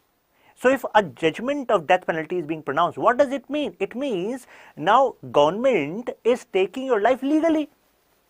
Now you cannot say it is against my Article 21 fundamental right to life and personal liberty. At that point of time, court will say, "Beta, please read procedure established by law also." Okay? So it is available to both. Both means it is available to citizens as well as aliens, means foreigners. Now, two cases are important whenever you talk about Article 21. These are first A.K. Gopalan case, then Menaka Gandhi case. We also have other cases like Mohini Jain case or Krishnan case, but two cases are most important. A.K. Gopalan case. A.K. Gopalan, who was a communist leader residing in Madras state. So as we got independence, the government of Madras at that point of time, issued a notice to the local police that you should put A.K. Gopalan in preventive detention. So A.K. Gopalan was like, "Maine kiya kya hai?" So police said, "That is why we are putting you in preventive detention." So preventive detention means you are being detained not because you have committed some crime. You are being detained because there is a possibility that you may commit some crime. So for law and order security, you are taken into custody or you may be turned into house arrest. Okay? Now, A.K. Gopalan said, "Give me the reason why I am put on preventive detention. What kind of threat I am to society?" So police said, "Okay, we are going to give you this reason, but you cannot give this reason to court." Now A.K. Gopalan said, "Acha, you are fearful of court."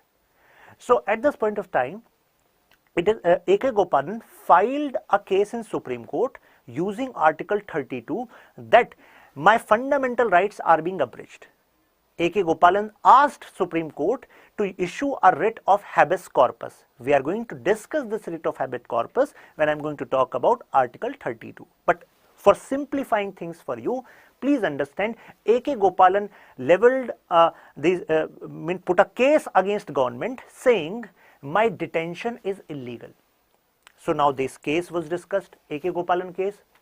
So in that case, advocate of A.K. Gopalan said, "Sir, this police, this government is not allowing us to actually discuss the grounds on which A.K. Gopalan is detained." Now they were like, "How can this happen? Court can ask any detail about the case." So the government said, "No, sir," means the government, the department which arrested A.K. Gopalan said, "No, sir, we cannot allow sharing of detail of A.K. Gopalan case, the ground of A.K. Gopalan case before you." Supreme Court said, "Ye kya mazak hai?" So police department said, "Sir, in preventive detention law, there is section 14. In preventive detention law, section 14 says that no detail on the ground of arrest can be furnished before any other authority." So any other authority means court is also the other authority. So Supreme Court said, "Bakwas hai section, nikalo isko." So at that point of time, in A.K. Gopalan case, Supreme Court used doctrine of severability. Severability word comes from the word sever, S-E-V-E-R. Sever means to cut, means cut this provision out of this preventive detention law and other sections will be allowed. Okay, means Eko Gopalan Sahab, you will remain in preventive detention because grounds are there, but this basis will be shared. Okay, so procedure established by law was used there. It means court said we have gone through the procedure, so it means this particular police department has followed the procedure mentioned in preventive detention law. They have not flouted any procedure. That is why it is justified. Okay, that is why it is justified, but this section is out. Okay, so at that point of time, A.K. Gopalan said, sir, this particular section is unreasonable, this is unjust. Supreme Court said, no, we only use procedure established by law because in Article 21, Constitution mentions procedure established by law and Supreme Court is interpreter of Constitution. So at that point of time, you can see that the power of Supreme Court was quite limited to procedure established by. They were just checking the procedure if it is followed or not. Okay. So protection only against arbitrary executive action. UPSC is going to ask question from here. Please remember the detail.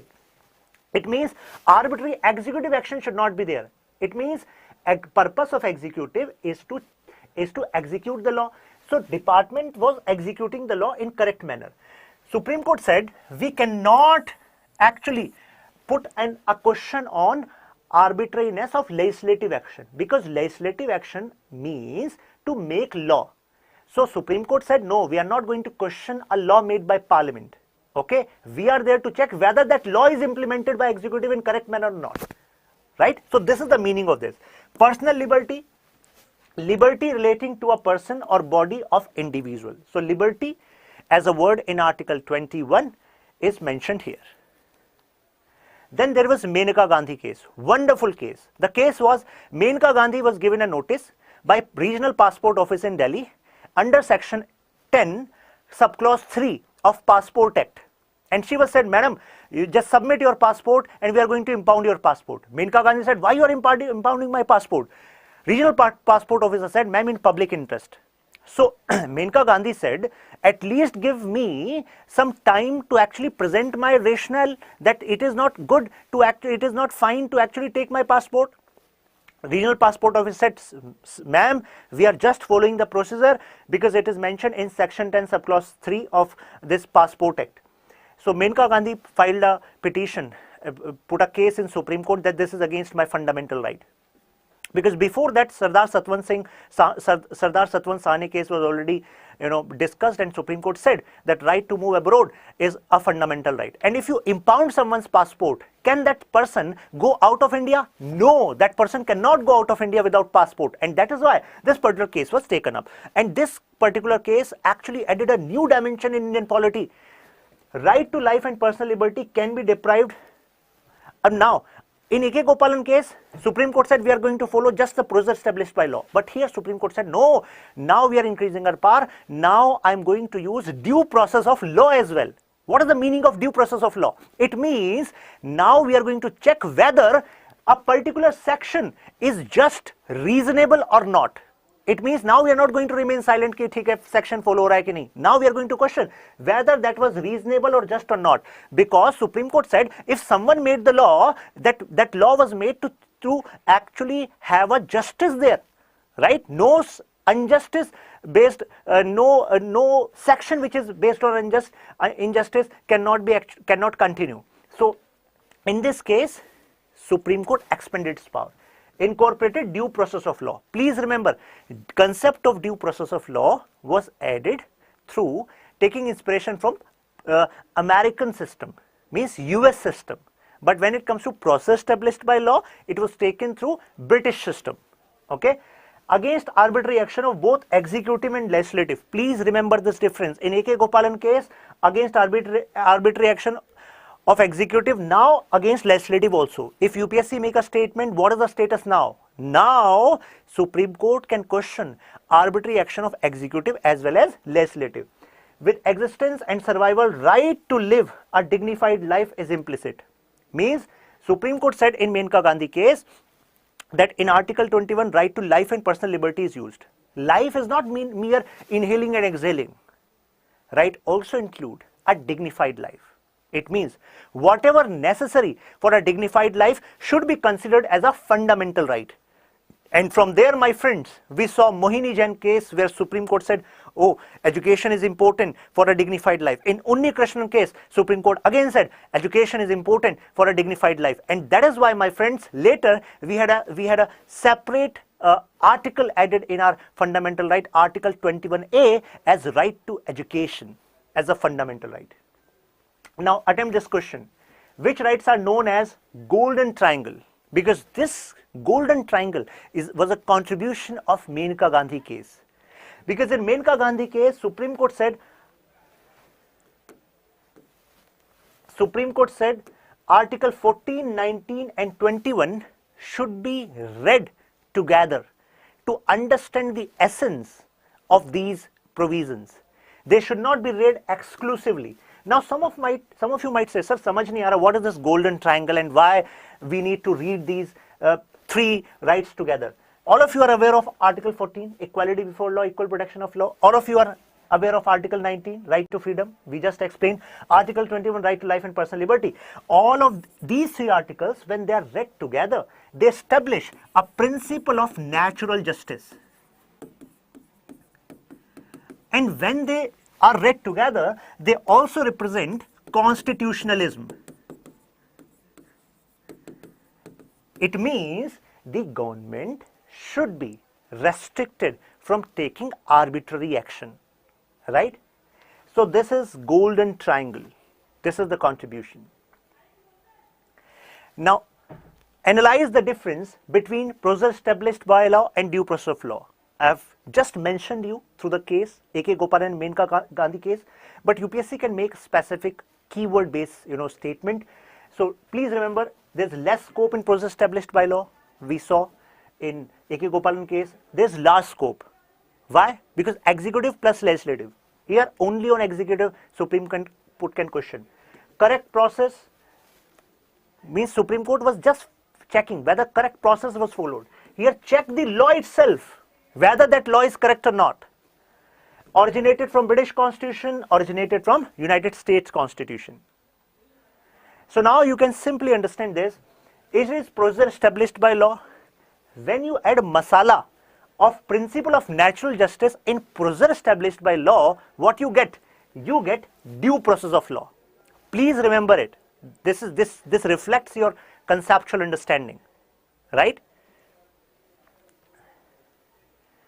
Now, in Article 21, as I told you, it has elaborated. So we have number of rights declared as fundamental right now.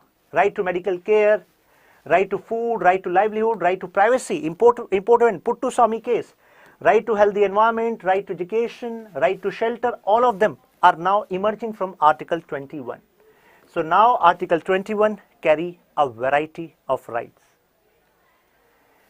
Right to privacy, Puttu Swami case. Please remember, right to privacy is also not absolute. Means there may be some reasonable restriction scopes, right? Right against sexual harassment of women at workplace. In this judgment, Supreme Court said, if women are being exploited in workplace sexually, then this can be considered as right against Article 21 because it is against their life and personal liberty, right?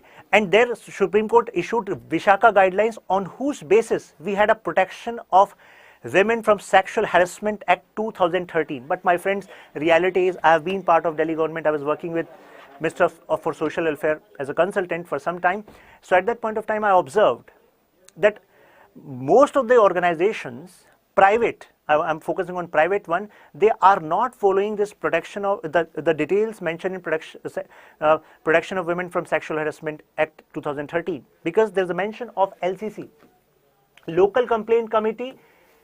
If we talk about inorganized sector, Internal Complaints Committee, if we talk about organized sector. But these laws need to be adhered to give women a better place to work. Now, when you say right to life, does it also include right to die? Answer is yes. Right to die with dignity. Although right to death is not part. It means you cannot say, oh, I have right to life means I can also commit suicide. No, no, no, no. It is not correct. But right to death was discussed with respect to case of euthanasia. Here you can see this image, Aruna Shanbag. She was a nurse in KEM hospital in 1970s, and she was sodomized by a lab boy, and she was strangulated with chain in such a way that she went into coma. That person went into jail for 6 years, and now he later got released. But the point is, at that point of time, that person was not charged with rape, because IPC section 376 rape section was not considering anal sex, means sodomy, as you can say in the definition of rape. Although after this Justice J.S. Verma committee report, now sexual harassment sections have elaborated a lot, but people actually took this challenge in their hand when this Nirbhaya case happened. I hope you remember the details at that point of time.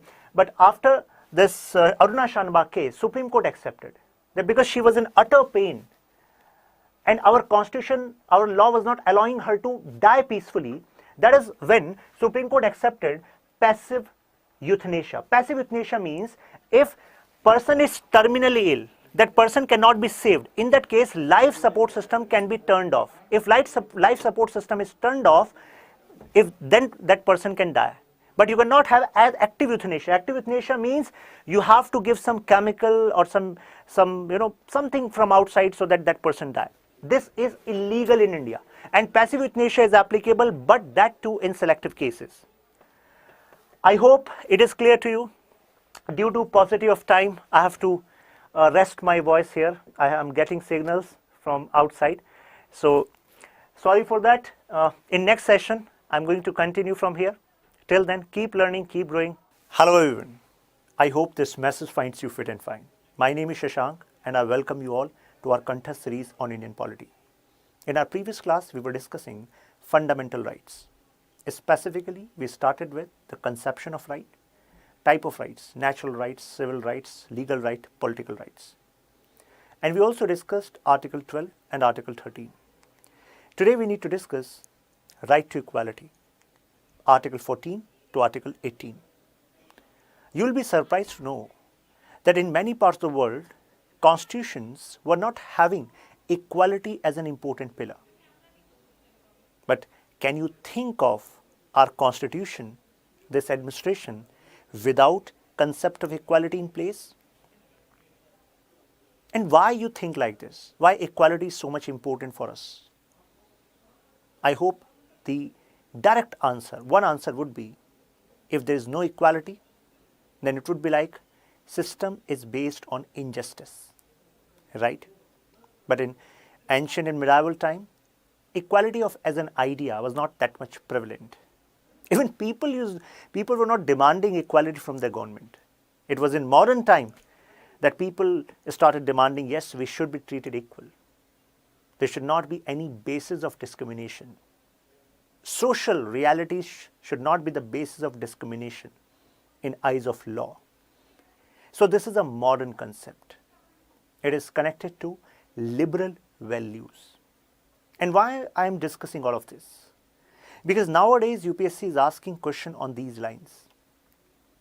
The conception of right to equality as a fundamental right is connected to liberal value. So this line you are not going to find in Article 14, 15, 16, 17, 18. This is based on your understanding of this very concept. Now these are the articles, and I would like you to give attention to these words. For example, in Article 14, the word person is used. The state shall not deny to any person equality before law, equal protection of law. We are going to discuss this in detail, but the point is person. In Article 15, although we see the word citizen, its state shall not discriminate against any citizen on grounds only religion, race, caste, sex, place of birth, or any of them. Any of them means of these. Now in Article 16, again you see the word citizen. there shall be equality of opportunity for all citizens in matters relating to employment or appointment to any office under the state. Means we are talking about government jobs. Article 17, abolition of untouchability. Article 18, abolition of all titles except military and academics. So this is right to equality as a portion. Now, right to equality has a lot to do with this concept of rule of law. And at this point, we should remember Mr. A.V. Dicey, because he popularized this idea that law should be supreme. When I say no, law should be supreme, it means no one is above law. Now you should think on these lines. Do you think in India, rule of law is present in latent spirit? Do you see that some politicians flout some rules, specifically COVID rules in some election rallies, and there is no challan against them? But if you were going and you were sitting in a car, you were challaned, right? Say 5,000 rupees. So this example reflects that this concept, no one is above law, seems like it is not applicable here, right? But we have examples like Norway, where even Prime Minister was actually challaned, means action was taken against Prime Minister by the local sheriff because she invited 2 more persons in her birthday party. That was not allowed as COVID guidelines were in place. Now my point is that why so much importance to this? Because if law is supreme, then it will reduce the chances of arbitrariness. If it will reduce the chances of arbitrariness, then you can be sure of that the system will work as per the provisions mentioned in law. It means justice can prevail in that context. Abuse of power will get minimized. And that is why this concept of rule of law is important. Equal treatment. And this concept can be seen in this Article 14. Because Article 14, as we just read, has 2 specific keywords: equality before law, equal protection of law. I think it is not visible in front of you. It will be visible in subsequent slides. Apart from equality before law, equal protection of law, we also have access to justice, another important component of Article 14. And we have this equality as an idea specifically mentioned in our preamble as well. Now, these are the 2 key phrases. And this equality before law is taken from British Constitution. My friends, this is considered as a negative conception. When I say negative conception of equality, it means that state shall not do this in order to bring equality before law. It is a generic concept that everyone should be treated equally in eyes of law. Seems like a nice idea. Then why our constitutional framers added this phrase, equal protection of law? This is taken from American Constitution. So they have their rationale in place. Reason. Equality before law, this concept says it means that no man is above law. Don't you think this line is connected to this concept of rule of law? And I've just told you the benefits of rule of law, right? Every person, whatever be his, her status or rank, is equal in the eyes of law, right? This is equality before law. And when we are reading it, you should not relate it with practical realities like some powerful people, get some easier way to actually avoid certain implications of punishment. That is practical part. But the point is, you should uphold these ideals. You should know why these ideals were added in our constitution. Because whenever you have clear-cut idea that this is how system should work, then only we can actually take steps in that particular direction. So equality before law is clear. Now talking about equal protection of law, I told you it is a positive conception. It's a negative conception. Means everyone should be treated equally, right? And there should not be any discrimination. But this is positive conception. Means you have to do something. Do what thing? For example, equal protection of law says that unequals should not be treated equally, and equals should not be treated unequally. Some of you might be thinking, what is this? Syllogism? Nahi. Take practical example. If you and your friend are equal in so many parameters, and now government is treating you unequally, would you respect that kind of system? Would you like that kind of system? You would say obviously no. But what is happening here? Equals are treated unequally, and that is why equal protection of law says that equals should not be treated unequally. And if there are unequals, consider this example, that this board is a wall and there's a match going on other side, right? And I'm teaching here and you are in the class and you want to watch that match. So I allowed in 15 minutes break that yes, you can watch that match. But due to this height constraint, you're not able to see it. So you ask, sir, can we have some benches over here? Some placemats, some stools here? So I said, okay, it can be provided. I'll ask the management and they will do that. So now some of you might be of this height, some people of this height, and some people of this height. And all of you have paid equal fees. Now you are expecting that there will be equal treatment to you, right? And consider this example, you want that equal expenditure should be given to you. Equal expenditure should be done for this, for allowing you to, for arranging that you are able to see that match. But at this point of time, what is required?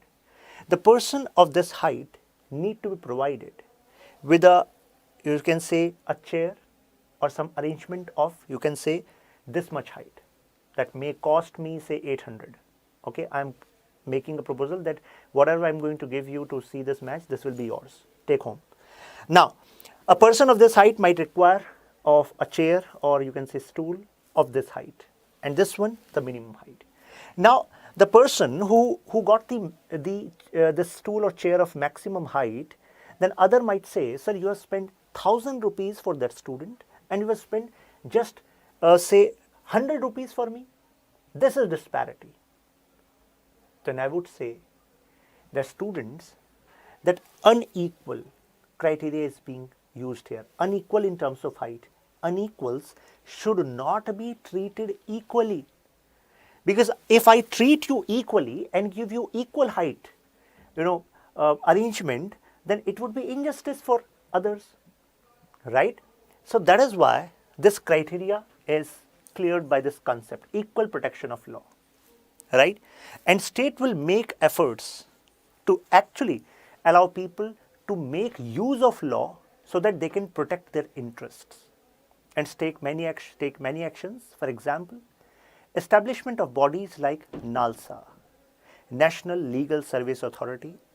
Similarly, we have SALSA, not the dance, authority, SALSA, State Legal Service Authority, by which we provide some government advocates on a very minimum fees or free to actually fight your cases if you are not having that financial capacity. So it means that like should be treated alike. The state cannot treat unequal people as equal. I hope now it is clear to you. Apples and oranges are not the same. Thus, it gives freedom mandate to the state to make a special provision for the disadvantaged section. For example, this NALSA of society. For example, affirmative action laws, special laws for women, children, etc. So this is a specific concept. Now there are some exceptions to equality. Take a look, Article 361. President and Governor is not answerable to any court in the exercise and performance of the powers and duties of his office. This is an exception. President and Governor will not be treated equally like you. Similarly, criminal proceedings shall not be instituted against the president and the governor during their tenure. If there is any case, then in that case, first they will be impeached or governor will be removed, and then criminal proceedings can start. But till the time they are in this position, criminal proceedings cannot start. This particular clause was in news during Sheila Dikshit, the time when she was governor of Kerala, and there was a case of CNG scam, and one section was demanding that criminal proceedings should start, but they could not start because she was governor of Kerala at the point of time. Now, Article 194, 105, no MP, MLA shall be liable to any proceedings in respect of the actions which they perform in the House. So, this is part of parliamentary privilege or state legislature privilege. Now, the foreign sovereign ambassador, now there is exception to them also. Why? Let me give you an example. So, consider you are traveling in a car and take a look over the number plate. Your car number plate is having white background and black alphabets and black digits, right? So, it represents that you are having a private vehicle, right? But say Mr. Rohan. So, Mr. Rohan is a diplomat, and by virtue of this position, he may be given a car which is having number plate with blue background and white some alphabets and digits. For example, 12CD07. These kind of numbers are on these cars. These are diplomatic cars. Now, both of you are traveling on the same road and you hit one person and that car also hit another person, right, at the same moment. Then when the police reaches there, you will be stopped. Your car may be seized. You will be told that you have to come to this police station. But when it comes to that car, diplomatic car, that diplomatic car will be given free pass. And it will be communicated that yes, we are going to communicate with the respective embassy in this regard, but that particular person will not be stopped. Why? Because diplomatic immunity is given, right? In that context, you cannot say, oh, I have read right to equality as mentioned in our preamble, or equality as mentioned in our preamble and right to equality as mentioned in fundamental rights, and this is wrong. No. You should also read about the exceptions, right? Now, prohibition of discrimination on certain grounds. That is Article 15. Have you seen that movie Article 15, Ayushmann Khurrana? So, Article 15, subclause 1. First of all, you should be clear that it applies only on citizen. Only on citizen. Okay? And not for non-citizen. It should be clear to you. And prohibits the state for discriminate against these citizens on the basis of religion, race, caste, sex, place of birth, right? So, the state shall not discriminate on this basis. And the word only is used here. What does it signify? It means discrimination can be done on a basis which are not mentioned in Article 15, subclause 1. Now, some of you might think, oh, sir, how is it possible? Why they use the word only here? Why the word only here? Because we should be against discrimination. Why we are giving scope that only on these bases discrimination cannot be done by state and on other bases it can be done? Because whatever is not clearly prohibited in a law, it is deemed that it can be done. So, my answer is that discriminate as a word is generally used in negative context, that this is bad. But in legal language, discrimination can be used in positive context also. When I say positive context, it means some special provisions can be done for some weaker section, that would be discrimination. But don't you think that this discrimination can support the idea of equality? Right? So that is why discrimination can have positive context also. Right? Now these cases were in news. For example, Sabrimala Ayappa temple issue, right?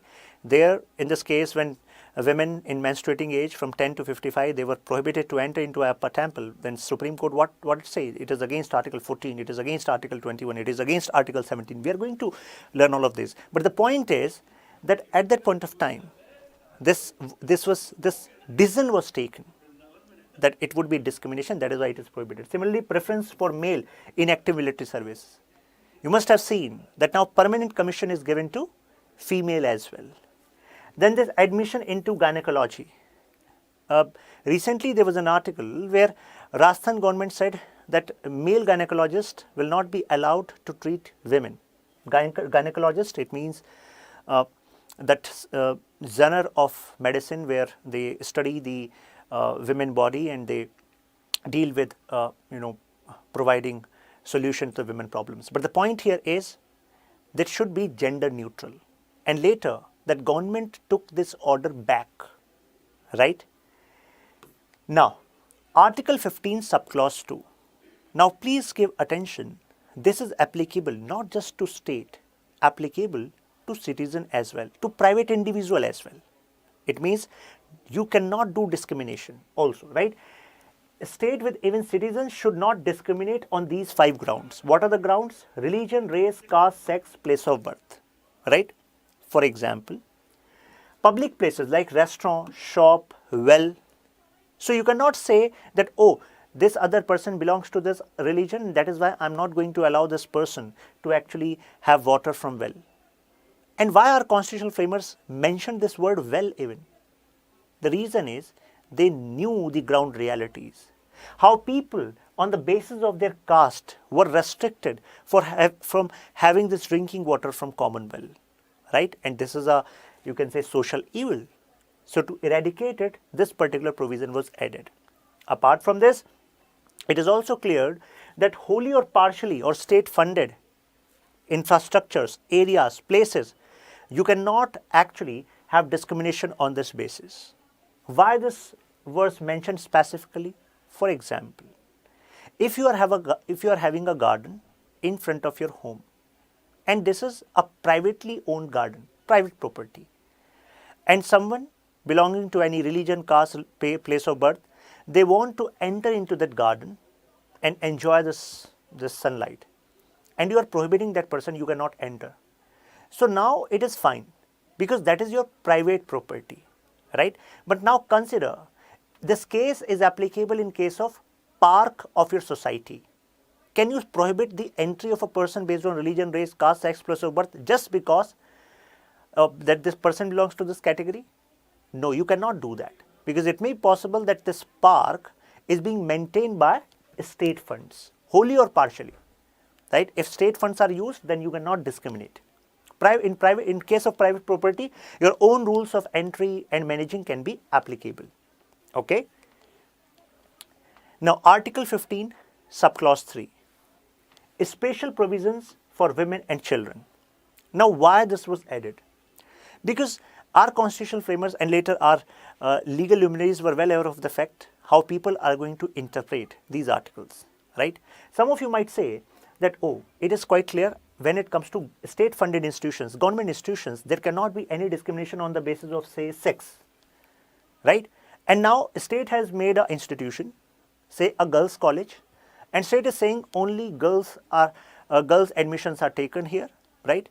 And now one bright student, you can be that bright student, and you are actually knocking on the doors of girls' college and barging into the principal's office, and you are saying, ma'am, I want to take admission into this college. Now principal is saying, beta, this is girls' college, but you are saying, no, ma'am, Article 15 subclause 2 says that if any institution is state funded, then there cannot be any discrimination based on sex. So how can you discriminate against me on the basis of this gender? I want admission in a girls' college. Then ऐसा भी हो सकता है that you will get a laugher, you will get a slap from the principal, and she will say that you should read Article 15 subclause 3, right?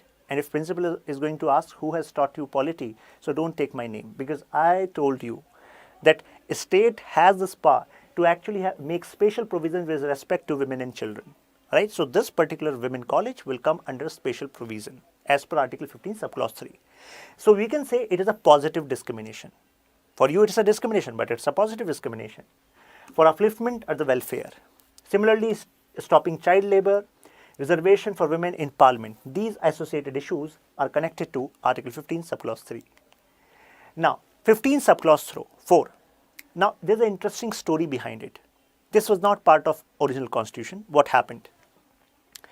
So it was Madras state which actually made some reservation, right? And this reservation was around 68%. At that point of time, one girl, Champakam Durai Rajan, she wanted to take admission in medical college, and there were only two government medical college in Madras at that point of time, and there were two engineering college. There was another boy, Srinivasan, who was also fighting to take admission into that engineering college, both belonging to general category. And Champakam Durai Rajan filed a case, and she said, actually it is against this policy of reservation is against my fundamental right. Then court asked how it is against fundamental right. She said, sir, it is against Article 15. Because subclause 4 was not there. Article 15 was saying that there will be no discrimination on the basis of religion, race, caste, sex, place of birth. Then why court has made a special policy for reservation for a particular section? So at that point of time, the government replied, we have done this under the spirit of Article 46. Article 46, Directive Principles of State Policy, which gives this directive to state. The state has to take certain actions to secure the welfare of this backward classes. So state gave this decision.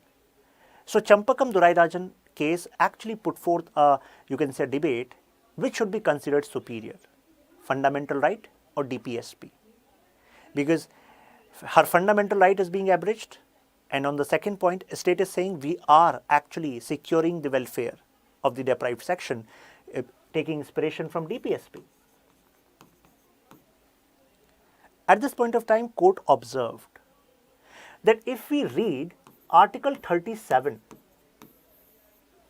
within this DPSP part, Article 37 says that DPSPs are not enforceable in court of law.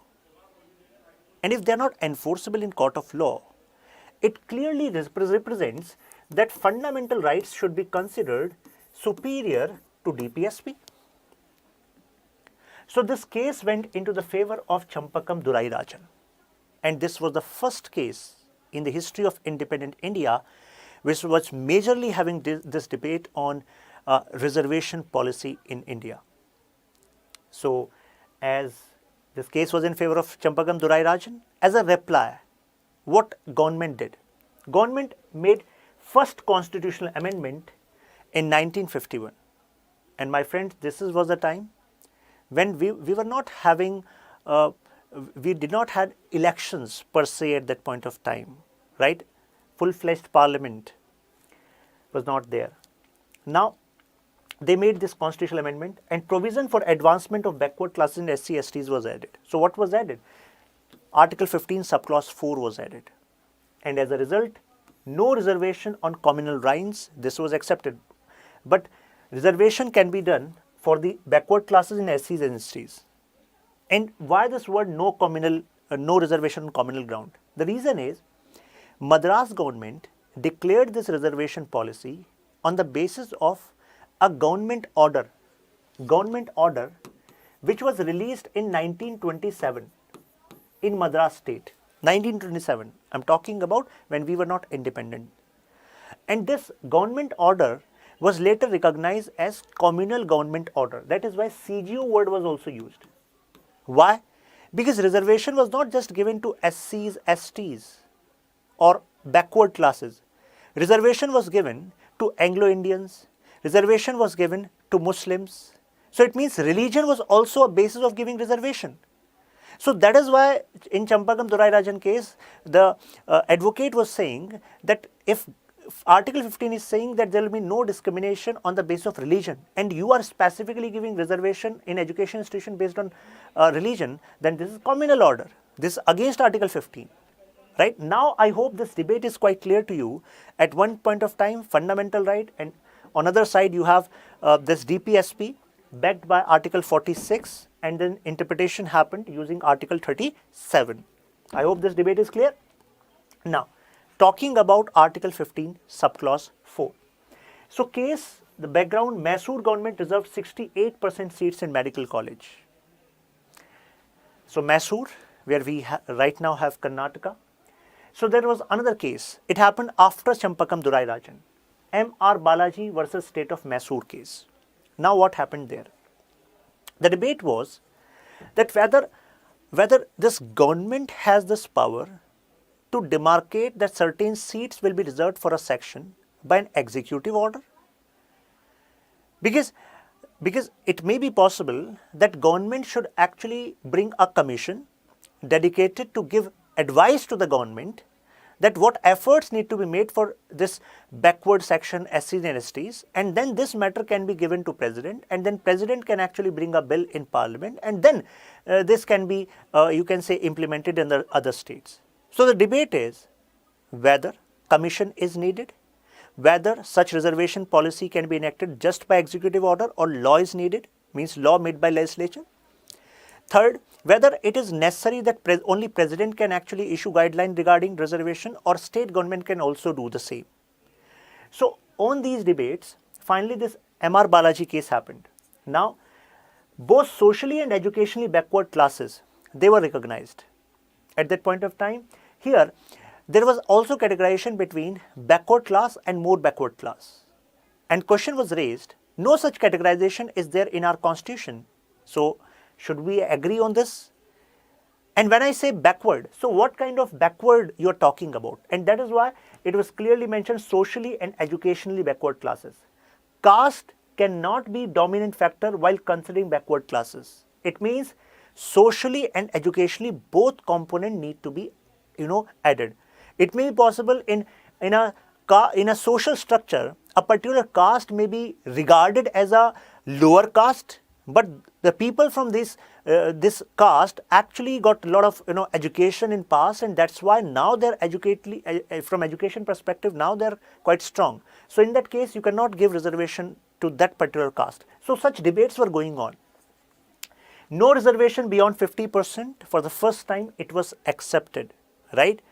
It was Indira Sahni case who actually finalized the stamp, put the stamp on this. Backward class distinction into backward and more backward is not valid, as I told you. So it was not valid, no reservation beyond 50%. So this was M.R. Balaji versus State of Mysore case. Article 15, subclause 4. It is related to advancement of backward classes. So whenever Article 15 subclause 4 comes into light, so you should remember two cases, Champakam Durai Rajan and M.R. Balaji. Okay. Now Indira Sahni case, the famous judgment on reservation policy, it clearly said not more than 50%. Also declared this concept of creamy layer.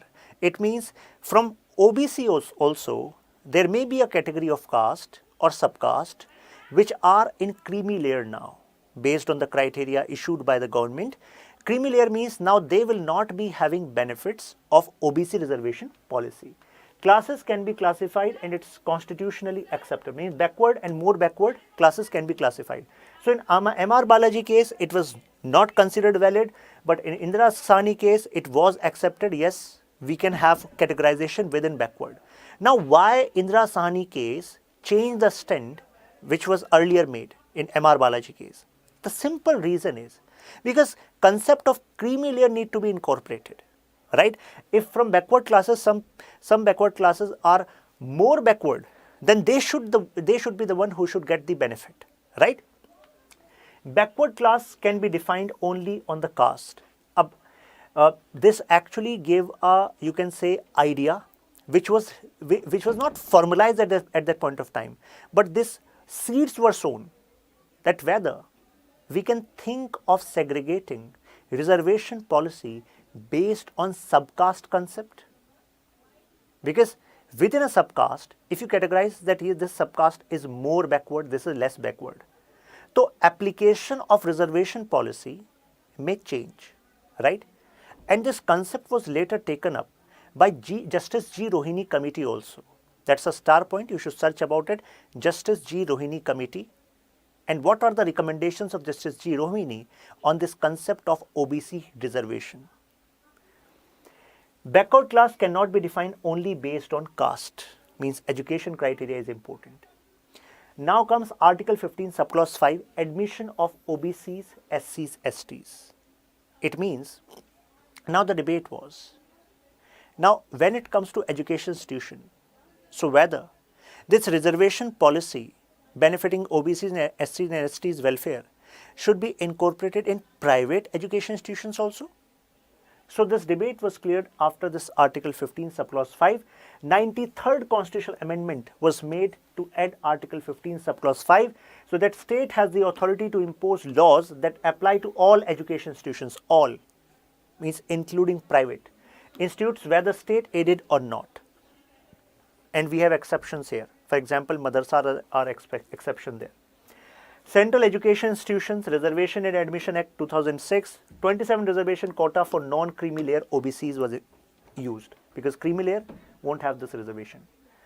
Now, Article 15 subclause 6, reservation for economically and weaker section. It was brought by Modi government.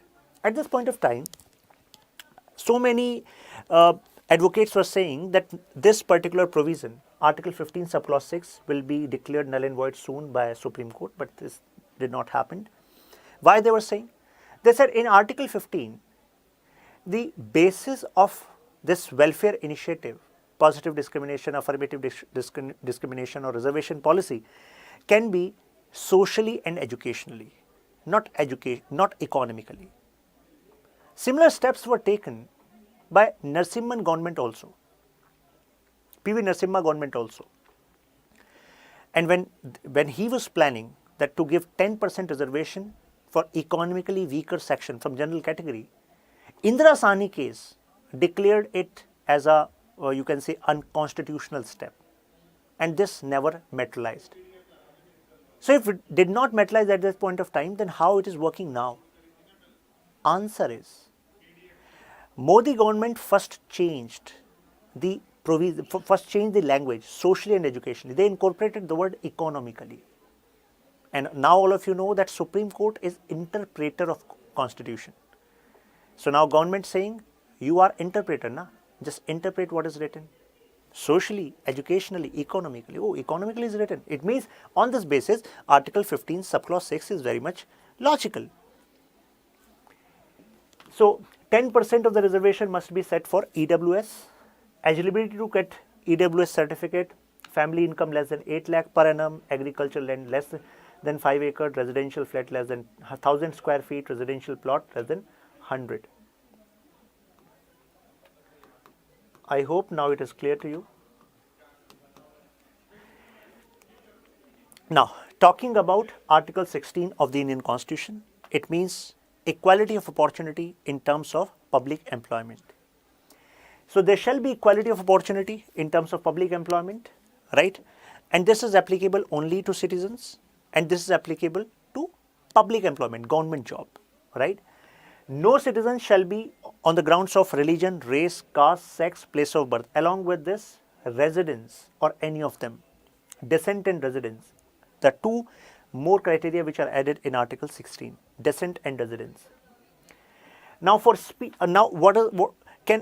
there be a possibility that certain position may be reserved for a person belonging to a religion? Yes. For example, a position of a pandit, priest in a temple managed by government. So obviously, their religion can be a criteria, right? Then Article 16 subclause 3, Parliament has the authority to provide reservation based on residence also. It means for some government jobs, local population can be given preference, can be given reservation. And what's the logic behind it? Logic is speedy development and equal opportunity to even backward areas, so that people belonging to backward areas can have fair chance to enter into government job. That is the logic. Now Article 16 subclause 4, most debated article, talking about backward class of citizens which in the opinion of state is not adequately represented in service of the state. It means reservation of appointment and post in favor of any backward class. In earlier, we were talking about 15 subclause 4, we were talking about policies, right, for backward and SCs and STs, right? And here we are specifically talking about public employment. So in Devdasan versus Union of India case, it was cleared if the reserved seats have not got filled in that year. Consider there are 20 seats and only 10 seats were filled. Now the remaining 10 seats will be carried forward for the next year, means next recruitment, but will become null and void if it crosses 50% ceiling gap. Means I am saying 20, considering the total seats are say 50. But if 10 seats of earlier year and now they are added in the next recruitment, and together more than 50% seats are coming in the reserved category, then that particular reservation cannot go beyond 50%, right? Out of 50, you cannot have 30 seats reserved. You can have 25 seats reserved. This was the judgment in Devdasan case. Now, Mandal Commission, 1979, which started a new politics in India, Mandal Kamandal, Kamandal the Hindu politics, Mandal the backward politics. So now, investigate socially and economically backward. Earlier, they were investigating the economic aspects as well. Can this be a criteria as well? So there were three important implementations. First of all, reservation to OBCs. Earlier, there was reservation to SCs and STs, but they said, no, reservation for OBCs is also required. Only in appointment, not in promotion. This was the advice. But later, we are going to see reservation in promotion was also added. Total reservation, not more than 50%. More than 3,000 socially, educationally backward classes provide 27% reservation. Why? Because more than 3,000 SEBCs are present and they are not allowed to have any reservation in SC and STs category, right? That is why a new category was invented, that is OBC. OBC as a word, other backward classes as a word was not there in Indian Constitution, right? So Indira Sahni case made this clear that 27% reservation, creamy layer, non-creamy layer are different. Now 16 subclause 4A, okay, 77th amendment, it was added, and now reservation in promotion for SCs and STs. Then 16 subclause 4B, added through 81st amendment, ended the 50% reservation ceiling in case of SCs and STs. It means if seats are carrying forward, earlier seats were not filled and they are carrying forward and they are passing this 50% limit, then you cannot declare them null and void as per Article 16 subclause 4B. Article 16 subclause 5, reservation in religious institutions. For the post of religious institutions, if the demand is to belong from a certain religion, this is the example I was giving, that for position of priest, position of a Maulvi in an institution, position maintained by government, there can be a reservation on the basis of religion as well. You cannot say, oh, it is against Article 16 subclause 1. You should see what is mentioned in Article 16 subclause 5. Okay. Example, Waqf board, which manages the religious properties of his Muslims. Now, Article 17. Article 17 talks about untouchability, right? Abolition of untouchability. Now, what is the meaning of untouchability? What comes into your mind? Oh, untouchability we know. It is about the practice which is prevalent in this caste system, right? But that is not true. That is just one kind of untouchability. There can be other kind of untouchability. For example, in Sabrimala temple case, that women were considered impure in this age, 10 to 55, not fit to enter into the Sabrimala temple, as Lord Ayappa, the deity, is a celibate deity. So this concept of purity, impurity is involved. So if this concept is involved, then it will be considered as a case of untouchability. Okay? So it means untouchability is abolished and practice in any form is forbidden. Any form is forbidden. Okay? So the enforcement of any disability arising out of untouchability shall be an offence punishable. Now, was this offence, what punishment is mentioned in Article 17? No, it is not mentioned. Okay? Now, our last article, Article 18. So, Article 18 talks about abolition of titles. The purpose was, we have seen many titles bestowed on many Indians by Britishers, and it represents the concept of inequality, right? Special treatment. And concept of right equality is against special treatment, as I told you. And that is why Article 18 says that prohibits the conferment of titles. Government is not going to give title. Some of you might say, sir, Padma Shri, Bharat Ratna, these are, you cannot say these are titles. Okay, these are, you can say, for the contribution you have made, you are, given this prestigious, you can say, award. But you cannot use Padma Shri, Shashank Tyagi. Many people use that, but that's not a title. Okay. But titles can be used in military context and academic context. For example, Colonel, okay, Colonel Rohan Sharma, academic engineer, doctor, right? And when it comes to Indian citizens are prohibited to accept any title from any foreign state.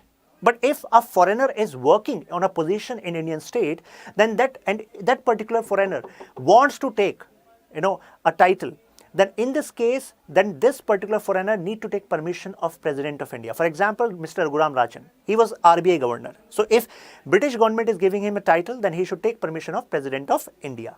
Okay. Provides that no person, citizen or non-citizen holding any office of profit trust shall without consent of president, this is what I have explained to you, accept any present emolument or office of any kind in underway by foreign state. I hope Article 14 to Article 18. Hello everyone. I hope this message finds you fit and fine. For a moment, just consider that you don't have any conception of rights in your life. Rights means something which you consider as truly yours. And society also adhered to this idea. Yes, this belongs to you.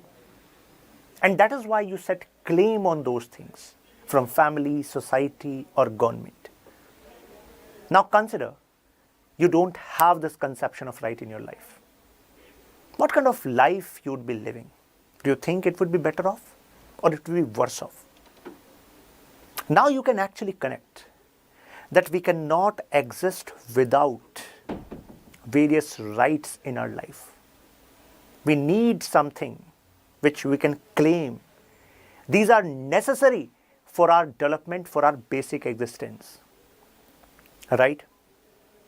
Now, out of these innumerable rights, certain rights were given some prime status by our constitutional framers. And this status is fundamental rights. The word fundamental itself means that these are of utmost importance. These are mentioned in Part 3 of Indian Constitution, starting from Article 12 and ending on 35. And why they talked about fundamental rights? I hope all of you would agree on this point, that we learn from our experience.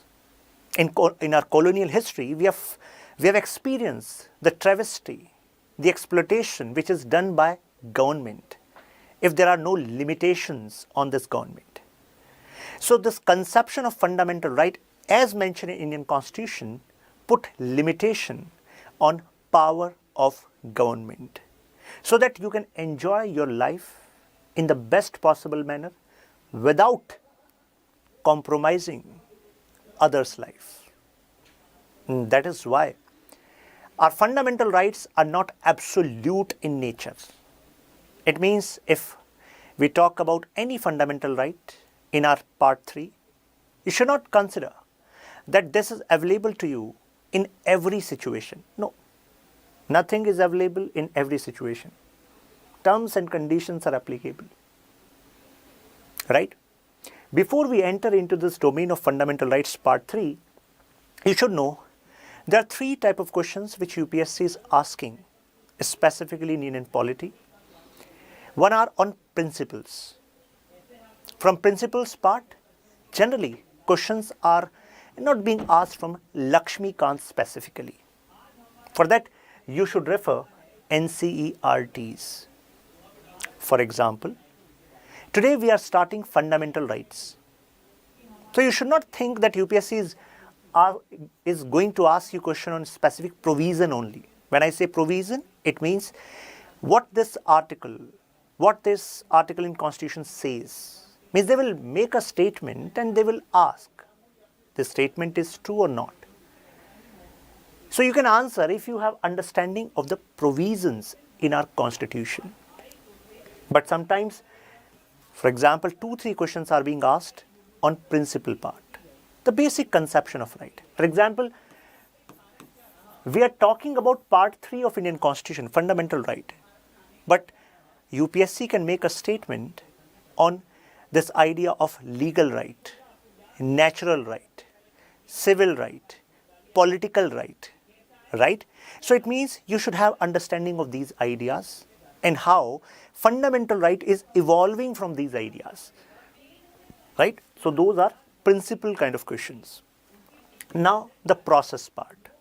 As you move into Indian polity, you also find in different articles and subsequent laws which are made by Parliament, there are certain processes by which this political system work.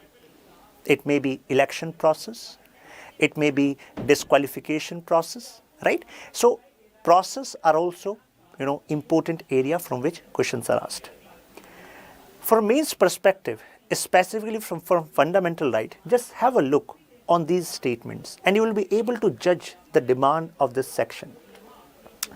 2021. Analyze the distinguishing features of the notion of the right to equality. Distinguishing features of the notion of right to equality in the Constitution of US and India. Now tell me, my friends, if you have understanding of right related to equality as mentioned in part 3. You have understanding of article from 14, 15, 16, 17, 18. Do you think the understanding of the provision is sufficient to answer this question? Because question directive is not explain, discuss. Question directive is analyze, analysis. And the word USA is also there, na? So it means what examiner is asking. Examiner is asking whether you are assimilating this knowledge or not. ऐसा तो नहीं है, you are just cramming, right? And do you require some, do you need to read some 3-4 books on on Indian polity apart from Laxmikanth just to answer these kind of questions? My answer is no. What is required is that you are having sharp eye on the demand of this particular topic. And whenever you read an article that, equality is in news, so you should collect the content keeping in mind, this is going to be used in GS paper 2 because these are the common themes on which questions are asked. That's how you need to structure your knowledge. First, we are building foundation and then you need to structure your knowledge over it. Because ultimately, you have to clear the exam, right? Does the right to clean the environment entail legal regulations on burning crackers during Diwali? Discuss in the light of Article 21 of the Indian Constitution, judgments of the apex court in this regard. This question is directly being asked from what was in news. And I would say this is a direct question. Because specifically asking link between this event, article and judgments, right? Means information based question. What do you understand by the concept of freedom of speech and expression? Does it cover hate speech? Now, hate speech was also in news, right? Why do the films in India stand on slightly different plane from other forms of expression? Discuss. So, another contemporary question. And you should also keep in mind that OTT platforms were in news, right? Because CBFC, Central Board of Film Certification, does not apply as of now on OTT platforms, and that is why when you go through various TV series, Sacred Games and others, you see a lot of you can say rebuking going on, slangs are being used. So they're saying that it is, and this is under their freedom of speech and expression, because art need not to be in some bound or restrictions, otherwise art will be compromised. So there's a debate on the definition of art, because acting, script, writing, this is art component. And other, we have this morality component, right, which we have to protect. So where we should balance between these two. So UPSC is asking the application part, whether you think on these issues or not. Okay. Discuss section 66A of IT Act with reference to the alleged violation of Article 19 of the Constitution. Was in news as one cartoonist, Asim Trivedi, made a national emblem, which was disfigured. Some other images of politicians were used, at the time this particular section was invoked. Now Supreme Court heard this, that this particular section has been misused by government many times, and that is why this was struck down. But recently it was in news that still at ground various police administration are using, when in charge sheet they are using this particular section despite the judgment of Supreme Court. How is it possible? So if this particular thing is in news, this particular provision is in news, so you need to connect with how it is connected to Article 19, subclause 1, subclause A, right? So I hope now you are clear with the demand, the direction which you should adopt while covering fundamental rights. Part 3, Article 12 to Article 35, I have already told to you. Now, before I jump into the provision part, I want you to understand this word natural rights. Because 4 words are used specifically in context of Part 3, means fundamental right. 4 type of rights are associated with fundamental rights. Natural rights, legal rights, civil rights, and political rights. These 4 rights are associated with fundamental rights, Part 3 of Indian Constitution. Okay? And these words socio-economic rights, another type of rights, are associated with DPSP. Please understand this difference, because this can be a statement in an exam. Part 4, Directive Principle of State Policy, they have socio-economic rights. Okay. Now, it becomes important for us to understand these words individually. Later we are going to understand socio-economic rights. Now, what is natural right? And from where this idea emerged? So my friends, in 17th and 18th century, various political theorists supported this idea of natural rights. And as you can see, the word nature is there. Nature.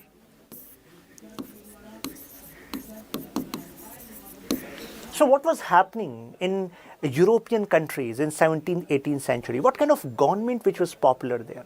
All of you are aware, monarchy was the most popular form of government, right? And we know that king at that point of time was enjoying absolute power. Absolute power. Absolute power means whatever comes into the mind of the king will do that. And that act will be considered as legal act. And all of you, if you were considered about the people who were living at that point of time, it was responsibility of the people to accept whatever is declared as legal by this king. And so don't you think this lead to some arbitrary action? Arbitrary action, and arbitrary action leads to exploitation, right? I hope you are able to connect with this journey. Exploitation. Now some political thinkers was thinking we have to save people from this exploitation. So that is why they arrive at this concept of natural right. They said some rights are given to people by Mother Nature. These rights are given to people by God. Some of you might be thinking, ऐसा कैसे? How can this happen? Means बोलना एक बात है, लेकिन लोग जब तक accept नहीं करेंगे, if people are not accepting this, then this idea cannot actually have some ground. This idea will not be accepted, right? So why would people accept it? So these theorists said, there's a logic inside.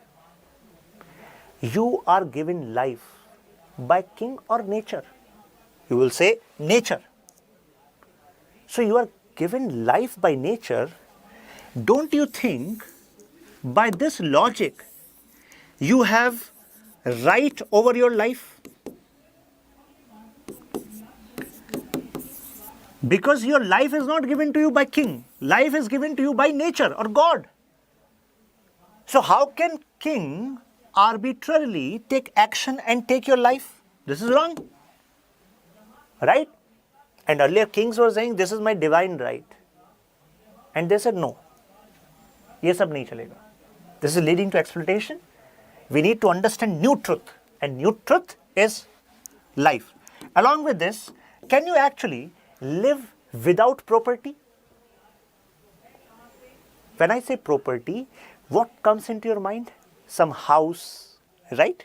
Car, bungalow, right? No. When I say property, it means possessions. Can you live without possession? Just look around when you are sitting. You have possessions around you. You have clothes over your body. That is your possession. That's your property. For existence, we need some possessions, property. Right?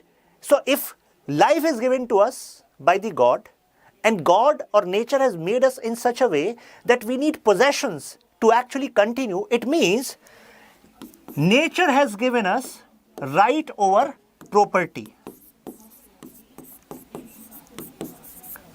Right?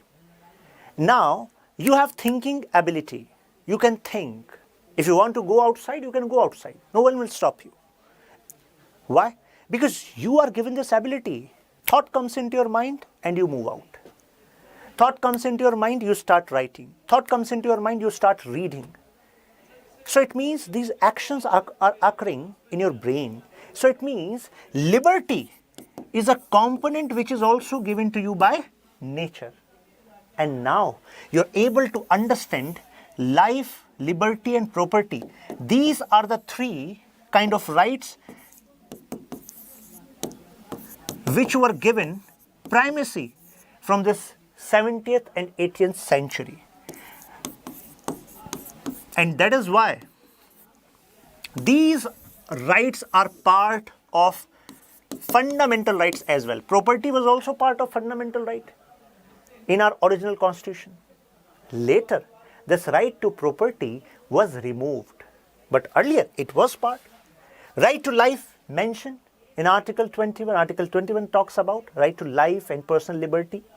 And this liberty as an idea is spread in many articles in Indian Constitution within fundamental rights. Be it your speech and expression, your right to move freely, right? Right to choose your profession, right to form association, all of this, what this represents? This represents liberty. Because all these three types of rights are necessary for you to live your life fully. Right? And this is emerging from this concept of natural rights. Natural rights. So if UPSC is making a statement that our fundamental right, as mentioned in part 3, incorporates rights derived from conception of natural right, that statement would be true or false? You will say true. Abhi abhi atmagyan hua hai aapko. Right? Now, when everything is correct, ठीक है, natural right you accepted, then from where this concept of legal right emerged? अब इसका क्या पंगा है? Legal rights. So the word legal, it comes to this word law, right? Now some other theorists of the same time, they say we are against this concept of natural right.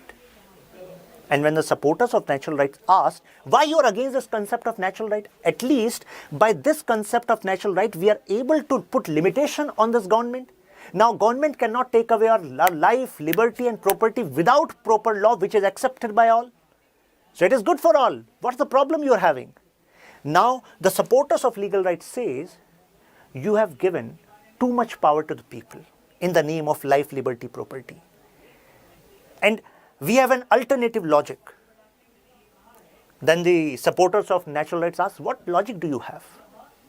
Then they said, consider we accept your concept that yes, life, liberty, property are necessary. But when you use the word right, these are connected to claim. And do you think there will be any value to any claim without these claims being settled by someone? there should be some settlement of these claims as well, na? And how you can settle?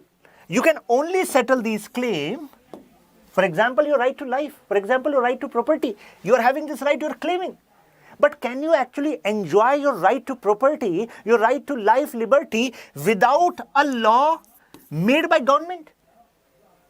What would be your answer? Yes or no? Your answer would be no, sir. Government को हल्के में नहीं लेने का है. Government का role तो है. Because you are able to enjoy this life, liberty, property because they are mentioned in a law. There's Article 21 there. There's Article 19 and other fundamental rights. That's why you are able to say, yeah, we have these fundamental rights. So, Constitution is the fundamental law. It means without law, no matter how many times you jump this, you actually, you repeat this, no, this is our natural right, this is our natural right. But no one will give you this natural right until and unless it is backed by law. So that is the importance of the concept of legal right. So it means according to legal right, who is the source of right? It is not nature. It is state. When I say state, it means government. And why? State is source because state make law and by this law you are able to claim this right. And now if I ask whether we have this component or principle or say concept of legal right in our part 3, you will say yes. Because without law, how can we actually go to Supreme Court to ask that this fundamental right has been abridged, right? So this is conception of legal right.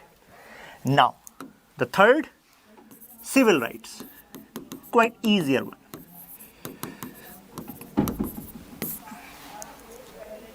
Can you imagine your life without any order in society? You come out of your home and you move freely because you have belief that others are going to, have their conduct in orderly manner. Means there's an order in society which people have to follow. It means we need a civilized society. We need a society where there is order. And this order will be only possible when rights are clear. What you can do, what you can claim, that is clear. And where are the limitations? Till what point you can exercise this right? So it means all rights which are necessary for your civilized life. It means to bring order as well as you utilizing your potential. Because only when you have certain rights, right to actually say equality as well, that you are equal in front of law, right to say have equality in terms of opportunity, right to have equality in terms of opportunity in public employment. It means these steps are connected. And that's how you'll be able to lead a civilized life, a life where you'll be able to realize your potential, right? You don't want to get discriminated. This is possible only when this conception of civil rights are adhered to when you talk about rights. And don't you think these are mentioned in our constitution, fundamental rights? Yes, they are. We're going to talk about them, right? Next, fourth, political rights. So what comes to your mind when you read this word political? I think election comes to your mind, right? My friends, the word political is way elaborate, is very much, is more than just election. Your stature, your relation with respect to the laws which are in place is also having political component there. It means when we say political, the basic idea is that you have right to participate in political process. But my friends, you will be able to exercise this political right in modern time only when you are treated equally in eyes of law. And that is why this principle of political right is also imbibed in our part 3 fundamental right. I hope now you are clear about these principles, right? Now let's move ahead. In original constitution, there were 6 types of rights which were given the status of fundamental rights. During Constituent Assembly debate, some members were saying we should have more rights to be declared as fundamental rights. At that point of time, one person, Mr. B.N. Rao, who was legal advisor to Constituent Assembly, he said, let's divide the conception of right into 2 parts, part 3 and part 4. Part 3 will be given the name fundamental rights. It means it will be responsibility of state to ensure that these rights are given to the people, fundamental. And other kind of rights, which were socio-economic rights, B.N. Rao suggested, since our capacity of our government at that point of time, which is going to be formed, as well as political reality as well as social reality. When I say political social reality, it means aspirations of the people, demand of the people, commitment of the political parties of the time to actually make laws on these topics. So B.N. Rao suggested we can leave some things as some rights as DPSP, Directive Principles of State Policy. It means in future, whenever state is going to make policy, state is going to consider these principles mentioned in part 4 as directives. Now coming back to the topic, fundamental right. So we have 6 now, because 7th, this fundamental right on property was removed from fundamental right and placed in Article 300A. So we are going to start from right to equality. First we are going to talk about Article 12, Article 13 today. Then we are going to talk about right to equality. Then right to freedom, right against exploitation, right to freedom of religion, which is in news nowadays due to this hijab issue. Cultural and educational rights, right to constitutional remedy. Now these are some keywords which you can associate with this part 3 fundamental right. Words like Magna Carta.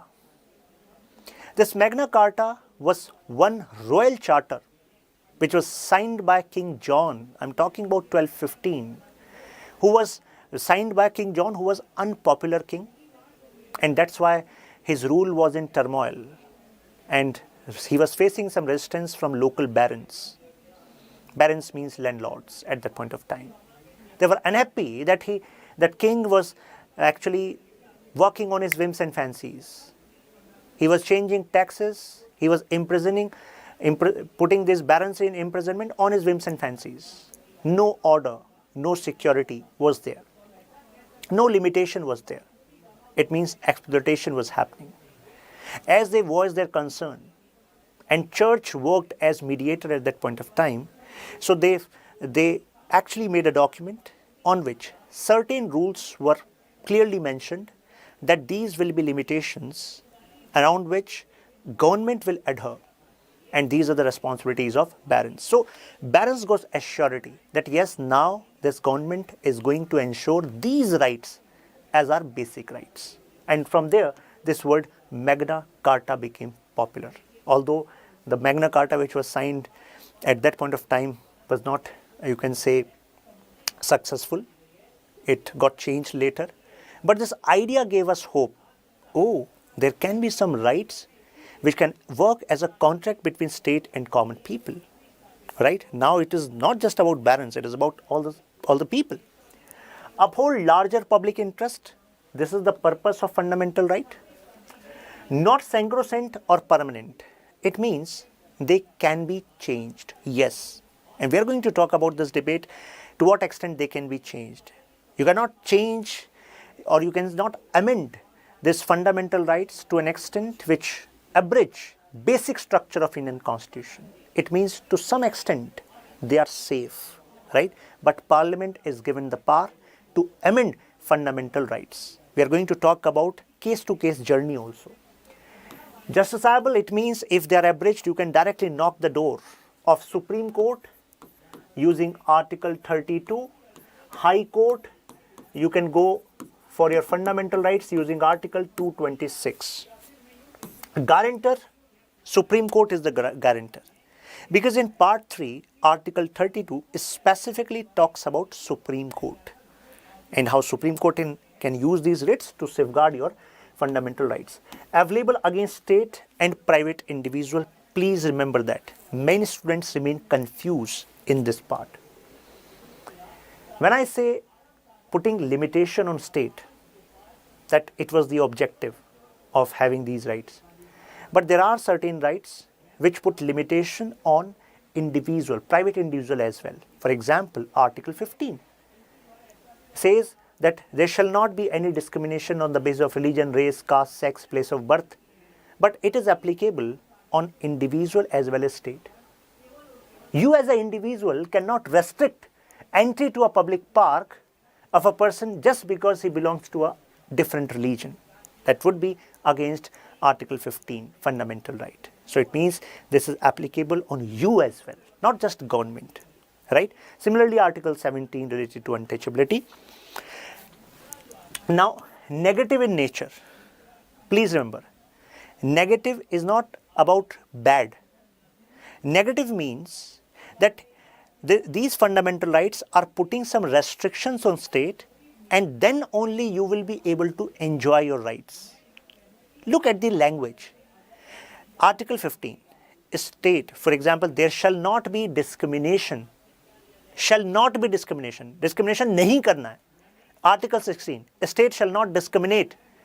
Discrimination nahi karna hai. So it means when restrictions are put on state, then you are able to enjoy these rights, and that is why it is called negative rights, negative conception of right. Okay. Now I'm making a statement. I have not started, but I'm making a statement to actually tell you what kind of questions can be asked. With respect to the status of fundamental rights, it only incorporates negative conception of right. It only incorporates negative rights. This statement would be true or false. This statement is saying कि सभी fundamental rights में केवल यही concept लगा हुआ है that state को ये नहीं करना है, state will not do this. या कुछ ऐसे फंडामेंटल राइट भी हैं, do you have those fundamental rights where state is bound to do something in order to make you enjoy your rights. Take a look. Article 21A, right to education. Right to education is not just talking about what state should not do. It is talking about what state has to do. That is positive conception. And I remember one statement which was made by Justice Chandrachud, Supreme Court judge. So he said that even Article 21, when you talk about right to health, it is an interpretation from Article 21. We are going to talk about it. It should not be considered just as negative conception. It is having positive conception. And this positive conception of fundamental right was also exercised by Supreme Court during this second COVID wave when oxygen shortage was there. So when the discussion, deliberation was going on at that point of time, this debate also come up that yes, positive conception of fundamental right is what we need to accept apart from negative conception. Right? I hope you are clear. Negative means state should not do this, then you will be able to enjoy. Positive conception of right means state has to do this, then you will be able to enjoy your rights. Okay? But moreover, fundamental rights are tilted towards negative conception of right. Okay? Guaranteed to everyone except Article 15, 16, 19, 29, 30 because they are only available to citizens. Now, let's talk about Article 12. First article of it, you can say fundamental rights. It talks about the word state. Definition of state. So, why we are talking about state? As I told you, fundamental rights are putting some limitation on state, right? Now, who should be the state? On which entity these fundamental rights are applicable, where you can knock the door and say, oh, this entity, this government body has actually taken away my right. So that is why it was important to explain what is the meaning of state. So Article 12 explains union government and Parliament of India. It means executive and legislature at the level of union comes under the definition of state. Clear? Similarly, executive, legislature at the level of state. When I say state here, it means provinces, Uttar Pradesh, Madhya Pradesh, Maharashtra, Andhra, right? So they will also come under the definition of state. Means whatever conditionalities, responsibilities are given to state in fundamental right, they should be applicable on them. These entities should consider, oh, these are applicable on me. All local bodies, all authorities, it means Panchayati Raj, municipalities, municipal corporation, these all come under the definition of state. That is quite clear, right? Local, state and union. Now, you should take a look over this fourth point. Other authorities within territory of India or under control of government of India.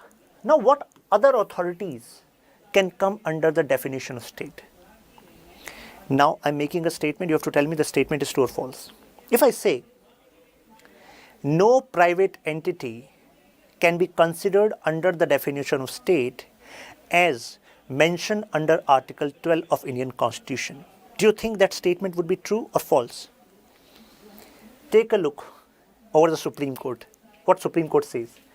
Even private body or an agency working as an instrument of state falls within the meaning of state under Article 12. So it means private body, if it is working as an instrument of state, engage in certain responsibilities which we connect as a responsibility of state, then that private agency, private body can also be considered as state under Article 12. Please remember it. It is important. Okay. Now talking about Article 13. Article 13 is a kind of protection shield to the fundamental rights which are given to us. Why protection shield? Laws inconsistent with fundamental rights.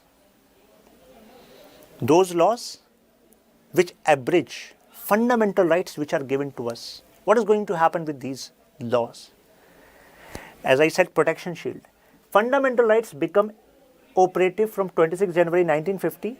So now, this Article 13 says that your fundamental rights are primary. These laws cannot take away your fundamental rights. So when I say laws, so we need to categorize these laws first into two parts. Because some laws were present in pre-constitutional era also. It means our constitution was enacted, commenced on 26 January 1950, and there were many laws which were made by Britishers which were already in operation in Indian territory. And we did not repeal everything. Many British time laws are still working in India, right? But Article 13 says, if any law which is pre-constitutional, but this law is abridging fundamental rights as mentioned in Part 3, then what is going to happen? That particular law will be declared null and void. Now, in what way they will be declared null and void? In violation with fundamental rights, now they will be declared void. Now, there are two ways to actually make this particular provision of this law void. There are two ways, two concepts. One is doctrine of severability. This word severability comes from the word sever. Sever means cut karna. You are actually cutting a piece of a law because you are thinking this is of no use. So now you can connect what doctrine of severability says to separate, right? It means if this is a law and this law is having, say, 5 points, okay, 5 points are there, and we see that 2 points are actually abridging some fundamental right? So now what doctrine of severability says? Now we are going to cut these two parts away, these two provisions away. Now this remaining law will be in place, but these two provisions will be cut out, right? Now, this doctrine was used by Supreme Court in A.K. Gopalan case. A.K. Gopalan, a communist leader who was lodged in Madras jail, and he filed a petition in Supreme Court that my fundamental right is being abridged. Supreme Court said Which fundamental right? He said Article 14, Article 19, Article 21, Article 22. Supreme Court said, oh, it seems like it's a serious case.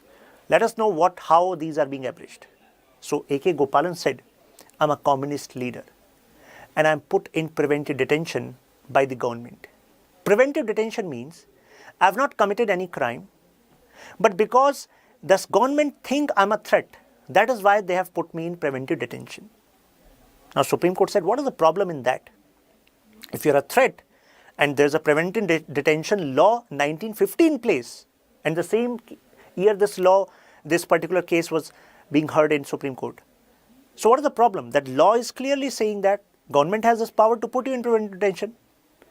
Then A.K. Gopalan's advocate said, sir, the point is that there is section 14 in this preventive detention law, and it says that the ground on which this concerned person, means A.K. Gopalan, has put into detention, this ground cannot be furnished even before court of law. Just Saab, this law is saying that the basis on which this A.K. Gopalan has put in preventive detention, we cannot actually put these reasons even before court of law. Court said, what is happening? Means, how can this law say that? This is clear-cut indication of undermining of judiciary. So at that point of time, Supreme Court used doctrine of civility. Why? Because Article 13 talks about that if law is inconsistent, then that particular law will be void, right? Now, who is going to do that? Obviously, judiciary. But this particular section was undermining judiciary. This concept of judicial review is emerged from this very article, Article 13. And to protect that, judiciary used this doctrine. I hope now it is clear. Means section 14 was declared that it would be null and void, it would be inactive, and other part of that law will continue. Now, doctrine of eclipse. You know eclipse? So eclipse is permanent or temporary. Solar eclipse, lunar eclipse. I hope you have read about or you heard about eclipse. Bachpan mein you have seen also. So it is temporary in nature, right? So doctrine of eclipse says that the provisions which are actually, you can say, abridging fundamental rights, we are going to keep these provisions into sleep. Means sleeping section.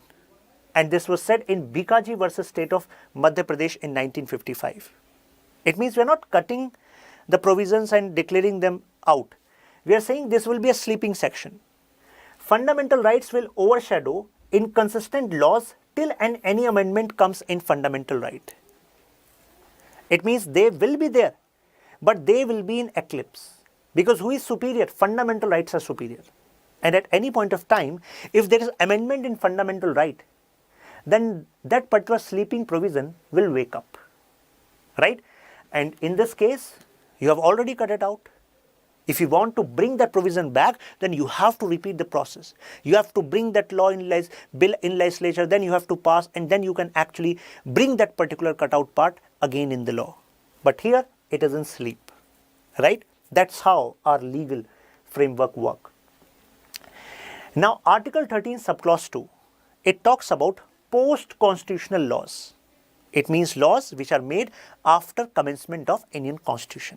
It says that since you have already read Article 13, so you should be clear that you should not make any law which is inconsistent with our fundamental rights. A state must not make laws that are not in consonance with the Constitution fundamental right. If such is the case, then they will be declared null and void. Whether the law that is declared void is non-existent with respect to non-citizens of India, if this statement is used in any manner, so what does it imply? It simply implies, consider, certain rights, certain fundamental rights are available only to citizens, right?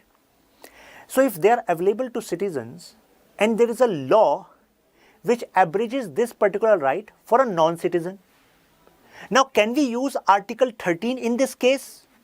No, We cannot use Article 13 in this case because Article 13 is protecting what is mentioned in fundamental rights.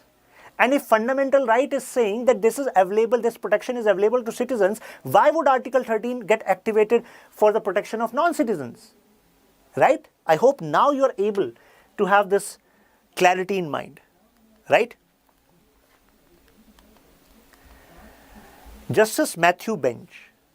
Special rights were given only to citizens which render them protection against post-constitutional law. Parties to which fundamental rights are not guaranteed. For example, I said some rights available only to citizens, not to non-citizens. That piece of legislation will be valid. There you cannot activate Article 13, right? And that's why it will not be void for non-citizens because it is just talking about non-citizens, right? Now, Article 13, subclause 3, it says meaning and definition of law. Because again and again we are saying law should not be inconsistent with fundamental right. But what is law here? And there's an interesting debate around it. What the debate? Law includes any ordinance, order, bylaw, regulation, notification. Now some of you might be thinking, why we are even talking about or the elaboration of this law? Because there are various definitions of law and on which definition Article 13 can be applied. This was the question in mind of many people. And that is why Article 13 subclause 3 is clearly saying that even if a notification is released by state and this notification is against fundamental right, then Article 13 will be applied. If you are a district magistrate and you have issued an order and this order is against any fundamental right, then your order will be declared null and void. You cannot say, oh, the definition of law should be a law made by Parliament. No. At that point of time, court will say, please read Article 13, subclause 3. Right? Custom. Please remember this word custom. Customs which are prevalent are also under the definition of law. So if there's a custom which abridges fundamental right, then court can intervene and clearly say that fundamental rights are superior than this custom. Please remember it. You can expect one statement from here. Now, there are two exceptions to it. What are the exceptions? Number one, it means generally administrative and executive orders, those orders which are just having instructions or guidelines. It means these orders are not having some real power to create some action, to ensure some action. They are just instruction or guidance. For example, a notice board saying these are the general guidelines which you can follow. So in this case, this is an exception. Article 13 won't be applied here because direct change is not happening. Direct impact on someone's life is not happening in this case. Okay, please remember this is an exception. And UPSC's favorite genre are these exceptions. Now, personal laws, they are also beyond the ambit of Article 13. Interesting. For example, Muslim personal law, right? So this will not be considered as law. There's a debate around it. We are going to discuss it in the issues part, but you should remember this is an exception. Now, whether a constituent amendment be covered under law, because we have said these are going to be covered under the definition of law. But what about constitutional amendment? If Parliament has made a constitutional amendment using Article 368, can we say that now this constitutional amendment will be put to judicial review? Using Article 13, now Supreme Court can declare this null and void. Many of you would say that is quite obvious. This has happened in many cases. Take the example of NJC even, National Judicial Appointment Commission.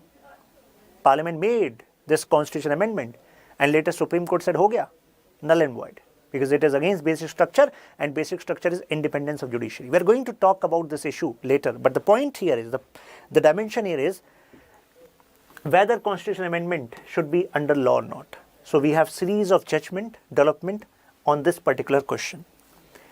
Now, why this question has been raised? Because this question is connected to supremacy of Parliament and judiciary. Because if it is considered as a law, then judiciary will become supreme. Judiciary will say Article 13 gives me power to struck down any law which is inconsistent to fundamental right. But if it is given the status beyond the definition of law as mentioned in Article 13, then Parliament becomes supreme. Parliament will say, no, now you cannot use Article 13, you cannot declare null and void. My constitutional amendment is beyond this definition of law as mentioned in Article 13. So that's why this debate happened.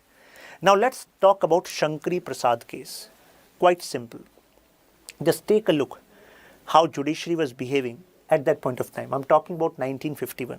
This is considered as some pacifist phase of Indian judiciary, because at that point of time Jawaharlal Nehru, the newly formed government, was having so much legitimacy in the eyes of people that judiciary was not in activist phase. They said includes only ordinary laws, not constitutional amendment.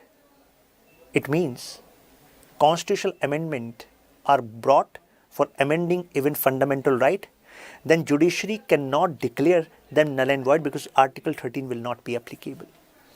Article 68 include the power to amendment of fundamental right, and that's how you saw first Constitutional Amendment Act to protect right to property. Laws Article 31 subclause 1, 31 subclause 2 were inserted, right? So that's how you can say first attempt to amend fundamental right happened, because judiciary said हमको लेना देना नहीं है, because already Article 68 constitutional amendment is beyond the definition of law as mentioned in Article 13. Now comes Golaknath case, and there we saw a change, a strong phase of judiciary. Judiciary revised earlier decision, and now judiciary said power of judicial review is supreme. Judicial review to hoga. And said under Article 68 can be challenged and reviewed as law under Article 13. So it means here Constitutional Amendment Act was not law in definition of Article 13, right? But here Constitutional Amendment Act was given the status of law in Article 13. And if it is given the status of law in Article 13, it gives power to judiciary to intervene, right? Article 68 has limited amending power because now judiciary will use this Article 13. Parliament cannot amend fundamental rights. First strong stand. Any amendment violating fundamental right will be declared as void. This was done in Golaknath case. At this point of time, Parliament was on back foot now, right? So challenge 17th Constitutional Amendment Act. Power to amend fundamental right is limited, right? It is not unlimited. Now this led to tussle of power between Parliament and judiciary, and as a response, Parliament brought 24th Constitutional Amendment Act. Parliament said, judiciary, what's your role? Supreme Court said, I am ultimate interpreter of Indian Constitution. Parliament said, oh, you are interpreter, right? Can you amend the language of Constitution, any article? So judiciary said, no. When it comes to amendment, this power is given to Parliament. Now Parliament as a response said, yes, this is what I wanted to listen. Now see what we are doing. 24th Amendment. What they did? Parliament inserted Article 13 subclause 4. Parliament said, you are continuously saying that you are going to use Article 13. Now read Article 13 completely. Judiciary, you have subclause 4. Any amendment brought under Article 368 cannot be challenged under Article 13 in judiciary. Clearly mentioned. They said, read in Article 13 subclause 4, we have clearly mentioned that if we are using Article 68 to amend any part, then you cannot use judicial review. And what you are? Judicial interpreter. So now interpret what it says. Now your powers are limited. Now Parliament becomes supreme. Or you can say, in terms of judiciary, now Parliament stands to gain more power. Supreme word is wrong because India has constitutional supremacy, not supremacy of Parliament or judiciary. Now, Parliament changed the line under Article 68 from procedure of amendment to power of Parliament to amend. And this also is a symbol that power of amendment lies with Parliament. Also, Parliament added subclause 3 to Article 68, and which says nothing in Article 13 shall apply in Article 68. To make it ultra clear, Parliament made this amendment. Okay, if you miss reading this, also read this Article 68. It says that this Article 13 will not be applicable when it comes to power of amendment of Parliament. Right? I hope now you are clear about this journey. Now was the final, you can say, a judgment which changed India's constitutional history. This is Kesav Nand Bharti case versus State of Kerala. And in this case, now ball came into the, you can say, on the table of Supreme Court, and Supreme Court clearly said, who is the boss? We are the boss. And how we are the boss? Constitutional amendment does not come under our ambit of Article 13 law. Ordinary laws comes. So, Kesav Bharti case saying, so Parliament, you are saying that you have amendment, you have power to amend any part of Constitution.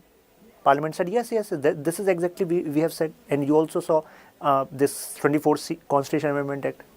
Kesav Bharti case, Supreme Court says, accepted. Yes, this is right. You have the power to amend Constitution, but you can amend any part of Constitution, but you cannot abridge basic structure of Indian Constitution, because we are the guarantor. We are the guardian. Now, Parliament asks, what is this basic structure? We have now never read this phrase in Indian Constitution. Supreme Court said, this is judicial creativity. You should learn from us. Basic structure we are going to define time to time. Because if we release a list that these are going to be part of basic structure, then you can actually find a way out. That we are going to decide on case-to-case basis. Any increase and decrease in power of legislature under Article 368 should not destroy basic structure of Constitution. The scope of amendment under Article 68, which Parliament holds, was questioned. Power to amend the Constitution, already implicit 24th, now Constitution Amendment Act was not required, because basic structure doctrine is in play. Right? Now, Indira Gandhi versus Rajnarayan case.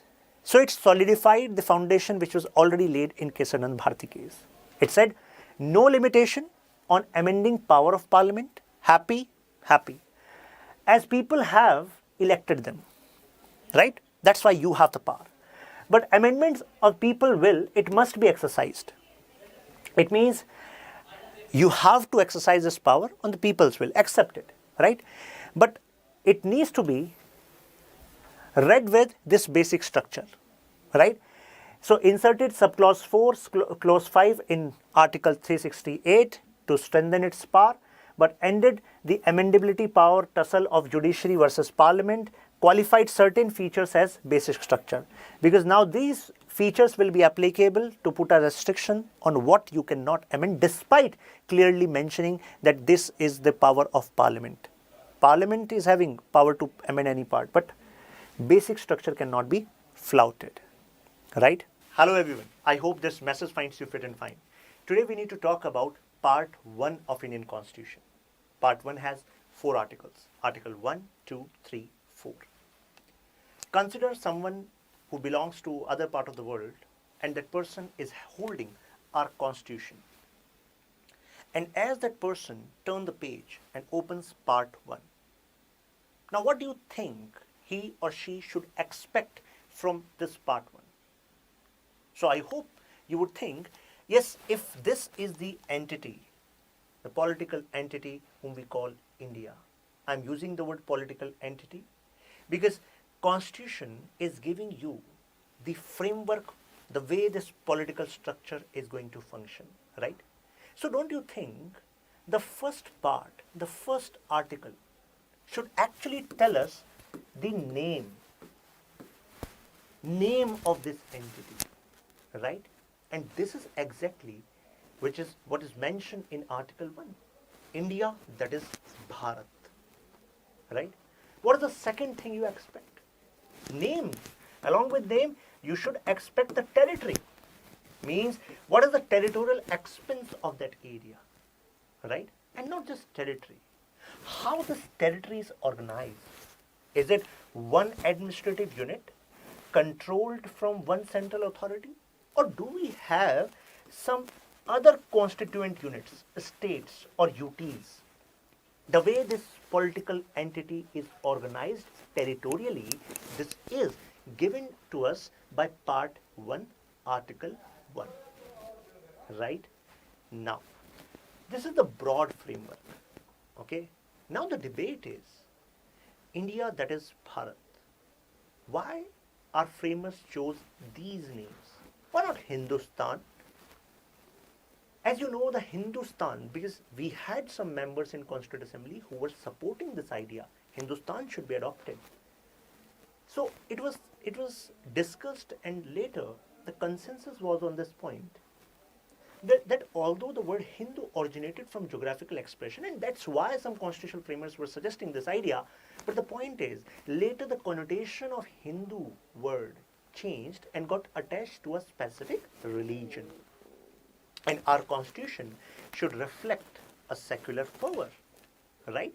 And that is why one Indianized name was adopted, which is Bharat, and the other name India, because around the world, this particular territory, geographical expression, administrative unit was popular with the name India, which originated from the word, from this river, Indus, right?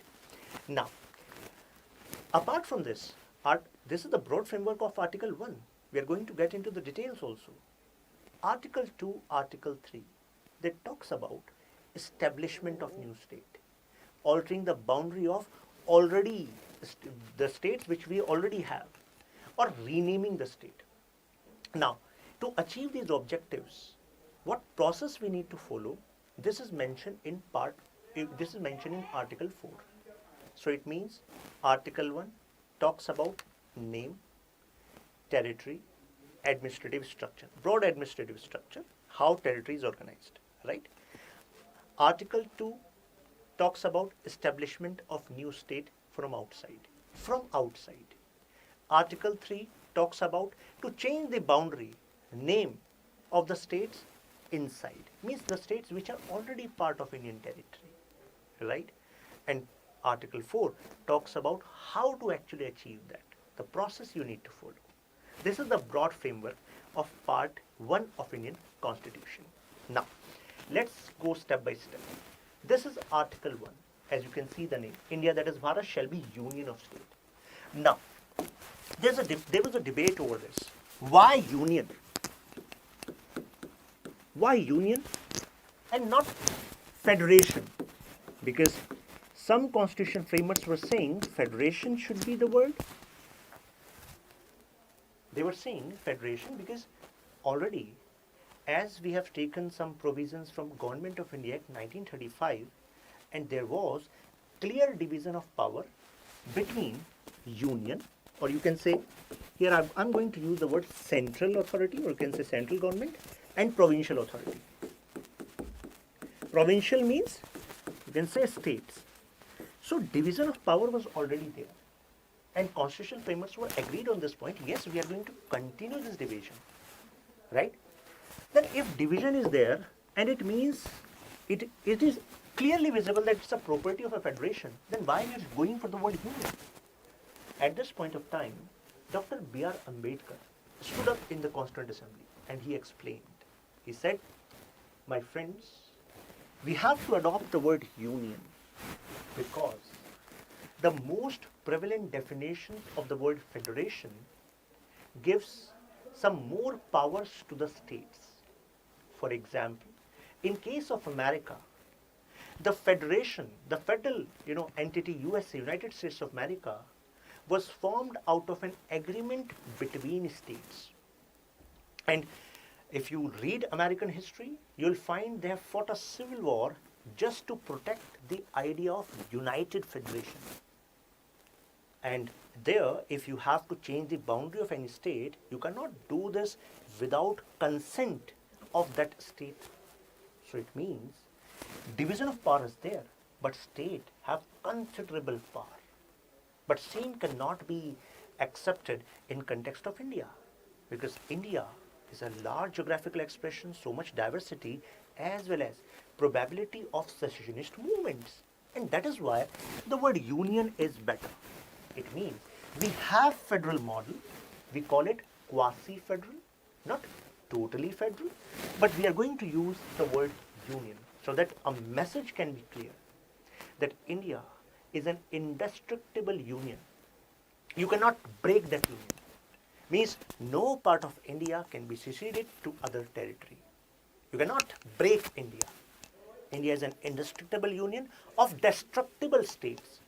Destructible states means you can change the boundary of the states. For example, from Uttar Pradesh we carved out Uttarakhand.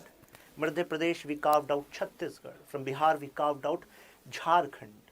Right? I hope this debate, this word got clear to you. Now, apart from this, if you read the statement, the states and territories thereof shall be as specified in first schedule. What does it mean? You should consider it like this. You have a book and you have opened this book and you have just opened first chapter, that is part 1 of Indian Constitution, right? And article 1, as I told you, is telling you name as well as territory, and the constituent units and constituent units are states and UTs. Now, how many numbers are there? What is the name of these states? And what is the territorial, what's the area of these? So, now think from the drafting committee's perspective. If you add the whole list within this article 1 and you just start naming this at this point of time, at this particular, you can say place, don't you think it will make the whole article 1 reading cumbersome, right? That is why when it comes to adding list, so they were added in the last. So in the last means as we go to the end of the constitution, there you find schedules. So first schedule gives us the information about the territory. Okay, these are states and these are UTs. This is the name and this is the area. Okay, that is why first schedule was used. If you want to know the name area, just go back and check the first schedule. Okay, now the territory of India. Now, my friends, you got two phrases here at this point of time: Union of State and Territory of India. There's a difference here. Union of States and Territory of India. If I ask, which expression mentioned in Article 1 is larger? What do you think? This is 1 and this is 2. Some of you might think, oh, this may be equal. What is the difference between Union of States and Territory of India? There's a difference. Territory of India is a bigger expression. Because when you say Union of States, we only talk about states. Right? States. But when we use Territory of India, then Territory of India is a wider expression. Because it has 3 components. Number 1 is states. Number 2, UTs.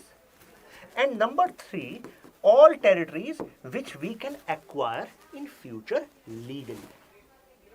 And when I say legally, it means there should be law. There should be legal process while you acquire that territory.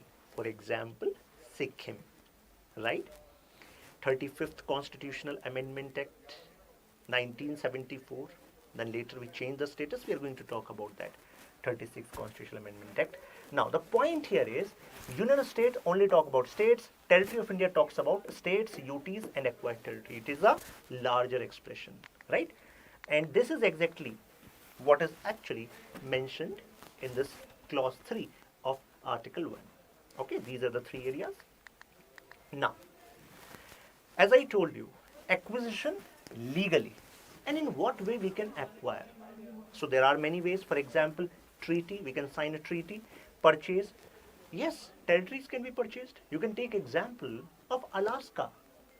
So US, as of now, if you open the map, you will find Alaska, which is geographically separated, from mainland USA, but it is part of USA. But how? Because USA purchased it, right? Gift, lease, plebiscite means we are going to ask those people, what do you want? Aapki kya raza hai? Kidhar jana chahte ho? If these people say no, we want to be part of India, then they will be part of India, right? Occupation, conquest or subjugation. These can also be ways. Some of you might think, Sir, if you're saying conquest, subjugation, occupation, we can march our army and acquire that territory. So how can it be legal? My friends, I've said legal. So we can make it legal now. Take example of Goa. We acquired Goa, which was a Portuguese territory. And how we acquired? We used our force, right? We used our defense forces. So we had a law regarding this. Yes, we are acquiring this Goa in this particular law, right? So I have not used the word international law. Although in our constitution, Article 51, we are going to talk about later. Indian constitution mentions that we believe in, you can say, following international laws. But here, the word is legally. Okay? Now, so I hope now this point is quite clear to you. Name of the country and type of the polity, structure, administrative unit. This is what is mentioned in Article 1. This point is now clear to you. Why Union of States word is used, not federation. I hope it is clear. Now, this is what I have mentioned. We are different from American Federation. Because in American Federation, if they want to alter the boundary, consider they want to change a boundary of a particular area or of a state, then they need assent of that state. But in case of India, it is not necessary to have assent of state, then only we can actually do that. This is not the case. How we do that, I'm going to tell you the procedure in Article 4. Now, Article 2. Two words are used. Admission or establishment of new states. Now, I'm making a statement and you have to tell me that statement is true or false. Okay? Expression in Article 2 of Indian Constitution, using expression mentioned in Article 2 of Indian Constitution, Indian Parliament can admit or establish a union territory as Parliament deems fit. Okay? Now tell me the statement would be true or false. Here the expression is states, not UT. First of all, some of you might be thinking, what is the difference between the admission and establishment? Heck, you can easily remember it like this. Whenever you have to think of Article 2, you should think that this is India, okay? And using Article 2, we can actually add some other territory into India. Admit and establish as state. A new state. That is why the word is new state. But when it comes to Article 3, Article 3, consider this as India. And Article 3 talks about that Parliament has this power to increase, decrease, alter, rename. 4 points are given. Increase the territory of a state, decrease the territory of a state, alter the boundary of a state, or rename any state. Okay? So this can be done using Article 3. Please remember this. Increase, decrease, alter, rename of states. And which states we are talking about? I am not using the word new. I am talking about those states which are already part of India. Right? So it means we are talking about states which are already here. This was a small state. Now with the kripa of Article 3, we have expanded its territory. This was a big state. By the kripa of Article 3, we have divided this state. Consider example of Uttarakhand and Uttar Pradesh. Uttarakhand carved out of Uttar Pradesh. Right? So it means Article 2 is outside matter and this is inside matter. Right? I hope now it is quite simple for you to understand. Right? And I also focused on one word. In my statement I said UT. Please remember, Article 2 specifically talks about the word states. New states. Okay? Admission and establishment. What is the difference between the two? एक ही word से काम चल जाता. when I say admission, it means it may be possible. There are multiple interpretations to that. One interpretation is it may be possible there's a fully functional state outside Indian territory. Outside Indian territory. For example, Sikkim. Fully functional state. There was monarchy there. King was there. Right? And now there was willingness of that state. Or maybe other way. In case of Sikkim, there was willingness. They wanted to be part of India. And there may not be, there may be a category where there is no willingness. So if that is in the interest of India, we can use the provisions. As I told you, Article 1, or then we talked about the last case. Now the point is, so Sikkim was admitted, means Sikkim was admitted, admission was happened. And there may be a possibility that there is a territory somewhere in, say, Indian Ocean. There's an island. And there is no one living there. So that is not a functional state. This is just a territory. Okay. So now we want to establish that state and enter it into Indian, you can say Indian territory. Then that can be done also. Means we can get into a process by which we also move our people there. We establish that as a fully functional state, and that then actually we can admit it. Now the point is, the word is new state. And apart from this, it becomes important for us to read this, that the power to admit to the Indian Union, who has this power? Indian Parliament has this power. The power to establish new state. Admission and establishment of state which are not part of India. As I told you, outside. Right? Now, one more line is important in this article, which is, as Parliament deems fit. It means the condition of that state, on what basis that state will be admitted, will be decided by Parliament. And there was a huge debate on this point. It is quite interesting to know. Yes, you can read it here. Let me show you first and then you can read. Consider the case of Sikkim. So in case of Sikkim, what happened? When it was added in 1974, by 35th Constitution Amendment, so what happened? It was given a status of associated state. Associated state. And this word, this associated state word, is not mentioned in our Constitution. Then some legal luminaries of the time asked, what is this associated state? This phrase that as Parliament deems fit, does it mean that Parliament can actually invent its own model of governance? Because in case of associated state, what was happening? That Sikkim was not integrated fully in 1974. We took certain responsibilities with regard to Sikkim, for example, foreign affairs, communication, defense, etc. Not fully integrated. But later the demand from the people as well, in 1975, we changed its status and agreed to enter Sikkim as a, established as a, separate state, fully fledged state. It means the status which is there with all other states will be there with regard to Sikkim also. There was another article with regard to Sikkim 371F, means we added this to give some special, clauses to act there. We are going to talk about it when we talk about some special clauses with respect to state. But what is important here is, in this case, what was Supreme Court's stand?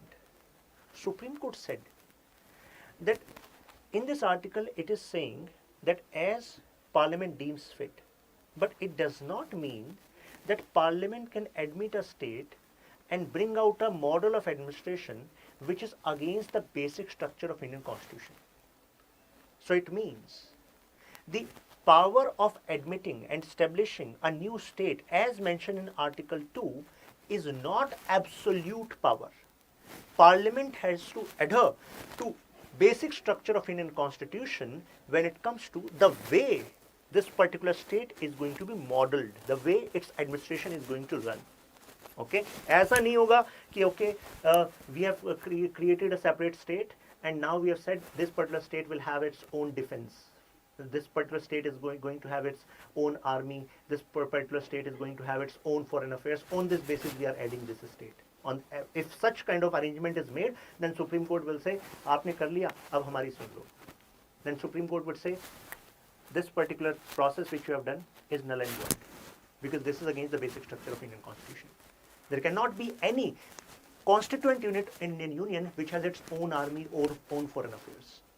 Right? I hope now you are able to connect with this debate.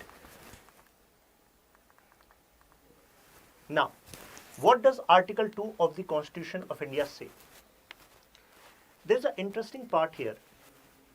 There was one Constituent Assembly member, Mr. Nazaruddin, and he raised the point that as he was reading Article 2 and Article 3, he was saying there's a huge overlap between Article 2 and Article 3 because discussion was still going on.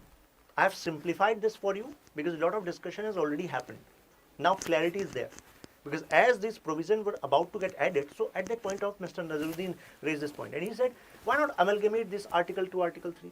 Why you are adding another article? Let's make these provisions add into Article 2 only. Outside matter, inside matter, both add in Article 2. So at this point of time, his amendment, his argument was not accepted. It was said that since we are talking about admission establishment from outside, it should be mentioned in separate article.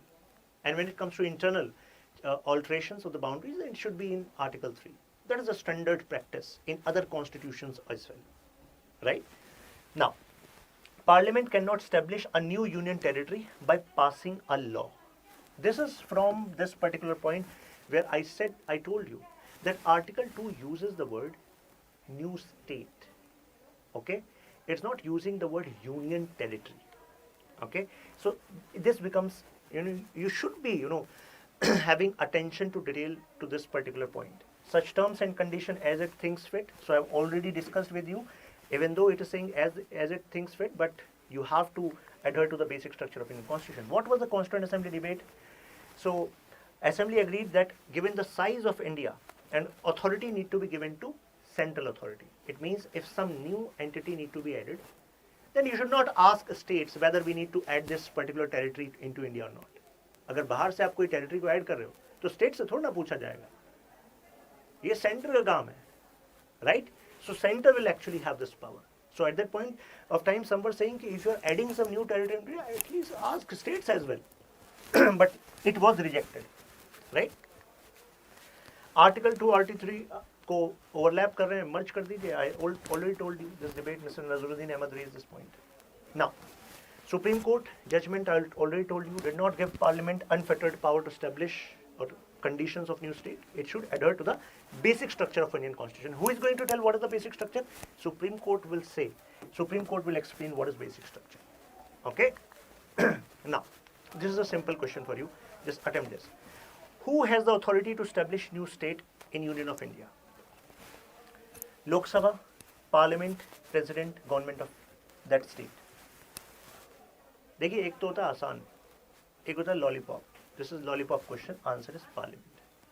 Some students who would like to use their mind, they might say, sir, even if we say that the Parliament is having power, but why can't we tick President?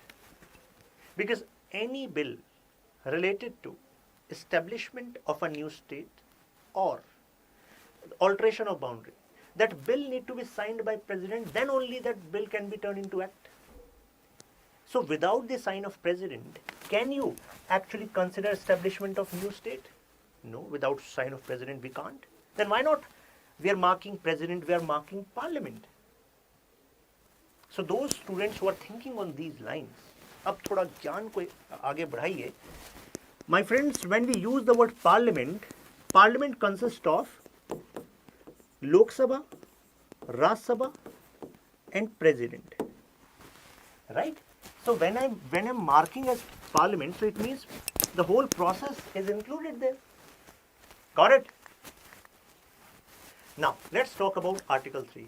What I told you, Article 3 is about internal reorganization of boundary, and power related to it is with Parliament. Right? Told you increase, diminish means decrease, alter, and name. Right? This is what can be done as per Article 3. Right? Article 3 talks about it. Now, a bill contemplating the above changes can be introduced in the Parliament only with the prior recommendation of the president. Now let's simplify all of this with understanding the procedure. Okay?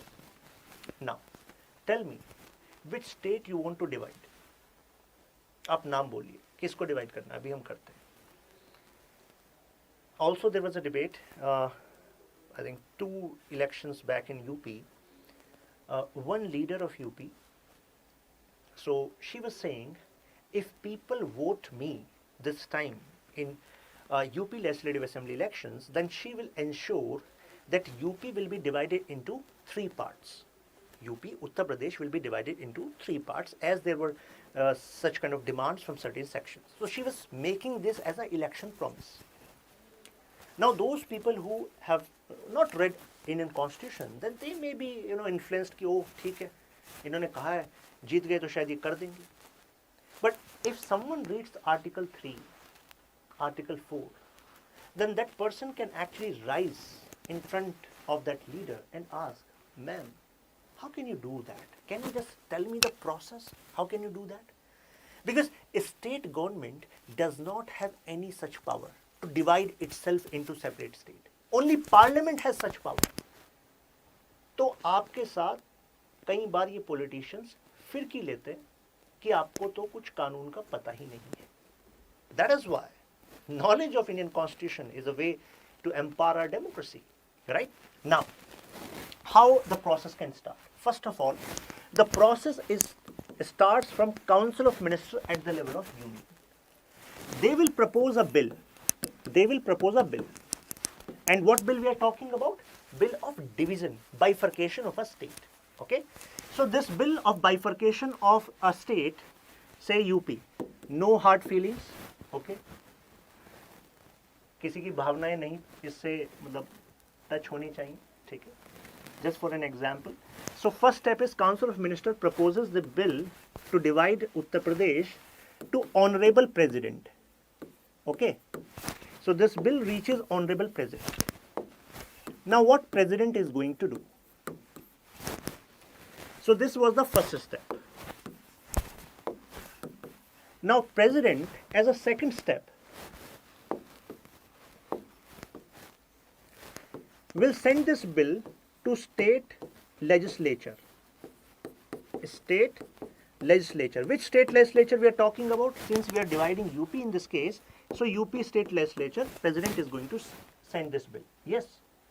Now, when President is sending this bill, President is also mentioning the time within which this bill needs to be sent back by state legislature to Honorable President. That is going to be step 3. Right? Now some of you might be thinking, sir, agar unhone nahi bheja to? Then President will think that these people, I have given them the time and they have not sent this bill, then I am going to start my own process. Okay? And if they have sent this bill back within the time, and within the time, they can also suggest certain amendments. They can say, no, we are not agreeing on dividing Uttar Pradesh. They can say, yes, we are agreeing on dividing Uttar Pradesh, but please give Agra to this side, please give Unnao to this side, please give Meerut to this side. Right? So it means they can actually propose their amendments. But I am not writing the word amendment here, क्योंकि इनकी amendment की कोई सुनेगा नहीं. कुल मिलाकर बात ये है. Means these amendments which are proposed by state legislature are not binding on president or binding on union. इनको को बस नाम मात्र के लिए भेजा. देख लो, division हो रहा है. ठीक है? Now, so this is the whole process. Okay? It may be surprising for some. हाँ ऐसा ही है. Now, President is going to send this bill as a 4th step to any of the house, means Lok Sabha or Rajya Sabha. Please understand, I am specifically mentioning the word is either. Either का मतलब क्या है? कि कहीं पे भी. UPSC play on these lines that with regard to division of bifurcation of a state, bill when it is sent from President to Parliament, it is mandatorily first need to be introduced in Rajya Sabha. And many people think, oh, since Rajya Sabha is Council of State, it means it need to be first presented to Rajya Sabha. नहीं ऐसा नहीं है. It is either. So if it is presented into Lok Sabha should pass and send this bill to Rajya Sabha, and when it is cleared by Rajya Sabha, then this bill will again go to Honorable President. President will then sign this bill like Shashank Tyagi, kuch nahi pata time ka, right? And then this bill will turn into an act, and congratulations, your state is divided. And now the point is, by which majority this bill was passed in Lok Sabha, Rajya Sabha? My friends, this was simple majority. Simple majority. Simple majority means more than 50% of votes of those members who were present there. Means more than 50% of present and voting. If they say, yeah, we are in favor of dividing UP, then this will be passed from Lok Sabha, same, simple majority from Rajya Sabha, then it will be presented to President, President will sign and swaha, tathastu, ho gaya kaam. Got it? So this is how this whole process actually goes. Now, point to be noted, recommendation made by state legislature is not binding. It may be outrightly rejected. Okay, same was the case when Telangana was carved out of Andhra Pradesh. Right, state legislature, there was not agreeing, but hua. Right, now the point is, why then we actually send this bill to state legislature अगर इनकी सुननी नहीं है तो? देखिए case बताया मैंने आपको.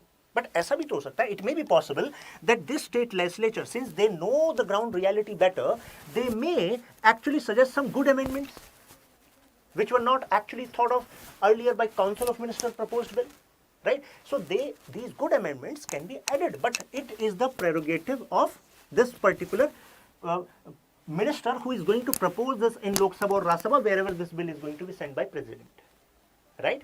So it means, idea is that if some good options come in, then we can actually accept that. That's the idea. Okay? So I hope this process is clear to you. Now, let's move ahead. Now 2 points need to be added in your information. Number one, if we have sent the bill once, and now at this point of time, one Union Council of Ministers, Mr. Amit Shah, he said, अब कुछ नया idea आया, chronology समझिए, that I want to add some new changes in the area which was given to one part of you can say UP. I want that area, Agra, which was means earlier when this bill was sent here. Earlier we were planning that this will be given to Eastern UP. Then Amit Shah ji said, "No, ऐसा नहीं. चलो ऐसा करते हैं. Let's give it to Western UP." So if such thing is happening, such amendment is happening at this stage, 4th stage, 5th stage. So now, is it mandatory to send this bill back to state legislature? No. This is what I have mentioned. Further, it is not necessary to make fresh reference to the state legislature every time an amendment is moved. Got it? Apart from this, in case of union territory, if you have to divide union territory, now consider that you are dividing Delhi, right? Arvind Kejriwal government was asking that Delhi needs to be given a statehood. Consider that now Union Council of Ministers decided, let's divide Union Territory of Delhi further. Now, so in this case, is it necessary to actually send this bill to the state, the legislature of Delhi? Because Delhi and Pondicherry, and including J&K now, so we have these territories where there's a provision of state legislature, right? So is it mandatory to send the bill to the state legislature of UT as well? No, because it is a union territory. Right? In union territory, union has the hold. Right? So it is no reference needed to be actually concerned legislature. Okay? Parliament has the sole power. Please remember this. These kind of questions are asked. Okay? Now come the Article 4. Article 4 talks about the process by which you are going to use the Article 2 and Article 3. मतलब जो आपकी हसरतें हैं उनको अंजाम कैसे दिया जाएगा? That you have to do using Article 4. So Article 4 says, laws made for admission or establishment of new state under Article 2 or changing the boundary or changing the name, Article 3, this can be done without considering constitutional amendment procedure as mentioned in Article 368. Because constitutional amendment procedure mentioned in Article 368 will require special majority, right? That would be quite cumbersome, tough to do that. Now, Article 4 gives you liberty that Article 2, Article 3 के अंदर जो आपकी हसरतें हैं उनको आप अंजाम दे सकते हैं using the procedure of ordinary bill, means simple majority, right? Now take a look over this. So answer is new state, special. Okay. Question is saying bill for formation of a new state from the existing state should be passed by simple majority, right? Already told you. Now what is the difference between these majorities? Many students get confused. बहुत ही आसान है, simple. Simple majority, as I told you, that more than 50% of present and voting, जो वहां पर मौजूद है और vote कर रहे हैं, उनमें से 50% से ज्यादा ने बोल दिया हाँ, it means passed, simple majority हो गई. Absolute majority. Absolute majority means more than 50% of the total strength of house. If total strength of the house is say 404, so absolute majority would be 202 plus, right? Total strength of the house. This special majority has variations as mentioned in Article 368. One variation is 2/3, more than 2/3 of the total strength, or 2/3 of the present and voting. It depends on the condition, in which case you are using special majority. For example, in case of impeachment of president, we use this 2/3 of the total strength, right? And there is another constitution amendment procedure where states are not, say, impacted. So we can use this more than 2/3 of the present and voting, right? So it means this is 2/3 case is in special majority. Now comes effective majority. Effective majority, the word is effective. It means more than 50% of the effective strength. Now what is the strength? Now take example, there are 100 total seats, total members, total seats or total members you can say are 100. Total membership ही मान लीजिए लोकसभा की 100, उससे ज़्यादा है ही नहीं. Total seats ही 100 है. We are going to have elections everything on these 100 seats. Now 100 members got appointed, तो कोई सरप्राइजिंग वाली बात भी नहीं है भाई. टोटल सीट थी, टोटल मेंबर भी कितने हो गए? 100 हो गए. बट अब हुआ क्या? 10 मेंबर्स डाइड, 10 मेंबर्स से डिस्क्वालिफाइड, कुछ काम किए थे उन्होंने ऐसे. Now, as of now, in those 20 seats, there has not been any by-election. No new member is representing these 20 seats. So as of now, what is the total strength of house? Effective strength कितनी है? 80 है, right? So this is the effective strength of house. So now effective majority will be more than 50% of effective strength. It will be 41, right? This is effective majority. Some of you might be asking, sir, ये कहाँ use होगी? Yes. Take example of Lok Sabha speaker removal, right? वहां पर आप देखेंगे, सो कई लोग वहां पर कंफ्यूज होते हैं दैट स्पेशल मेजोरिटी है कि effective majority. This is effective majority there. Okay, now think on this line. Does the power of parliament to diminish the area of state under article 3 include also the power to cede Indian territory foreign country? क्या ऐसा हो सकता है? That article 3 is saying that you can change the boundary, diminish the boundary, increase the boundary, alter, rename. तो diminish का मतलब state की boundary कम कर. So is it possible that Parliament is having power that we are going to decrease the boundary of our state, area of our state, and we are going to give remaining part to other country? No, this cannot happen. Okay, if you are doing that, then you have to amend the constitution as well. Now, so why this debate? So there was a case of Berubari Union. बहुत ही simple सी story है, सुनिए. In West Bengal there is a Jalpaiguri district. अब within this Jalpaiguri district, earlier, so there was Berubari. So Berubari Union was a territory, okay, and as you know, for dividing the territory of India and Pakistan, so earlier you know that this Bangladesh was eastern Pakistan. So Radcliffe was given this responsibility by Mr. Mountbatten. And Radcliffe said, sir, it is nearly impossible to actually divide this big territory, finally within this interval of time. But Mountbatten said, ये तो करना ही है आपको. We have so many troubles here. We have to exit. So at that point of time, there were some lapses, some gaps in the division, or you can say boundary demarcation of India and Pakistan as well. So similarly, so there was no mention of this particular area in official document that this particular area belongs to which country? Eastern Pakistan, यानी कि Pakistan, or India. So Pakistan raised this point. This particular area maybe a small area, but why it is not mentioned in the official document? It means I'm going to claim this area is going to be mine. So what was the India's response? अब हम हैं भले लोग, ideal. We said, let's do one thing. We are going to divide this area. We are going to divide this area. Half part will be yours and other half will be ours. Although there were some people who were saying कि हम other half भी क्यों दे रहे हैं उनको, right? But the point is, अब यहाँ पर legal question उठ गया. Is it possible legally, constitutionally, to actually give one part of a area which we consider is ours to Pakistan? So when this case was brought up in the Supreme Court, then it was agreed that we cannot cede the territory of India to any foreign entity without amendment to the constitution. सबसे पहली बात तो उसके लिए तो फिर आपको amendment करना पड़ेगा, ठीक है? ऐसा आप नहीं कर सकते. दूसरी बात, if there is a land swap, if there's a case of land swap, because there were some enclaves also. Enclaves means छोटे-छोटे areas which officially were in Indian boundary, official papers were in Indian boundary, but they were administratively controlled by Bangladesh. And there were some areas which were officially towards the eastern Pakistan, or we can say later Bangladesh, but we were administratively controlling them. Because these areas were having, such a intermixing, means certain villages, people intermingling, there was already, movement, and this was one reason that this confusion led to, so many immigrants, coming into India, and you saw a problem in Assam.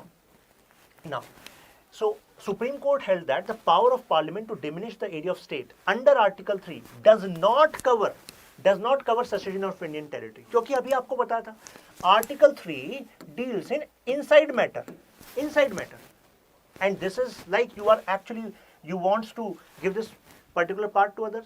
That is not possible using Article 3. So hence Indian territory can be ceded to a foreign state only by amending the constitution under Article 68. Right? This is what I have just explained to you. On the other hand, Supreme Court 1969 ruled that settlement of a boundary dispute, जैसे कि land swap, India and another country does not require constitutional amendment. क्योंकि जब आप boundary dispute को settle कर रहे हो, जैसे land swap कर रहे हो, that part enclaves were officially ours but controlled by them. Let's do that. So that will not be amount to secession of your territory, and that is why उसके लिए फिर आपको amendment नहीं करना पड़ेगा using Article 68. फिर वहाँ पर आप simple route use कर सकते हो. It can be done by executive action as it does not involve secession of Indian territory to foreign territory. Then 100th Constitutional Amendment Act happened 2015, which enacted the transfer of certain territories to Bangladesh. Okay, in 2015 it happened. It settled the border confusion with Bangladesh. Now there was integration of princely states as well. There is a story to that. Means when British Parliament enacted this India Independence Act 1947, so they gave 3 options: either join India or Pakistan, or you can claim independence. अब उसी के reason की वजह से हम देख रहे हैं the Kashmir issue, right? Then this is the story that they means Hyderabad, Junagadh, Kashmir. They were reluctant. Hyderabad got integrated using police action. Junagadh, referendum happened there, and Kashmir, there was instrumental taxation, right? So this is a map. You can see Hyderabad, Junagadh, Dadar Nagar Haveli was part of Portuguese. We took Goa, it was also part of Portuguese. Pondicherry, it was part of French. Then we took them because we wanted to build a consolidated India. Now, coming to the point, reorganization of state. Reorganization. It means changing the boundaries. And some of you might think, तो कौन सी बड़ी बात है? अब ये भी बात तो करिए, Article 3. But the point is, on what basis we should actually divide state, right? So, as we actually got independent, so that in some parts, there was a rise of this movement of getting a separate state on the linguistic lines. Means just on the basis of language, we want a separate state. Although that's a very important issue, because it is having logical reasons also, right? And the reason is, the view says, if an area is organized based on common language, then it will become easier for these people to connect with local administration in their own language. And since these are integrated on the basis of language, it will actually spur development as well, because they will feel more connected to the administration of newly independent India. So now on this point, Dhar Commission was actually made. So Dhar Commission was made to check on what basis we can actually do the reorganization. Dhar Commission said, on linguistic lines, no. No to linguistic lines. But we can do this on administrative convenience basis. If a large area is being administered from one center, and it is this one center is not having administrative capacity to fulfill the aspirations of these people, then divide it. But the demands were on. At that point of time, there was another JVP committee was made. Jawaharlal Nehru, V. Vallabhbhai Patel, P. Pattabhi Sitaramaiah. They also rejected this demand of linguistic language as the basis of creation of state. So they also said security, unity, economic prosperity would be the basis of creation of new state. But simultaneously, there was a movement which was building up in Madras state.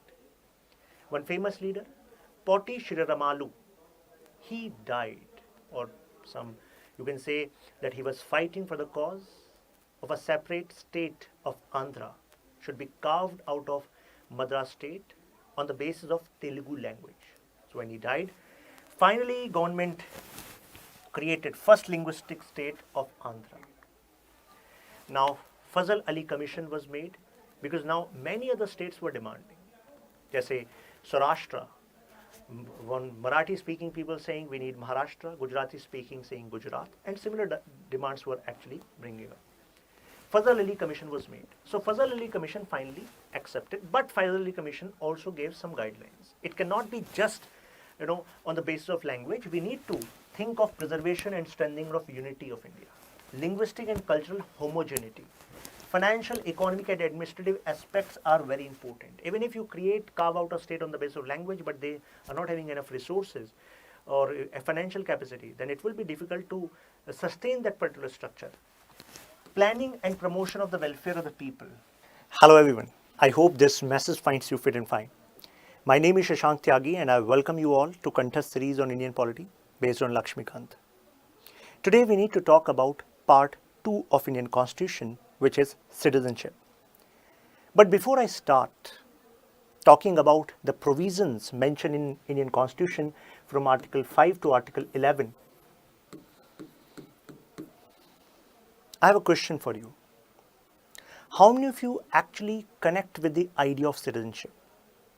The role it is playing in our life, how it has evolved.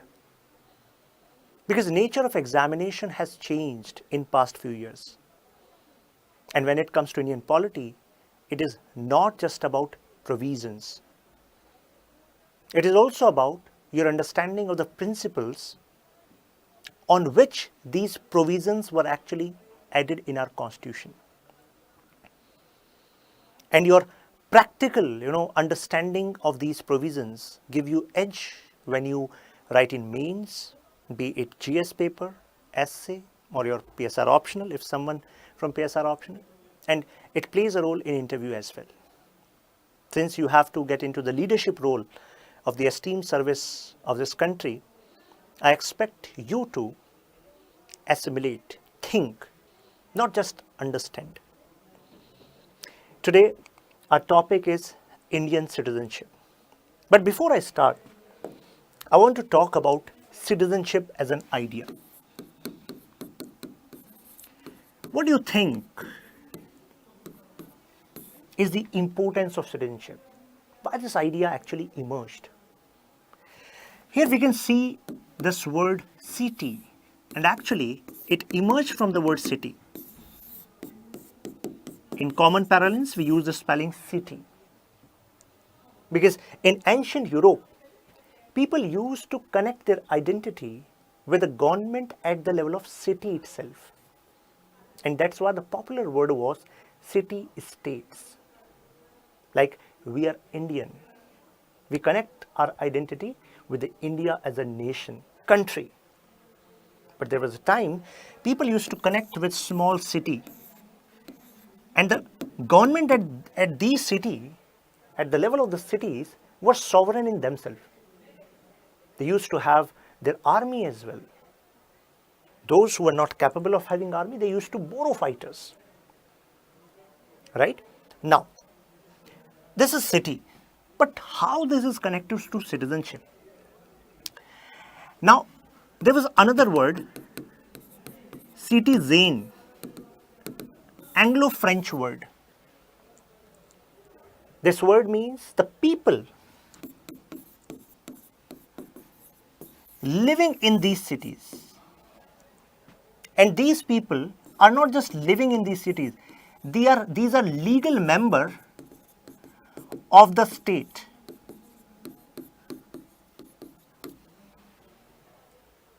Now, what change does it make? Yes, it does make some change. In present time, India is a state. When I am using the state, I told you the word state is used in two contexts in Indian Constitution. I am going to talk about this word state again when I am going to talk about Article 12. Okay. So, state and the other meaning of state is provinces like Uttar Pradesh, Madhya Pradesh, right? So, when I say India as a state, so state as a concept talks about a political entity which is having some territory. एक जगह होनी चाहिए, boundary होनी चाहिए, पता होना चाहिए that yeah, this is our territory. Then there should be some population living in the territory. Then there should be some government. There should be some government there. Because government is necessary to make law, to execute that law, so that this population can live peacefully. Can you live without a government? If we remove Delhi police or any police around, judges, courts, for one day, do you think we can actually sit in such a peaceful manner? No, right? And this government should be sovereign.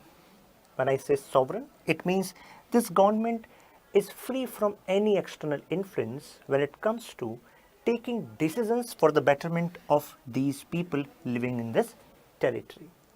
Right? Now, in part 1 of Indian Constitution, we have already talked about territory part, right? Union its territories, Article 1, 2, 3, 4, right? Now, second, that's why our constitutional framers dedicated second part to the population. And now when I say population, it means people living in Indian territory. Can we call all of them as citizens of India? No. This population which lives in this territory may be of two kinds. One, citizens, and others, aliens. Now some of you might say, aliens? Is it about extraterrestrial objects, or is it about some other solar system or some entity like Zadu, koi mil gaya? Nahi. In legal sense, we categorize people into two parts, right? How law is going to treat you, a country's law is going to treat you, depends on which side you are standing. Okay? So you can be a citizen.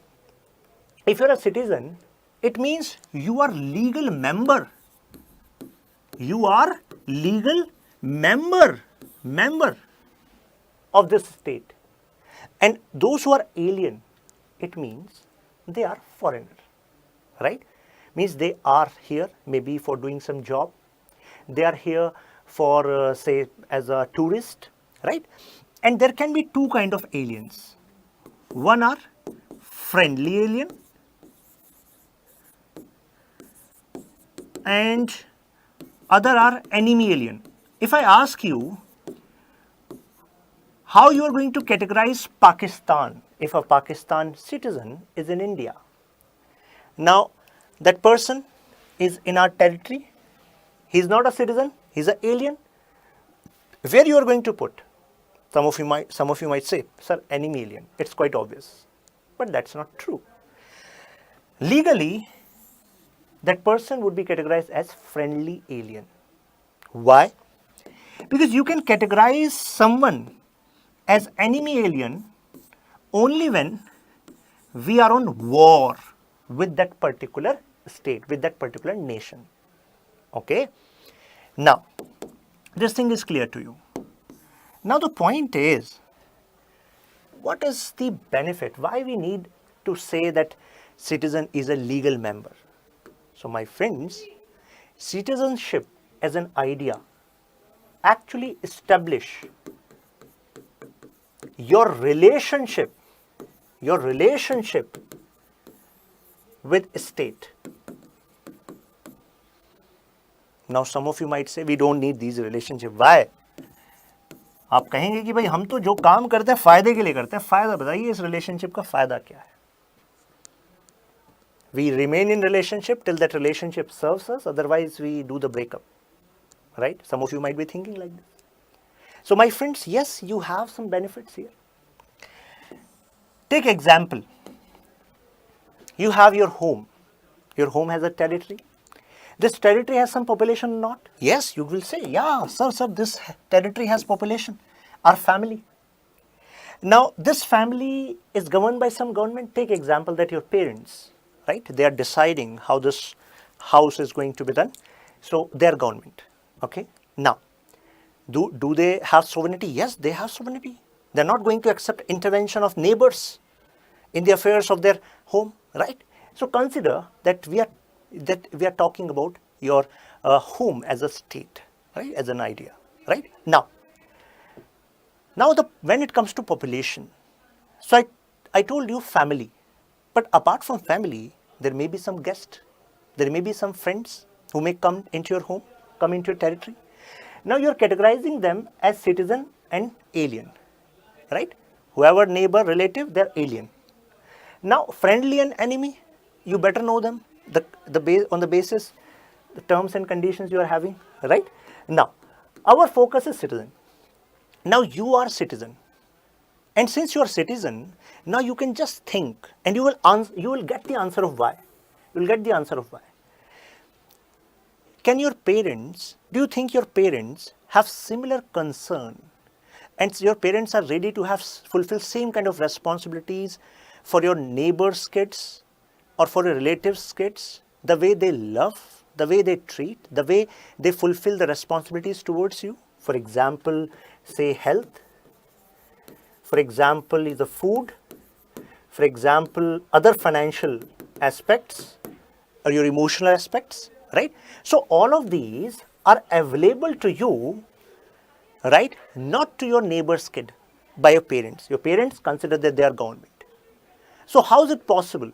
Because they have a paper which was given to you, which was given to your parents by the hospital. That's, look, this is the paper which establishes that this person, say Rohan, is your kid. नाम तो रखा नहीं जाता तब तक, means this baby is your actual kid. But no one knows whether that paper was correct or not, right? ऐसा भी हो सकता है. But the point is that paper establish relationship between government, your parents, and you, citizen. And because you are a legal member now, paper hai, right? So that's why you are having these services available exclusively to you. And why your parents are so much concerned about you, not neighbor's kid? Because they want to utilize their resources, their time on people who really matter. Others also matter. It's not like they're devil with others. But you are the first priority, right? Now comes the other aspect of citizenship. अब यही थोड़ा ना मजा ही लेते रहोगे citizenship का. कुछ और parts भी हैं इसके. The idea of citizenship is now giving you certain rights, right? And apart from this, you also have certain duties. And when I am saying duties, don't relate with fundamental duties. Because fundamental duty as a concept was added in our constitution way later. We are talking about the principal aspects. Even though fundamental duties are not legally enforceable, all fundamental duties, there's a process to that. Parliament may by law can make fundamental duty, enforceable by law. But the point here is, we are talking about the principal aspect. You have some duties as citizen. There are certain laws which are working. on the basis of which you have to conduct in a specific manner. Since you have rights in your home, you have duties too, right? Since you have right, consider your home, your country, your nation, India. You have rights. Along with this, you have duties. You cannot break laws. You cannot, make speeches, or your actions cannot actually harm the integrity of this nation. These are certain duties which are connected to the idea of citizenship. Now, the kind of duties and kind of right you have in your country, it depends on, state to state. Means there may be US, there may be Switzerland, there may be Pakistan, Saudi Arab, India. So based on different nations, their state, what their law says about citizenship, what kind of rights, what kind of duties, they may vary. But idea of citizenship actually have this connection of rights and duties. And you will be surprised to know that when this idea was evolving way back, ancient times, I'm talking about 437 BC, before Christ. So at that point of time, this idea was there. But this idea was connected to duty. Idea used to say that citizenship will be given only to those who can contribute in lawmaking process, can contribute in judicial process, can contribute in effective functioning of state.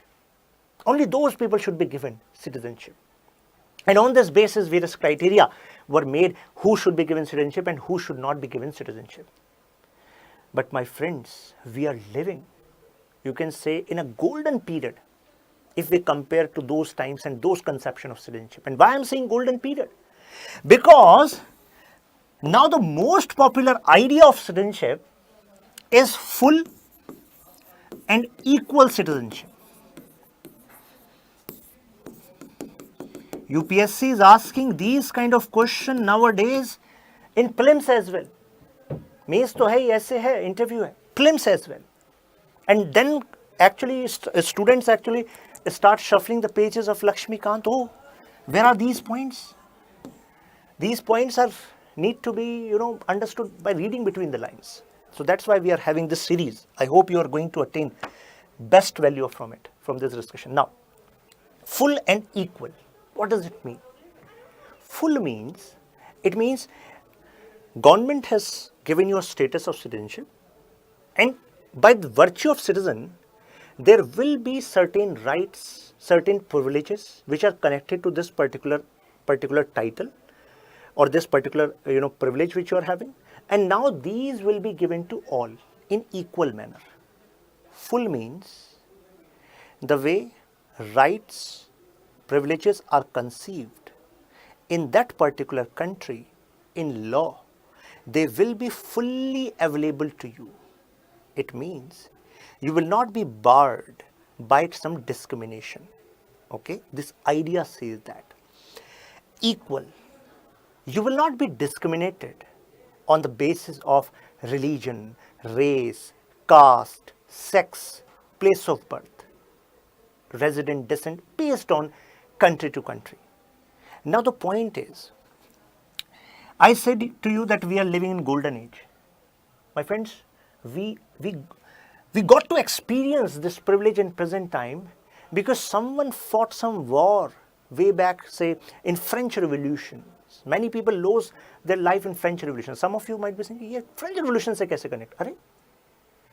Our constitutional framers added these ideas in our constitution by virtue of the evolution of these ideas. Because this particular idea that people should be given equal citizenship, this idea emerged in these revolutions. Liberty, equality, fraternity, these were the keywords around which French Revolution happened, right? Then after this French Revolution, there were several movements around the world, and within these movements, these ideas of equality were resonating.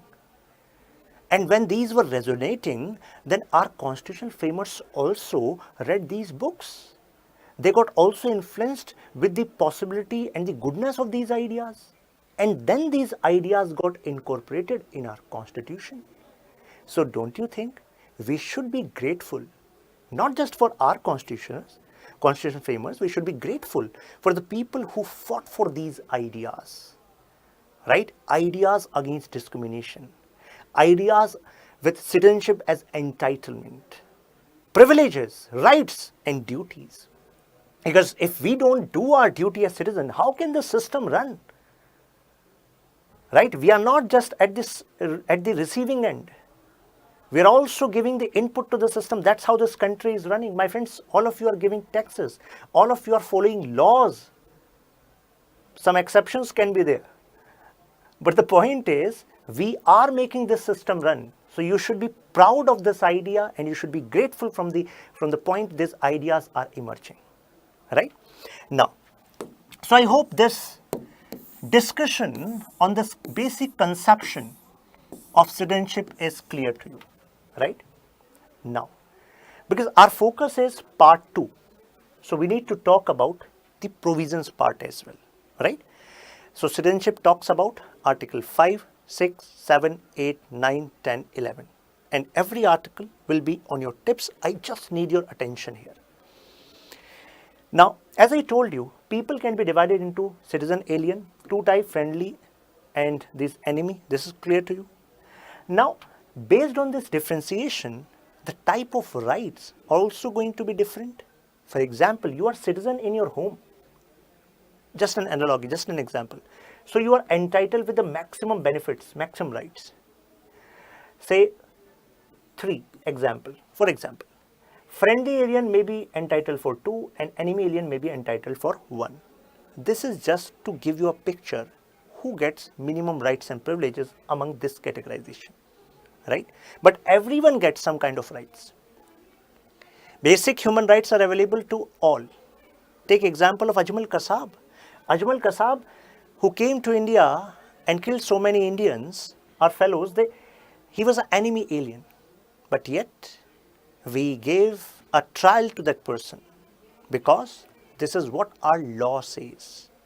We also wanted to prove to the world that law is there in India and to say that this particular terrorist was linked to the, you can say, Pakistan and the attack was from Pakistan. The debate is different. But the point I'm making is some rights are available to each of these 3 categories. Okay.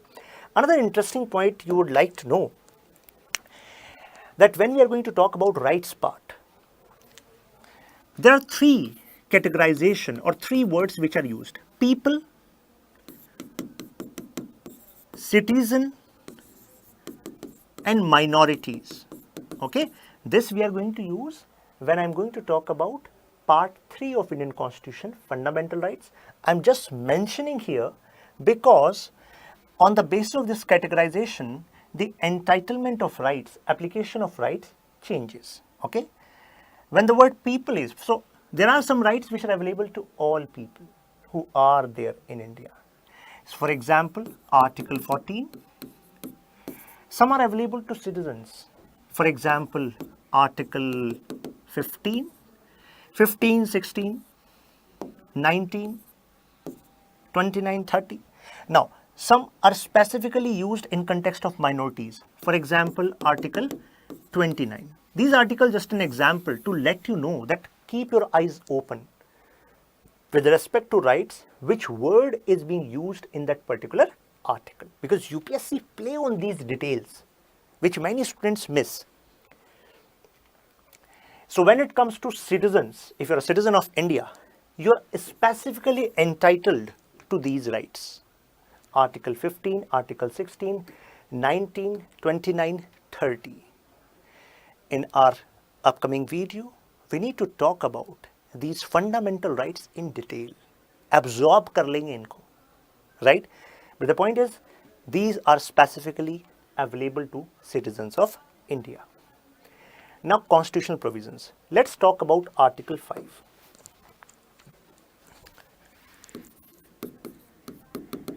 Article 5. As I told you, that Part 2 deals with Article 5 to Article 11. Right? This is quite clear to you.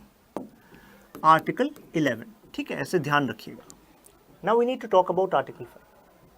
Please remember, this word commencement of constitution will be used by me again and again. Commencement of Indian Constitution. It means I'm talking about 26 January 1950. Commencement of Constitution, 26 January 1950. Now there's a beautiful twist in this part 2. That this Article 5 to Article 10, they all talk about citizenship related to those people who were present at the commencement of Indian Constitution. It means now India was being declared as republic, sovereign, right? At that point of time, who will be considered citizen of India? There was a huge debate in our Constituent Assembly. And why so much debate? Because partition was on agenda, and after partition they were very much clear.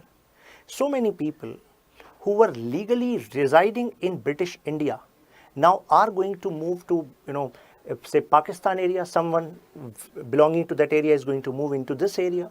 So much legal work has to be done. Some people will be devoid of citizenship. Some people are going to get citizenship. So on what criteria we should actually agree so that everyone should be better off?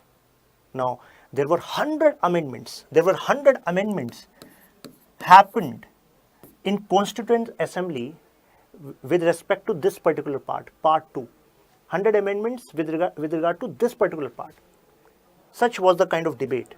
Now the point is, I told you Article 5 to 10 talks about commencement of the Indian Constitution, citizenship specifically with respect to those people who are present. It means if I ask whether Article 5 or Article 6, 7, 8, 9, 10 has some provision related to giving citizenship or taking citizenship from the people who are living presently in India, do you think that would be true? No, that would be false, because the word used in the Constitution is commencement of Indian Constitution. Okay. Now what Article 5 says? Article 5 says that citizenship is conferred on persons who have domicile in India. It means those who were living in India. And के बाद फिर 3 बातें बोली. There are 3 cases, and the word used is or, means should be domicile. It means they are living in India and they want to continue living in India. They have a permanent residence there. When I am saying permanent residence, don't equate it with property. These are some intricacies. Property नहीं बोल रहा मैं. Residence, रहते हैं, and they want to continue living. Now, along with this, there should be one criteria from these 3 statements which should be true as well. One is, was born in India, or either of parents was born in the territory. Which territory we are talking about? British Indian territory. The territory on which Indian Union is getting formed. Who has ordinarily been a resident of India for not less than 5 years. 5 years immediately before commencement of Indian Constitution. So commencement of Indian Constitution 26 January 1950. So it means before that, yani कि 5 years, ordinarily that person should be residing. It means there may be a case, a British person who came to India say 6 years back, and that person loved India so much that that person is thinking that I'm going to settle in India. So now, will that person is going to get Indian citizenship on the commencement of Indian Constitution? Yes, that person has a chance. Since that person is permanently residing, want to continue in India, and this particular criteria is actually applicable, right? Immediately preceding the commencement, he was living in India for 5 years, right? So that person can get it. Citizenship for the people at the commencement, as I told you. ठीक है, तो this is what Article 5 talks about. ठीक है? Article 6. Now, there were many people who were part of newly formed Pakistan. Okay?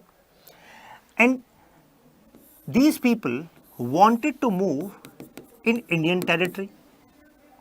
So if they are moving into Indian territory, then they were also allowed to have Indian citizenship by virtue of Article 6. Right?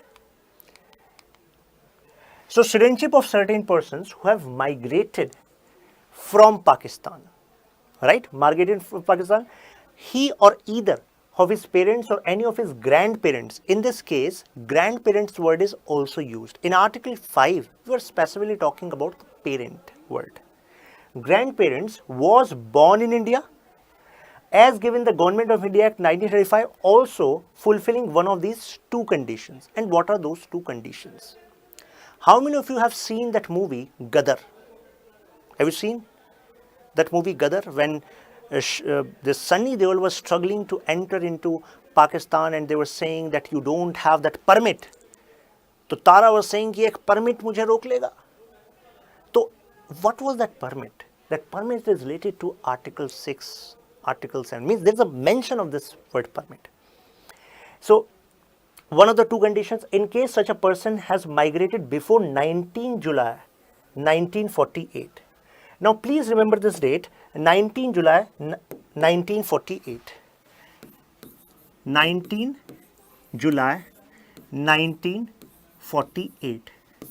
This date is mentioned in Article 6, and you know Article 6 is talking about people coming from Pakistan area now to India. This 19 July 1948 demarcates the day on which both India and Pakistan started permit system.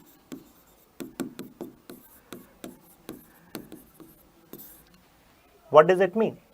If you are entering into India before 19 July 1948, you can enter, because permit system started on 19 July 1948. So you can enter simply and you can start living there, right? And you can actually present all the paperwork. You should engage in the paperwork which is going to happen in the near future. Ordinary resident in India since his migration. जैसे ही migrate किया और आप रहने लग गए. But if you are entering into India after 19 July 1948, अब वहाँ से तो permit system start हो गया. तो वहाँ तो तारा को भी problem हो गई थी गदर movie में. तो now now what the condition is, he has to register as a citizen by an Indian officer appointed on behalf of government of the Dominion of India. We are using the Dominion of India because we are talking about 1948, right? India got republic, sovereign in 1950, right? So now, it means now you need to have that paper. You need to register yourself as under permit system. Now you have migrated from Pakistan territory to Indian territory and you want to reside here permanently, okay?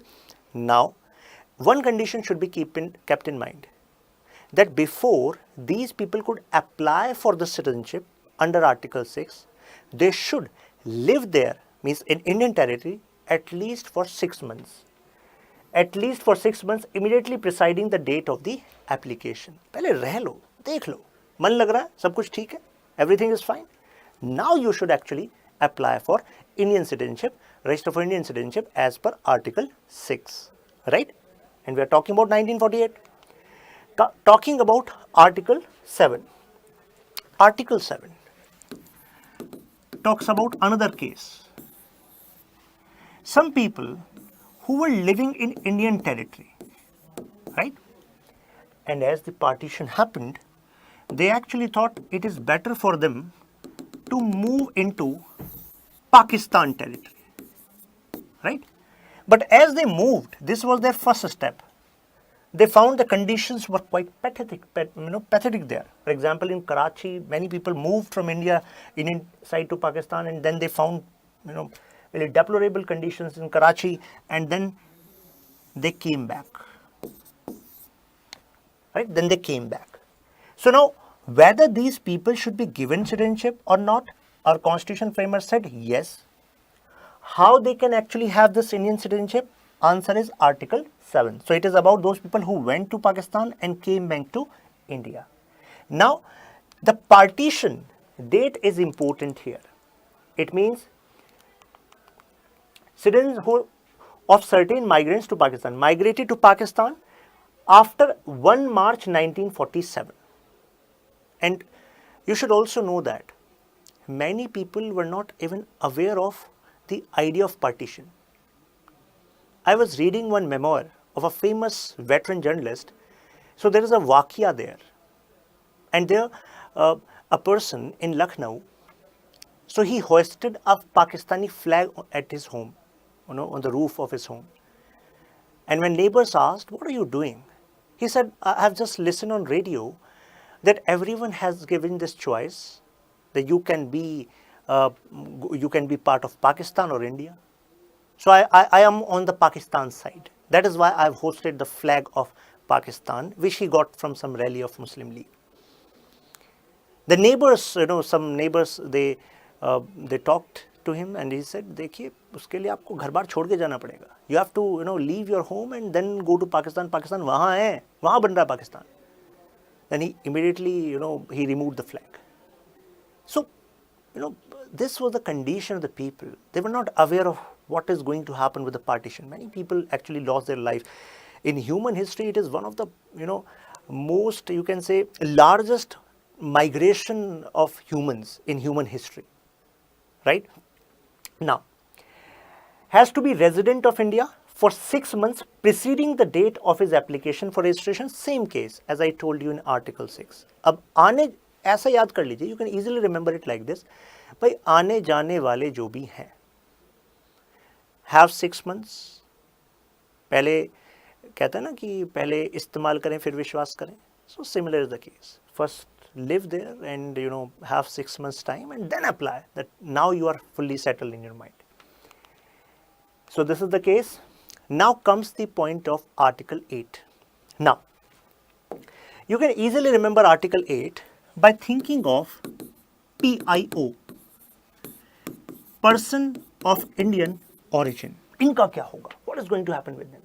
Consider some person, say Mr. Rajesh. So Rajesh went to London for pursuing, say, law, and he thought, let's start my legal practice in London itself, because India is not free and we have better facilities here. But as he got the news that India is getting independent, so now he was not present in India, and his parents also moved to London. None of his relative was actually in India. So he completely moved and started his life in London. But now he is having this feeling of nationality. Now he wants to take citizenship of India. Now what to do with him? So he moved to London, say 30 years before the commencement of Indian Constitution. 30-40 साल हो गए. अब क्या करें? So now these people were also given choice using Article 8, that they can visit diplomatic office of India present in their vicinity, for example in London, and they can get themselves registered there as Indian citizen. So they had the chance. So any person who either of whose parents or any of his grandparents, the word grandparents, right, was born in undivided India and who is ordinarily residing in any country outside, for example Rajesh residing in London, shall be deemed to be a citizen of India if, the word is if, he has been registered as a citizen of India by diplomatic consular. For example, we have our consulates as well as embassies in other nations. These are India's foreign office there, so that we can facilitate the transfer of, facilitate the services which are required by other people who want to come to India and Indians who want to go there, right? Representatives of India in the country where he or she is for time being residing, right? So this Article 8 is applicable on PIO. Please remember these keywords. Remembering these keywords in specific cases make it quite easy for you to understand these provisions. Now, Article 9. You can remember Article 9 by this analogy, 9 wine. Someone must be intoxicated if that person is thinking of giving up Indian citizenship. So Article 9 is connected to the people who were getting citizenship at the commencement of Indian Constitution. But Article 9 says that if someone is having citizenship of another country, and now he wants to take Indian citizenship as well, then Article 9 says that no, you cannot have Indian citizenship simultaneously. Person voluntarily acquiring citizenship of a foreign state not to be citizens of India. Okay? No person shall be a citizen of India by virtue of Article 5 or to be deemed to be a citizen of India by virtue of Article 6, 8 if he has voluntarily acquired citizenship of any foreign state. Right? वहाँ के हो तो वहाँ के रहो. Right? We in case of India, you cannot have two citizenships simultaneously. Although there are countries in the world who allow this, but Indian Constitution does not allow this. Okay? Now coming to Article 10. Article 10 says, सुनिए जो भी लोग citizenship ले चुके हैं. So Article 10 is actually saying that those who have got citizenship by using Article 5, 6, 7, 8, you should consider that your citizenship is also bound by law. Means the conditionalities of your citizenship can be changed by Parliament. So real power of regulating your citizenship is with Parliament. So Constitution has given you citizenship, giving you ways to get citizenship, but in future your citizenship will be regulated by Parliament. This is what Article 10 is saying. So continuance of the rights of citizenship, every person who is deemed to be a citizen of India under the foregoing provisions, means earlier provisions, or the part subject to the provisions of any law that may be made by Parliament. It means regulating power will be with Parliament. Okay, so this was necessary because as the time with the changing time, say just after 1 year or 2 years after the commencement of Indian Constitution, if our Parliament wants to put some conditionalities on the citizenship criteria on those people who have already got citizenship, this can be done. Okay, by Parliament. Now talking about Article 11. Article 11 you should be interested in because Article 11 talked about the future of citizenship. It means people who are going to acquire citizenship or lose citizenship, this responsibility is on Parliament. The way means the law will be made by Parliament for acquisition and you can say losing of citizenship. So Parliament to regulate the right of citizenship by law, nothing in the foregoing provisions of this part shall derogate from the power of Parliament to make any provision with respect to acquisition and termination. Please remember, acquisition and termination of citizenship, power lies with Parliament. Please remember that. Okay. Now Parliament used this power which is given in Article 11, and that's how Citizenship Act 1955 was made. Now Citizenship Act 1955 talked about 5 ways of acquiring citizenship and 3 ways of terminating citizenship. All of these are available in this PDF, this PPT, which will be available to you in the Telegram Shashank Tyagi for you. Okay, no need to worry. Now 5 ways of acquiring citizenship. You can easily remember it like this: BRAND, brand. Brand to yaad rakh sakte ho. So these are the 5 ways of acquiring citizenship. B means birth, R means registration, A means acquisition. If some territory is acquired by India, then those people who are part of this acquired territory will be having Indian citizenship as we acquired Goa. Then this naturalization, and then this is descent. I am going to explain each and everything. This is RTD, renunciation, termination, and deprivation, explaining you each and everything. Now coming to the birth part. So these are the 5 ways. Okay, coming to the birth part.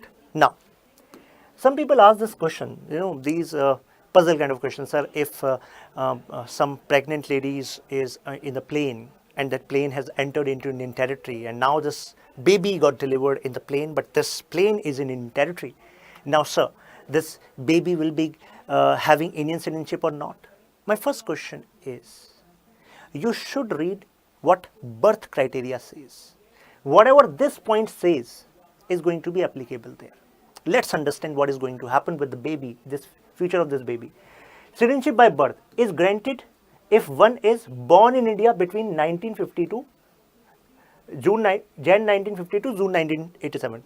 Dates are not important. What is important is, till 1987, if someone is born in Indian territory, by virtue of this person can be entitled for Indian citizenship by birth. But अभी जो delivery आप करा रहे हो on plane, this is happening now. But this criteria was till 1987. So let's get into the future. Born between 1987 and 2004, and either of parent is a citizen of India. Either of his parent is citizen of India. Means after 1987, now you need to ask the mother, what is your citizenship or what is the citizenship of the father? On this basis, you can give the news, right? Whether baby will be a citizen of India or not. Now the third, after 2004, born after 2004, at least one parent is citizen. At least one parent is citizen. Consider, mother said that I am citizen of India. Then you should not readily declare, oh, this baby will be bestowed with citizenship of India. No, itni jaldi nahi. Check the second part. Other parent is not an illegal immigrant. Other parent. You should ask, who is the father? What is the citizenship of father? And if it is found that the father is living in India as an illegal immigrant, for example, came from Bangladesh via Bajrangi Bhaijan route, has no paper whatsoever, and mother is a legal citizen of India, they made the baby. So in this case, this baby will not be getting citizenship of India by birth. By birth नहीं मिलेगी. इतना निराश मत होइए, और तरीके हैं, but by birth नहीं मिलेगी. Right? I think this point is clear to you. Talking about descent. Descent.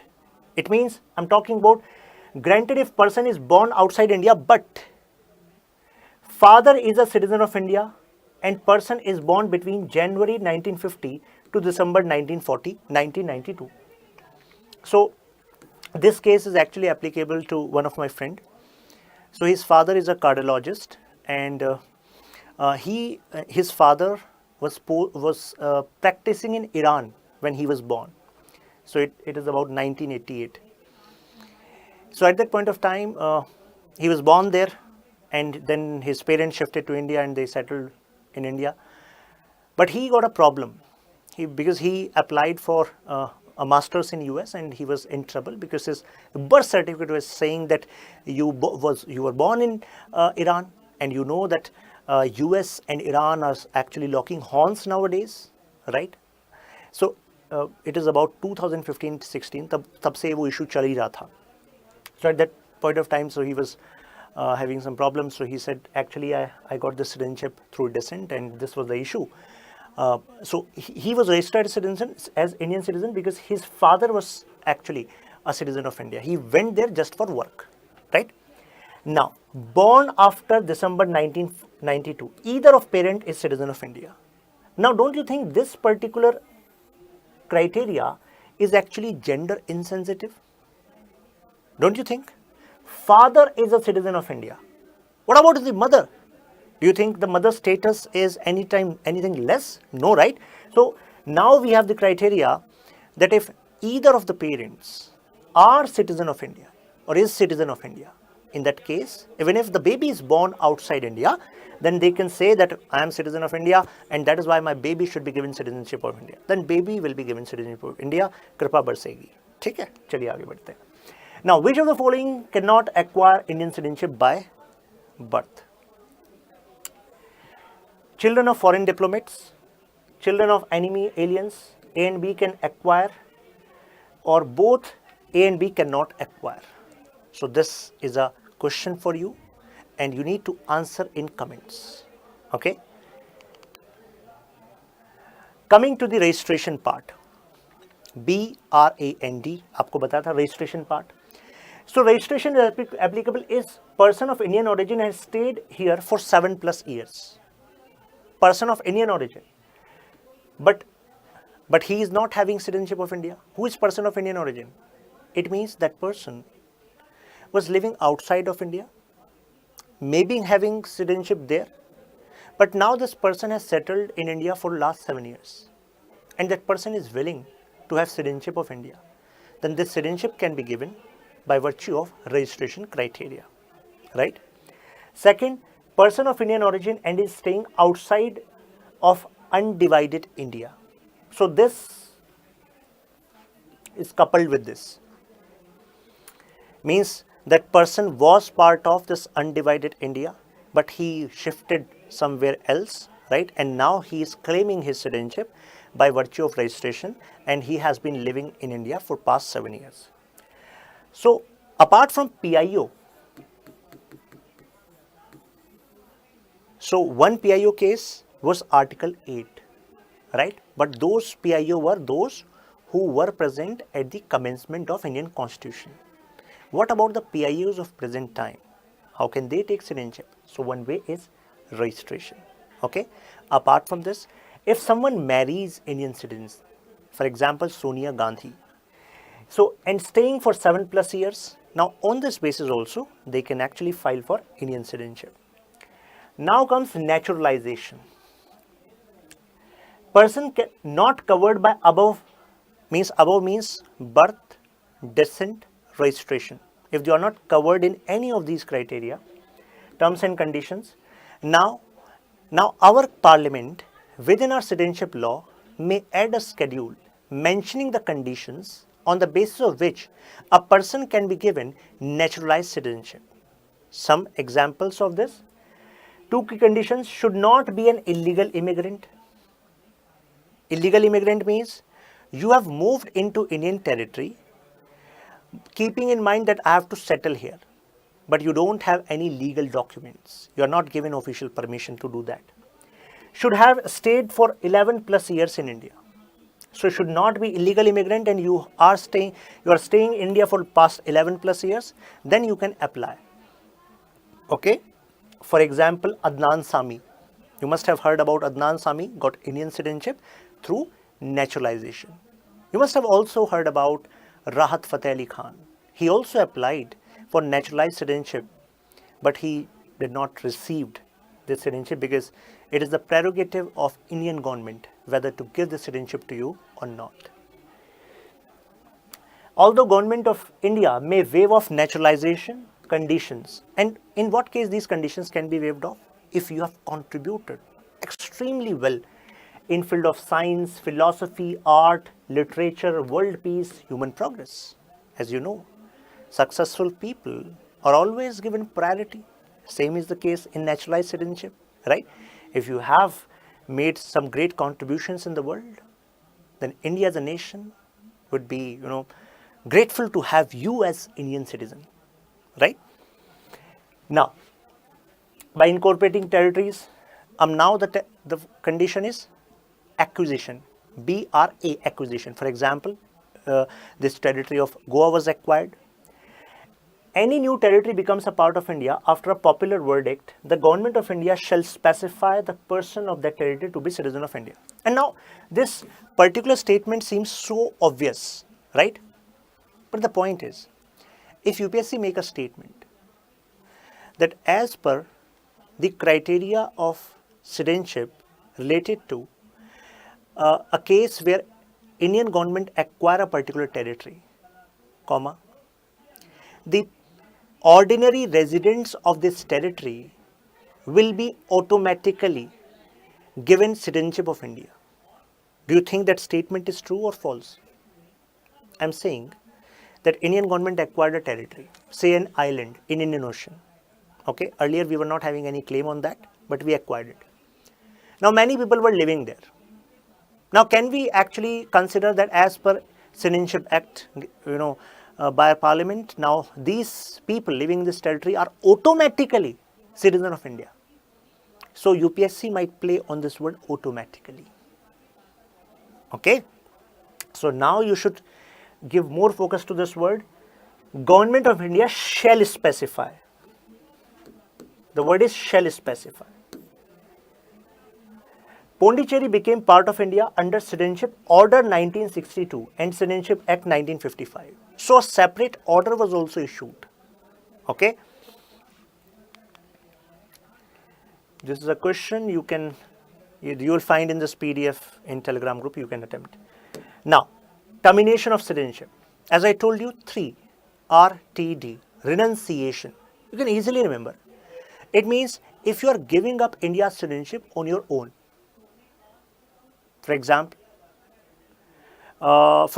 say Akshay Kumar, Raghuram Rajan, ex-RBI governor. So Raghuram Rajan is a citizen of USA. Akshay Kumar is a citizen of Canada. So as I told you, Indian Constitution or Indian citizenship law does not allow you holding 2 citizenship. You cannot have 2 citizenships simultaneously. So as of now, if you have to take citizenship for the nation, then you have to renunciate your citizenship of India. Now some of you might be thinking, sir, we also heard about something called dual citizenship. That's, first of all, you should be clear. India does not recognize the concept of dual citizenship.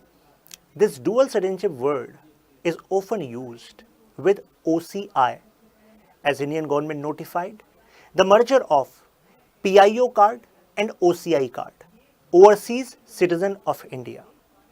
As OCI card holders, means Overseas Citizen of India card holders, as they get facility to enter into India and go do business in India without any restriction.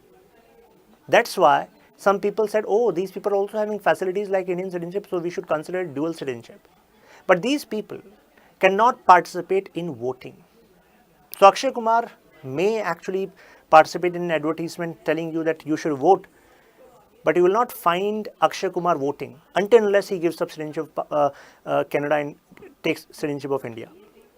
Right? Apart from this, they cannot hold positions like President, Prime Minister, these constitutional positions. Okay? There are all other restrictions as well. For example, they can have commercial property, residential property, but they cannot have agriculture property. Right? Now, so renunciation is giving up Indian citizenship on your own. ठीक है, तो ये एक तरीका आपको दिया हुआ है, this process given. Next is termination. Termination means you have applied for citizenship in some other territory, and that territory allows to have you 2 citizenships. So now that particular embassy or that government is going to ask Indian embassy, sir, this person says that he is an Indian citizen and he has applied for citizenship in our country. So can you please verify from a record that this person is actually a citizen of India? Then as our embassy is going to get that, our embassy in that particular nation will actually send your details to India, and they will ask, sir, this person is willing to take citizenship there and they are okay with giving this citizenship, so let's terminate his citizenship there. So your citizenship here will be terminated. Now deprivation अगर आपने कर्म ऐसे किए हो, right, तो इस basis पे the word deprive is used. For example, in past you have acquired Indian citizenship by some fraudulent means, or during the war you actually conspire against India and you side with enemy. So in this case your citizenship will be taken, right? You will be deprived of Indian citizenship. I hope some of you also heard about this deprivation of Indian citizenship when there was case going on against some students of JNU, and some people were saying, since some slogans were raised, and that's why this person's Indian citizenship should be taken. And some people visualize, if someone's Indian citizenship is taken, it means that person is thrown out of country. Nahi, aisa nahi hai. Citizenship is a legal status that can be taken. You may be deprived, but aisa jaane kaise denge? If law says you have committed this crime, and as per this crime you should have this much punishment, the punishment need to be given, right? Right? So those facilities, the privileges, rights, they may be taken away, right? I hope now you are clear about this. India has single citizenship. When I say single citizenship, it also means that You don't need a separate citizenship for your state. You have one citizenship for India, that's it. Right? Citizen of entire country, but in USA they have different. Now, in part 3 we have to talk about this idea of fundamental right and the variations in cases in a simple manner. But I want to raise some questions in your mind. I use the word full and equal citizenship is a concept which is followed by most of the nations as of now. And India also adhere to this concept of citizenship, full and equal. Does it mean that there will be no discrimination on the basis of religion, race, caste, sex, place of birth by government just because you are a citizen of India? So let's take the case of Article 16. We are going to understand Article 16 in fundamental rights as well. Article 16 says that state shall not discriminate against the person. This is applicable to citizen on the basis of religion, race, caste, sex, place of birth, resident, descent. Now, but the reality is, in case of public employment, government job. So obviously, government job will not be given to this examination will not be open for all. Examination will be open to Indian citizens, right? Generally, this is the applicability criteria. Now, the point is, I'm making a statement and you have to tell me that statement is true or false.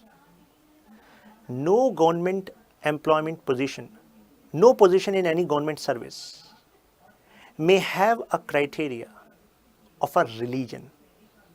Now tell me that statement is true or false. इसको भूल जाइए. Question सुनिए.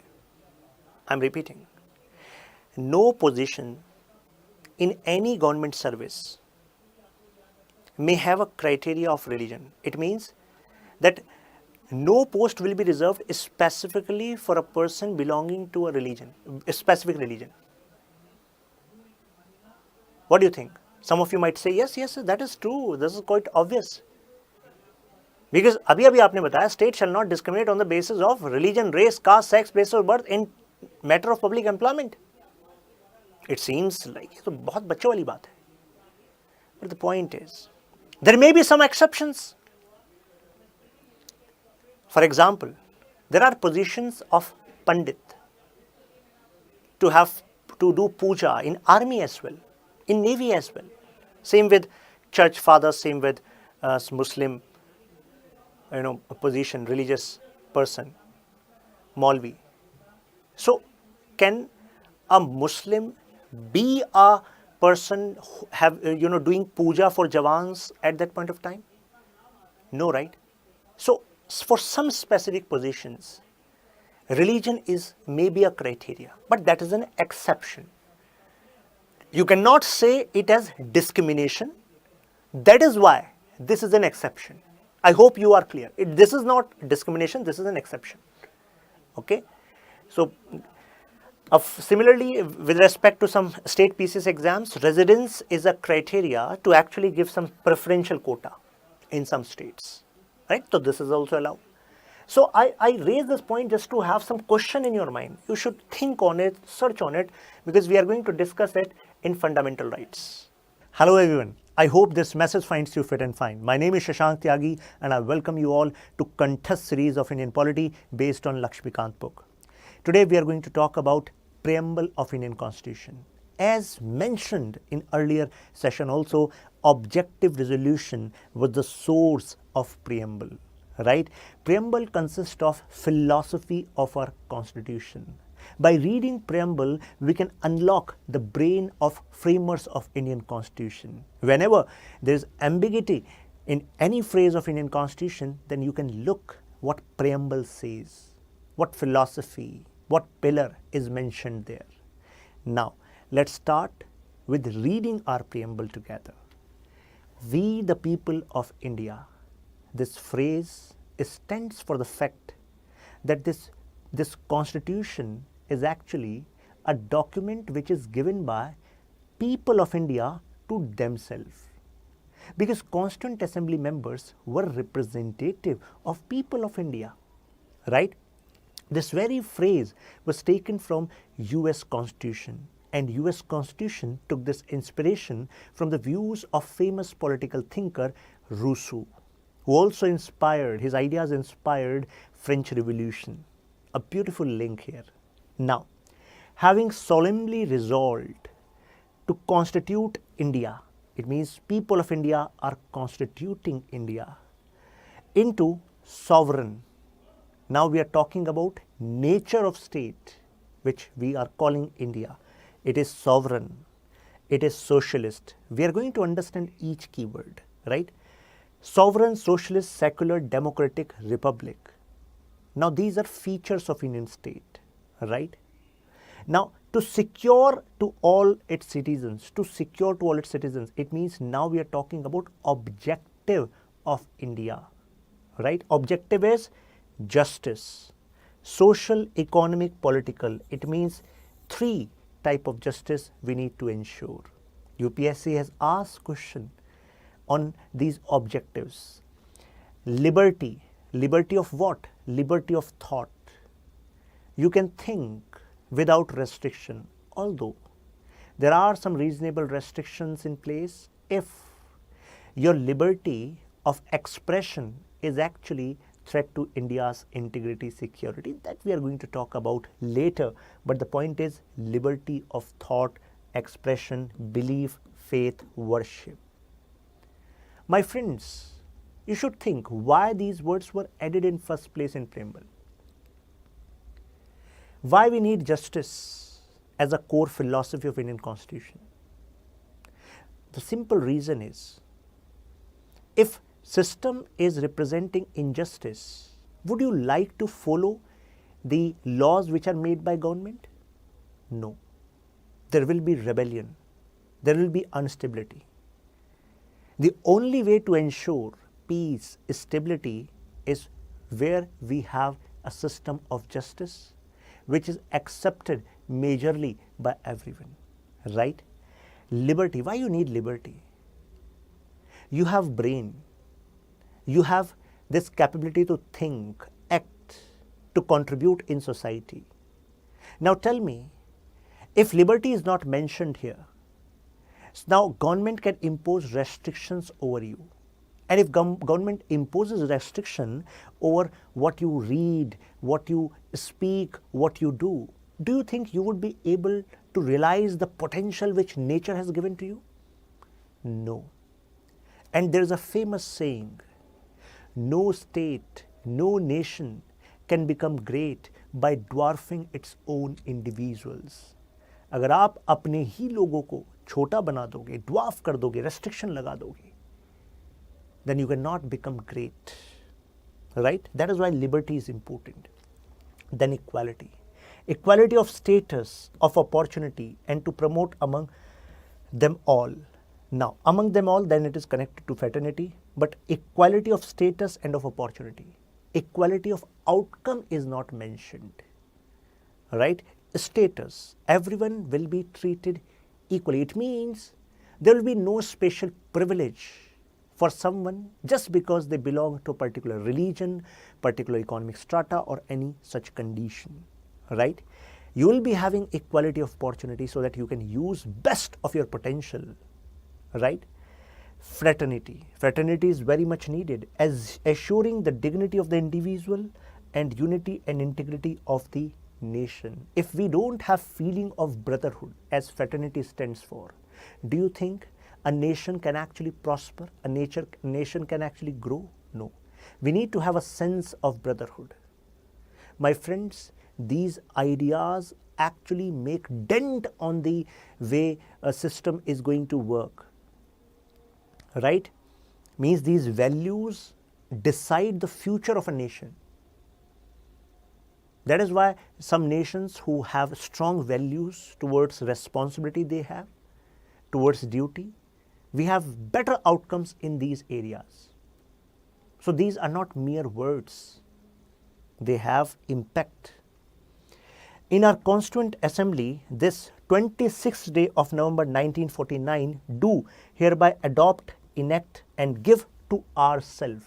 It means people of India are giving this constitution to themselves, right? So why this particular statement is used? So that it established the fact that people of India gave this constitution to themselves. It means now this constitution is legitimate. Now the institutions established as per the provisions mentioned in this constitution are legitimate, laws as per this constitution are legitimate, and you have to follow them. And when you follow, then only best outcomes can be achieved for India. Now, let's understand what are the different components of preamble. First, what is preamble? Ingredients of preamble: history, keywords, status, amendment, and some fun fact. Now, so as you open a book, so first what you find a preface, right? Now, preamble is like a preface which is talking about what is actually there in this book. So it's an introductory statement, explains philosophy and objectives of this particular constitution.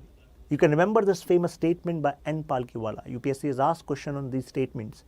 Preamble is identity card of the constitution. Identity card. Basic details are mentioned. Rest are elaborated in form of different parts in Indian constitution, different articles. Now, preamble to Indian constitution inspired by the preamble of the constitution of USA, as I mentioned with you. Now, ingredients of the preamble. This categorization can be done. Sources of the constitution. Who is the source of power of the constitution?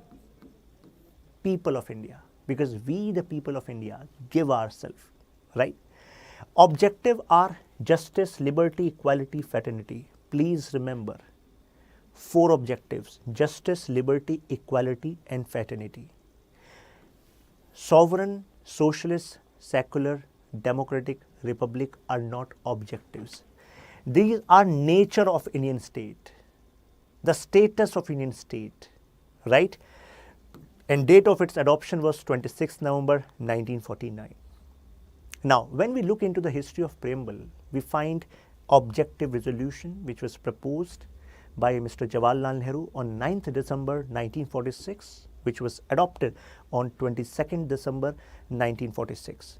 So, although preamble is not enforceable, when I say enforceable, it means you cannot knock the door of court saying that, oh, this particular provision, this particular word is mentioned in preamble and it is not being implemented. We plead to the court that please implement it. Court will say, beta, from Article 1 to other articles, these are provisions of Indian Constitution, right? So there are 2 kinds of provisions. One are enforceable by law, and other are which are not enforceable as of now.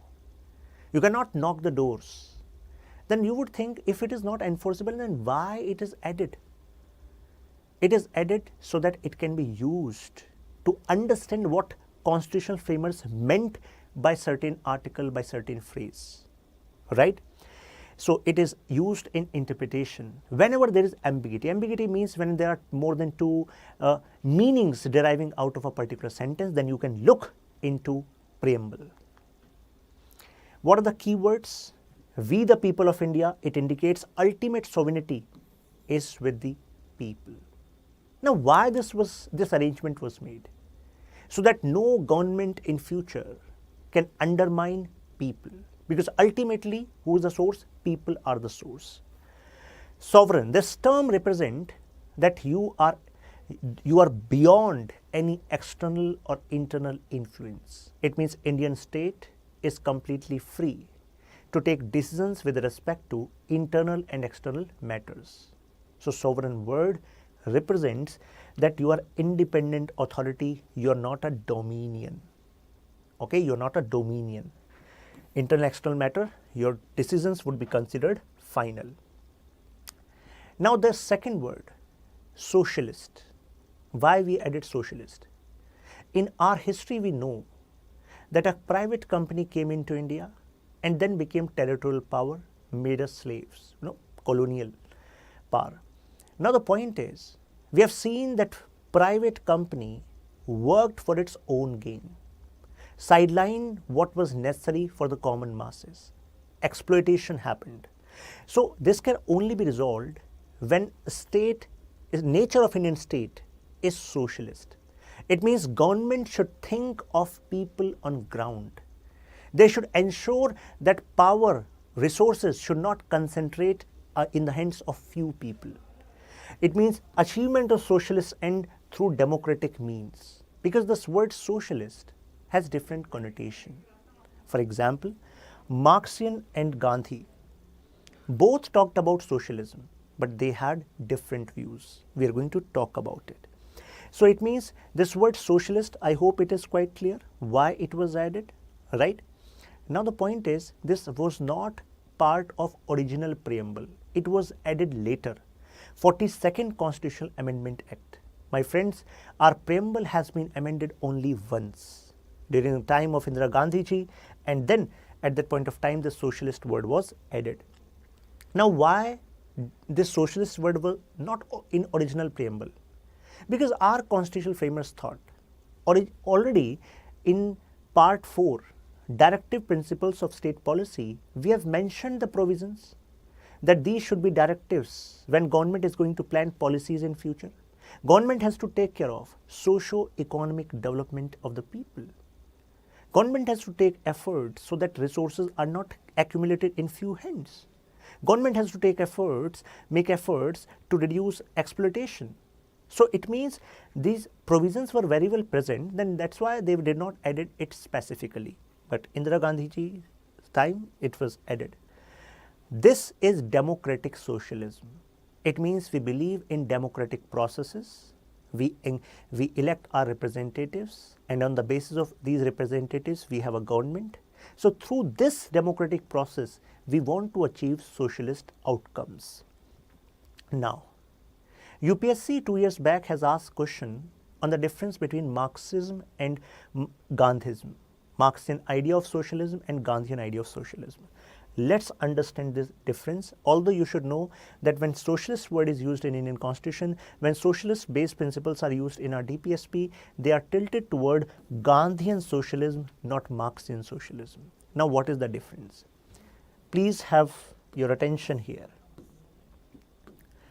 Marx, who born and who grew in Prussian state where we have Germany now.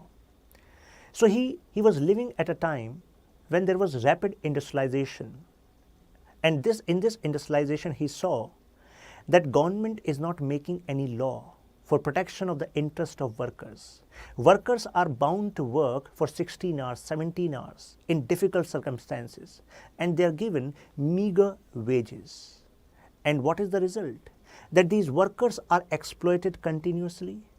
And who is accumulating the profit? These factory owners, these capitalist class is actually accumulating these profits. So at that point of time, he said we need scientific socialism, and he said it is a prediction that it is going to come. Marx said, I'm not saying that this will be a fabricated attempt. No, it is bound to come. It is natural. He said, since there is accumulation of wealth towards these factory owners, capitalists, there will be a lot of difference between haves and have-nots. Haves, those who have capital, surplus, have-nots, those who are just fighting day and night for meager survival. So there will be a stage when this difference between haves and have-nots will increase to such a level that these have-nots will attack these haves. There will be a violent revolution. Now Marx said it is scientific socialism. He said what I am saying is scientific. When we use the word scientific, science as a discipline is based on observation and telling the principles how things are working. So he said, I have observed this. In history always there are two kind of classes. One are exploiter, other are exploited. In ancient time there were masters and slaves. Masters exploited, slaves were exploited. Then we had lord and serfs. Lord having big land holding, serfs who used to work as bonded labor. And now in modern time we have capitalists, big and factory owners, and workers are like exploited class. So he said at every point of time society was divided into two classes. And cause of this exploitation was that exploiter was having lot of resources in hand. An exploiter could actually gain these resources not due to some natural fact, but because the system was in favor of this particular class, the exploiter class. And how it happened, I'm going to explain. But he said violent revolution is the only solution, because person who has nothing to lose is the most dangerous person. He can do anything, right? And same was true with respect to these workers. They were not having any property. So that is why Marx said, workers of the world, unite together. You have nothing to lose but your chains. Now, some of you might be thinking why he was telling this, because he wanted to emancipate the worker class. So this is one fragment of Marxian socialism. But when it comes to Gandhian socialism is based on this idea of moral individualism. Gandhiji brought morality here. Gandhiji said real cause of exploitation is that we have wrong conception of dignity. In our society, we give more dignity to intellectual labor than physical labor. And this is the root cause of exploitation. And that is why Gandhiji brought the concept of dignity of labor. That the work of barber, work of sweeper is equally important, is equally dignified as work of a lawyer, right? So he said if we bring this shift, this moral shift in society, then this exploitation tend to reduce. Apart from this, Marxian socialism stands for the point of social ownership. Social ownership. What does it mean? He said the cause of exploitation is ownership, because only few have ownership. They have accumulated wealth. Now I'm giving you an example. Consider you have a factory and you have to make this remote, okay? And to make this remote, you have spent 20 rupees, say, in raw material, transport, and etc. 30 rupees you have divided among labors, right? So it means total cost is 50 rupees. But you have sold this particular remote for 100 rupees. Now you have earned a profit of 50 rupees, right? So now this profit is accumulated in your hand because you are the factory owner. Marx said, this remote is a social production. So many people, laborers, they give their time, they give their time, they give their efforts to make this remote. Then why not profit is actually shared with them? It is a system which we have created. He said this is a natural fact that this remote is being created by contribution of different laborers. This is a natural fact. But this is a fabricated arrangement. This is a fabricated arrangement. This is a social construction. We have created this, that profit will be with only that person who has invested in this factory. So that is why he favored social ownership. It means when it comes to these profit, even these labor should have ownership of this profit. But when it comes to Gandhiji, Gandhiji was never in favor of this idea. Gandhi said if 50 rupees are profit, then you should also respect that entrepreneur, because he invested the intellect, he arranged this factory, and that is why he said yes, it may be a cause of exploitation, but we can reach to a better concept, which is trusteeship. Gandhiji said out of this 50 rupees, it may be possible that this particular industrialist will spend 10 rupees on his own well-being, another 10 rupees or 20 rupees for further investment, and remaining 30 rupees, this person which is having this 30 rupees, this can be spent for social welfare. Because ultimately Gandhiji was also saying that every production is a social production. So if you have accumulated some wealth, don't think it is your wealth just because it has come into your bank account. It has come into your bank account because system is designed in such a way that you are considered as owner of this 50 rupees. But who made you owner? The system made you owner. Who made the system? People made the system. Why people made the system? Because some people could actually gain power by making this system. So Gandhiji was in favor of trusteeship model, right? So This is the basic difference between Marxian socialism and Gandhian socialism. I hope it is quite clear to you. Please remember the keywords: scientific socialism, moral individualism, social ownership, trusteeship. Okay. Now, attempt this question, because sovereign socialist, now we need to understand the word democratic. Okay. So UPSC might ask this kind of question: democratic character of Indian polity is not manifested in. So UPSC will give you certain options and ask which of the following is not a manifestation of democratic character of Indian polity: universal adult franchise, periodic elections, rule of law, independence of judiciary, absence of discrimination. And options, obviously these are the options, and you have to select from 1 and 2, only 5, only 3, none of these. आपकी श्रद्धा है, whatever option you want to make. This is the question. Now some of you might use your brain and say democratic character, not manifestation. So universal adult franchise is manifestation of democratic character, right, in Indian polity, that you have voting power. Periodic election, yes, elections are connected to democratic character. Periodic election, these are necessary for democratic character. So not में ये तो नहीं आना चाहिए, it should not be coming note. Rule of law, rule of law. It means no one is above law. State cannot engage into arbitrary action. Is it connected? Now, independence of judiciary. What is the connection of democratic character with independence judiciary? Some may actually question that. Absence of discrimination. How it is connected to democratic character? So it means these two options people connect with democratic character obviously, but when it comes to these other three options, people don't usually connect that much obviously with this democratic character word. But the truth is, all 5 are manifestations of democratic character, because you cannot think of democracy without rule of law. Law should be supreme.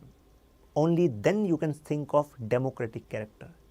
People would be able to exercise their choice only when there is low rule of law. And this is possible when there is independence of judiciary.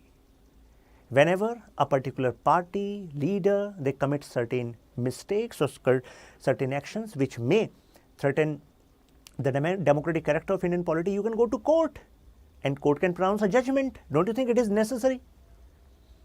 Right? In earlier times, there used to be a lot of cases of booth capturing. Means some local politicians have collided with some ground people, and now they have actually taken the ballot box and ran away so that they can influence the elections. So now judiciary actually took several judgments to strengthen the position of election commission, and that's how democratic character of Indian polity could be, you can say, saved. Similarly, absence of discrimination. My friends, democratic character word is not just form of government. Democracy is an idea which talks about equality as well, liberty as well. You have liberty, then only you can exercise your right to vote. You have equality, then only you will think, yes, this government is equally mine as equally as it is of this rich person. So democracy is a substantive idea. It is quite wider, right? So absence of discrimination is necessary. Then only people will participate in the election process. Otherwise, people will think this is wastage. Now, coming to the word secular. The word secular which India is having is different from the connotation of word secular which is prevalent in France or some other European nations. When this word secular became popular in West, it was about clear separation between state and church, because they have seen dark age of Europe where church was having control in executive power, in legislative power, in judiciary. Church used to sponsor mercenary fighters also. So they have seen the chaos which religious people made at that point of time. So that's why they wanted that religion should be a matter of private sphere, and when it comes to public sphere, only state laws should run the show. This is clear separation. But when secular word is used in Indian preamble, it is different. It is based on Sarv Dharm Sambhav. It means religions in India get equal respect protection and support. Support is also there, protection is also there, respect is also there, right? So it incorporated in preamble by 42nd Constitutional Amendment Act when the word socialist was added. It was not originally part of Indian Constitution. Why? Because our framers thought we already given so many articles which represent the secular character. Why mention this word separately here? Democratic constitution gets authority from will of the people. This is the meaning. Will of the people. People are deciding who is going to rule, right? And from this I asked that question.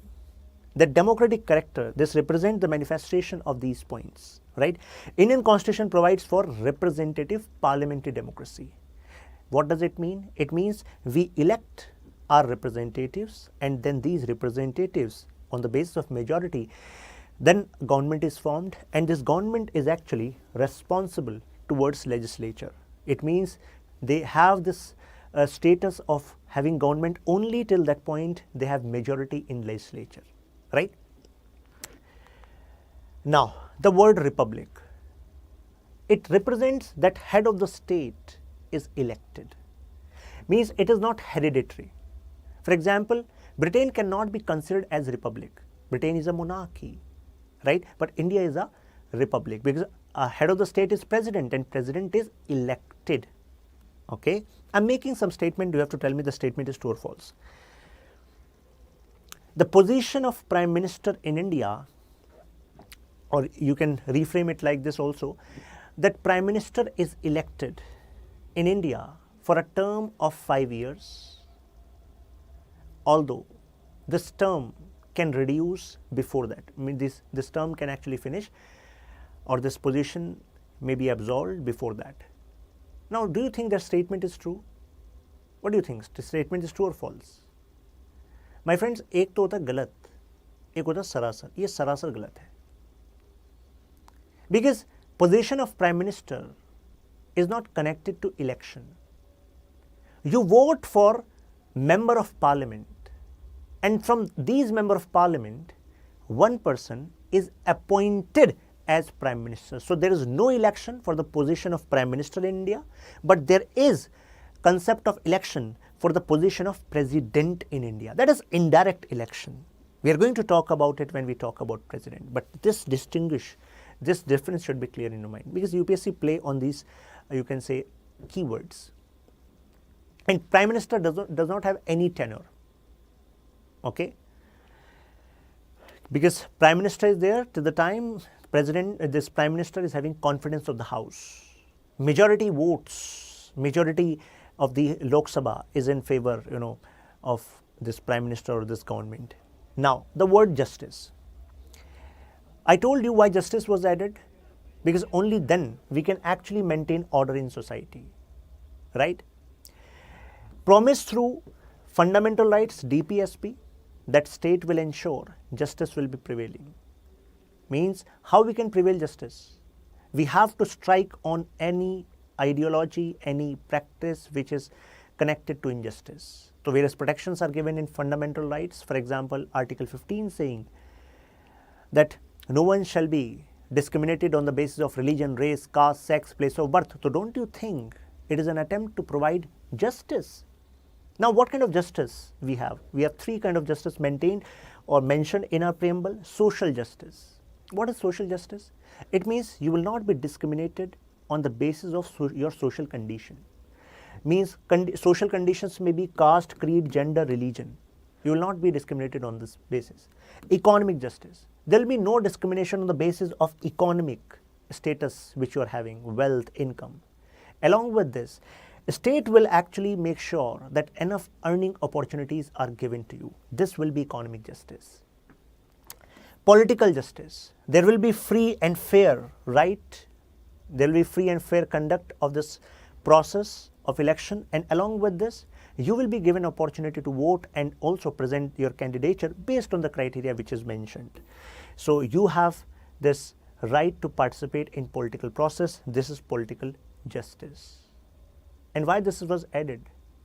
Because my friends, these laws shape your life, impact your life, right?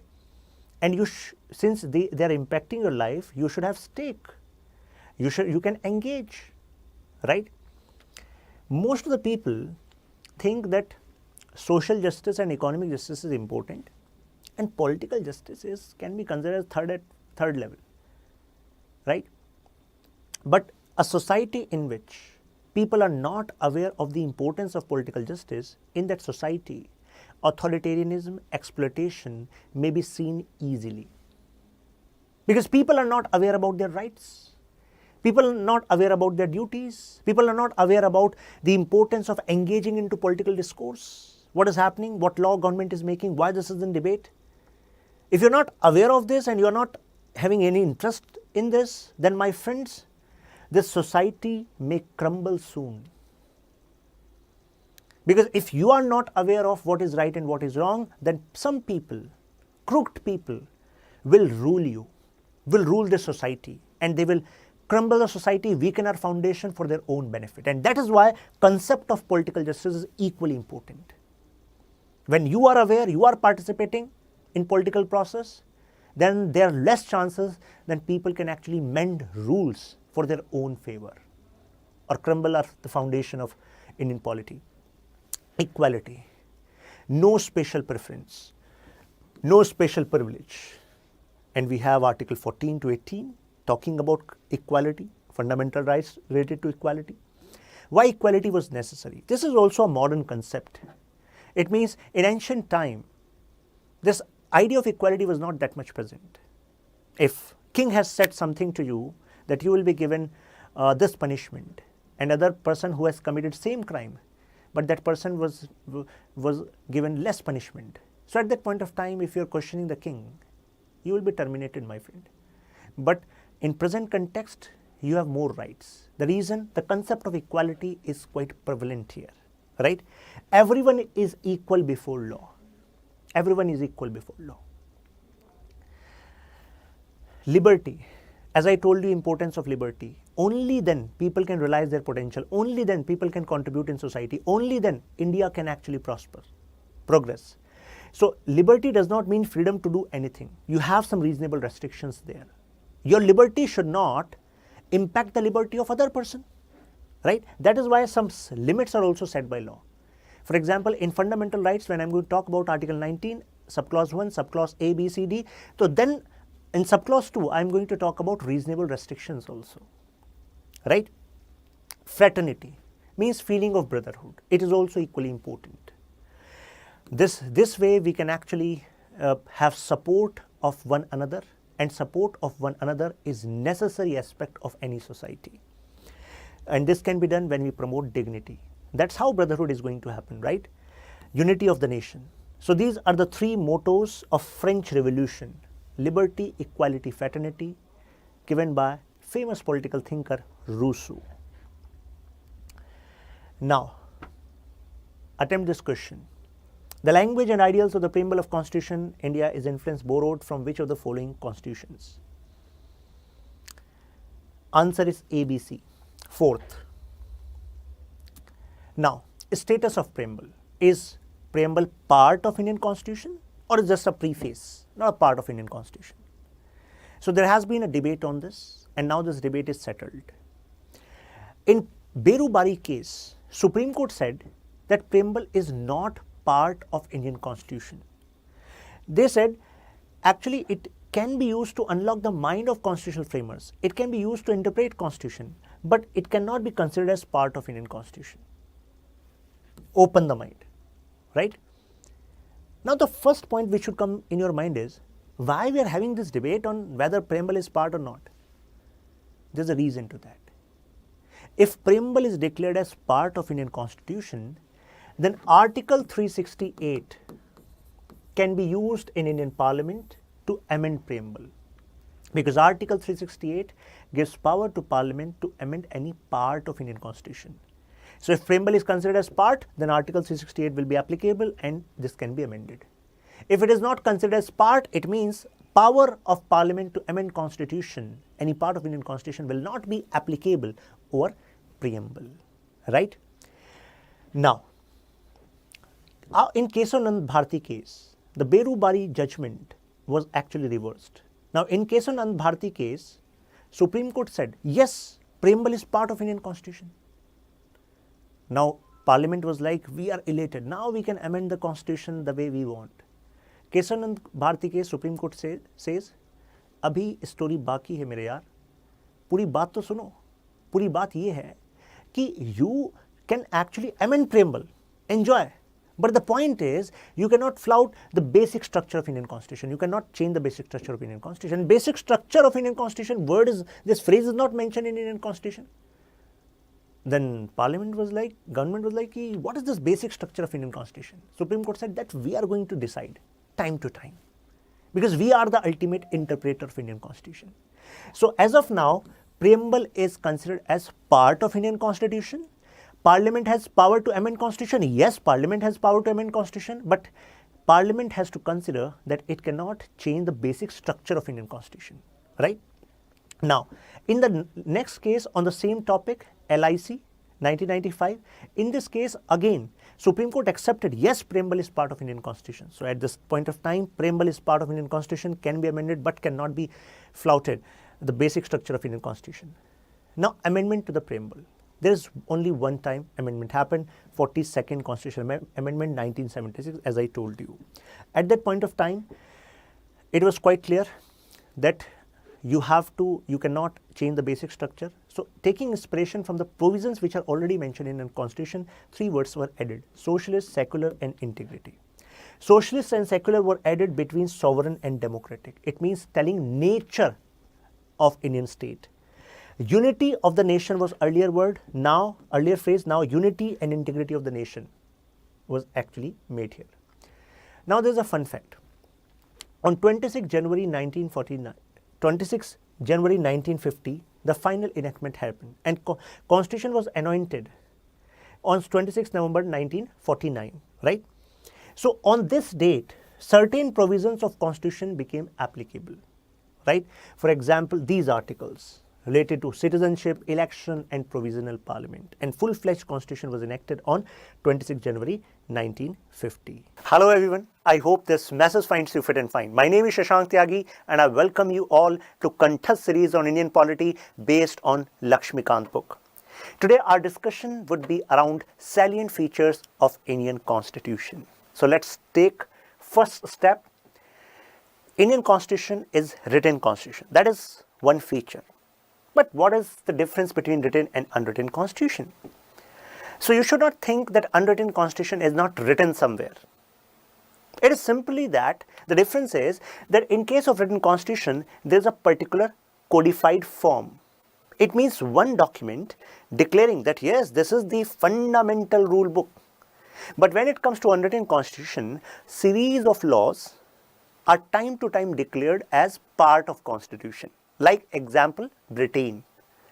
So you can say that there, in case of written Constitution, these rules are thought during the process of framing, right?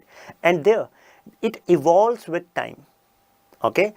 Both can be considered rigid and flexible based on the ways amendment procedures are made there, right?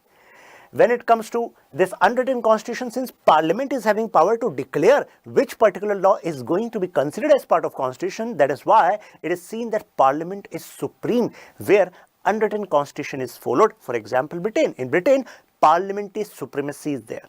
But when it comes to written Constitution, because one rule book is considered as fundamental, that is why constitutional supremacy is there, right? Parliament has to adhere to the basic principles mentioned in Constitution, right? So here we see judiciary has limited power, like in case of Britain. But here we see judiciary has considerable power. Why? Because judiciary, Supreme Court in this case example, is considered as ultimate interpreter of Constitution. And interpretation of Constitution becomes important because India is having constitutional supremacy. All the institutions should work as per Constitution. Now, some of you might be having this question in mind. Oh, since Supreme Court is having more power in comparison to legislature and executive, what happens if judiciary itself trespasses some provisions of Constitution? What is going to happen then? My friends, Supreme Court, say highest, you can say level of judiciary. It is an office. There is a bench of judges. If they pronounce a judgment, at some point of time, let's suppose, and which you are saying that trespasses some core principle of constitution, then my friend, these bench of judges are not Supreme Court. Supreme Court is an institution which is bound by certain duties. You can file a review petition which may be heard by other bench, and other bench may have different opinion, and the different opinion will prevail then. So it means constitution will prevail. Okay? So, for example, you can take here unwritten constitution Britain, written constitution India, USA. Now, original constitution had 395 articles, 8 schedule, basic facts. Now, why our constitution is so lengthy? One is geographical factor, diversity is there, right? Diversity is there, so needs, challenges will be different. Historical factors are also there. Single constitution for center as well as state. But there are nations where states have different constitution. But in case of India, there is one constitution applicable for center as well as state. In our constitution, there is a dedicated portion for union, another dedicated portion for states, right?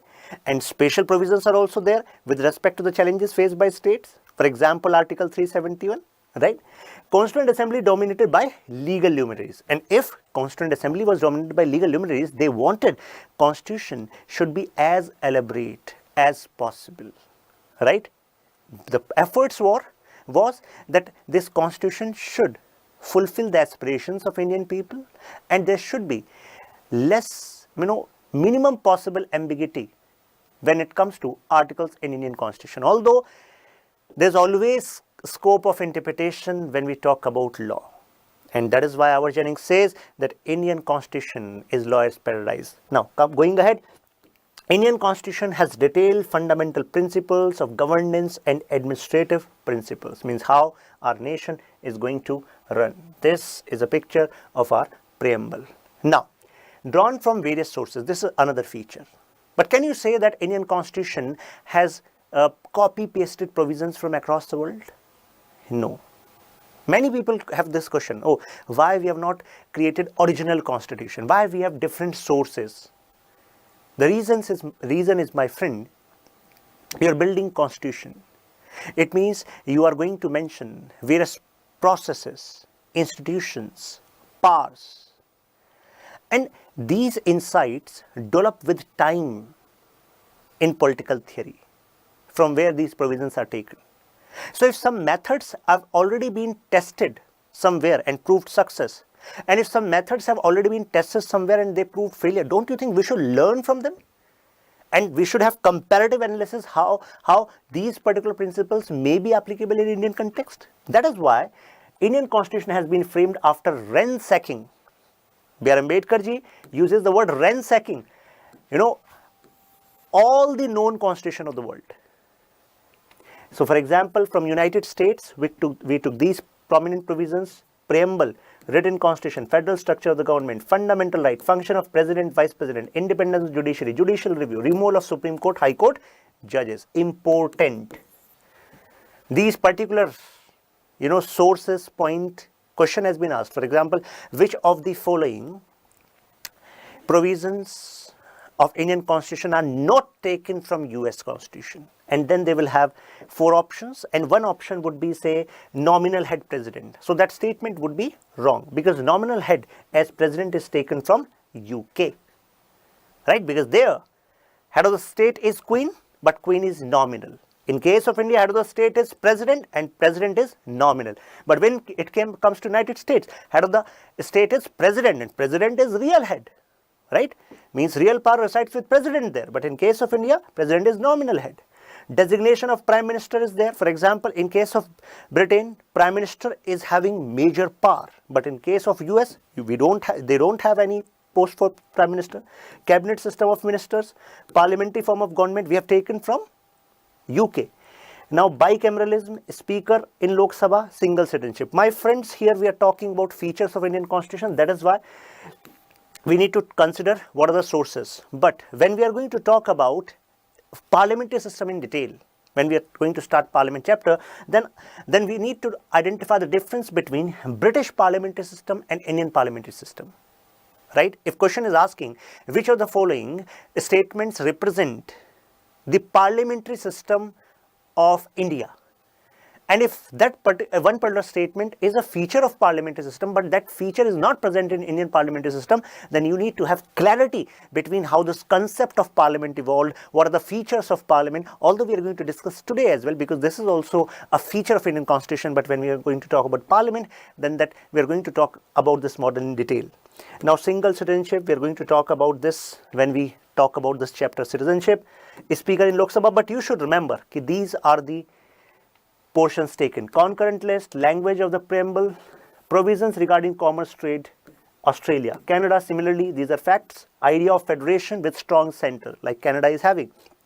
But same is not the case when it comes to USA. Distribution of power between center and state, residuary powers with center. Ireland, directive principle state policy, election of president, nomination of members in Rajya Sabha. Japan, procedure established by law, important component of our constitution. Specifically, this phrase mentioned in Article 21. Now, Russia, 5-year plan, fundamental duties, which were later added, right? Weimar Constitution, Germany, suspension of fundamental rights during emergency. Now, our constitution is blend of rigidity as well as flexibility. Why I'm saying that? Because our constitution in Article 368 mentions procedure to amend constitution, which requires special majority. But we also have certain areas where constitution can be amended by simple majority, like if you have to create the state, separate state, if you have to bifurcate the state, for example, Article 3, Article 4. So it means our constitution has given enough flexibility also. You should think why our framers of the constitution thought of having a mix of flexibility and rigidity. The reason is, if you make constitution amendment too flexible, then upcoming governments may abuse it, may play with the basic principles of Indian constitution, right? And that is why some rigidity need to be added to, right? Although there is Supreme Court, and especially after Kesavanand Bharati case, 1973, it is also quite clear, although Article 368 gives power to Parliament to amend constitution, but this power is not absolute. You cannot play around, you can say change the basic structure of Indian constitution. And when Parliament asks, sir, what is this basic structure of Indian constitution on which our power to amend constitution are limited? Then Supreme Court said that we are going to tell on case-to-case basis.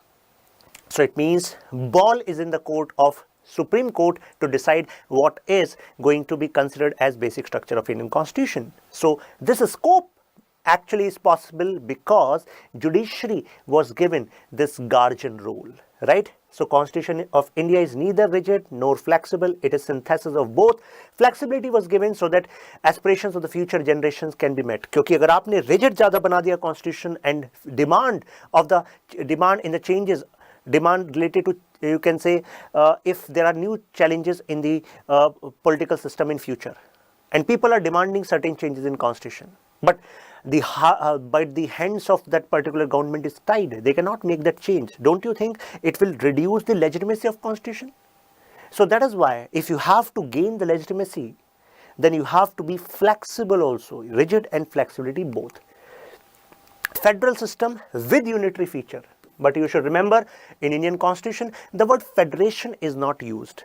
Article 1 says union of states. It means Indian federation is not the result of agreement by the states, not a state has the right to secede from the federation, right? So on this, there are certain phrases on which questions are asked. For example, quasi-federal. Who said? K.C. Vere. Quasi-federal means a mix of unitary as well as federal. Okay, when I say federal, so it means this is center and these are state. So center has certain areas in which center is having power, state is also having certain areas in which state is having power.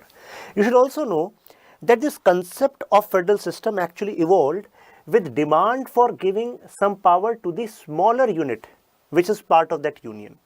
From there, this concept of federal emerged.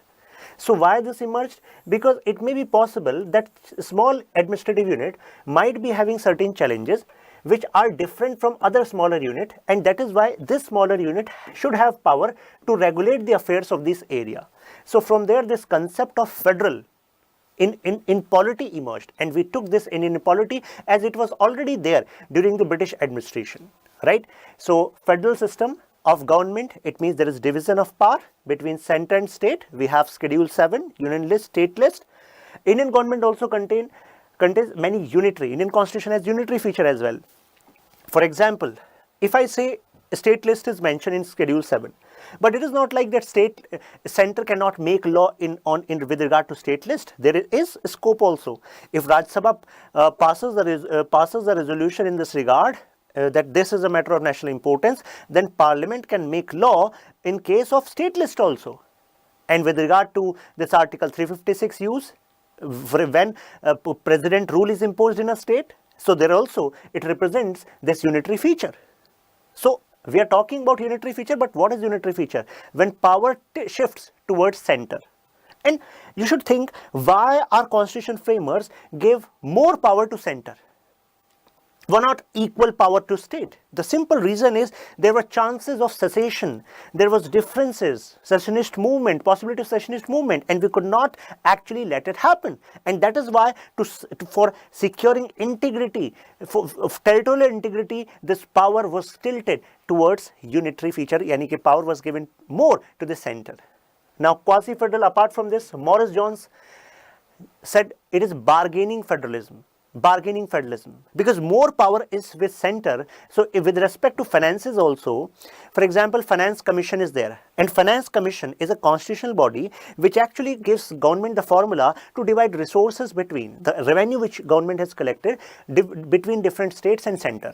Now this formula is given by Finance Commission. It is recommendatory in nature. It is actually prerogative of union government whether to accept it or reject it. Now the point is, which state is going to be given more funds? Who is going to decide? Center is going to decide. And there comes the play regarding bargaining federalism. So those states who are in good books of the center, majorly those states who have the same party ruling, which is ruling at the center. So in this case, state, center relations turn into bargaining aspects. Similarly, you have cooperative federalism. As Grenville Austin, it means cooperation is the essence of policy formation at the level of center as well.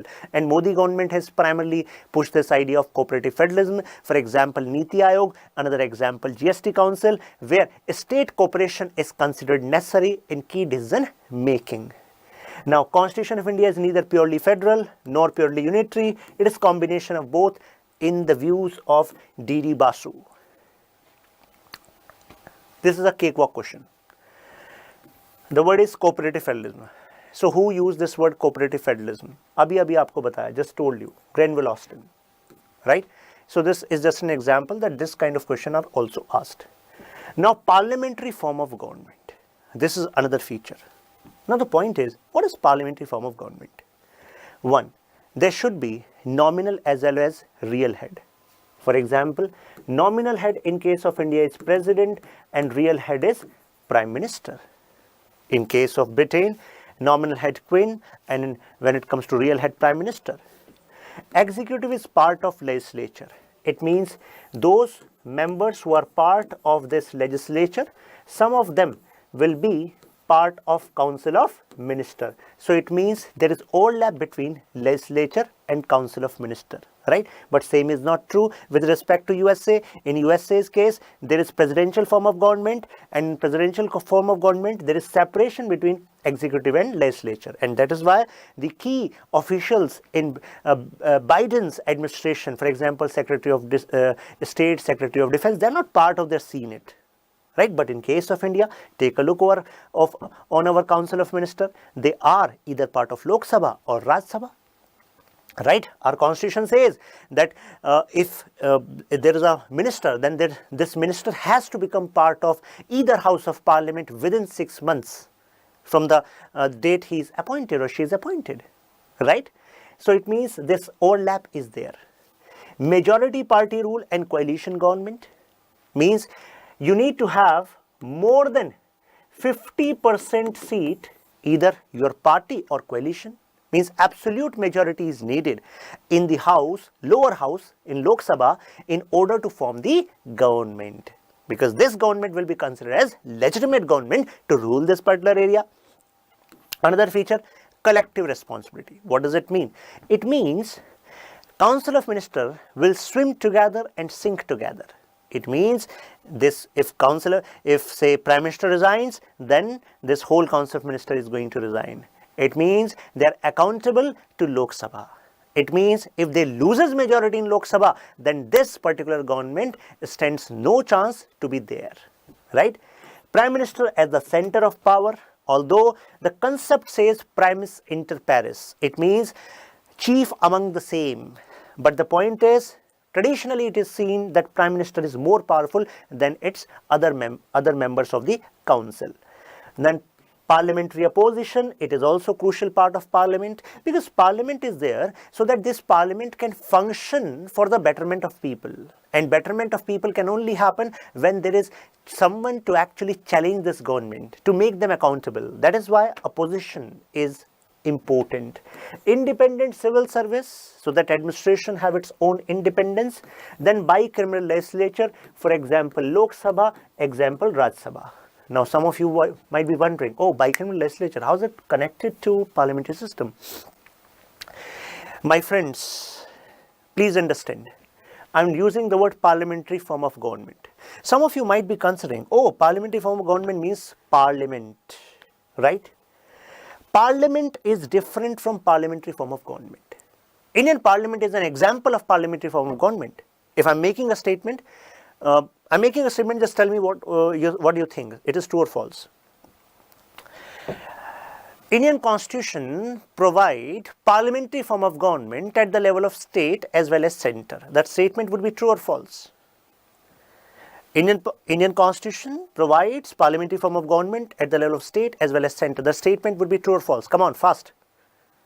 That statement is true, my friends, because parliamentary form of government at the level of state as well you have nominal real head different, governor as the nominal head, CM as the real head. You have all these aspects there, because executive, council of ministers at the level of state overlap with legislature, right? So parliamentary form of government is present at the level of state as well. Okay, so this is one feature.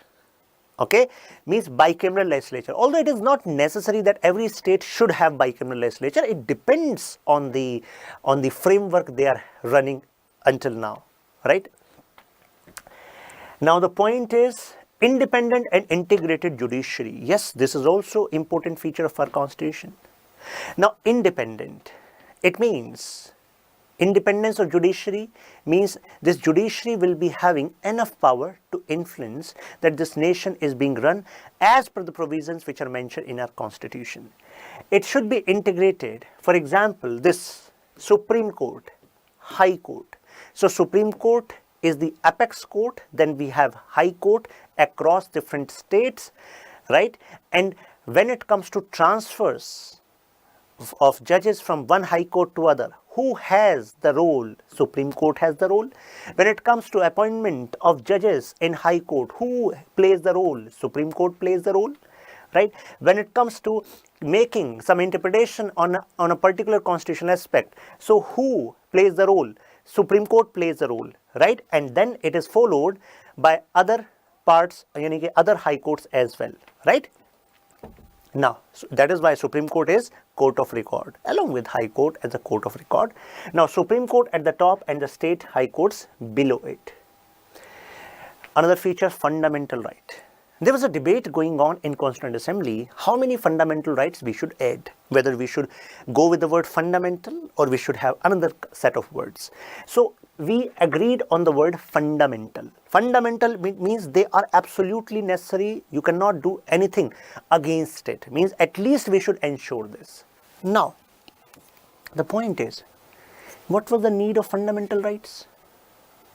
My friends, rights establish relationship between citizens and the state, means government. Rights give you a surety that at least these are the areas which will be protected, as well as in these areas your progress will be ensured by the government, right? These fundamental rights establish the principle of limited government. It means government cannot trespass up this particular boundary.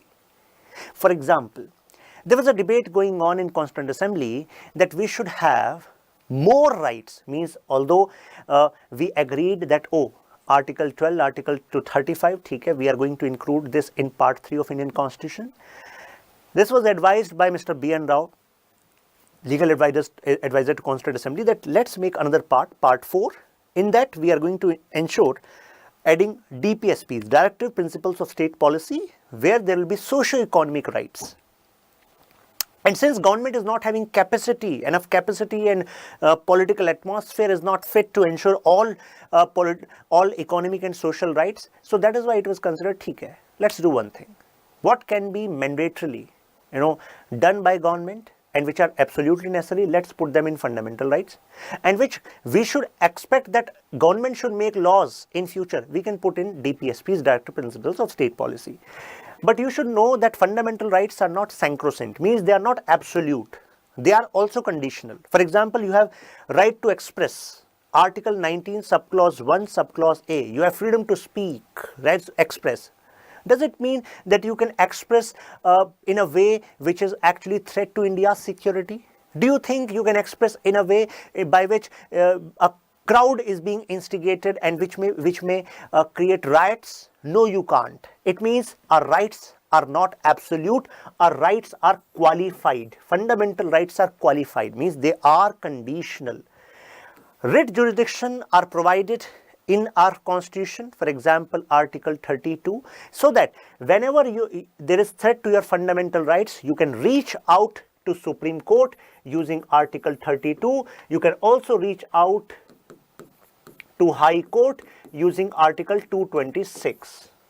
And from there, writ means legal order. So Supreme Court and there in 226 High Court can issue a writ so that your fundamental rights can be protected. But my friends, please understand, Article 32 is mentioned in Part 3. Part 3 gives Article 32 and Article 32 gives this power to Supreme Court. You can directly knock the door of Supreme Court. Oh, these fundamental rights are being abridged. Then Supreme Court is going to take action for you, right? Apart from this suspension, Article 19 can be suspended only during external aggression. It means in case of emergency, and when this emergency, Article 352, is being enacted on the basis of external aggression. Because when we are going to talk about emergency, I'm going to talk about emergencies, external, internal. External में भी types हैं, तो वहाँ पर अगर external aggression की वजह से हो रहा है तो ही आप इमरजेंसी में आर्टिकल 19 को ले सकते हैं, नहीं तो नहीं. और article 20 and 21 you can not suspend, right. We are going to talk about these fundamental rights in detail when I'm going to talk about fundamental rights chapter. अभी हम हैं salient features of Indian Constitution.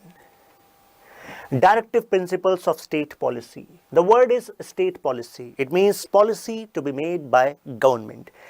When a government try to make some policy, they should consider these principles as directions by Constitution. Although directive principles of state policy are not enforceable, not justiciable in court of law, it is not like if some DPSP is not met, then you can knock the door of Supreme Court, I want this DPSP to be met. No, this cannot happen. This can happen only in case of fundamental right, not in case of DPSP. Okay, so we can divide DPSPs into three parts: socialistic principle, Gandhian principle, liberal intellectual principles. And these are the articles associated with these principles. So socialist principles, where there is a foundation or there is a duty put on the state, or you can say government, that you have to ensure the social well-being. For example, you have to ensure that there is no accumulation of wealth in this particular state, right? There should be equality in society. Those are socialist principles. Gandhian principles emerging from the ideas of Gandhi, for example, Panchayati Raj. Liberal intellectual principles where focus is on minimizing the restrictions on the people and expanding the choices for the people. We are going to talk in detail when we talk about DPSP, non-justiciable in nature. You cannot go in court. As I told you, in Mineral case, Supreme Court held that balance between fundamental right and DPSP. My friends, polity has evolved with the debate who is superior, fundamental rights or DPSP. And this debate in judicial parlance started from the time of Jawaharlal Nehru, right? And then it evolved further. This is a beautiful evolution story of debate between DPSP and fundamental right. It is discussed when we talk about fundamental rights, Article 12 to Article 35, especially when I'm going to talk about Article 31, 32, 33, 34, 35. There I'm going to bring this debate in front of you, the whole story, different cases, in a simplified manner. Now, fundamental duties, they were not part of original constitution. It was Ms. Indira Gandhi as a prime minister gave this charge to Sardar Swan Singh that advise some fundamental duties for the people, because traditionally the concept of right, when they were added in our constitution, there was this debate, why not add duties also? Because if people of India are going to enjoy right, they should understand the duties also, then only this country is going to run. Then they agreed on this fact. No, our people are the one who are giving this constitution to themselves. This is the first line. And since this is a relation between, constitution establishing a relation between people and state, so it should be considered through these various provisions that people are going to do their duty. People should not be bound to perform a duty, because it may be possible using these provisions, government may start abusing people. Government may become, authoritarian. This was the fear in the mind when this debate was going on. That is why it was not added. But later, on the recommendation of Sardar Swan Singh committee, these fundamental duties were added, but they were not made enforceable. This matter was given to Parliament that okay, fundamental duties are mentioned on for implementation of a particular fundamental duty. If Parliament deems fit, Parliament can make a law and even bring punishment if particular fundamental duty is not followed. For example, respecting our flag Tiranga is our fundamental duty or not, right? But punishment is not mentioned in our constitution. For that, we have a flag code, a separate code, right? Recommendation Sardar Swan Singh Committee, 86 Constitution Amendment 51K was added. It is duty of every parent to send their children from age 6 to 14 years into the schools. India is a secular state. The word secular, where a state does not have any of its official religion. We have the Sarvadharma Sambhav as philosophy. And in case of India, our secular model says that a state can also intervene in a religion for protection of some fundamental rights. So India's model is different from the model followed in Europe. They have clear separation model, but we don't follow clear separation model, right? 42nd Amendment of the Constitution enacted in 1976 added this word in our preamble. Then debate emerged. If constitution framers themselves had not added the word secular, why Indira Gandhi ji added at the later point of time? Why she was so, you can say pushy about it? Although added through constitution amendment, it means Parliament has the role. But the point is, they did not add it, constitutional framers did not add it because they thought already there are many provisions in our constitution which themselves represent that India is a secular country. We have a right regarding freedom of religion ensured through fundamental rights, right? So, and why we should actually give the word secular, right? But she made it that no, we need to put the word secular because preamble provides the core philosophy of Indian Constitution, so it should be applicable. It should be mentioned there. Constitution does not recognize it. It is not actually mixing of religion, state power. We have certain articles, as I told you, already mentioned that Indian Constitution is built on this fabric of secular state. Article 14, equality before law, No discrimination. Article 15 says no discrimination on the basis of religion, race, caste, sex, place of birth. Article 16 says no discrimination when it comes to equal opportunity in terms of public employment. No discrimination on the basis of religion, race, caste, sex, place of birth, descent and resident. Two more conditions. 25 says freedom of religion when it comes to practice. You can follow the religion of your choice, practice, profess, propagate, but there are reasonable restrictions. So we are going to talk about these fundamental rights when we deal with fundamental rights now, but you should know that yes, secular state, India's secular state can be evident from these provisions. Universal adult franchise, it means above 18 years of age. It means whoever is considered as adult. It may be possible. Universal adult franchise does not mean necessarily 18 years. First you should keep this in mind. If law says we are going to consider adult about 21 years of age and they will be given right to vote, then that would be also considered a universal adult franchise. But in case of India, voting rights to the citizens are given to 18 years and above. Okay, so universal adult franchise.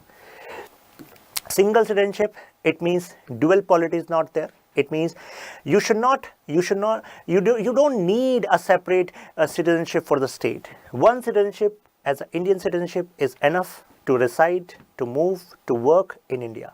But in case of US, they have citizenship of different state as well as citizenship at federal level. We are going to talk about this in detail when we talk about Article 9 of Indian Constitution. Then we are also going to talk about this in Citizenship Act 1955. Emergency provisions, why they were added. The word emergency itself represents that there may be some threat to the security and integrity of India, and in this case some extra layers of security are needed, and that is why our constitution mentions Article 352, 356, 360, 365, right? So national emergency, president rule, and financial emergency, right? So emergency provisions are there in our constitution as a feature. Which emergency has never been used in India? A question for you. Now, three-tier government, what does it mean? We have government at the level of center, at the level of state, at the level of local government. It means Panchayati Raj as well as municipal bodies. But why we need three-tier government? Was it an invention of our Constituent Assembly? No. Three-tier government was actually incorporated during the British time as well. Lord Ripon was considered as father of local government in India, right? So why three-tier government? Because certain basic services which are needed for the people at the local level, they will be best met when power is given to a government layer at the ground. That's why municipality panchayats were created. 73rd Constitutional Amendment Act talking about giving constitutional status to Panchayati Raj, 74th Constitutional Amendment Act giving this constitutional status to municipalities, municipal corporations. Independent bodies are also a feature of Indian Constitution. For example, Election Commission. Can you actually think of any successful democracy where Election Commission is not given independence? No. So our Constitution ensures free and fair election through independence of Election Commission. When we are going to talk about Election Commission, there is an interesting debate how Election Commission evolved, expanded its power without explicitly these power being mentioned in our Constitution. How during the T.N. Sessions rule, when T.N. Session, ex-IAS officer, when he was Commissioner of Election Commission, how he expanded these powers on this interpretation. Since Constitution mentions free and fair election, it means whatever power Election Commission is going to use on the basis of free and fair election, then that power will be considered as legitimate, and even judiciary backed this interpretation with regard to powers of Election Commission. Now, CAG, Comptroller and Auditor General, very much necessary for financial probity in India, right? Then we have UPSC, SPSC. We are going to talk about them in constitutional bodies. So today you are actually having a walkthrough towards our in our constitution through this chapter, salient features. Cooperative societies a stress is given on cooperative society. 97th Constitutional Amendment Act 2011 gave constitutional status and protection to cooperative societies. Why so much importance to cooperative society? My friends, the word cooperative, it means some people, some groups collate their resources together in order to provide solution to the problem which they were facing on ground. It is a step to tell that every solution may not be state driven. Many solutions can be society driven. That is why this fundamental right, this particular right should be given as fundamental right. It made the right to form cooperative societies as fundamental right under Article 19. ध्यान रखिएगा इसको. It included new directive principle state policy promotion of cooperative societies, 43B. It added 9th B in the constitution, which is entitled the cooperative societies. This is the importance of cooperative society, feature of Indian constitution. Now, what are the criticism? First of all, not representative body, not a sovereign body, dominated by the Congress, dominated by the Hindus, borrowed constitution, carbon copy of 35 Act, 35 constitutional, 35, because why this as a criticism? I told you when I was talking about historical background of Indian constitution, that Government of India Act 1935 actually had so many provisions that they were readily adopted by our Constituent Assembly also, because it fine-tuned the administrative structure during the British time. Then our constitutional framers thought, why not adopt this system which is already serving some purpose? Un-Indian or anti-Indian, it is said that, saying that many provisions are incorporated from outside. Un-Gandhian constitution, because Gandhian ideas of Panchayati Raj as the real government level self-sustained unit will be created at the Panchayat level. So those were considered as utopian ideas by majority of the members of Constituent Assembly, and it was taken, yes, we need ideals and gradually we will move in that direction. But elephantine size, among the lengthiest constitution of the world, paradise of lawyers, means huge scope of interpretation is there. Hello everyone, I hope this message finds you fit and fine. My name is Shashank Tyagi and I welcome you all to Contest series of Indian Polity based on Laxmikanth. Today's chapter is Making of Indian Constitution. You need to categorize your understanding under following heads, starting from demand of Constituent Assembly. Now, coming to the basic word, Constitution, what this concept of Constitution entail? Like you read in history, ancient, medieval and modern, we divide history in following heads to actually have better understanding. Similarly, our political concepts means concept of prime minister, concept of president, concept of king, concept of rights, concept of duties. So all of these things which you read in polity, and they have evolved with time.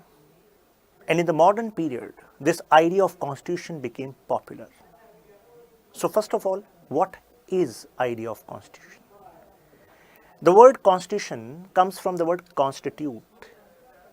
It is made up of some fundamental laws on which this particular territory is going to be governed, these fundamental rules. And why you need certain rules? You need these rules to have stability, to have security. Now, rules were already there in British India. Why we were having this need of having separate constitution? Because the rules were made by Britishers earlier for their own benefit, although for having sound administration which serves them. But since now India was supposed to get independence, we wanted rules which serve our purpose. And that is why we needed certain laws, certain basic frameworks which can be kept under one document which we can call our constitution, which can fulfill the aspirations of that generation and the upcoming generation. So you should not say that constitution is a holy book. It is a functioning manual. It is a evolving tree. With time, after several amendments, interpretation by our higher courts, Supreme Court, High Court, the idea or these concepts mentioned in Constitution have evolved with time. So now it's a modern concept, But why specifically it became popular in modern period? Why? Because in medieval period, the idea of divine rights of king was prevalent. Divine rights. So what do you understand by this word divine rights? What comes into your mind? क्या दिमाग में आता है आपको? Divine means God, right? So divine rights of king. So earlier, the idea of king was prevalent, monarchies were prevalent, and it was thought that king is representative of God. King is a blue blood person. There are commoners which are made to be ruled by a king who is representative of God. If king is good, then it's good for you. But if king is bad, that is also good for you, because you must have performed certain, evils, and God wants to punish you so that you can purify your soul. So my friends, these ideas have ruled humans from ancient to the modern period. And welcome to Indian Polity. Today we are going to talk about how this idea of constitution was taking shape. Now, what was the demerit of this idea? Now, king can abuse you, and that abuse was considered legitimate. That was the problem.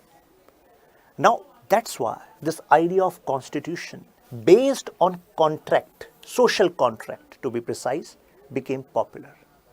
It means now the government is going to function on certain basic rules, and these basic rules are going to be mentioned in constitution.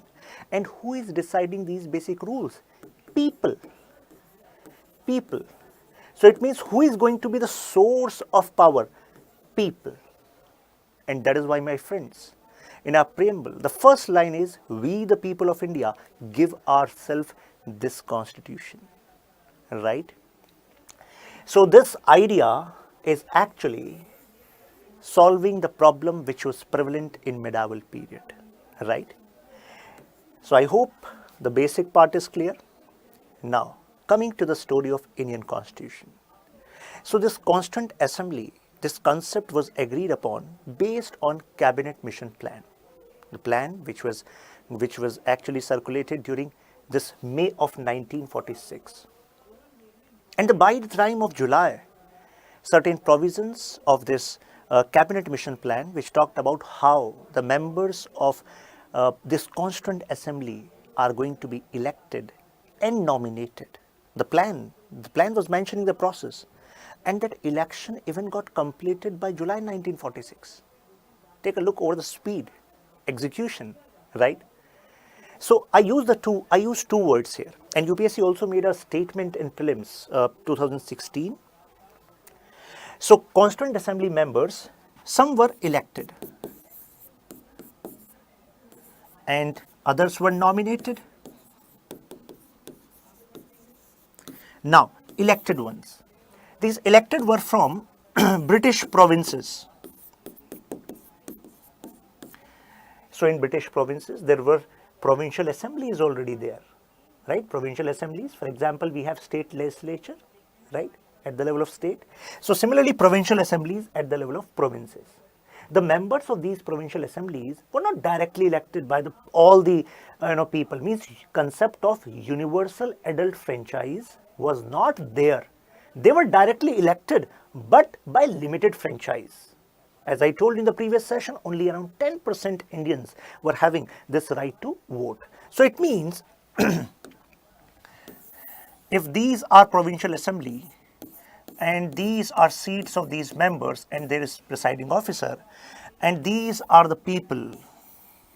So now only few people, say 10% people, were getting power to vote and decide who are going to be member of this provincial assembly, right? Various provincial assemblies.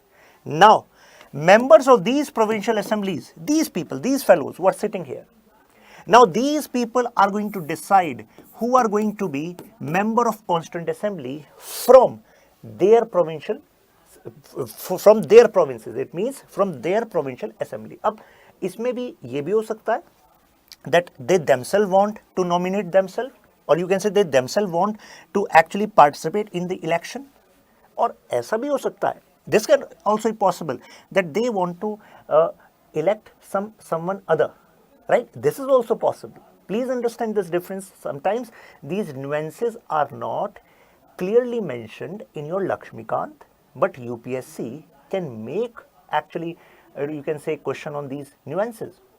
So I'm repeating again. These are the total people in this particular province. Consider United Province, right, which we call now Uttar Pradesh. Now only 10% people were having power to vote. Now they voted these members. So this was direct election of these people, right? So that is why this was direct election. But when it comes to membership in Constituent Assembly, this was indirect election. Indirect election. Why indirect election? Because member in Constituent Assembly were not getting elected by these people. These people elected these, and now these provincial members were participating in election of members who are going to represent their province in Constituent Assembly, right? And what was the method which was used? It was proportional representation. Proportional representation. And some of you might think, sir, what is this proportional representation? It is always confusing. No. There's no confusion as such. Proportional, the word represents when it comes to Constituent Assembly, the whole Constituent Assembly, we need to ensure that we are fair with every province. And for that, we have made this method, okay, on that we are going to have this election, and in this election, how many seats can be actually filled by a particular province. This will be based on population. Since number of seats allocated to this particular province, say this province is UP, United Province. So UP को कितनी seat मिलेंगी? It will be decided on the basis of population of UP. If there is another province which has less population than UP, then definitely that particular may have only 2 seats in Constituent Assembly, right? So it means direct election of in this provincial assembly, okay, and from there indirect election in Constituent Assembly. And why proportional representation? Because seats allocated in Constituent Assembly are based on population you have. And when I say population, this will be total population, right? Not just population who are actually allowed to vote. Okay, I hope this is clear. Now, as you can see, it was formulated to what was the purpose of Constituent Assembly? Purpose was that we want to make a constitution which can be used to facilitate the power transfer, sovereign power transfer. Because now we want our sovereign government. We want to get independent. So how this can be done? This job was given to Constituent Assembly. Okay. Now, so this Constituent Assembly had in total 12 sessions, and there are many surprising facts which you are going to see in this lecture. When I use the word Constituent Assembly, what comes into your mind? There is one body and there are some fixed members. There were some fixed members. As you must have seen some data in composition part of Constituent Assembly, right? But my friends, the idea of cabinet mission plan was not so direct. Okay. First of all, there was no fixed membership in Constituent Assembly at a particular point of time. What does it mean? It means that yes, seats were there, seats were fixed, but when it comes to membership, membership was not fixed. It means many people resigned, some got died, and some who were not getting nominated from a princely state because princely state was saying, no, we are not going to be part of Constituent Assembly. Then they later actually started sending their representatives in Constituent Assembly. So at one particular time, you cannot say that there was a fixed membership. Allocation of seat was there. Allocation was fixed, you can say, but membership kept on changing, right? So these were the 12 sessions. Now, demand. So for the first time, the demand for Constituent Assembly was raised by Mr. M.N. Roy. So when you open your Laxmikanth, the first page itself of this chapter, so you find a word, radical democratism. So this idea of radical democratism comes from the idea which M.N. Roy was supporting.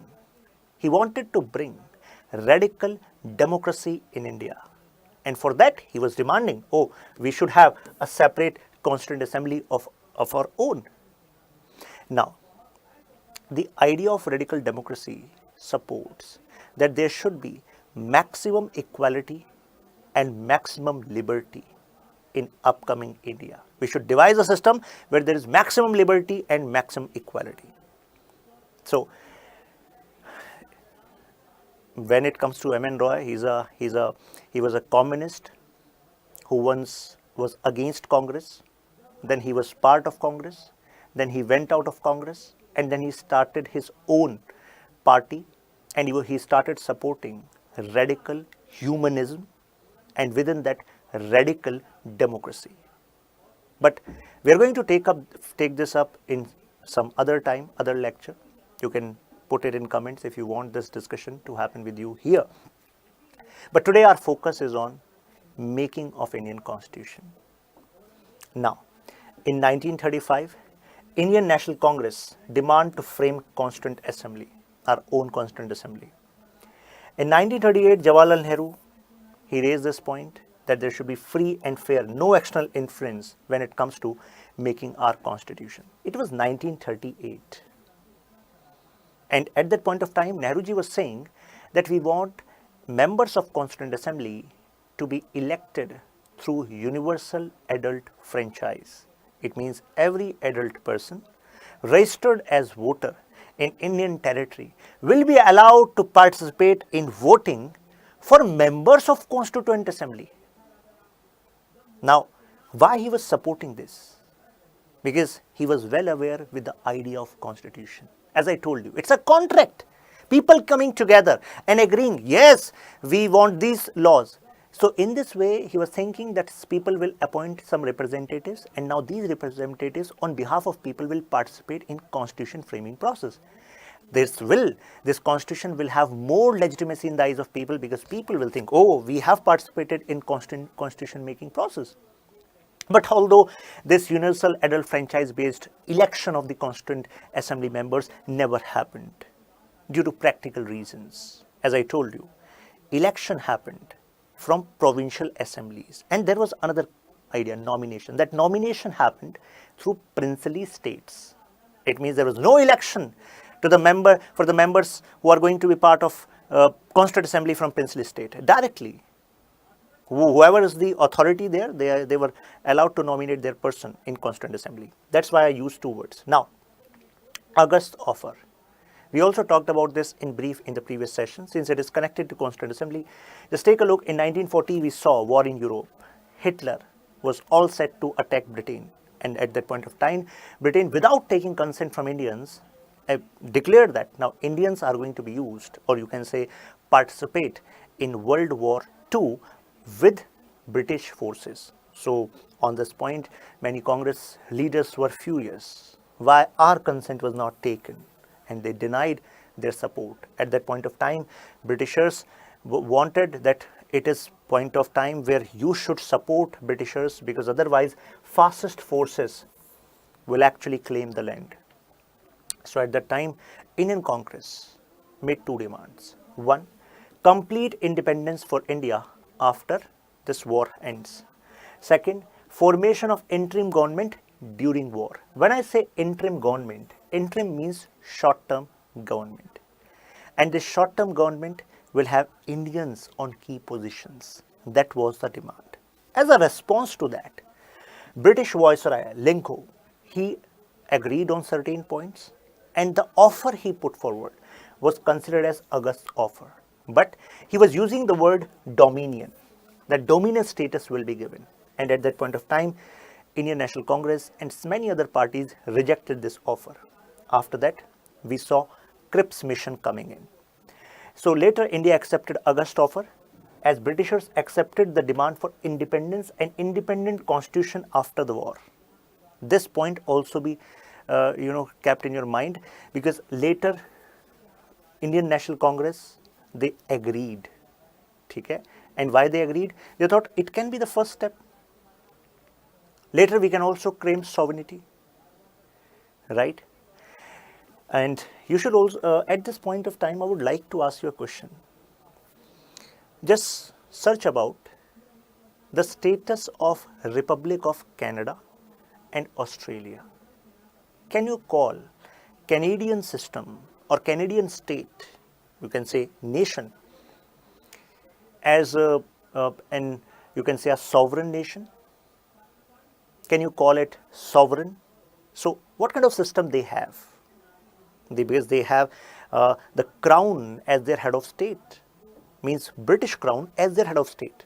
So same idea was proposed by Lilingau. Later we accepted कि ठीक है हम देखेंगे इसको. But times changed later, and that's why we rejected. नहीं, अब dominion नहीं. We need sovereignty. Now, a draft proposal on framing of independent constitution after the war, but it was rejected by Muslim League because Muslim League wanted separate constituent assembly for two nations. Now, what happened? Now came cabinet mission. Now, the scheme cabinet mission proposed before Indian National Congress, Muslim League and some other parties, it was accepted. Although principally they wanted that there should be separate constituent assembly, but the scheme they proposed, the method they proposed, it was agreed. So INC and Muslim League both agreed. Cripps, Patrick Lawrence and A.V. Alexander were part of this. Please remember these names because UPSC has asked question on these facts. Now, some of you might be wondering, what scheme was there in cabinet mission plan that even Muslim League agreed to be part of one constituent assembly? Although it was rejected earlier, right, in Cripps. So this was the scheme. It means there will be one constituent assembly, but within one constituent assembly, there will be 3 sections. This information is not there in your Laxmikanth, but you should know about it. Punjab and Northwest, Bengal and Assam, and rest of India, 3 sections within one constituent assembly. Okay. Now take a look, Punjab and Northwest. Now if you take into mind, just think, Punjab and Northwest and Bengal and Assam, the provincial assemblies in these areas were having majority of Muslim League. So Muslim League thought, okay, so if these are the separate sections within this constituent assembly and members of Muslim League, they will actually be the key players in appointing people who are going to be part of these sections. So that is why they can drive the provisions on their own. Means they will have major say. That was the idea. But later Muslim League also boycotted this particular constituent assembly. They rejected this because at that point of time Muhammad Ali Jinnah was on fire. He was spearheading a major campaign that there should be 2 nations, and later we know that how this 2 nation theory was accepted. So originally the idea was having these 3 sections, but this 3 section based constituent assembly never worked. Okay, so this one rest of India. So actually there was no rest of India, there was one constituent assembly for all of India. So actually this happened, but this was part of the scheme. Okay, you should know about it. Now, composition of constituent assembly. So constitution under this cabinet mission plan. So this composition was constituted under cabinet mission plan. They agreed 389 members honge, 296 British India and 93 princely state. When I say British India, it means these will be representing the provinces, right, and they will be elected and they will be nominated by princely states. Now take a look. The assembly was to have proportional representation, as I told you, right? Proportional representation, it means based on population. We are going to ensure that seats are allocated so that our constituent assembly composition is fair and more representative. Okay. Now, as I told you, in May 1946, cabinet mission plan got circulated and it was accepted, and in July 1946, elections were done. So this process was expedited under the supervision of Reforms Office, and this Reforms Office was working under Viceroy Office. Okay, please remember this fact. UPSC may play around these lines, and this particular information is not there in Laxmikanth. Now each province and princely state was allotted in proportion to their respective population. I have already given you example. Roughly 1 seat allocated every million population. 1 seat for every million population. Just remember the metrics. Now seats allocated to each British province were to be decided principally into 3 communities. Now what is this? Consider United Province. In United Province, you have different members of provincial legislative assemblies, right? They are directly elected by the people by limited franchise, right? Now, my friends, take a look or just remember what we were discussing in historical background of Indian Constitution. I talked to you about concept of separate electorate, right? Now, in Cabinet Mission Plan, they said we are going to divide the representation in this Constituent Assembly into three heads. It means Muslims, Sikhs and general. So who are going to be general? Except Muslims and Sikhs, right? Obviously you would think, yeah, Muslim League would accept this, right? The representatives of each community were to be elected by members of that community in the provincial legislative assembly. जैसे आपको बताया, in United Province, UP, you have Sikhs, Muslims and other general, right? Now, the Muslim community members who are part of this provincial legislative assembly, they are going to vote for who is going to be their representative, means representative from UP as well as Muslim in Constituent Assembly, who will be representative of Sikhs from this particular provincial legislative assembly in Constituent Assembly and similarly from general. So this was the categorization, okay.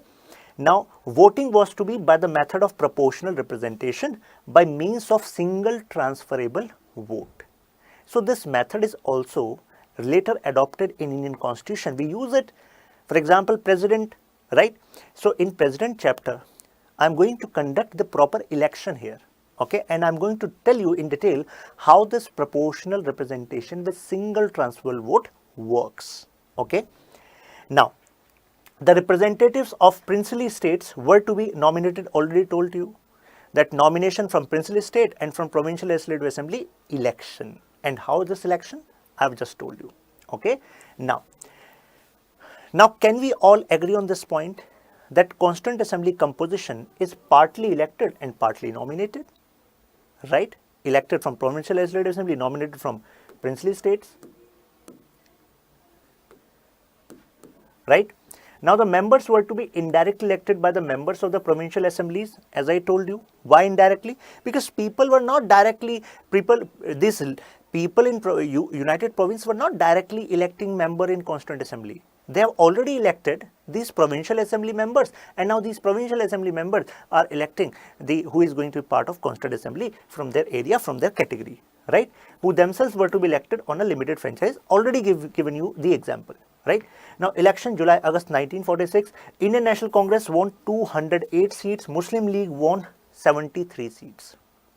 Now, many people have this story in mind that later, since Muslim League boycotted this Constituent Assembly, so their members did not participate, and later we had this two-nation theory successful, and that is why creation of Pakistan happened, and this Muslim League members moved to Pakistan. This is what you know. Right? But this is not the complete truth. There were some Muslim League members who chose to remain in India. Yes, and they were part of Constituent Assembly, but they got this seat on the basis of Muslim League seat. Right? For example, from United Province. Okay, this is an interesting information that some people who were in Constituent Assembly were there, they chose to be there, and they were from Muslim League, okay. So when I'm giving certain information which is not in Laxmikanth, all the sources I share in my Telegram group, which you know, Shashank Tyagi for you can search. Now, the 93 seats allocated to princely states were not filled, as most of the princely states were not agreeing to this scheme of Constituent Assembly. They wanted to claim their power, right, and decided to step away from Constituent Assembly. Although slowly, many princely states started sending their representatives, but Hyderabad state did not send even a single member in Constituent Assembly till the last point of time. Comprised representatives of all sections of Indian society. Hindus were there, Muslims were there, Sikhs, Parsis, Anglo-Indian, Indian Christians, SCs, STs, including women. Now, so by this particular last line, I hope it is quite clear to you that our Constituent Assembly were truly representative in nature. There was no one left behind. Now some of you might be thinking, sir, since in composition 208 seats were of Indian National Congress, it means the way Indian National Congress wanted to mold our constitution, that's how Indian constitution must have got molded. But the point is, they adopted the method of consensus in Constituent Assembly debate. It was not pure majority basis making of Indian constitution, and this decision was taken by the foresight of our constitution framers, that if majority voting is the basis of including certain provision of Indian constitution, then it can be a question on the legitimacy of our constitution in future, right? And that is why consensus was taken. There were a lot of deliberation, discussion. Now, working of the Constituent Assembly. So first meeting happened on December 9, 1946, and at that point of time, considering the seniority, Dr. Sachidanand Sinha was declared as interim president of this Constituent Assembly. And why you need a president? Because you have to ensure a proper functioning. Who is going to tell that this is how we are going to manage the working of Constituent Assembly? You always need a presiding officer in such a scheme so that proper functioning can be ensured. Now, as I told you, Muslim League boycotted. Now, December 11, Dr. Rajendra Prasad and H.C. Mukherjee. Dr. Rajendra Prasad as president got elected and S.C. Mukherjee as vice president. You should keep in mind, this is a basic fact, that Gandhiji was not part of Constituent Assembly. Now, take a look over these questions. Fast. It's the basic one. बचपन में आप जब cricket खेलते थे, so first ball used to be a trial ball, na? So this is a trial ball. All of you know, 9 December, right? Now, second question. Which of the following provisions of the Indian Constitution were immediate effect on 26 November 1949? As our Constitution got finalized, it means the word used is anointed. On 26 November 1949, certain provisions were actually applied on this date, whereas the full-fledged Constitution got enacted on 26 January 1950. We actually agreed on this date because of the Purn Swaraj resolution, which actually got raised on 26 January. Now, take a look. Citizenship, election, emergency provision, federal structure. Answer is citizenship provision, election, and there are other provisions which were associated with provisional parliament. Okay, so answer would be 1 and 3. Okay, now objective resolution, a famous speech and the document which is connected to the start of the working of Constituent Assembly. As the word suggests, objective. The purpose of this speech and this particular document was to bring a speech before this Constituent Assembly telling them what we want to achieve. These are the principles. To ensure these principles, we need certain, you can say, provisions in the articles of Indian Constitution. So the speech was given by Mr. Jawaharlal Nehru, and this resolution was moved on 13 December 1946. Those who are wondering, what is this resolution? So resolution comes as a proposal. A particular member in Constituent Assembly or in legislature, they will stand up by taking permission from the presiding officer. Sir, we want to have this resolution. So presiding officer will say, okay, theek hai, start ho jao. So they will present that honorable members of the Constituent Assembly, I think that all powers, we should consider this, that all powers of the Constitution of India are going to be derived from people of India. Independent and sovereign India is what our Constitution is going to give. Promotion of peace and welfare, safeguard minority, tribal, backward sections. Freedom of thought and expression is going to be one critical feature of our Constitution. Justice, social, political, economic, where our Constitution is going to ensure for the people of India. So he gave the speech and he said, I move this resolution. Now there will be a process in which people will participate and they say, yes, we also agree, yay, we also agree.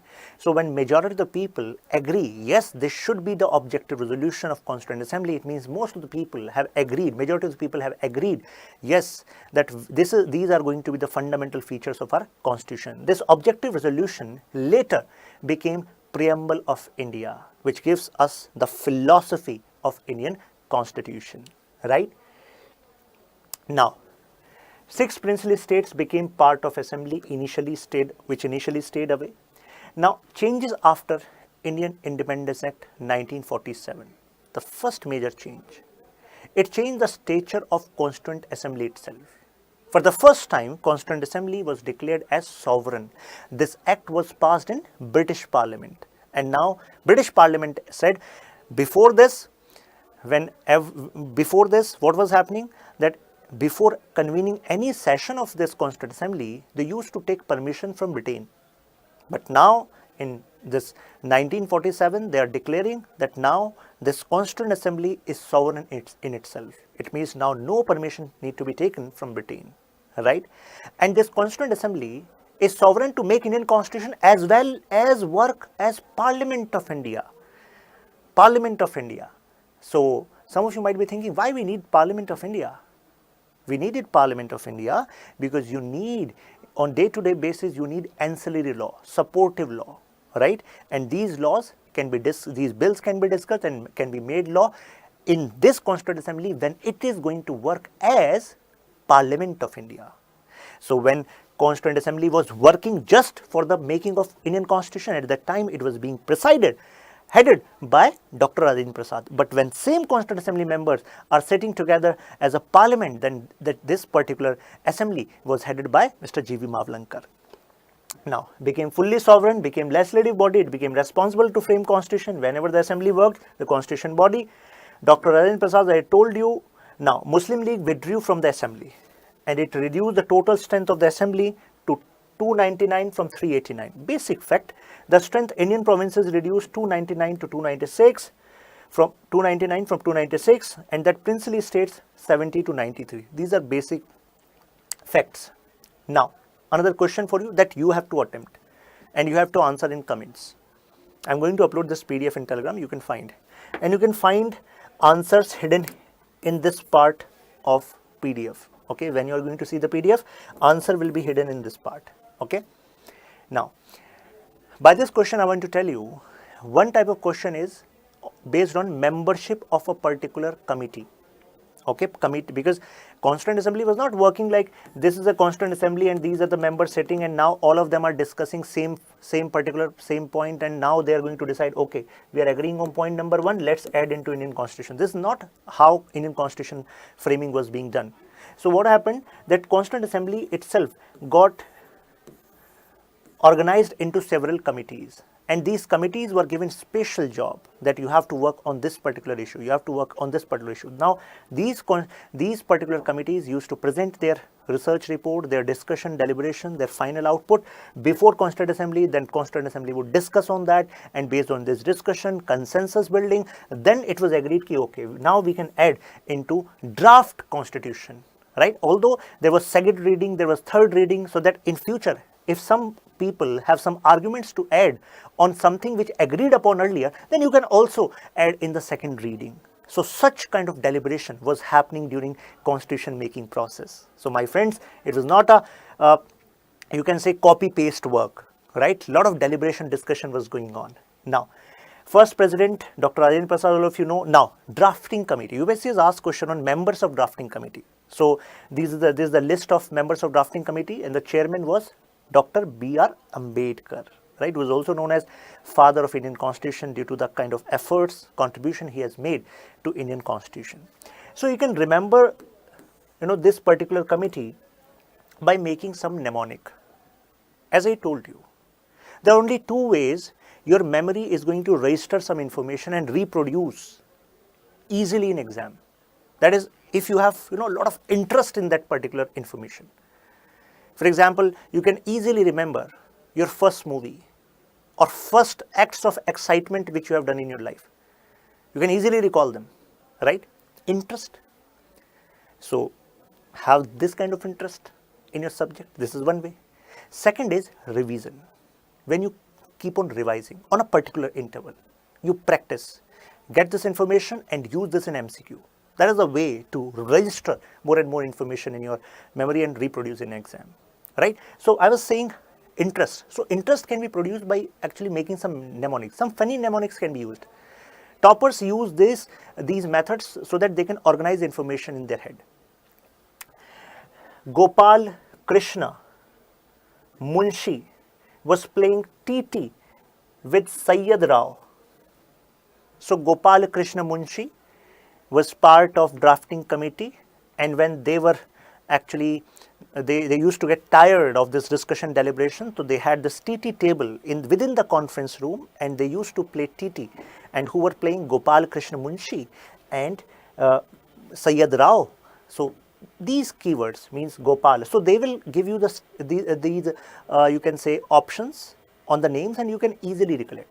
Gopal Swami Iyer, Krishna, Munshi, right? So this is a hint you can use. Now, 26 November 1949. Now, Constitution was passed containing 394 articles and 8 schedules. Yes, but final election happened in 26 January 1950, right? Now, another question for you. This is also a very direct kind of question, but these kind of questions are also asked. Basic facts. Who calligraphed the Indian Constitution? Yes. In comments.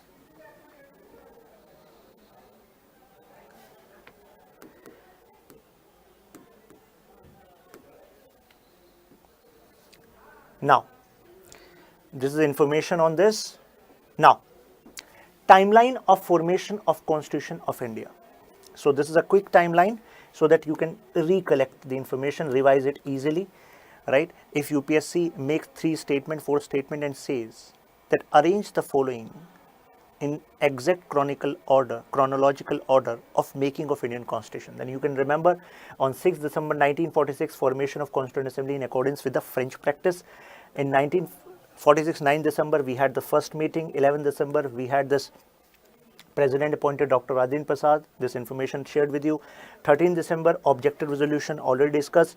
22nd objective resolution was anonymously adopted. So at this point of time it was proposed, discussed, and it was adopted. And please remember, objective resolution was not adopted on the basis of majority vote. I gave you example because this is how resolutions work in our legislative system. But as Constituent Assembly was majorly focusing on building consensus, so it was unanimously adopted. Everyone agreed on that. Okay. 22nd July 1947, Indian national flag was adopted. Then 15 August 1947 achieved independence, split of dominion of India and dominion of Pakistan. My friends, dominion word is being used because still the Constitution of India has to be enacted, and this enactment we declared ourselves as sovereign. Right? That is why dominion word is used. 29 August 1947, drafting committee appointed with Dr. B.R. Ambedkar as the chairman. You can see. In 1947, Dr. Ambedkar and drafting committee is coming into picture formally. 16 July, you see along with Harind Komar, V.V. Krishnan presided the Constituent Assembly. Then 26 November 1949, we have Constitution of India, and this adopted anointment ceremony, we can say that the word is anointment. 24 January 1950, you have last meeting of the Assembly, Constitution of India all signed, accepted with 395 articles, 8 scheduled, 22 parts. Now 26 January 1950, Constitution of India came into force. It took 2 years, 11 months, 18 days at a total expenditure of 6.4 million to finish it. So this is the basic chronology, right? Go through this 2 times and it will be set in your mind. Now, criticism of Constituent Assembly. First criticism is raised that it was not truly representative, not a representative body, because from princely states, it was based on nomination. The members were being nominated by the ruler of that princely state. When it comes to provincial assemblies, so there was indirect election, and when it comes to these members of provincial assembly, they themselves were getting elected by 10% of the people. Limited franchise was there. So how can this Constituent Assembly represent the whole of India if the members were not coming? They were not coming from the voice of the people of India. So this is a criticism which is raised, that it does not reflect the verdict of the people. But you can say that on practical grounds, you could not exercise such a big election within that short period which was available with us, right? So that is why it was done. Not a sovereign body, because it was formed and it was based on cabinet mission plan, and when it comes to its meetings, before the enactment of India Independence Act 1947, for the meetings even we had to take permission from British. Took great time in framing the constitution, as I told you, 2 years, 11 months, 18 days. When it comes to American constitution, it took only 4 months. But we have some arguments because due to the complexity of India, geography, diversity, right, the challenges we were having, that is why more time was taken, right? And our constitution is way elaborate than the Constitution of America, Bill of Rights. It was dominated by Congress. This is one criticism. As I told you, that dominated by Congress, but it was based on consensus building. Domination of lawyers, politicians, as our Jennings say about Indian Constitution, that it is lawyers' paradise. Common individual, common Indian would be, it would be difficult for a common Indian to understand Indian Constitution. Criticism says that Constitution of a country should be such that even a common man can understand that, right? So this is criticism. Dominated by Hindus, this was another criticism, but you should know that representation was there across gender, across, when I say gender, it means women were there. Representation across caste was there, means caste means SCs, STs were also, was the criteria of ensuring representation. Religious based representation was also ensured. Anglo-Indian were also ensured. Hello and welcome everyone. I hope this message finds you fit and fine. Today in our Laxmikanth series contest, we need to talk about UPSC, mentioned in part 14 of Indian Constitution, starting from Article 315 to 323. Now, here's a tip for you. Whenever you have to revise any topic of Indian polity, open the first page and look back. Look back in your memory, what you actually covered broadly in this chapter. For example, UPSC. So what is the status? It's a constitutional body mentioned in Indian Constitution, right? What about the composition? So composition is a heading, right? Within composition, what you covered? Okay, so is there a specific number mentioned in Indian Constitution about the composition? What is the appointment process? Who appoints these members? Then how they are removed? What about the functions of UPSC? What are the limitations of UPSC? What provisions we can say give independence, required independence to UPSC, right? So in this way, you will remember the broad structure of the chapter. And when you have to recollect this information for solving a question, it will be easier for you, okay? Apart from this, always remember some areas where UPSC play some traps, some twists, okay? So this way, you will have better integration with the content. Now, let's start. So UPSC is a central recruiting agency, means prime purpose is to conduct examination, release merit list and tell government that these people are fit for this particular position. Now, it is on the government whether to appoint you or not. What does it mean? It means recommendation of UPSC is not mandatory on government, although UPSC is an independent constitutional body. Please remember, independent constitutional body. Now talking about composition, numbers, Constitution has not specified any specific number. When it comes to appointment, they are appointed by President, okay? And maximum tenure can be 6 years and by age it can be 65 years. Here it is mentioned. Generally the composition is between 9 to 11 members. Now what about qualification? Constitution has not specified qualification as well. Although half the members of this UPSC board should be employees of central state government, at least they should have served for 10 years. In case chairman position remains vacant, in this case, president can appoint any member of UPSC as acting chairman. Now removal. Please remember, there are 4 grounds of removal. Only 4 grounds which are mentioned in Indian Constitution. Number 1, insolvency, bankruptcy. It means if the concerned member or chairman is having such a huge loan that by his or her known sources of income, that person cannot repay back. So what does it mean? That this person is actually near bankruptcy. So do you think that person can be trusted for such a crucial job? No, right? There can be a chance of corruption, right? So that is why this can be a ground of removal. Apart from this, paid employment. If you're a chairman of UPSC, you cannot simultaneously come to any coaching and give lecture and have some payment, okay? Although after that, you can come and give guidance. This happens, right? But during tenure, if you're doing such thing, then you can be removed, okay? So 2.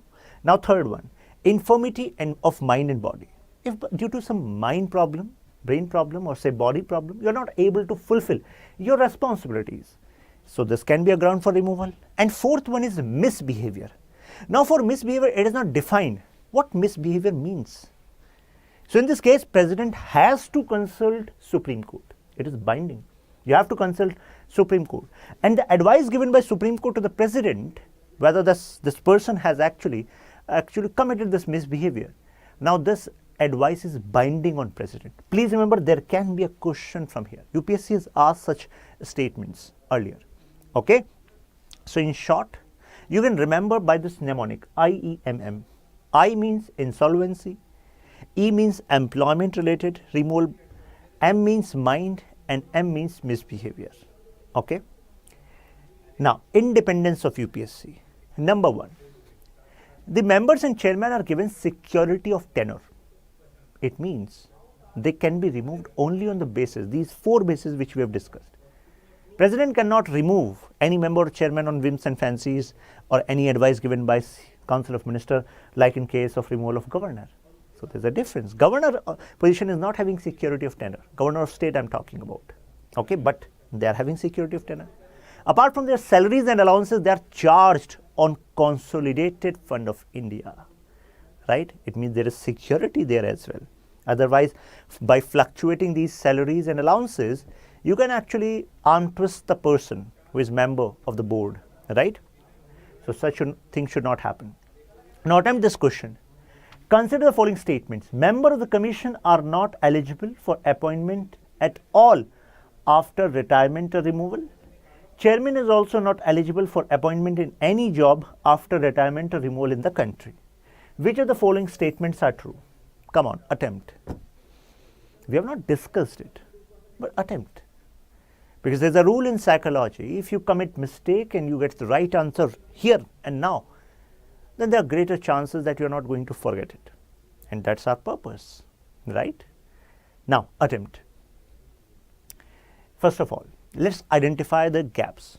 Member of the commission are not eligible for appointment at all after retirement or removal. This is wrong. You know why? Because members can be appointed as chairman of UPSC, right, as well as chairman of SPSC, State Public Service Commission. Means elevation can happen, right? Now, chairman is not eligible for appointment in any job after retirement. Some of you might be thinking, this seems correct. Oh, you think so? What about this, any job? Any job. Don't you think it is quite a broad term? Is it not possible that chairman of UPSC after retirement, that this person starts pursuing some academic career, say becoming professor in a university where he was or she was earlier serving? So any job is wrong. The word any job is wrong. You cannot limit his actually freedom to earn livelihood, right? So that is why answer is D, means neither. Okay, none of these are correct. I've given you the explanation already. Now, functions and role. So prime purpose, recruitment.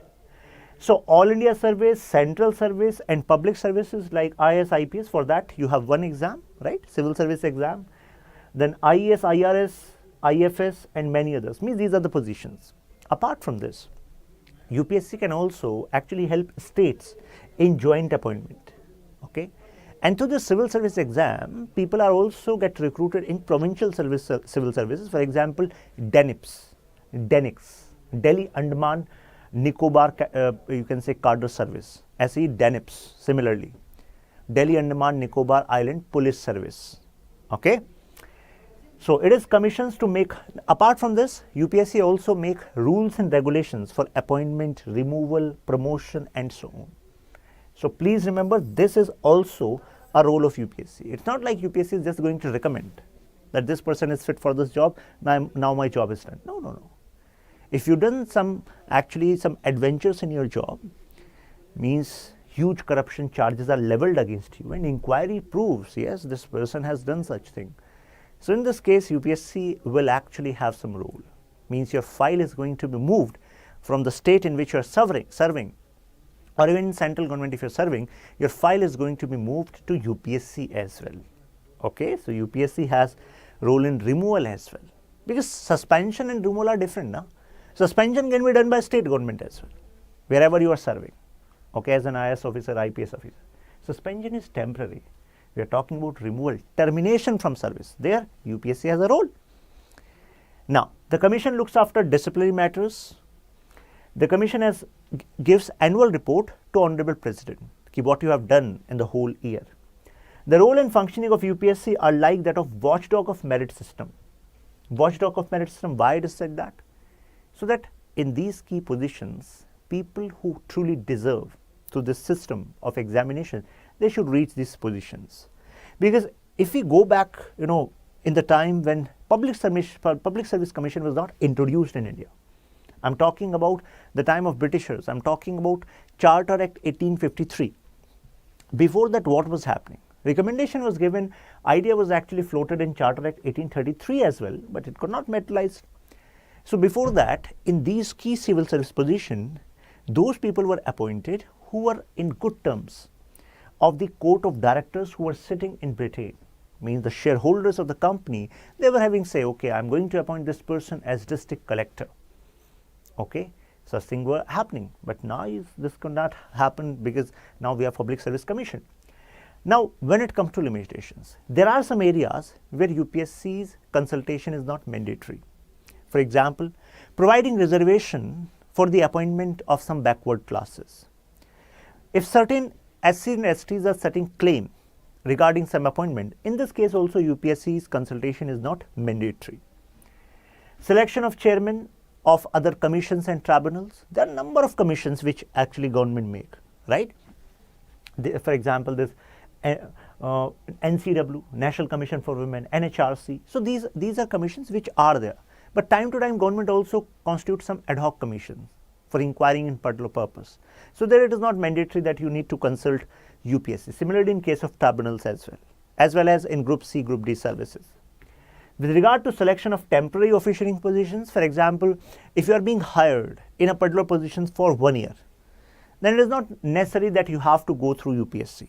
Okay. Constitution states that President, in respect of All India Service, Central Service, may make certain rules, right? It is possible. And it is not mandatory that President has to consult UPSC. But in this case, if you make such rules, you have to present such proposals before Parliament as well within this 14 days. Okay, and President and Parliament has power to amend such proposals, such rules, or repeal them, remove them. Now, these are the articles related to UPSC. Factual thing. Now, attempt this question. The President can remove the chairman of UPSC from office under which of the following circumstances? We have discussed 4 bases on which removal can happen. Adjudged insolvent, I, we discussed it. If he engages during the term of office in any paid employment, E, we discussed it, right? So, IE means we are talking about both 1 and 2. Apart from that, MM, mind, right? And what? Misbehavior. So, D means both are correct. You know this already. Now, which one of the following is not function of UPSC? Not. Conduct examination for appointment of service, right? Consultation, disciplinary matter, method of recruitment, manner of reservation. It is not function, right, of UPSC. Which of the following the first Indian chairman of the UPSC, means Public Service Commission? So, these kind of factuals are also asked by UPSC sometimes. H.K. Kripalani. So, you should remember, you need a Kripa of UPSC, right? And the first Indian chairman of UPSC was Mr. Kripalani. Okay, H.K. Kripalani. Hello everyone. I hope this message finds you fit and fine. My name is Shashank Tyagi and I welcome you all to Study IQ. Keeping your prelims in mind and challenges which many students face with Indian polity, we are starting this full-fledged series on Laxmikanth on this YouTube channel. And the title you can see is Kanthasth. Based on ancient learning practice, where relationship between master and student was such that purpose was that every component of discussion should be absorbed into the mind of student so that it can be readily used. And this is what you need now. Indian Polity, Laxmikanth, most sought after book, right? But if you look at the kind of questions which UPSC is asking, so 2-3 questions are more trickier, means they cannot be solved just by cramming the provisions, understanding polity in terms of some articles in constitution and what they say. No. UPSC also expects you to understand the principles on whose basis these particular provisions were made in our constitution, right? Now consider the weightage of Indian polity. It's like 18 to 24 questions are expected out of 100. You can expect 40 marks. 20 questions multiply by 2 marks, 40 marks. And keeping an eye on the cutoff, say 100 on an average. So if 100 is the cutoff, 40 marks you can score by having clear insight on Indian polity. Now, what are the problems which generally students face? One is understanding Laxmikanth. It means some topics they have good command on, but on some topics they miss on certain understandings. Means reading it all, but when it comes to practicing MCQs, they find sometimes score is not as expected, right? Missing on reading between the lines. This is the beauty of Indian polity. There's a lot of scope of interpreting, and UPSC knows how to frame a statement so that you can be in trap, okay?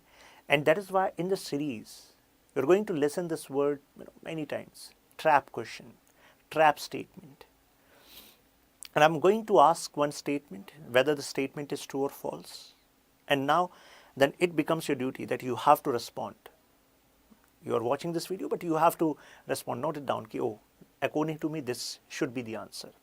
Okay, because psychology has this rule: if you make a mistake and you get the correct answer right away, then more chances are that you are not going to forget it, because you committed a mistake and then you learned.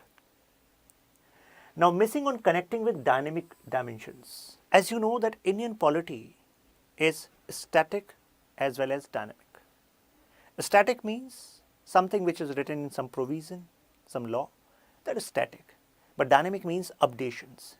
So updations need to be, on your tips too. Now, sometimes what happens, students are not able to rationalize their time. Means which topics are more important, right? And how you can understand it.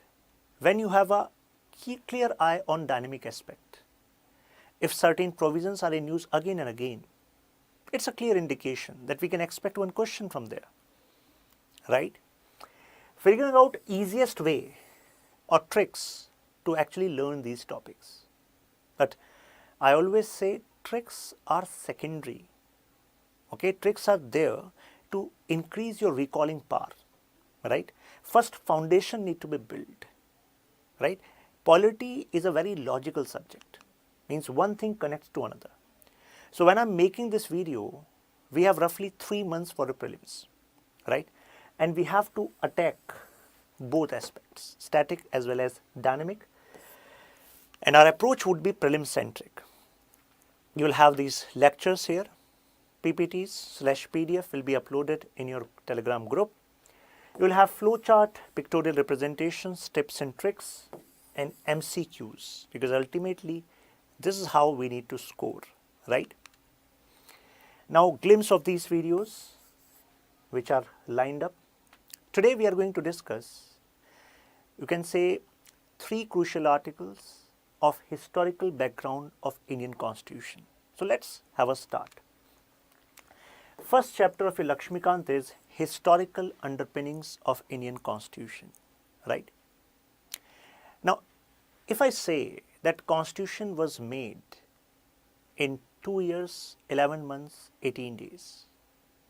Made. Then I would like to differ on this point. Constitution was not made in this time period. It was framed in this time period. Yes, that I can agree upon.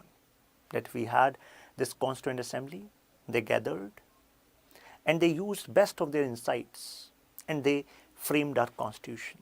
But when I say made, it means you should also consider the roots of the provisions which are enshrined in our Constitution. They were not made from the scratch. There were many laws which were already there in India, Indian Peninsula, during this British administration. So it becomes important for us to understand how was the history of Indian Constitution, how it was weaved, right? So when it comes to this chapter, this chapter is considered most boring chapter. No matter how many times we read 1773 Regulation Act, Pitt's India Act, Morley Minto Reform, but sometimes, one particular dimension or other point, we often miss, right? Because approach of this chapter, generally students have is to cram these points, right? We're not going to cram. We're going to understand the logic of these provisions, right? How one particular law connects to another particular law, okay? Now, in modern history, you have this chapter, Advent of Europeans, right? And within that particular chapter, you read about advent of Britishers into India. A private company, English East India Company, entered into Indian Peninsula to have some trading relationships here. Along with them, they had one paper. That paper was Royal Charter. Charter means a permission which was granted by the Queen of Britain that, oh, you have my permission as well as protection. Now continue trade. And in this particular permission, English East India Company asked for monopoly. It means no other British company will engage in trade in this area. And such monopoly was granted by Crown. Some of you might be thinking, why this monopoly was given to this English East India Company by the Crown rule? And one reason is that shareholders of this English East India Company were the most influential people of British, at that particular time. Those who were living in Britain, having strong connections in the British administration. Now the point is, it was not one-sided, means it was a quid pro quo relationship. They were paying huge amount to British Crown. If I give you an idea that comparing the currency rates as of now, the amount which used to be paid annually was 46.1 million pound, and it is equivalent to roughly 460 crore rupees. I am considering the inflation and currency value as at this point of time. So this much amount was given to get this monopoly right. Now English East India Company came as a trader but extended as a territorial power. Battle of Plassey and later the crucial Battle of Buxar changed the game in favor of English East India Company, as we saw Treaty of Allahabad Treaty. And after this Allahabad Treaty, this private company got Diwani rights. When I use the word Diwani rights, it means now this company was having power to collect revenues from the subjects in that area. And in which area? Bengal, Orissa, Bihar, big provinces, right? Now they got this right to revenue collection, but it was projected that now fortunes of English East India Company are going to multiply. But more than English East India Company, the officers got rich. There was massive corruption within this private company, and this alerted British administration. And This British administration now thought, now is the time to regulate the affairs of this private company in India. And from there, this first step means Regulating Act 1773 came into being. At this particular time, there was huge debt on this particular company from the side of Bank of England.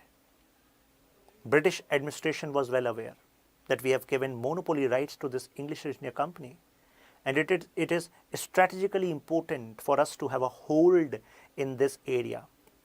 So only way is to make this company run. But now this company won't run on the whims and fancies of the officers. This company will be run by active involvement of British Empire. And within this backdrop, we saw this Regulating Act 1773. There were three prominent, you can say, objectives, three prominent points you can remember. One was to regulate the affairs because a lot of corruption was there, right?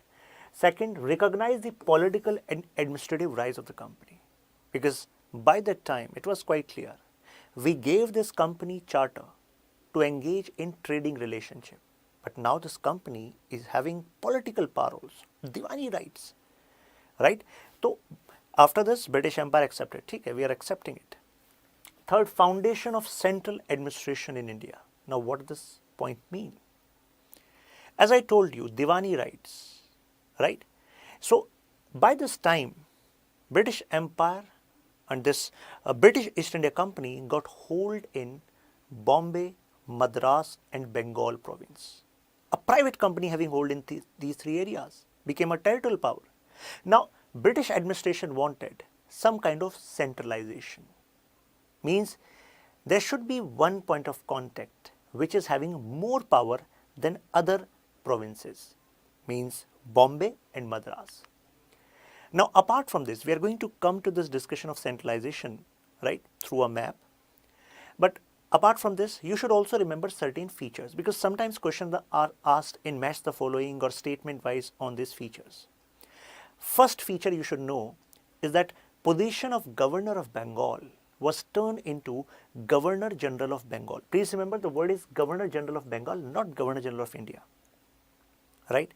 It means there will be Governor of Madras, there will be Governor of Bombay, but Governor of Bengal is now Governor General of Bengal, right? A step towards centralization of administration. Now establishment of Supreme Court in Kolkata. And I personally feel that a lot of scope is there to have some trap questions from this particular provision itself. And some provisions are not even mentioned in Laxmikanth. How can question be framed? For example, if I make a statement that as per 1773 Regulation Act, Supreme Court was established in Kolkata, so that statement is correct. When it comes to judges in Supreme Court of Calcutta, which was started after 1773 Regulating Act, these were appointed by Governor General of Bengal. Do you think that statement would be correct? What do you think? I am saying a Supreme Court was established in Kolkata as per provisions mentioned in 1773 Regulation Act. Actually, that Supreme Court was established in 1774 as per this act, which 1773 Regulation Act. And you should also be clear in mind that this act is being passed where? In British Parliament. Okay? And British Parliament is passing this act to regulate a private company which has gained political power as well as commercial power in this Indian peninsula. Okay? Now, I am saying judges in this Supreme Court are being appointed by Governor General of Bengal as per 1773 Regulation Act. That statement would be true or false? That statement would be false. Okay? And if I say another statement I am making, adjudication power of Supreme Court, which was established as per 1773 Regulation Act, was extended to British subjects as well as natives in India. So that statement would be true or false? What do you think? And when I say natives in India, you can also specify natives in British provinces, or you can say natives in, say, Bombay, Madras and Kolkata provinces. I've made the statement, more specific. Now, what do you think? Most of you would say, oh, ये क्या question हुआ, तो lollipop है. क्यों? Because Supreme Court है. Provinces we have just talked about, Bombay, Bengal, Madras. So it's obvious that whether we are talking about British subjects, Britishers in these provinces or natives living here, the power should be, extended to all. But that statement would be false, because that power was not given in 1773 Regulating Act. So these are reading between the lines. These are the areas where UPSC can lay a trap. That's why sometimes questions are asked from this particular chapter, but statements are like students have read but they're not able to answer, right? Now, prohibited the servants to actually take bribes because this was the major cause, right? Strengthen the control of the British government. It means now court of directors are representatives of English East India Company. These are the key players in the affairs of the company. But they were given direction that you have to report on the revenue, civil and military affairs in India to the British government, right? So you can easily remember Governor to Governor General of Bengal, Supreme Court case. Then prohibition means corruption. Prohibition on corruption means you cannot purchase, you cannot have gifts from natives, and then strengthen control. Now, we have used the word centralization of power. Just take a look over this map. Bombay, Bengal, Madras. As per 1773 Regulation Act, Governor General of Bengal was also given an executive council of 4 members. When I say executive council of 4 members, it means this council is going to support Governor General of Bengal in taking crucial decisions. But the twist is, earlier Governor of Bengal used to take decisions on its own. But now after 4 members in Executive Council, the decision used to be taken on the basis of majority. So Governor General of Bengal, Mr. Warren Hastings, were not quite happy with that provision. But the point I'm trying to make here is, the name is Executive Council, but it had both executive as well as legislative power. When I say legislative power, it means to make law, executive to ensure implementation of law through various offices. So it had both powers, right? Now similarly, Governor of Bombay also had power, executive as well as legislative, with respect to this province. Madras governor also had powers, executive, legislative, with respect to Madras province. Now some of you might be thinking, then what is the centralization? So now Governor of Bengal is now Governor General of Bengal. 1G is also added. It means the legislative powers of Bengal governor, legislative powers of Madras governor, some powers are being transferred to Governor General of Bengal. That is why it is said that it is the first step towards centralization of administration in India, right? Please remember this. That's why I have put in bold, because UPSC has asked this question, directly putting it in a statement. Now in the year 1774, Supreme Court was established, as I told you, right? Now its jurisdiction was in Bombay, Madras and Bengal. But there will be a twist here. 1773 Regulation Act was saying its influence or its adjudication will be in all 3 provinces. But in the next act itself, this particular provision got limited. It means if a question is asked that with respect to adjudication power of Supreme Court established under 1773 Regulation Act extended till. So as per this act, yes, available in all three. But if same thing is asked, and with and the word and the year they are mentioning is say 1781, 1782, then meaning of statement would change, because by then power of this Supreme Court was curtailed. These are some intricacies which sometimes students miss, and UPSC play on this. And we are also going to tell you why this power was curtailed. You need not to just cram. Now it was court of record. Its power extended to both civil criminal cases, but just take a look. Only over British subjects, not natives. Trap is here. Only on British subjects in 1773 Regulation Act. Later, this power was expanded, but at that point of time, only on British subjects. What is the meaning of British subject? British subject means British people living in this territory. Apart from this,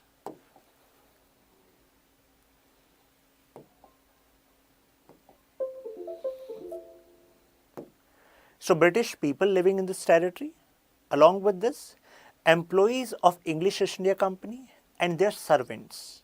Okay, so all of them were covered. If it means if some Indians were actually working in English East India Company, then naturally they will come under the adjudication of this particular Supreme Court, but not natives. Okay, and some of you might be thinking, then why we are saying it as Supreme Court? My friends, this is first step of regulating the affairs of a private company by British Parliament. First step. And they want to regulate this private company because this has created headache to the British Empire. Right? Judges were to come from England. So the question I asked, that who is going to appoint the judges? Crown is going to appoint the judges. Okay, not Governor General of Bengal.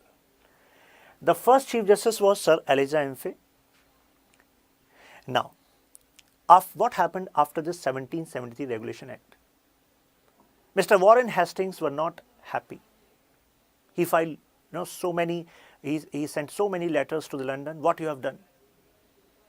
I'm a key, you can say, member of this private English East India Company, and my duty is to give profits to the code of directors.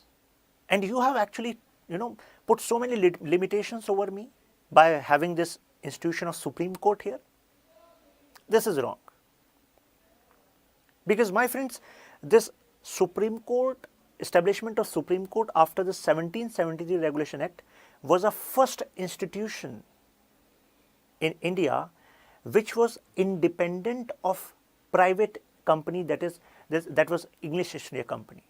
Because the Supreme Court was not actually going to work under English East India Company. Otherwise, in all three provinces, all the offices were being run under East India Company. So now Warren Hastings thought, this is like you are establishing a parallel powerhouse. I'm not going to agree on this. So he was having many powerful friends in Britain. They also, pushed his agenda to the British administration. Finally, they agreed.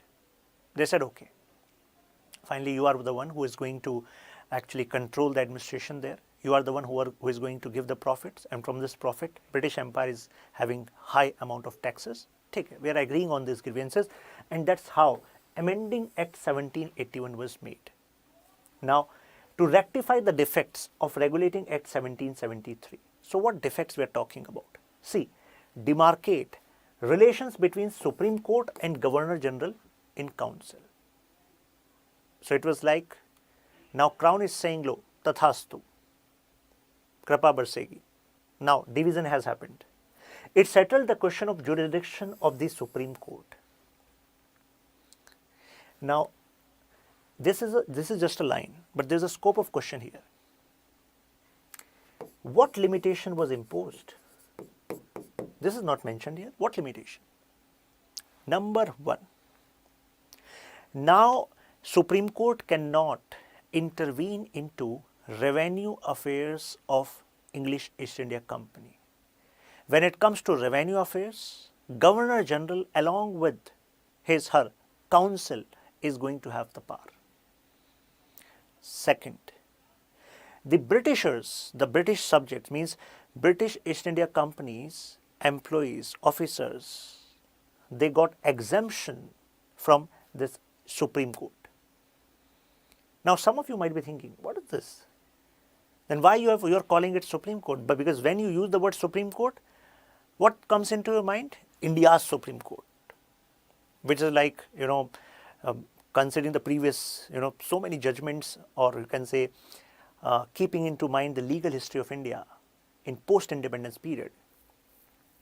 And whenever you say Supreme Court is like, among the most powerful organizations in India, right? Most powerful political organizations. Political word I am using because it's judiciary, and judiciary is part of this whole political structure. Now, but this Supreme Court was not that powerful. Whatever power it had, it was curtailed for the benefit of the company. Now, what were the key provisions? First, change in the powers of Supreme Court, as I told you.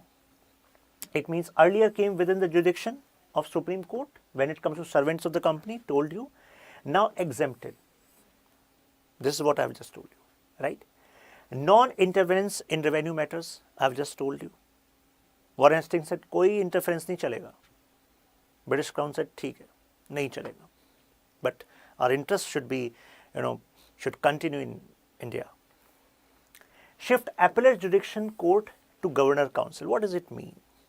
It means that appellate jurisdiction means if lower court has pronounced a judgment that you are given this much punishment, then you, by using appellate jurisdiction, you can appeal in higher court, right? Now, since Supreme Court was established after 1773 Regulation Act, appellate jurisdiction came under Supreme Court. From all three provinces, appeals were coming to Supreme Court. And Governor General was saying कि हम ऐसे ही बैठे हैं यहाँ पे. We have worked so hard. So now the appeals went from provincial courts to Governor General in Council. Right? खुश कर दिया Warren Hastings को. Now, assertion on the application of personal laws. Because after 1773 Regulation Act, I have just told you, British subject, not natives. But at this point, this need arises that, we have to take into consideration the natives also. But natives can be, the judgments related to natives should consider their personal laws. It means laws, legal systems related to their respective religions. Only British courts won't suffice when it comes to handling their cases, right?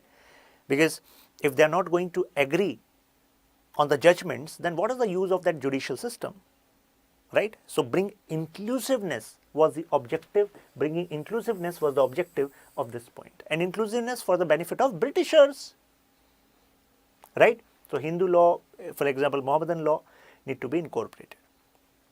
Now after this act, there were still various defects in the system which was running in India.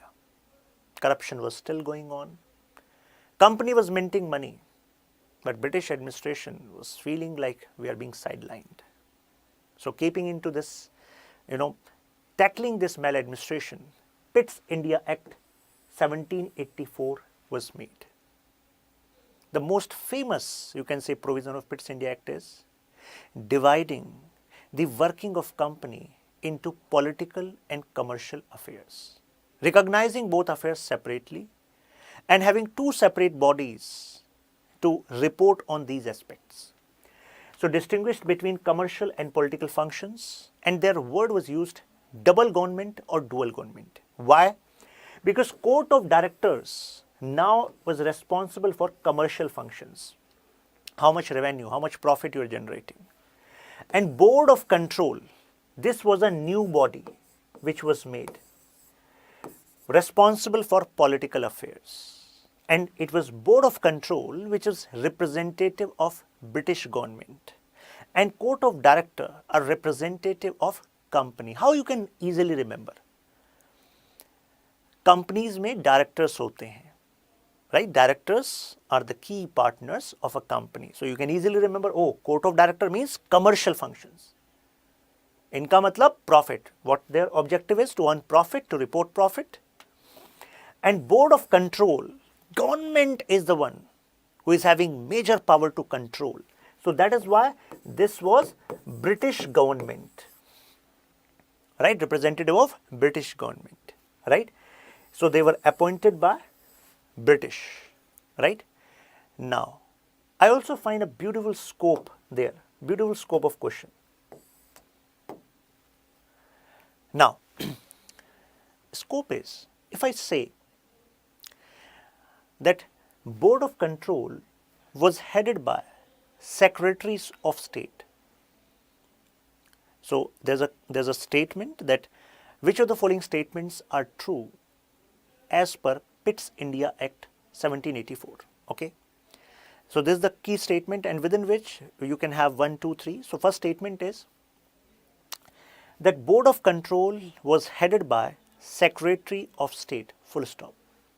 Now tell me that statement would be true or false. If you have gone through this chapter, so you must have read about Government of India Act 1858, from where we see crown rule in India. And there you read about Secretary of State for India. A new office is being created. This office will be in Britain and will be responsible for the affairs in India. We are going to talk about it. But the point I want to make is that when you open your Laxmikanth, Secretary of State for India is more focused when you read about 1858, Government of India Act 1858.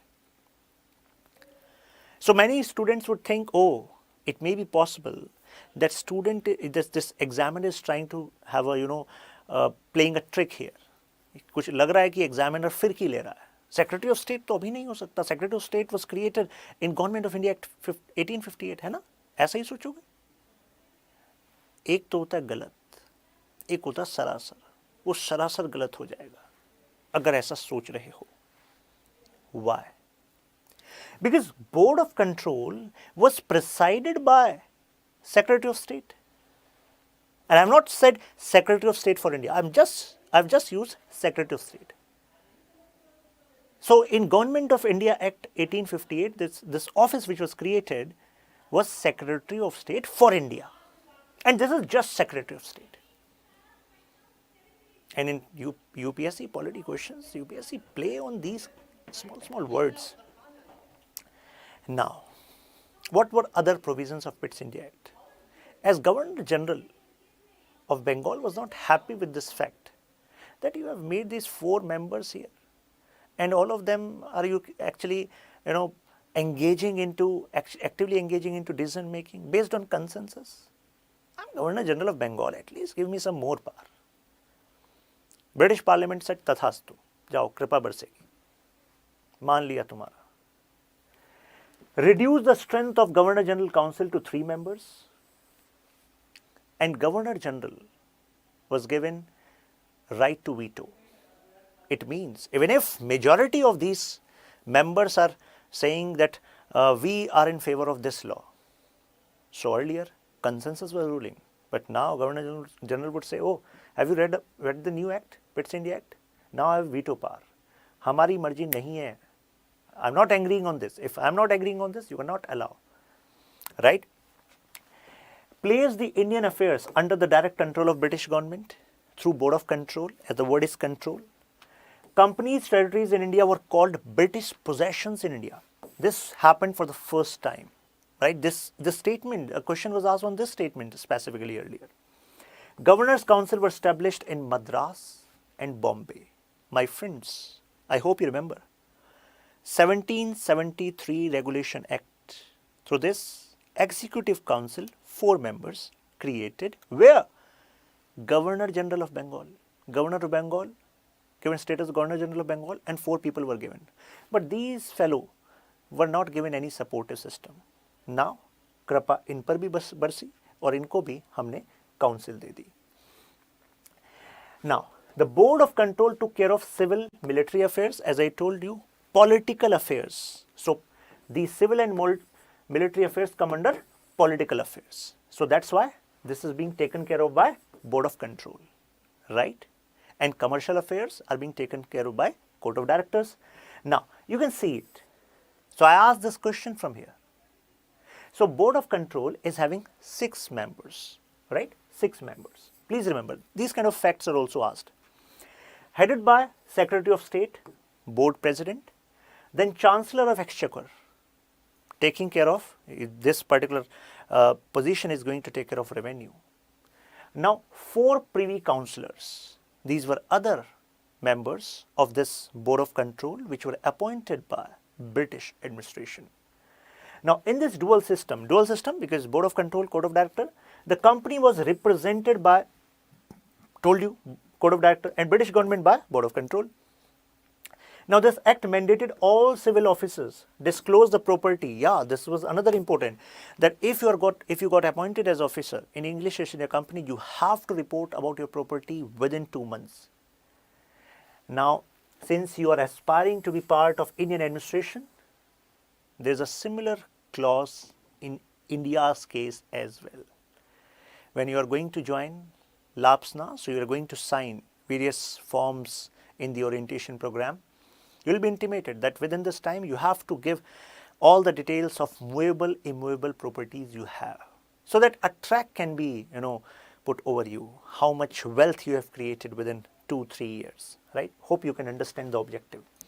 Now, as I told you, there's a difference between Secretary of State and Secretary of State for India. So this is Secretary of State for India. This position was created in Government of India Act 1858, right? But we are still in 1784. Okay, there's a difference.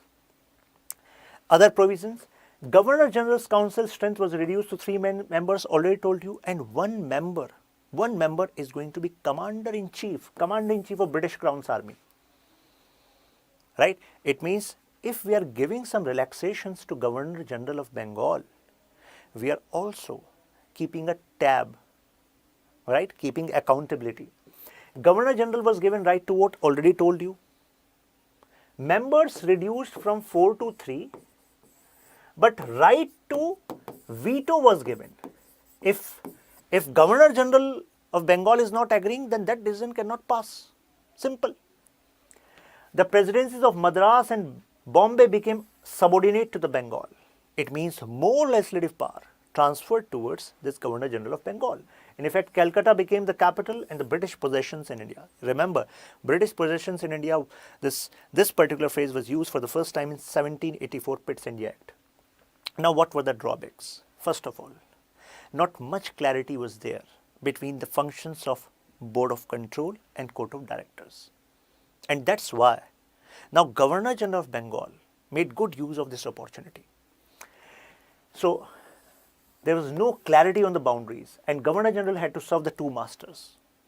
That we have to serve the Court of Directors as well, because Governor General of Bengal is ultimately serving a private company. So the key investors are there sitting in Britain. So that particular person, this office has to report to them how much profit you have generated, what are your strategies in future. And there's another second master, which is British government. There were no clear boundaries between responsibilities. As I told you, Governor General had to take spot decision exercising discretion. So whenever there's no clarity between these 2 power centers, so who used the power? Governor General of Bengal used the power, obviously, right? Because in India, we are moving towards centralization. And who is the key power here? Governor General of Bengal. Now take a look over these questions. Quite direct question. Under which territory of the company was first named British property? I've told you, Pitt's India Act 1784, right? Now second question is for you. Just read the question and attempt. Its explanation as well as PDFs will be available to you in this Telegram group. I'm there for you, Shashank Tyagi, for you on these platforms. If I could be of any help in any doubt, you can reach out to me.